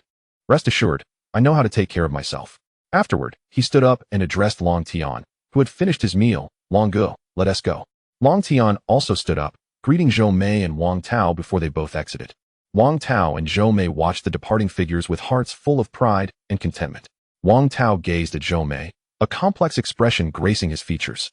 He softly remarked, "My dear, this child no longer requires my concern as he once did. I suddenly feel somewhat hollow." Zhou Mei shot him a disapproving glance upon hearing this, retorting, "You truly have the audacity to complain after having benefited. How is thriving now. Isn't this what we have always wished for? He buys you a car, provides you with money, allowing you to enjoy life every day. And you still feel unaccustomed to it? Perhaps you should go haul bricks at the construction site." My dear, I'm merely reflecting," Wang Tao explained with a smile. As he spoke, Wang Tao swept Zhou Mei into a princess carry, ascending the stairs. Zhou Mei was taken aback by his sudden action, exclaiming in surprise, "Ah, Wang Tao, what are you doing?" Wang Tao chuckled, leaning closer to whisper in her ear, "My love, the time for enjoyment has arrived. Let us give Hao a little brother or sister to make our home even livelier. Zhou Mei's cheeks flushed with a rosy hue as she playfully chastised him. You naughty man, the child is already grown, and you still behave so frivolously. With a mischievous grin, Wang Hao tightened his embrace, declaring, I am utterly serious. Zhou Mei gently struggled in his arms for a moment, but ultimately surrendered to his hold as they continued their ascent. Meanwhile, seated comfortably in the luxurious Porsche, Wang Hao turned to Long Tian, the driver, and inquired, Brother Long, did you ever imagine I hail from a rural background? Long Tian, maintaining his steady focus on the road, replied without glancing aside, Boss, I indeed did not anticipate that. On that day in the hospital, your composed demeanor, coupled with your eloquent speech, and the fact that a substantial sum could arrive with a mere phone call, even the hospital director personally came to pay you a visit, led me to believe you were a scion of an illustrious family. Wang Hao chuckled, half-jokingly asking, Now that you've discovered my true identity, do you regret becoming my bodyguard and driver? Long Tian promptly shook his head with conviction. Not at all. You have saved my family's life. This kindness I will never forget. In fact, I hold you in even higher esteem, boss. At such a young age, while still studying, you have accomplished what many fail to achieve in a lifetime. Wang Hao, amused by Long Tian's words, laughed heartily, Brother Long, your compliments embarrass me. They say soldiers are straightforward and do not flatter, yet your words are truly eloquent. Long Tian scratched his head, somewhat bashful, boss. Please don't mock me. These are heartfelt words. I remember your kindness. Wang Hao smiled and patted Long Tian on the shoulder before saying, All right, Brother Long. Let's south head to the street, purchase some items at the supermarket, and then withdraw some cash from the bank. Understood, boss, Long Tian responded promptly. Subsequently, Wang Hao and Long Tian made their way to the supermarket. Wang Hao meticulously selected various daily necessities, ranging from rice, oil, and condiments to noodles and an array of beverages. Before long, the Porsche was brimming with items, leaving little room for passengers. They then proceeded to the bank, where Wang Hao withdrew 100,000 in cash and placed it in the car. Soon, the vehicle came to a steady halt at his grandparents' doorstep. Wang Hao, laden with bags, called out loudly, Grandpa, Grandma, are you home? Inside, Wang Ming and Xiu Hong were enjoying breakfast while watching television. Upon hearing the call, they promptly set down their bowls and emerged. Oh, Hao is back. Hurry, come inside. Wang Ming exclaimed joyfully, his face radiating warmth. Xiu Hong hurried forward, compassionately accepting the items from Wang Hao, exclaiming, What have you bought? Why so much? Is it heavy? Your father should know better than to have you carry all this. Wang Hao shook his head with a smile. No, Grandma, I specifically bought these for you. There's plenty more in the car. The two seniors glanced toward the roadside upon hearing this. A brand new luxury car was parked nearby, its sleek lines and elegant color unmistakably indicating its high value. Wang Ming scrutinized the vehicle and then glanced at Long Tian, his expression one of astonishment. This car looks impressive. Is it your friend's? It was evident he mistakenly assumed Long Tian was the car's owner. Wang Hao chuckled and shook his head, clarifying, Grandpa, Grandma, this car is mine. He then introduced Long Tian. This is my driver and bodyguard, Long Tian. Long Tian stepped forward politely, greeting Wang Ming and Xiu Hong with, Hello, Grandpa and Grandma. The elderly couple exchanged incredulous glances, their expressions reflecting surprise and confusion. A bodyguard and a driver? And he bought a car? They were evidently taken aback by this sudden revelation. Wang Hao, sensing their bewilderment, reassured them, Grandpa, Grandma, I will explain everything in detail shortly. He then turned to Long Tian, instructing, Brother Long, please bring the items from the car inside. Long Tian nodded and proceeded to unload the items, bringing them into the house one by one. Meanwhile, Wang Hao settled on the sofa with his grandparents, sharing tales of his recent experiences and transformations. From his adventurous use of tuition fees to speculate in stocks, to involving his homeroom teacher in trading, and even assisting the school in managing funds, ultimately amassing several million. As Wang Ming and Xiu Hong listened to Wang Hao's explanations, their understanding gradually deepened. Wang Ming's eyes sparkled with pride as he exclaimed, Hao, I always said that anyone can achieve greatness. Who would have thought you possessed such extraordinary talent and investment? In just a month, you've turned nothing into several million. It's truly unimaginable. Xiu Hong nodded in agreement, her eyes brimming with joy. Your grandfather and I toiled our entire lives, and we've only saved a mere 100,000. Hao, I am so proud of you. Chapter 74, Returning to the Main City. Hearing his grandparents' praises filled Wang Hao with a mix of gratitude and pride. He smiled warmly at them, saying, Grandpa, Grandma, I too feel as if I am living in a dream. He continued, By the way, after visiting you this time, I must return to school immediately. Return? Haven't you just begun your break? Why not stay a few more days? Grandma, Xiu Hong lamented. Wang Hao explained, Grandma, I plan to visit the office during the National Day holiday, so that after the holiday, I can recruit employees and get everything on track. Wang Ming, sensing a hint of reluctance in his wife's eyes, quickly reassured her, "Wife, you, a homemaker, may not understand. Our grandson is in the prime of his studies and career." Observing his grandparents' slightly wistful expressions, Wang Hao continued, "Grandpa, Grandma, once my company stabilizes, you can take the car I bought for Dad and come visit me." Upon hearing this, Wang Ming and Xiu Hong beamed with joy, smiles illuminating their faces. "Haha, that is wonderful. It's the thought that counts." At that moment, Long Tian had finished bringing all the items into the house, neatly arranging them in their designated spots. Wang Hao turned to Wang Ming and Xiu Hong, saying, "Grandpa, Grandma, please bring your bank book and accompany me to the Rural Credit Union." Xiu Hong, somewhat perplexed, inquired, "What do we need to go to the Rural Credit Union for?" Wang Hao refrained from disclosing that he intended to transfer money to them, knowing that their nature would likely make them refuse. "You'll understand once we get there," he reassured. Wang Ming, nearby, urged, "Oh, dear wife, stop asking so many questions. Let's just do as our grandson says." Before long, they arrived at the Rural Credit Union, driven by Long Tian. Wang Hao led the elderly couple into the bank hall and approached an available teller's window. "Hello, how may I assist you today?" the teller inquired politely. Wang Hao smiled and replied, "I would like to transfer 3,900,000 to this bank book. 1 million for a 1-year fixed deposit, 1 million for a 2-year fixed deposit, 1 million for a 3-year fixed deposit, and the remaining 900,000 in a demand deposit." Upon hearing Wang Hao's words, Xiu Hong and Wang Ming quickly stepped forward. Hao, what are you doing?" Xiu Hong said anxiously. "We don't need your money. Keep it for yourself." Indeed, Hao. It's hard-earned money. How can we accept it?" Wang Ming quickly echoed. Wang Hao turned to face his concerned grandparents and gently reassured them. "Oh, Grandpa, Grandma, just trust my arrangements. This way, you can withdraw 1 million each year, and the remaining 900,000 is available for emergencies whenever you need it. This amount is truly insignificant to me. It is merely a guarantee for your retirement, and is it not my duty to show this filial piety?" Xiu Hong grasped Wang Hao's hand, her eyes brimming with tears of joy, her voice trembling as she said, Hao, this is far too much. We could never use such an amount." Wang Hao patiently counseled, "Grandma, it's perfectly fine. Buy whatever you wish to eat or drink. I will continue to take care of you. If you ever find yourselves in need, simply tell me. I won't abandon you." Furthermore, he added, "I have already transferred 3 million to each of my parents, so please do not refuse me." The teller, overhearing this, couldn't help but glance at Wang Hao several times. As he entered his password, she caught sight of the staggering balance of over 40 million yuan in his bank account and felt a wave of astonishment, silently contemplating. This young man is truly promising and filial. I wonder if he has a girlfriend. Someone so exceptional must have many admirers. With Wang Hao's insistence, the transfer and deposit processes were swiftly completed.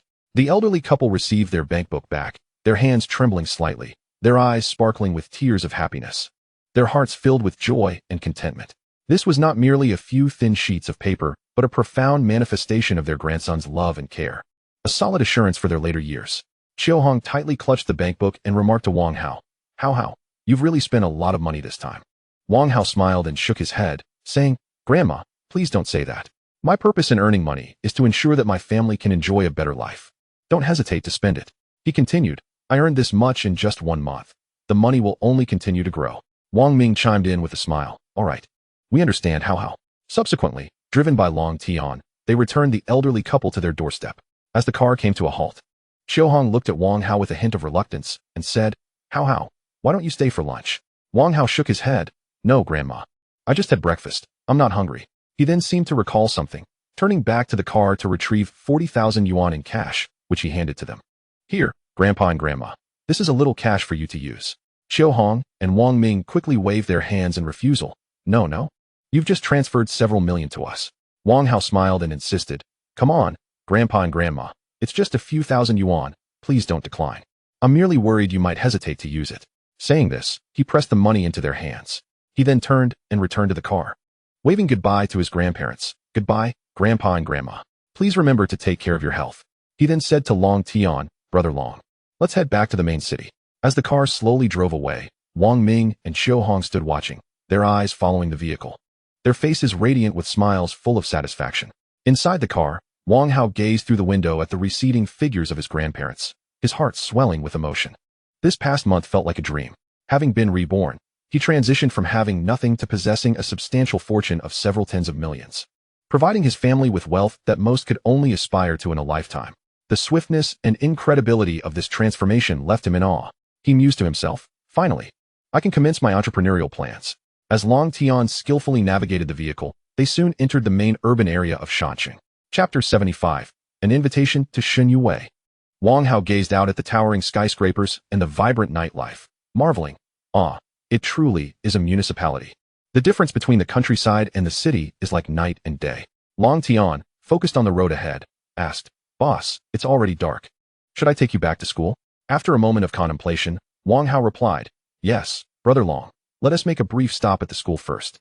As Long Tian drove steadily toward the school, Wang Hao found himself reminiscing about his agreement with Xin Yue to spend the national day together. He recalled her graceful dance moves and her strikingly long legs, causing ripples of excitement in his heart. He then picked up his phone, opened WeChat, and sent a message to Xin Yue. What are you up to, Senior Xin? I'm almost at school. At that moment, Xin Yue was lounging comfortably on her dormitory bed, engrossed in the popular game Endless Runner on her phone, intently maneuvering her character to jump and avoid obstacles. Suddenly, a notification popped up on her screen, and as she instinctively glanced at it, her character collided with an obstacle, causing her to lose the game. A hint of annoyance escaped her lips. Seriously, who is messaging me? However, upon opening WeChat and seeing it was Wang Hao, her irritation dissipated, replaced by surprise and joy. She quickly replied, I was just playing Endless Runner, and your message made me lose my progress of 10,000 meters. You owe me a compensation. She added a playful smiley emoji at the end. In the car, Wang Hao chuckled at Shun Yue's message, sending back a laughing sticker in response, and typed, all right. I'm almost at school. Don't you want to experience my new car? I'll be waiting for you at the school gate. Reading Wang Hao's message, Xin Yue felt a surge of delight and surprise. She had initially thought he simply wanted to chat, but never expected him to invite her so directly. She promptly replied, Sure. I'll head down right away and wait for you at the school gate. Don't keep me waiting too long. With that, she hastily set her phone aside and rushed to the vanity, beginning to apply her makeup with meticulous care. She delicately smoothed foundation onto her skin, enhancing its fairness and smoothness. Artfully applied eyeshadow added a captivating sparkle to her eyes, and she carefully painted her lips with a luscious shade of lipstick.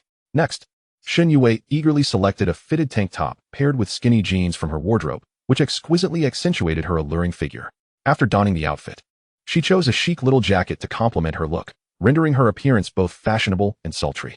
Her roommate, Wang Yai, observed her flurry of activity late into the night and couldn't help but asked curiously, Yue, what are you up to? Why are you all dressed up and made up this late? While gazing into the mirror, Xin Yue smiled mysteriously, saying, Oh, it's nothing. Just going out to meet a friend. Wang Yai's curiosity was instantly piqued, and she leaned in closer, pressing, a friend? Dressed so formally at this hour? It wouldn't happen to be a date, would it? Xin Yue's cheeks flushed slightly, but she quickly regained her composure, playfully winking. Guess. Wang Yai, intrigued by her demeanor, continued to pry. Come on, spill. Who is it? Is it one of the handsome guys from our class? Xin Yue laughed and shook her head. No, don't jump to conclusions. Seeing her reluctance to reveal more, Wang Yai teased, You little minx. You'd better not come back tonight. Xin Yue mischievously winked again, replying, I might just not come back. You can enjoy your time alone in the dorm. With that, she grabbed her phone and keys, striding out of the dorm with a blend of excitement and nervousness as she made her way to the school gate. Before long, she arrived at the entrance of the school. Under the dim glow of the streetlights, she immediately spotted the Porsche with the license plate 66666, its body gleaming subtly yet magnificently in the light. Upon seeing Xin Yue approach, Wang Hao promptly rolled down the window and waved, calling out, Senior. Hearing his voice, Xin Yue quickened her pace, her long legs appearing particularly graceful in the night. As she reached the front of the car, she noticed Long Tian in the driver's seat, feeling a flicker of surprise, but she quickly composed herself. She smiled at Wang Hao and inquired, Who is this? Wang Hao replied with a grin, Oh, this is my bodyguard and driver, Long Tian. He then opened the back door, gesturing for Xin Yue to enter. Once inside, Xin Yue settled next to Wang Hao. Their arms inadvertently brushed against each other, allowing them to feel the warmth radiating from each other, which subtly heightened the atmosphere in the car. Xin Yue exuded a distinct fragrance that wafted into Wang Hao's nostrils, a delicate and refreshing scent that instantly lifted his spirits. Wang Hao's gaze quietly appraised Xin Yue beside him. Her fitted jeans perfectly outlined her long, shapely legs. Beneath her jacket, the tank top revealed a hint of her smooth skin and alluring collarbone, imparting a touch of sensuality that stirred Wang Hao's imagination. Noticing Wang Hao's gaze, Xin Yue felt a surge of delight. Her charm had evidently captured his attention. She slightly turned her head, locking eyes with him. With a gentle smile, she initiated. Wang Hao, your car is truly impressive. It looks even more luxurious in person than in the photos you posted. As she admired the interior decor of the vehicle, her curiosity led her to ask, by the way, how did you manage to get a license plate with all sixes? Wang Hao snapped back to reality, responding with a smile. Well, money can make things happen. I spent $1 million to get this plate. $1 million? Xin Yue gasped in astonishment, her mouth agape. While her family was relatively well off, receiving a decent allowance each month, the notion of spending $1 million on a license plate was beyond her comprehension. Immediately, her enthusiasm for Wang Hao surged. A wealthy and capable man like him was not someone she could overlook. Even though she was aware that Wang Hao already had a girlfriend, Xin Yue had no intention of conceding. After all, they were merely dating and not yet married. Relationships were not static. She would seize any opportunity that arose. Chapter 76, Yudu Hotel. Moreover, she believed Wang Hao was worth the effort. It's so hot, Xin Yue remarked, casually removing her jacket. She made a deliberate effort to appear natural and fluid in her movements, as if simply trying to cool off rather than draw Wang Hao's attention. Immediately, she was left in her scanty tank top, revealing her fair skin and seductive collarbone. However, Wang Hao's gaze followed her every move, pondering. Indeed, those seniors were right. The air conditioning in luxury cars is always broken, and beautiful women always claim to be hot. Senior, where are we headed now? Xin Yue's voice broke the silence in the car. Wang Hao contemplated briefly before asking, do you have a driver's license? Of course, Xin Yue replied without hesitation. Upon hearing this, Wang Hao turned to Long Tian at the wheel and instructed, Long, take us to Yudu Hotel. Upon hearing the destination, Xin Yue's face lit up with surprise before she shyly murmured, isn't this a bit too fast, Wang Hao? I'm not really prepared for this. We should at least catch a movie first, and then. Hearing her soft-spoken words, Wang Hao leaned in slightly closer, asking, what did you say, senior? Xin Yue felt the heat rise in her cheeks as she repeated, I said, isn't this a bit too fast? Wang Hao understood her misunderstanding at once. Realizing she had misinterpreted his intentions, he smiled and clarified, you've misunderstood, senior. I'm not staying in the school dorm tonight. So I want to book a room at the hotel first. Then we can go out and have fun. Otherwise, we might find no rooms available later. Upon hearing Wang Hao's explanation, Xin Yue felt a twinge of embarrassment and smiled awkwardly, recalling that he hadn't meant anything else. But a hint of disappointment flickered in her heart. She silently scolded herself. Xin Yue, what are you thinking? Are you so eager to give yourself to Wang Hao? Once she regained her composure, she asked with confusion, Wang Hao, what's the rush to book a hotel? Aren't there plenty of hotels and inns everywhere? Wang Hao chuckled at her puzzled expression, teasing, haha, it seems like you're quite experienced in this area, senior. Xin Yue quickly waved her hands in denial. No, absolutely not. I'm just trying to understand. At that moment, Long Tian, in the driver's seat, interjected, Boss, are you referring to the only state guest house in Shanxing? The one that has hosted many leaders from the older generation, foreign dignitaries, and international friends? Wang Hao nodded. Yes, that's the one. Although it's a bit pricey. It's often fully booked. Long Tian, you're familiar with that hotel too. A subtle gleam of pride flickered across Long Tian's face. Indeed, boss. During my service, I was repeatedly selected to participate in the security work for foreign guests, including an experience at the Yudu Hotel, which boasts first-rate surroundings, service, and facilities. Listening to the conversation between the two men, Xin Yue couldn't help but feel astonished. She had not anticipated that the Yudu Hotel, where Wang Hao intended to stay, held such prominence, having hosted numerous leaders and foreign dignitaries. She was equally amazed by Long Tian, Wang Hao's bodyguard and driver, who possessed such remarkable experience. As Long Tian drove steadily, the car gradually approached and came to a halt at the entrance of the Yudu Hotel. Through the car window, Xin Yue beheld the hotel's exterior, a magnificent structure that exuded elegance and gravitas, akin to a convergence of history and modernity. Once the vehicle had come to a stop, Long Tian exited first to open the door for Xin Yue and Wang Hao. Stepping out of the car, Xin Yue was immediately struck by the opulence and grandeur of the Yudu Hotel. She surveyed her surroundings, noting the lush greenery and vibrant flowers that enveloped the hotel, as though she had stepped into a tranquil garden. My goodness, she exclaimed, genuinely taken aback. I never imagined there would be such an elegantly serene hotel in the bustling center of this metropolis. Haha, let's go, Wang Hao chuckled, leading Xin Yue with purposeful strides into the lavish lobby. A well-groomed lobby manager, impeccably attired in a crisp uniform, approached them with a warm smile. Upon noticing Wang Hao accompanied by such a beautiful companion, the manager wasted no time in greeting them. for his years of experience had taught him that those in the company of attractive individuals seldom belong to the ordinary class. Welcome to the Yudu Hotel. May I inquire if you are checking in, or if you require a conference room reservation? Checking in, Wang Hao replied calmly. Very well, please follow me.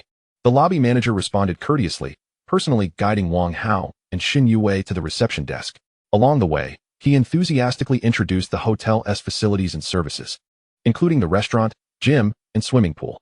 Before long, with the lobby manager's assistance, Wang Hao successfully checked into a luxurious suite for 3 nights at the cost of several thousand yuan. The receptionist smiled and said, Sir, madam, your luxurious suite is on the top floor, room number 8888. Please follow me. I will escort you upstairs. Wang Hao nodded, while Xin Yue quietly trailed behind him. Upon reaching the door of the opulent suite, the receptionist paused and politely said, Sir, madam, if there are no further requests, I shall take my leave. There is a landline by the bedside. Feel free to call the front desk should you need anything. Thank you for your assistance, Wang Hao replied, closing the door behind them. At that moment, Xin Yue realized she was alone in the hotel room with Wang Hao, her cheeks subtly flushed, her heart entwined with a mix of emotions. There was joy in being alone with him, yet also a tinge of nervousness, and a quiet expectation began to blossom within her regarding what might unfold next. Observing Wang Hao gazing out at the view from the window, she couldn't help but remark, Junior, you spent thousands just for a hotel stay. My monthly living expenses barely cover a few nights in such a place. Wang Hao, standing by the window and admiring the beautiful nightscape, responded with a grin, Haha, senior sister. Isn't the purpose of earning money to elevate one's standard of living and enjoy life? Then, as he turned to face Xin Yue, he sensed the delicate atmosphere in the room, noticing her bashful demeanor.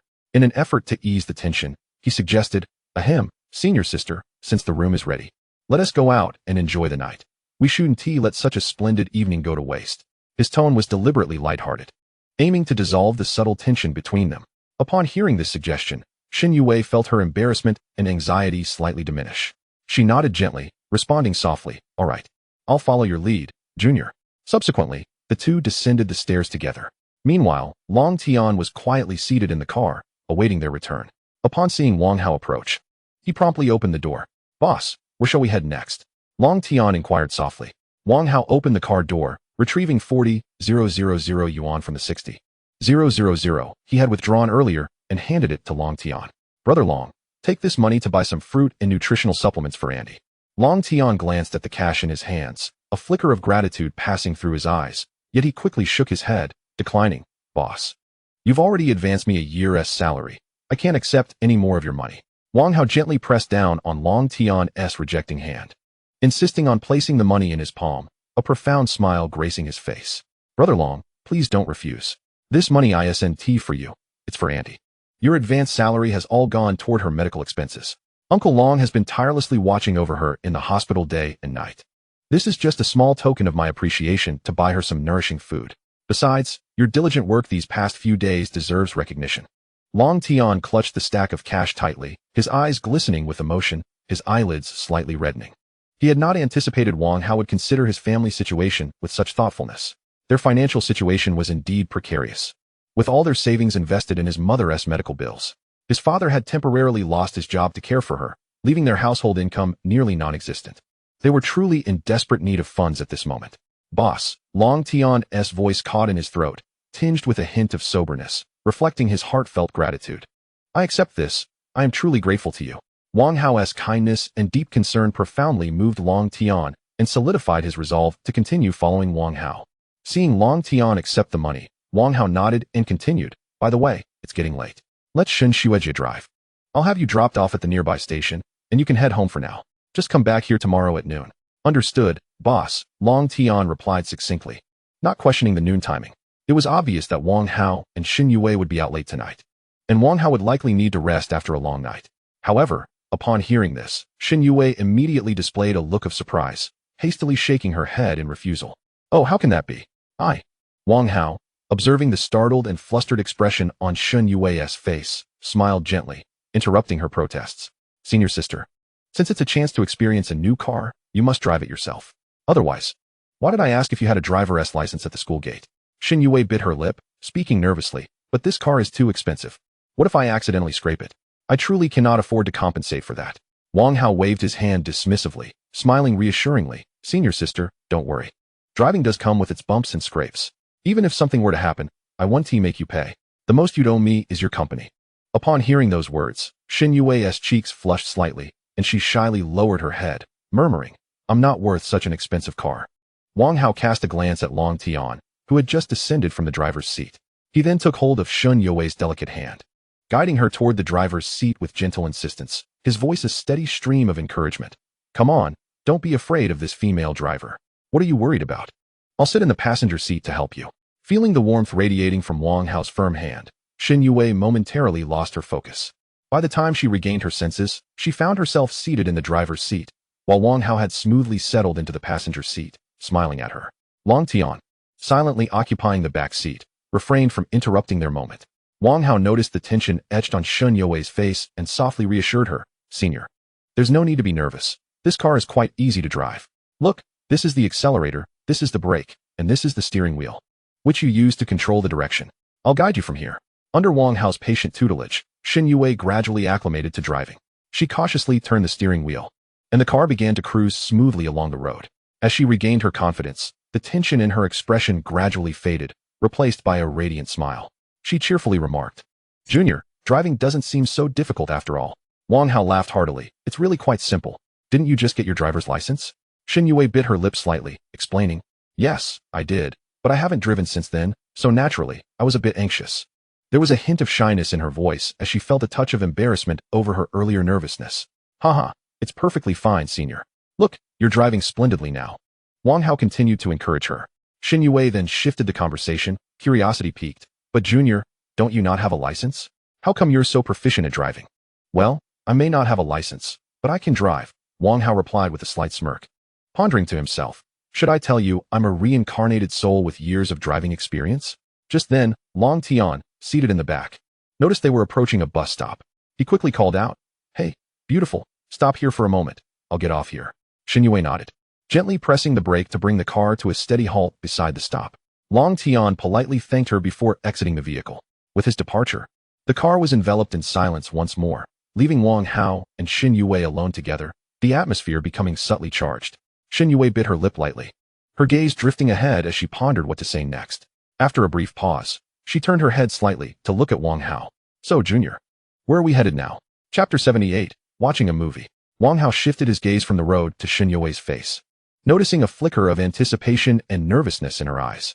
He pondered for a moment before responding with a smile. "Senior, let us first head to the nearby Longhu Commercial Street. The barbecue there is renowned for its exquisite flavor. We can give it a try, and perhaps catch a movie afterward." Upon hearing Wang Hao's suggestion, Xin Yue felt a flutter of excitement in her heart. She nodded, smiling in agreement. "Sounds great. I'm in." Before long, they arrived at Longhu Sherdai. The lively atmosphere was palpable, filled with the aromas and sounds of bustling shops. Xin Yue and Wang Hao walked side by side, immersed in the vibrant energy of the street. After some deliberation, they discovered a barbecue restaurant named Charcoal Aroma Barbecue, which boasted stellar online reviews and was adorned with traditional Chinese decor. They ordered several signature dishes, including selected Wagyu beef, pork belly, and an array of seasonal vegetables. Wang Hao expertly grilled the meat, occasionally placing perfectly cooked slices onto Xin Yue's plate. She savored each bite, exclaiming, "This meat is incredibly tender, and paired with the secret sauce, it's simply divine." Before long, they found themselves thoroughly satisfied. Xin Yue patted her slightly bloated stomach and laughed. "I'm so full. This barbecue is truly remarkable." Wang Hao, observing her contentment, smiled and replied, "Since you enjoy it so much, we should come here often. Now, let us head to the movies." Xin Yue nodded, following Wang Hao out of the barbecue restaurant. "Junior, what movie are we going to watch?" Wang Hao grinned mischievously, deliberately keeping her in suspense. "Of course, it's a horror film." Upon hearing the words horror film, a flicker of panic crossed Xin Yue's face. She widened her eyes in surprise and exclaimed, "Huh? A horror film?" Wang Hao, amused by her reaction, teased, "Are you scared?" Xin Yue straightened her posture defiantly, retorting, "Umph. What is there to be afraid of? I'll watch it." They exchanged smiles before walking toward the cinema together. As Xin Yue's heartbeat quickened, she realized she typically avoided horror films, but she didn't want to appear timid in front of Wang Hao. In this moment, she felt both anxious and excited, a thrilling mixture of emotions coursing through her. She endeavored to maintain her composure, attempting to mask her inner turmoil, while silently hoping the film would not be too terrifying. "Are you truly not afraid?" Wang Hao asked again, a playful smile dancing on his lips. Xin Yue stood tall, feigning calmness. I'm not afraid at all. After a few minutes of walking, they soon arrived at the commercial street cinema. The moment Shen Yue stepped into the lobby, she was captivated by the sight of affectionate couples surrounding her. Wow, Junior, look at all these couples. Wang Hao glanced around, noting that numerous pairs of young men and women were either seated together or standing hand in hand, sweetly engaging with one another. Wang Hao nodded in agreement. Indeed, it seems to be all couples. His words set Shen Yue's mind racing. She pondered secretly. All couples? Is he implying something? Suggesting that we are also a couple? This sudden thought made her cheeks flush, and her heart raced uncontrollably. Stealing a glance at Wang Hao, she tried to decipher his expression for any hint of meaning. However, he simply smiled, observing the crowd without revealing any particular emotion. Feeling her cheeks warm, Shen Yue discreetly patted them, attempting to dispel the inexplicable heat. She internally admonished herself. Shen Yue, don't get carried away. The junior may have just spoken casually without any deeper connotation. She tried to appear nonchalant. Yet her inner turmoil was undeniable. A glance at Wang Hao revealed his relaxed smile, seemingly oblivious to her peculiar state. Shen Yue released a quiet sigh of relief but felt a tinge of disappointment. She could not quite articulate what she was hoping for, as a complex swirl of emotions tangled within her. At that moment, Wang Hao suddenly turned to her, noticing her flushed cheeks, and inquired, "What's wrong, senior? Why is your face so red?" Caught off guard by the question, Shen Yue quickly covered. Haha, it's nothing. It's probably just a bit warm in here. The cinema was bustling with couples, a lively spectacle indeed. She remarked as she fanned herself lightly with her hand, striving to make her words appear more casual. Wang Hao chuckled and explained, Haha, of course there are more couples now. Aside from a few close friends, it's mostly couples who come to watch movies. Very few attend alone. Especially since the next film is a horror movie, it's all couples here. Upon hearing Wang Hao's words, Shen Yue's mind began to wander again. She pondered, when he speaks of couples, does he subtly include us? Shen Yue's thoughts became increasingly chaotic. A flurry of speculations surged in her mind. Calm down, Shen Yue. What's the matter with you? She constantly reminded herself, attempting to extricate herself from this tumultuous train of thought, but her restless heart seemed reluctant to settle. Her gaze involuntarily drifted back to Wang Hao, the turmoil within her still unresolved. As the movie commenced ticket collection, Wang Hao naturally took Shen Yue's hand, guiding her toward the ticket booth. A wave of warmth surged through her palm, causing her heartbeat to quicken. Hand in hand, they entered the screening room and settled into their seats. Wang Hao glanced around, noticing the pairs of couples surrounding them, and remarked playfully to Shen Yue, Look, senior. It's all couples sitting together. Shen Yue's hand remained tightly clasped in Wang Hao's, and she felt her cheeks flush as a tide of shyness washed over her, making it hard to contain her emotions. She softly responded, her voice barely above a whisper, yet in the hushed theater, Wang Hao still heard her. Wang Hao seemed to notice Shen Yue's unusual demeanor. He turned to her, observing her slightly reddened face and evasive gaze. Senior, what's wrong? You seem distracted, he said, releasing her hand to gently touch her forehead, his brow furrowing slightly. Are you feeling warm? Your forehead feels a bit hot. Shen Yue hurriedly shook her head, denying, No, I'm fine. Perhaps it's just a bit warm here, combined with the suspense of the horror film starting soon. That's making me a bit anxious. Chapter 79, Consumed. She attempted to mask her true feelings with these words. Wang Hao, reassured by Shen Yue's explanation, settled back into his seat, holding her hand once more, offering comfort. Don't be nervous. I'm here with you.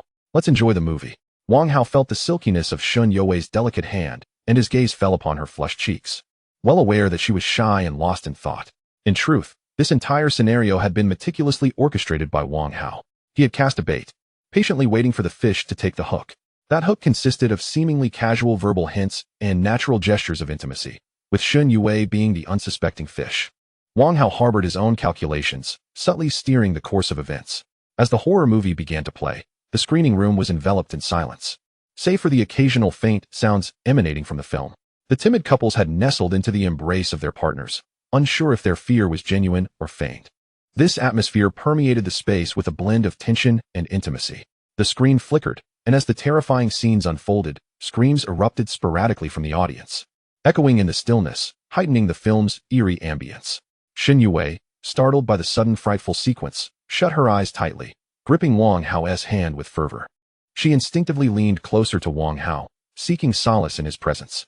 Her heart raced as if it might leap from her chest. Wang Hao sensed Shen Yue's anxiety and softly reassured her, Don't be afraid. I'm here. He then enveloped her in his arms, drawing her close against his chest. In Wang Hao's embrace, Shen Yue felt an unprecedented sense of security. The terror of the film faded as she began to relish the intimacy of the moment. Her face was now flushed with a blend of shyness and sweetness. She had lost interest in the film, choosing instead to close her eyes and nestle comfortably against Wang Hao, feeling the strength of his heartbeat and listening to his steady breathing. Her heart brimming with joy and contentment. What does it matter now? Isn't this precisely what I have longed for? Xin Yue mused internally. She cast aside all worries and anxieties, wholly immersing herself in this exquisite feeling, surrendering to it. Wang Hao gazed at the beauty in his arms, her eyes shut tight. The makeup Xin Yue had meticulously applied earlier that evening remained stunning even in the dim light, particularly the carefully applied lipstick that rendered her lips irresistibly luscious. He leaned closer, whispering softly in her ear, "Senior, are you not watching the movie?" Feeling the warmth of his breath, Xin Yue opened her eyes to meet Wang Hao's gaze, her defiance melting away in that instant. She replied softly, I'm not watching anymore. I'm afraid of having nightmares tonight." Almost unconsciously, her eyes drifted to a couple in the rows ahead, oblivious to the world around them as they embraced tightly. Lost in their own passionate kiss, completely immersed in their sweet realm. Witnessing this scene, Xin Yue's face flushed crimson, and in embarrassment, she hastily closed her eyes. Shrinking further into Wang Hao's embrace, inwardly chastising. How mortifying, such unabashed displays of affection are hard to bear. Wang Hao, noticing Xin Yue's reaction, followed her gaze and too caught sight of the couple. He thought to himself, goodness, are they here to watch a movie or merely seeking a cozy spot for intimacy? Is this truly thrilling? Curiosity piqued, he glanced at the enchanting figure nestled against him, her alluring lips igniting an impulsive urge within him, leading him to inadvertently press his lips against hers. Xin Yue, taken by surprise by Wang Hao's sudden kiss, opened her captivating eyes wide. After initial astonishment, as she felt Wang Hao's fervor, her shyness and anxiety gradually transformed into a delightful emotion, prompting her to reciprocate slowly. They seemed to inhabit a world solely of their own, oblivious to everything surrounding them, solely attuned to each other's presence. After a prolonged moment, their lips parted. Wang Hao gazed into Xin Yue's expressive eyes, her lovely visage adorned with a charming blush and a dreamy gaze, igniting a wave of affection within him. He gently whispered in her ear, "Shall we head back?" Xin Yue nodded lightly, still basking in the sweetness of the moment. Subsequently, Wang Hao grasped her delicate hand, and together they exited the unfinished screening room. Before long, they arrived back at the Yudo Hotel. Wang Hao tightly held Xin Yue's hand as they entered the brightly lit room, a stark contrast to the dim ambience of the cinema. Despite their previous intimate encounter, both individuals found themselves enveloped in a palpable sense of awkwardness as they regained their composure. "I apologize, Senior," Wang Hao murmured, a hint of regret gracing his features. "It's quite all right," Xin Yue replied softly, her voice laced with a touch of shyness. Observing the slightly uncomfortable atmosphere, Wang Hao's gaze fell upon Xin Yue, who sat on the bed, and he quickly discerned that it was the overly bright lighting in the room contributing to their discomfort. Resolutely, he reached out to extinguish the lights, plunging the entire space into darkness. "Ah, Junior, you've turned off the lights." Xin Yue's startled exclamation was abruptly interrupted as Wang Hao leapt towards her like a hungry tiger pouncing on its prey. "Junior, please calm down," Xin Yue called out nervously, having mentally prepared herself before entering the room. "Do you remember what you said at the school gate?" Wang Hao's voice echoed softly in the darkness, tinged with an elusive playfulness. "What did I say?" Xin Yue stammered, momentarily taken aback as her mind raced to recall their earlier conversation. But her anxiety and confusion left her at a loss for specifics. "You mentioned that at the very least, we should watch a movie first." Wang Hao elongated his words deliberately, his tone laden with implications. Upon hearing this, Xin Yue's realization dawned, her cheeks instantly flushing a deep crimson, leaving her feeling utterly embarrassed. "Why, you heard that?" Her voice was filled with astonishment and shyness. "Of course, since we've already watched the movie. Let us now fulfill the promise you made at the school gate." With these words, the room was soon filled with sounds that made their hearts race. 2.5 hours later, Wang Hao adjusted his position, leaning comfortably against the headboard, while Xin Yue nestled against him, her cheeks still adorned with a soft blush, rendering her irresistibly charming. Wang Hao gently turned on the bedside lamp, allowing its warm glow to illuminate the room as he quietly admired her long, fair legs peeking out from the covers, a wave of contentment swelling within him. "Junior, what do we call this?" Xin Yue inquired softly, her tone reflecting a blend of confusion and bashfulness. Wang Hao turned slightly to meet her gaze, a smile playing at the corners of his mouth as he replied earnestly, "We are boyfriend and girlfriend." At his words, a complex emotion flickered in Xin Yue's eyes. She pressed further, "What about Qinqiani?" Wang Hao's expression remained unchanged, his demeanor as calm as ever. He tenderly reached out to caress her hair, speaking softly, she too is a girlfriend. Oh, you scoundrel. Xin Yue playfully chided, lightly punching Wang Hao's chest, her strikes more akin to a playful tease than genuine reproach.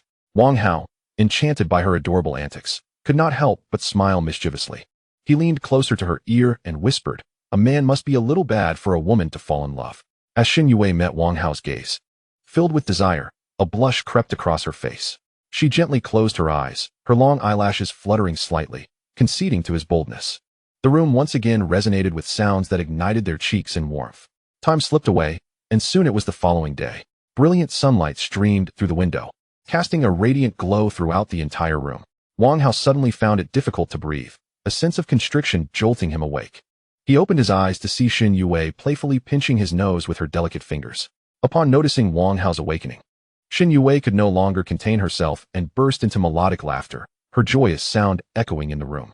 Seeing her so delighted, Wang Hao's earlier discomfort dissipated, replaced by a fond smile. He suddenly pulled her into his arms, wrapping her in an affectionate embrace. Xin Yue froze momentarily, her cheeks blooming with color, the blush radiating from her face to her ears. She struggled gently, but Wang Hao held her tightly. What are you doing? She asked softly, her voice tinged with a playful pout and shyness. You were the one who teased me first, Wang Hao replied with a smile, his eyes gleaming with mischief and affection. I am about to do what one ought to do in the morning. Xin Yue's face flushed even deeper. Oh, but it's not morning anymore. It's well into the afternoon. She retorted playfully. Then let us do what one should do in the afternoon, Wang Hao said, grinning, his eyes sparkling with fervor. Xin Yue's blush deepened as she shot him an indignant glare before shyly lowering her head. Wang Hao gazed at her luscious lips, leaning in to capture them with his own.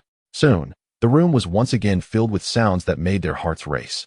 2.5 hours later, Wang Hao lay exhausted against the headboard, panting. He stared at the ceiling, his heart brimming with satisfaction. Xin Yue snuggled contentedly in his embrace. Junior, I'm hungry, she murmured softly, breaking the serene silence. Wang Hao turned to her, noticing the slight shyness in her expression, and a teasing smile crept onto his lips. I haven't satisfied you yet. Xin Yue playfully punched Wang Hao's chest, pouting. What are you talking about? I'm talking about actual hunger. It's already past 1 in the afternoon. Realizing the time, Wang Hao sat up, affectionately gazing at Xin Yue. All right, let us get up and go out for something delicious. We also need to check out the office. The office? Xin Yue asked curiously. Wang Hao nodded, patiently explaining, yes. I've registered a company, and I'm looking for a suitable office space. After the National Day holiday, I can start hiring employees. Xin Yue's eyes lit up with excitement. Wow, Junior, that's amazing. Can I intern at your company? Wang Hao chuckled, gently ruffling her hair. You don't need to work. I can take care of you. Xin Yue shook her head defiantly, pouting as she feigned anger. Humph, I don't want to be a canary. I want to be a businesswoman. Wang Hao, charmed by her determination, felt a surge of inspiration. In that case, how about I set up a dance studio for you? As the president of the school's dance club, it aligns with your passion and expertise. Oh, Xin Yue exclaimed in surprise, her heart stirring with excitement, yet she anxiously asked, Isn't that a bit too much of an investment? Just a small sum, Wang Hao replied nonchalantly. As my woman, this is nothing, he assured her. When you start your internship, I'll find a space and help you establish the dance studio. Xin Yue's face radiated happiness at his words, and she gently pecked his cheek. Thank you, darling. I'm going to wash up now, so hurry. With that, she skipped towards the bathroom, leaving Wang Hao sitting on the bed, a radiant smile of bliss adorning his face. When Wang Hao emerged from the bathroom, he found Xin Yue gazing at a floral pattern on the bedspread. Junior, I want to cut this out, she said softly. Wang Hao nodded in agreement, replying, all right. I'll call the front desk to send over some scissors. It's just a minor expense. Subsequently, Wang Hao couldn't help but jest, senior sister. You truly embody the grace of a dancer. Your physique surpasses that of ordinary individuals. I dare say others might find it difficult to rise from their beds. Upon hearing this, Xin Yue shot him a playful glare and retorted, only you would have such a sharp tongue. After a brief telephone conversation, a knock echoed from the door. Wang Hao swiftly approached and opened it, encountering a waiter holding a small silver pair of scissors. He smiled as he accepted them, offering his gratitude to the attendant. Chapter 81, The Financial Tower. Upon returning to the room, he handed the scissors to Xin Yue, watching as she delicately began to snip the plum blossom. When Xin Yue finally liberated the blossom, a gentle sigh of relief escaped her lips. She tenderly caressed the severed flower before carefully storing it away. Lifting her gaze to Wang Hao, her eyes sparkled with a radiant joy. Do you know Wang Hao? Xin Yue's voice softened, imbued with affection. This is my first time. I feel incredibly fortunate to entrust myself to someone I cherish. Wang Hao, deeply moved by her words, approached her side and gently grasped her hand. His gaze reflecting the same tenderness. Wei Wei, I too consider myself fortunate to have you. I shall treasure this bond and cherish you dearly. Upon hearing Wang Hao's promise, a sweet smile blossomed on Shun Yue's face.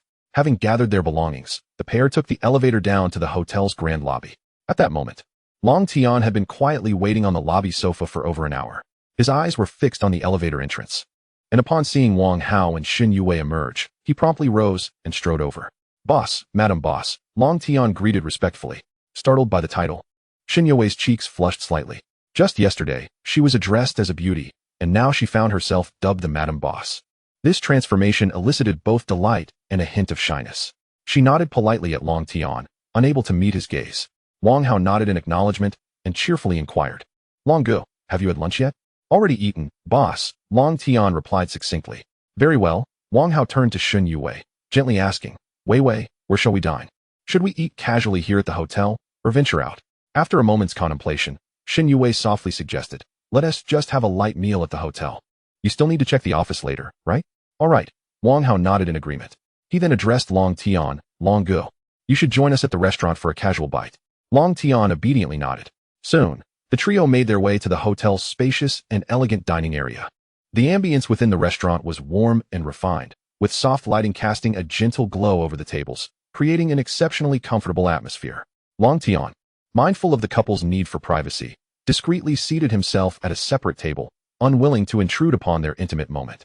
Wang Hao and Shun Yue chose a table by the window, sitting side by side. Outside the window, the towering skyscrapers contrasted sharply with the lush greenery of nearby estates, adding an extraordinary flair to what might otherwise seem an ordinary meal. Before long, a smiling waiter presented them with an exquisite menu. Shun Yue attentively perused the descriptions and images of each dish, occasionally seeking Wang Hao's opinion. What do you think of this dish? It seems quite appealing. Wang Hao took the menu, glanced over the offerings, and replied with a smile. Everything looks delightful. Order whatever you fancy. I have no dietary restrictions and will eat anything. Nodding in understanding, Shun Yue began to select her dishes with care, choosing several that appeared both visually and gastronomically appealing. The waiter stood by with a smile, jotting down their selections before swiftly departing to prepare their order. Before long, a succession of exquisite dishes graced their table, and the pair commenced their indulgent lunch. Once satiated, Shun Yue looked at Wang Hao with a beaming smile and softly announced, How go? I am finished. All right, then let us depart, Wang Hao responded. Long Tian, who had already completed his meal, quickly followed suit. As the car began to move, Long Tian inquired, Boss, where are we headed? Seated beside Wang Hao, Shun Yue chimed in, Yes, how go? Where shall we go to view the office? After a moment of reflection, Wang Hao replied to Long Tian, Let us head to the finest financial tower in the central district and inquire with the property management. Understood, boss, Long Tian affirmed, adeptly steering the vehicle toward the financial tower. Before long, they arrived at the most distinguished financial tower in the central district, the car coming to a steady halt in the parking area. As Shun Yue alighted, her gaze was immediately captivated by the imposing financial tower before her. She surveyed her surroundings, noting the myriad skyscrapers that formed a bustling commercial street. Passers-by filled the area, the majority clad in sharp suits, ties elegantly knotted, or dressed in sophisticated skirts, clutching briefcases as they hurried along, exuding professionalism and confidence. In awe, Shun Yue exclaimed, Wow, how go? This place is entirely different from other districts. It feels like a scene straight out of television. Everyone is in formal attire, walking down this street with such flair.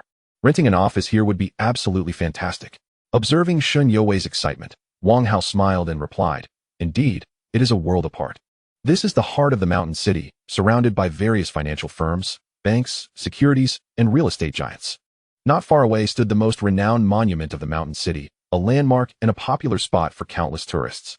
Surrounding the monument were numerous shopping plazas and luxury boutiques, making this area a vibrant hub of finance, commerce, and tourism.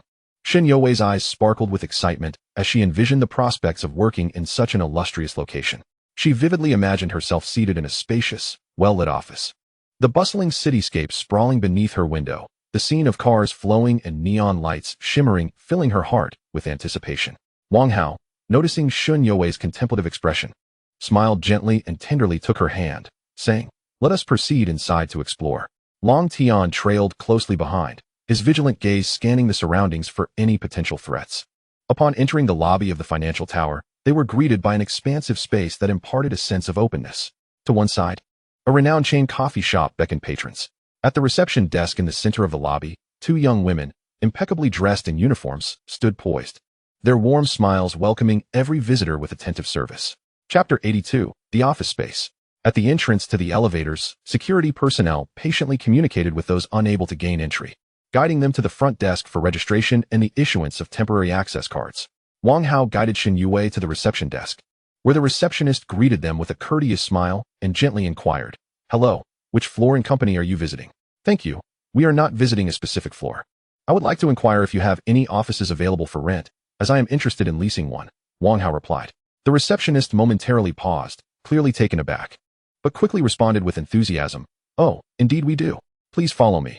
I will take you to the property office where our manager can discuss the details with you."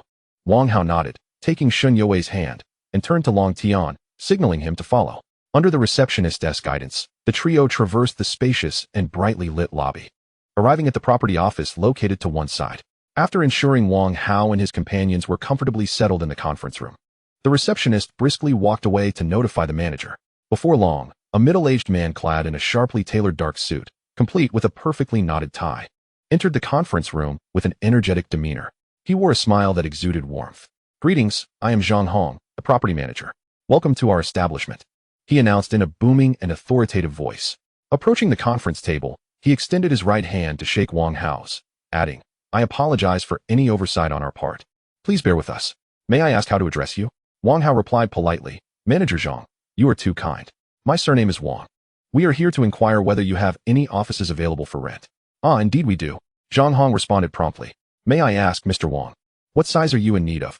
Wang Hao succinctly articulated his requirements. The larger, the better.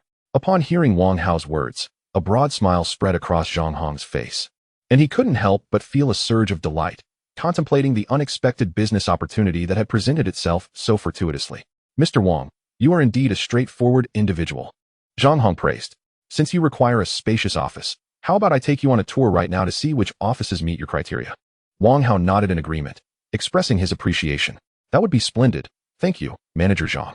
Thus, Zhang Hong led them out of the conference room, through the expansive and luminous lobby, towards the available offices for an on-site visit. The lobby featured smooth marble flooring and walls adorned with contemporary art pieces, fostering an ambience of high-end business sophistication. Soon, Wang Hao, Xin Yue, and their companions, under the guidance of Zhang Hong and his assistant, ascended in the elevator to one of the vacant offices on a particular floor. As the elevator doors opened slowly, a refreshing breeze greeted them, providing a sense of comfort. Zhang Hong gestured towards the office and introduced, "Mr. Wang, this office spans 500 square meters and is fully renovated. It includes a managerial office, departmental cubicles, a conference room, and all necessary facilities, save for computers. You need only provide the computers, and your staff can commence their work immediately." Wang Hao took Xin Yue's hand and entered the office, meticulously examining its layout and decor. Each area within the office was organized meticulously, ensuring both privacy for work and facilitating communication and collaboration among team members. The view outside was nothing short of breathtaking, with the distant city skyline laid out before them as if the entire metropolis was at their feet. Xin Yue couldn't help but exclaim, "Wow, the view here is fantastic. This office is quite impressive." Wang Hao nodded in agreement. He then turned to Zhang Hong and inquired, "Manager Zhang, what is the pricing structure for this space?" Zhang Hong, wearing a polite smile, responded in detail, "Mr. Wang, the rental fee, along with property management fees and other miscellaneous charges, totals 300 yuan per square meter. Therefore, for this 500 square meter office, the monthly rent amounts to 150,000 yuan. Furthermore, we require a minimum lease of 1 year, bringing the total annual rent to 1.8 million yuan. Wang Hao nodded thoughtfully, understanding the figures. His gaze swept across every corner of the office, assessing how well this workspace aligned with his future company's growth trajectory. He contemplated the company's future development plans and potential expansion rate. Inwardly, he mused, this 500 square meter office, with an annual rent of 1.8 million yuan, would be ample for the initial operations and development of the soon-to-be established company. However, his ambitions of diversification meant that as the business expanded, the current office space would soon feel constrictive. Quickly organizing his thoughts, Wang Hao turned to Zhang Hong and asked, "Manager Zhang, how many square meters does an entire floor encompass?" Zhang Hong promptly replied, "Mr. Wang, the entire floor measures approximately 2,000 square meters, providing ample space. Upon hearing this, Wang Hao's interest was piqued. Is there a whole floor available for rent? I would like to lease an entire floor. Zhang Hong's face registered surprise, quickly replaced by elation. He hadn't anticipated such a fortunate turn of events, finding himself in the midst of a lucrative business proposition. Indeed, Mr. Wang, how fortuitous. Just a few days ago, an entire floor became available, previously leased by a private equity firm that recently vacated due to operational issues. He paused, gauging Wang Hao's reaction. Upon seeing Wang Hao's satisfied expression, Zhang Hong felt a surge of joy. Mr. Wang, if you are interested in that floor, I can take you to see it right away. Wang Hao nodded in agreement. Thus, Zhang Hong eagerly led them to the 36th floor. As soon as they entered the floor, Wang Hao was captivated by the spacious and elegantly designed environment. The floor-to-ceiling windows bathed the entire area in natural light, creating an atmosphere reminiscent of a bright, open world. Zhang Hong enthusiastically guided them through the space, continuously providing insights. This area was previously the trading room for the fund company, equipped with the most advanced trading systems and high-speed internet to ensure seamless and secure transactions. Over here is the business department, and over there is the administrative department, followed by the legal department, and here is the manager's office. After touring the various setups with Zhang Hong, Wang Hao was thoroughly pleased with the office space on this floor. Many of the facilities and layouts aligned perfectly with his requirements, allowing his financial company to activate numerous departments immediately, saving both time and costs associated with renovation and setup. They continued onward, passing rows of well-organized administrative offices, until they reached the chairman's office. Zhang Hong opened the door and gestured toward the spacious and bright office, saying, Mr. Wang, this is the chairman's office, from which you can overlook the entire city's splendid scenery. I am sure you will find it to your liking. Wang Hao and Xin Yue stepped into the chairman's office. Xin Yue was instantly captivated by the view and walked to the window, exclaiming, Wow, brother Hao. The 36th floor is incredibly high. From here, the entire city seems to lie beneath us. It is simply magnificent. Wang Hao surveyed his surroundings and noticed that the office's decor and layout were meticulously curated, embodying both modernity and a sense of gravitas. He then approached the window, inhaling a breath of fresh air and sensing the pulse of the city. Indeed, this place is truly remarkable. From this vantage point, it feels as though the entire world is within our grasp. Xin Yue nodded in agreement and suddenly pointed at a landmark building outside, inquiring, Brother Hao, is that a monument over there? Wang Hao followed her gaze and confirmed with a smile. Indeed, that is the monument. From this perspective, it appears even more solemn and dignified. Xin Yue turned, her face a picture of curiosity, and asked, Brother Hao, isn't this office space a bit excessive? Do you really need such a vast area? Wang Hao affectionately ruffled Xin Yue's hair and replied, Initially, we may not require this much space. But as the company continues to grow and evolve, personnel expansion will be rapid. Therefore, reserving some space in advance is essential for the future development of the company. Xin Yue's expression transformed into one of realization. Ah, I see. Brother Hao, you truly think ahead. Subsequently, Wang Hao turned decisively to Zhang Hong and declared, Manager Zhang, this floor perfectly meets our needs. I have decided to lease it, and we can sign the contract now. Upon hearing this decision, Zhang Hong's face radiated with uncontainable joy. Excellent. Please wait a moment, Mr. Wang. This way, please, to my office for some tea while I arrange the contract, he responded eagerly. Wang Hao waved his hand. Thank you, Manager Zhang, but I would prefer to enjoy the view from here. Zhang Hong nodded, understanding, very well. Please take in the scenery while I prepare the contract and bring it to you shortly. With that, Zhang Hong departed, leaving Wang Hao and Xin Yue standing by the floor-to-ceiling windows, gazing at the bustling cityscape below. Towering skyscrapers and a flurry of vehicles painted a beautiful urban tableau. Soon after, Zhang Hong reappeared with a beautifully bound contract in hand. Mr. Wang, here is our leasing agreement. First, I would like to express our gratitude for your trust in our financial tower. As a whole-floor tenant, we are pleased to offer you a discount of 200,000 on the rent, along with 2 complimentary parking spaces for 1 year. Wang Hao accepted the contract and meticulously reviewed its contents. The document detailed the rent, lease duration, discount terms, and specifics regarding the parking spaces. He nodded in satisfaction and remarked to Zhang Hong, Is that so? Haha, thank you, Manager Zhang. Your service is truly commendable, and it heightens my anticipation for the office experience here. Zhang Hong humbly replied, You flatter us, Mr. Wang. We at the Financial Tower are dedicated to providing our tenants with outstanding service and a comfortable working environment. Should you have any needs in the future, please do not hesitate to reach out to me. Wang Hao nodded with delight and then signed his name on the contract. After paying $7 million in rent, he officially secured the right to use the 36th floor of the Financial Tower for 1 year. Once the signing was complete, Wang Hao checked his account balance. beginning with 57 million. After a series of expenditures, 1,200,000 in advance wages for Long Tian, 580,000 for 2 vehicles, a transfer totaling 990,000 to his parents and grandparents, a withdrawal of 100,000 in cash, and the recent 7 million for the office lease. His current balance stood at 33 million.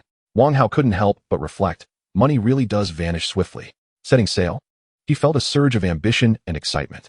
With Zhang Hong and his team having departed, Wang Hao eagerly strolled through his newly acquired office space. The environment, the office area, it was beyond anything he had dared to dream of in his previous life. As he admired the surroundings, he genuinely marveled at the grandeur. Shen Yue, equally captivated by the luxurious office, sparkled with delight in her eyes. Looking at Wang Hao, she playfully exclaimed, "Brother Hao, I might just want to work for you." Wang Hao burst into laughter and replied, "There's no need for that. Isn't being the boss's wife enough? Why settle for being an employee?" His words brimmed with affection and teasing. Hearing this, Shen Yue playfully rolled her eyes and chided, "Only you would say that." She then curiously asked, "Brother Hao, now that the office is sorted, where shall we go next?" After a moment's contemplation, Wang Hao smiled and responded, "Let's go buy something. Isn't the area around the monument the most bustling shopping district?" Upon hearing this, Shen Yue jumped with joy like a child and excitedly kissed Wang Hao on the cheek. "Wonderful. Let's hurry." However, she soon noticed Long Tian quietly trailing behind them, her expression tinged with shyness.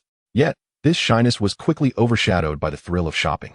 As she grabbed Wang Hao's hand and prepared to head downstairs towards the nearby monument, Long Tian followed closely behind, maintaining a respectful distance to neither intrude upon their intimate moment nor impede his protective presence should it be necessary. In no time, they arrived at the pedestrian street by the monument.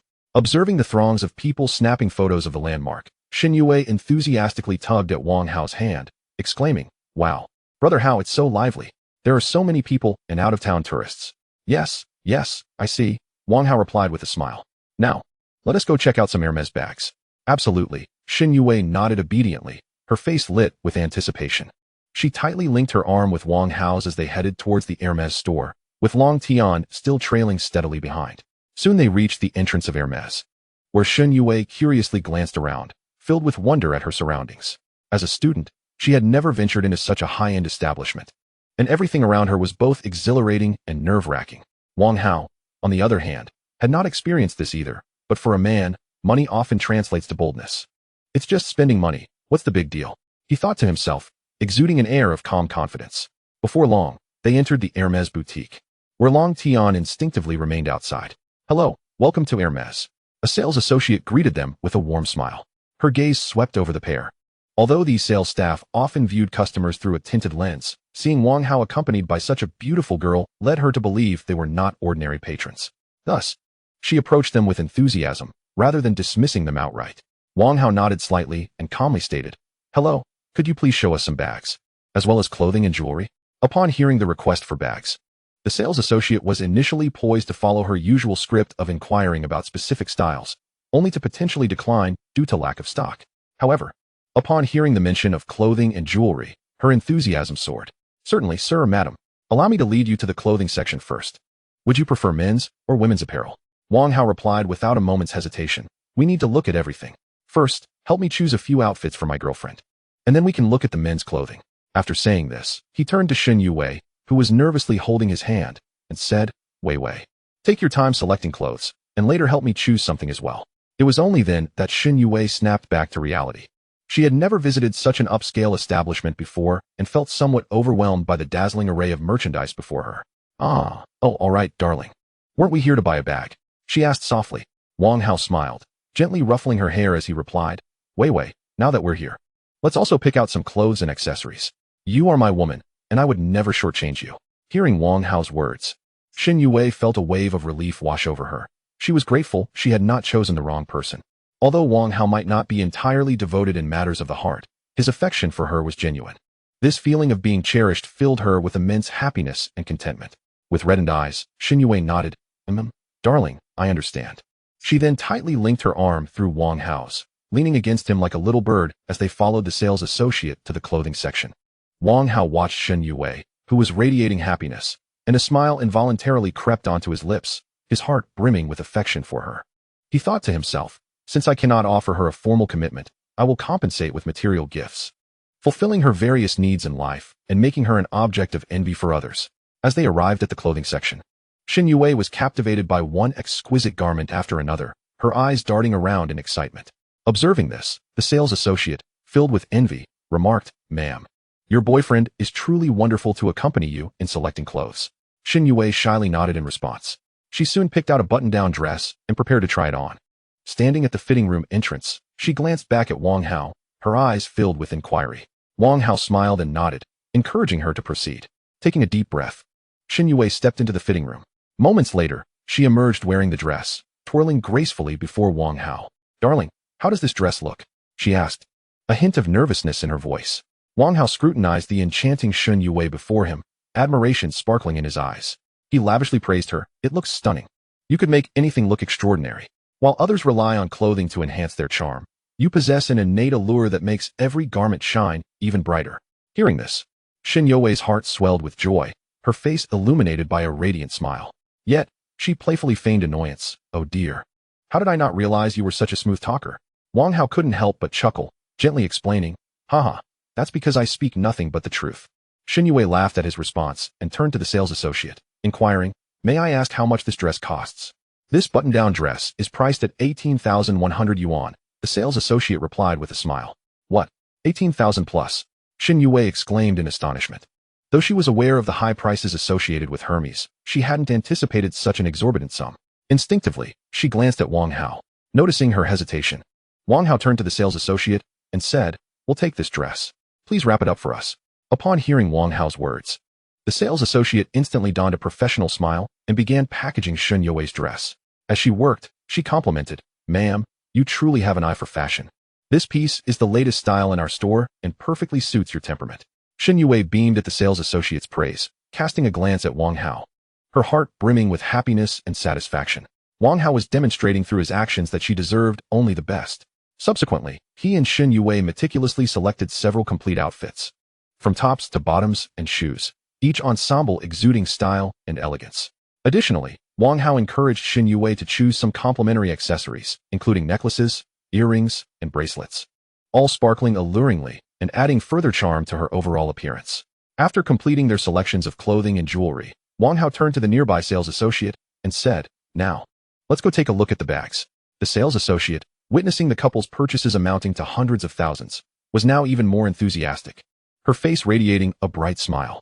She swiftly led them to the Hermes handbag section. Here, the bags were numerous, each exuding its unique allure. Xin Yue was utterly mesmerized by the exquisite and luxurious bags, her eyes shimmering with excitement and anticipation. The sales associate, following Xin Yue's gaze, carefully described each bag's style and features. "This one is the classic Kelly bag, known for its simple yet elegant design, ideal for everyday wear. This one is the fashionable Constance bag, with smooth lines and a moderate capacity, perfect for outings. And then there's this one." With the associate's assistance, Xin Yue occasionally reached out to touch one of the bags, gently caressing its leather, savoring its texture and feel. Wang Hao stood by patiently, accompanying Xin Yue and offering her suggestions from time to time. Watching her intently consider her options, his eyes brimmed with affection. After much deliberation, Xin Yue finally settled on two bags, the Kelly and the Constance, both of which she cherished dearly. Holding the two bags, she looked at Wang Hao, somewhat torn. "Darling, please help me decide. Which one should I choose?" Observing Xin Yue's adorable dilemma, Wang Hao couldn't help but smile indulgently, waving his hand and saying, "Haha, well, since you love both, let's buy them all." Xin Yue's mouth dropped open in surprise at this declaration. Then she joyfully hugged Wang Hao, exclaiming, "Ah, thank you, darling." Wang Hao smiled and gently patted her head, saying, "It's nothing. You are worth every penny." He then turned to the sales associate. "Please wrap both of these bags for us." Xin Yue quickly added, "No need to wrap the Constance bag. I'll carry it with me." She slung the Hermes Constance bag over her shoulder and spun around happily a few times. After Wang Hao completed the payment of 500,000, the couple was warmly escorted out of the store. Outside, Long Tian hurriedly approached to take the bags from the couple. Wang Hao gently wrapped his arm around Xin Yue's slender waist, smiling as he said, Wei Wei, you have truly had a fruitful day." Xin Yue sweetly nodded, her face glowing with happiness as she replied, "Yes, darling, it's wonderful to have you. These things are so expensive. I'm a bit hesitant to take them back to the dorm, worried they might get stolen," she confessed. Wang Hao laughed heartily, lightly tapping Xin Yue's head. "That's simple. I'll buy you a condominium nearby. You can stay there on weekends. This way, it's closer to my office. And I can come visit you whenever I have the chance." Upon hearing this, Shen Yue looked up at Wang Hao in astonishment, her eyes filled with surprise and emotion. She hesitated slightly, saying, "Really? But you've already spent quite a bit on me." Wang Hao, noticing her uncertainty, gently pinched Shen Yue's nose and affectionately said, "Oh, you really are too formal with your husband. Do you want to find another man instead?" After hearing this, Shen Yue's cheeks flushed slightly. She shot a glance at Wang Hao, yet her eyes brimmed with affection.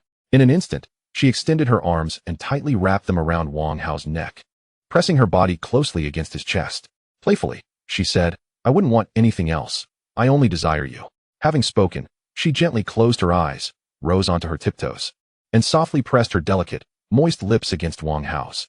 Faced with such fervent passion from Shen Yue, Wang Hao naturally reciprocated with an ardent kiss. Meanwhile, Long Tian, standing behind them, couldn't help but feel a tinge of awkwardness, prompting him to quietly step back a few paces. Eventually, the two reluctantly parted their lips. At that moment, Shen Yue noticed the peculiar glances from the onlookers in the square, causing her to feel utterly embarrassed, wishing she could disappear into the ground. Observing Shen Yue's bashful expression, Wang Hao tenderly pulled her into his embrace and continued to stroll forward as if nothing had happened. Simultaneously, he kept murmuring about their earlier conversation. "Since I am your one and only man, what is the trouble in buying you an apartment?" Nestled in Wang Hao's arms, Shen Yue softly replied, "Thank you, my dear." After they carefully placed all their purchases into the trunk of the Porsche, they proceeded to a nearby real estate agency. Upon entering the agency, a young and vibrant property consultant approached them, dressed in a neat suit with a name tag affixed to his chest. He wore a warm smile that exuded both professionalism and friendliness. "Welcome to Yojiao Real Estate Company. I am your property consultant, Shaoli. Are you two looking to buy or sell a property?" As Shaoli inquired, he guided them to the seating area. Wang Hao, straightforward and to the point, asked, "Do you have any well-decorated loft apartments available nearby? I am interested in purchasing one."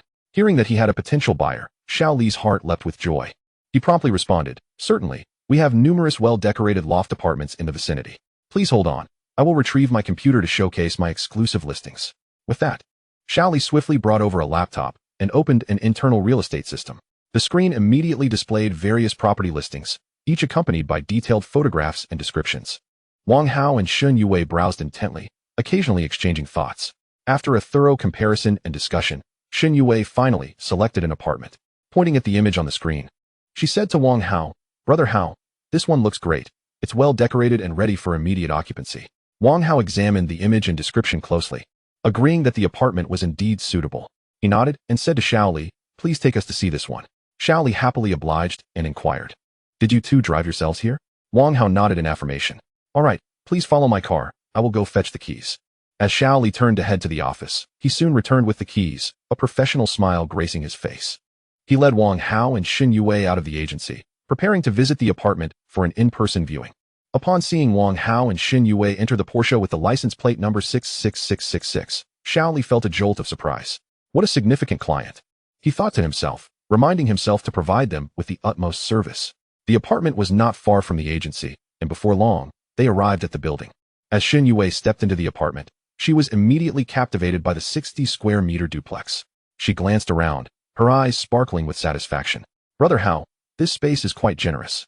"It truly is wonderful," Shen Yue remarked to Wang Hao. He nodded in agreement, acknowledging the apartment's reasonable layout. Although it measured only 60 square meters, its duplex design offered approximately 100 square meters of usable space, making it feel exceptionally spacious.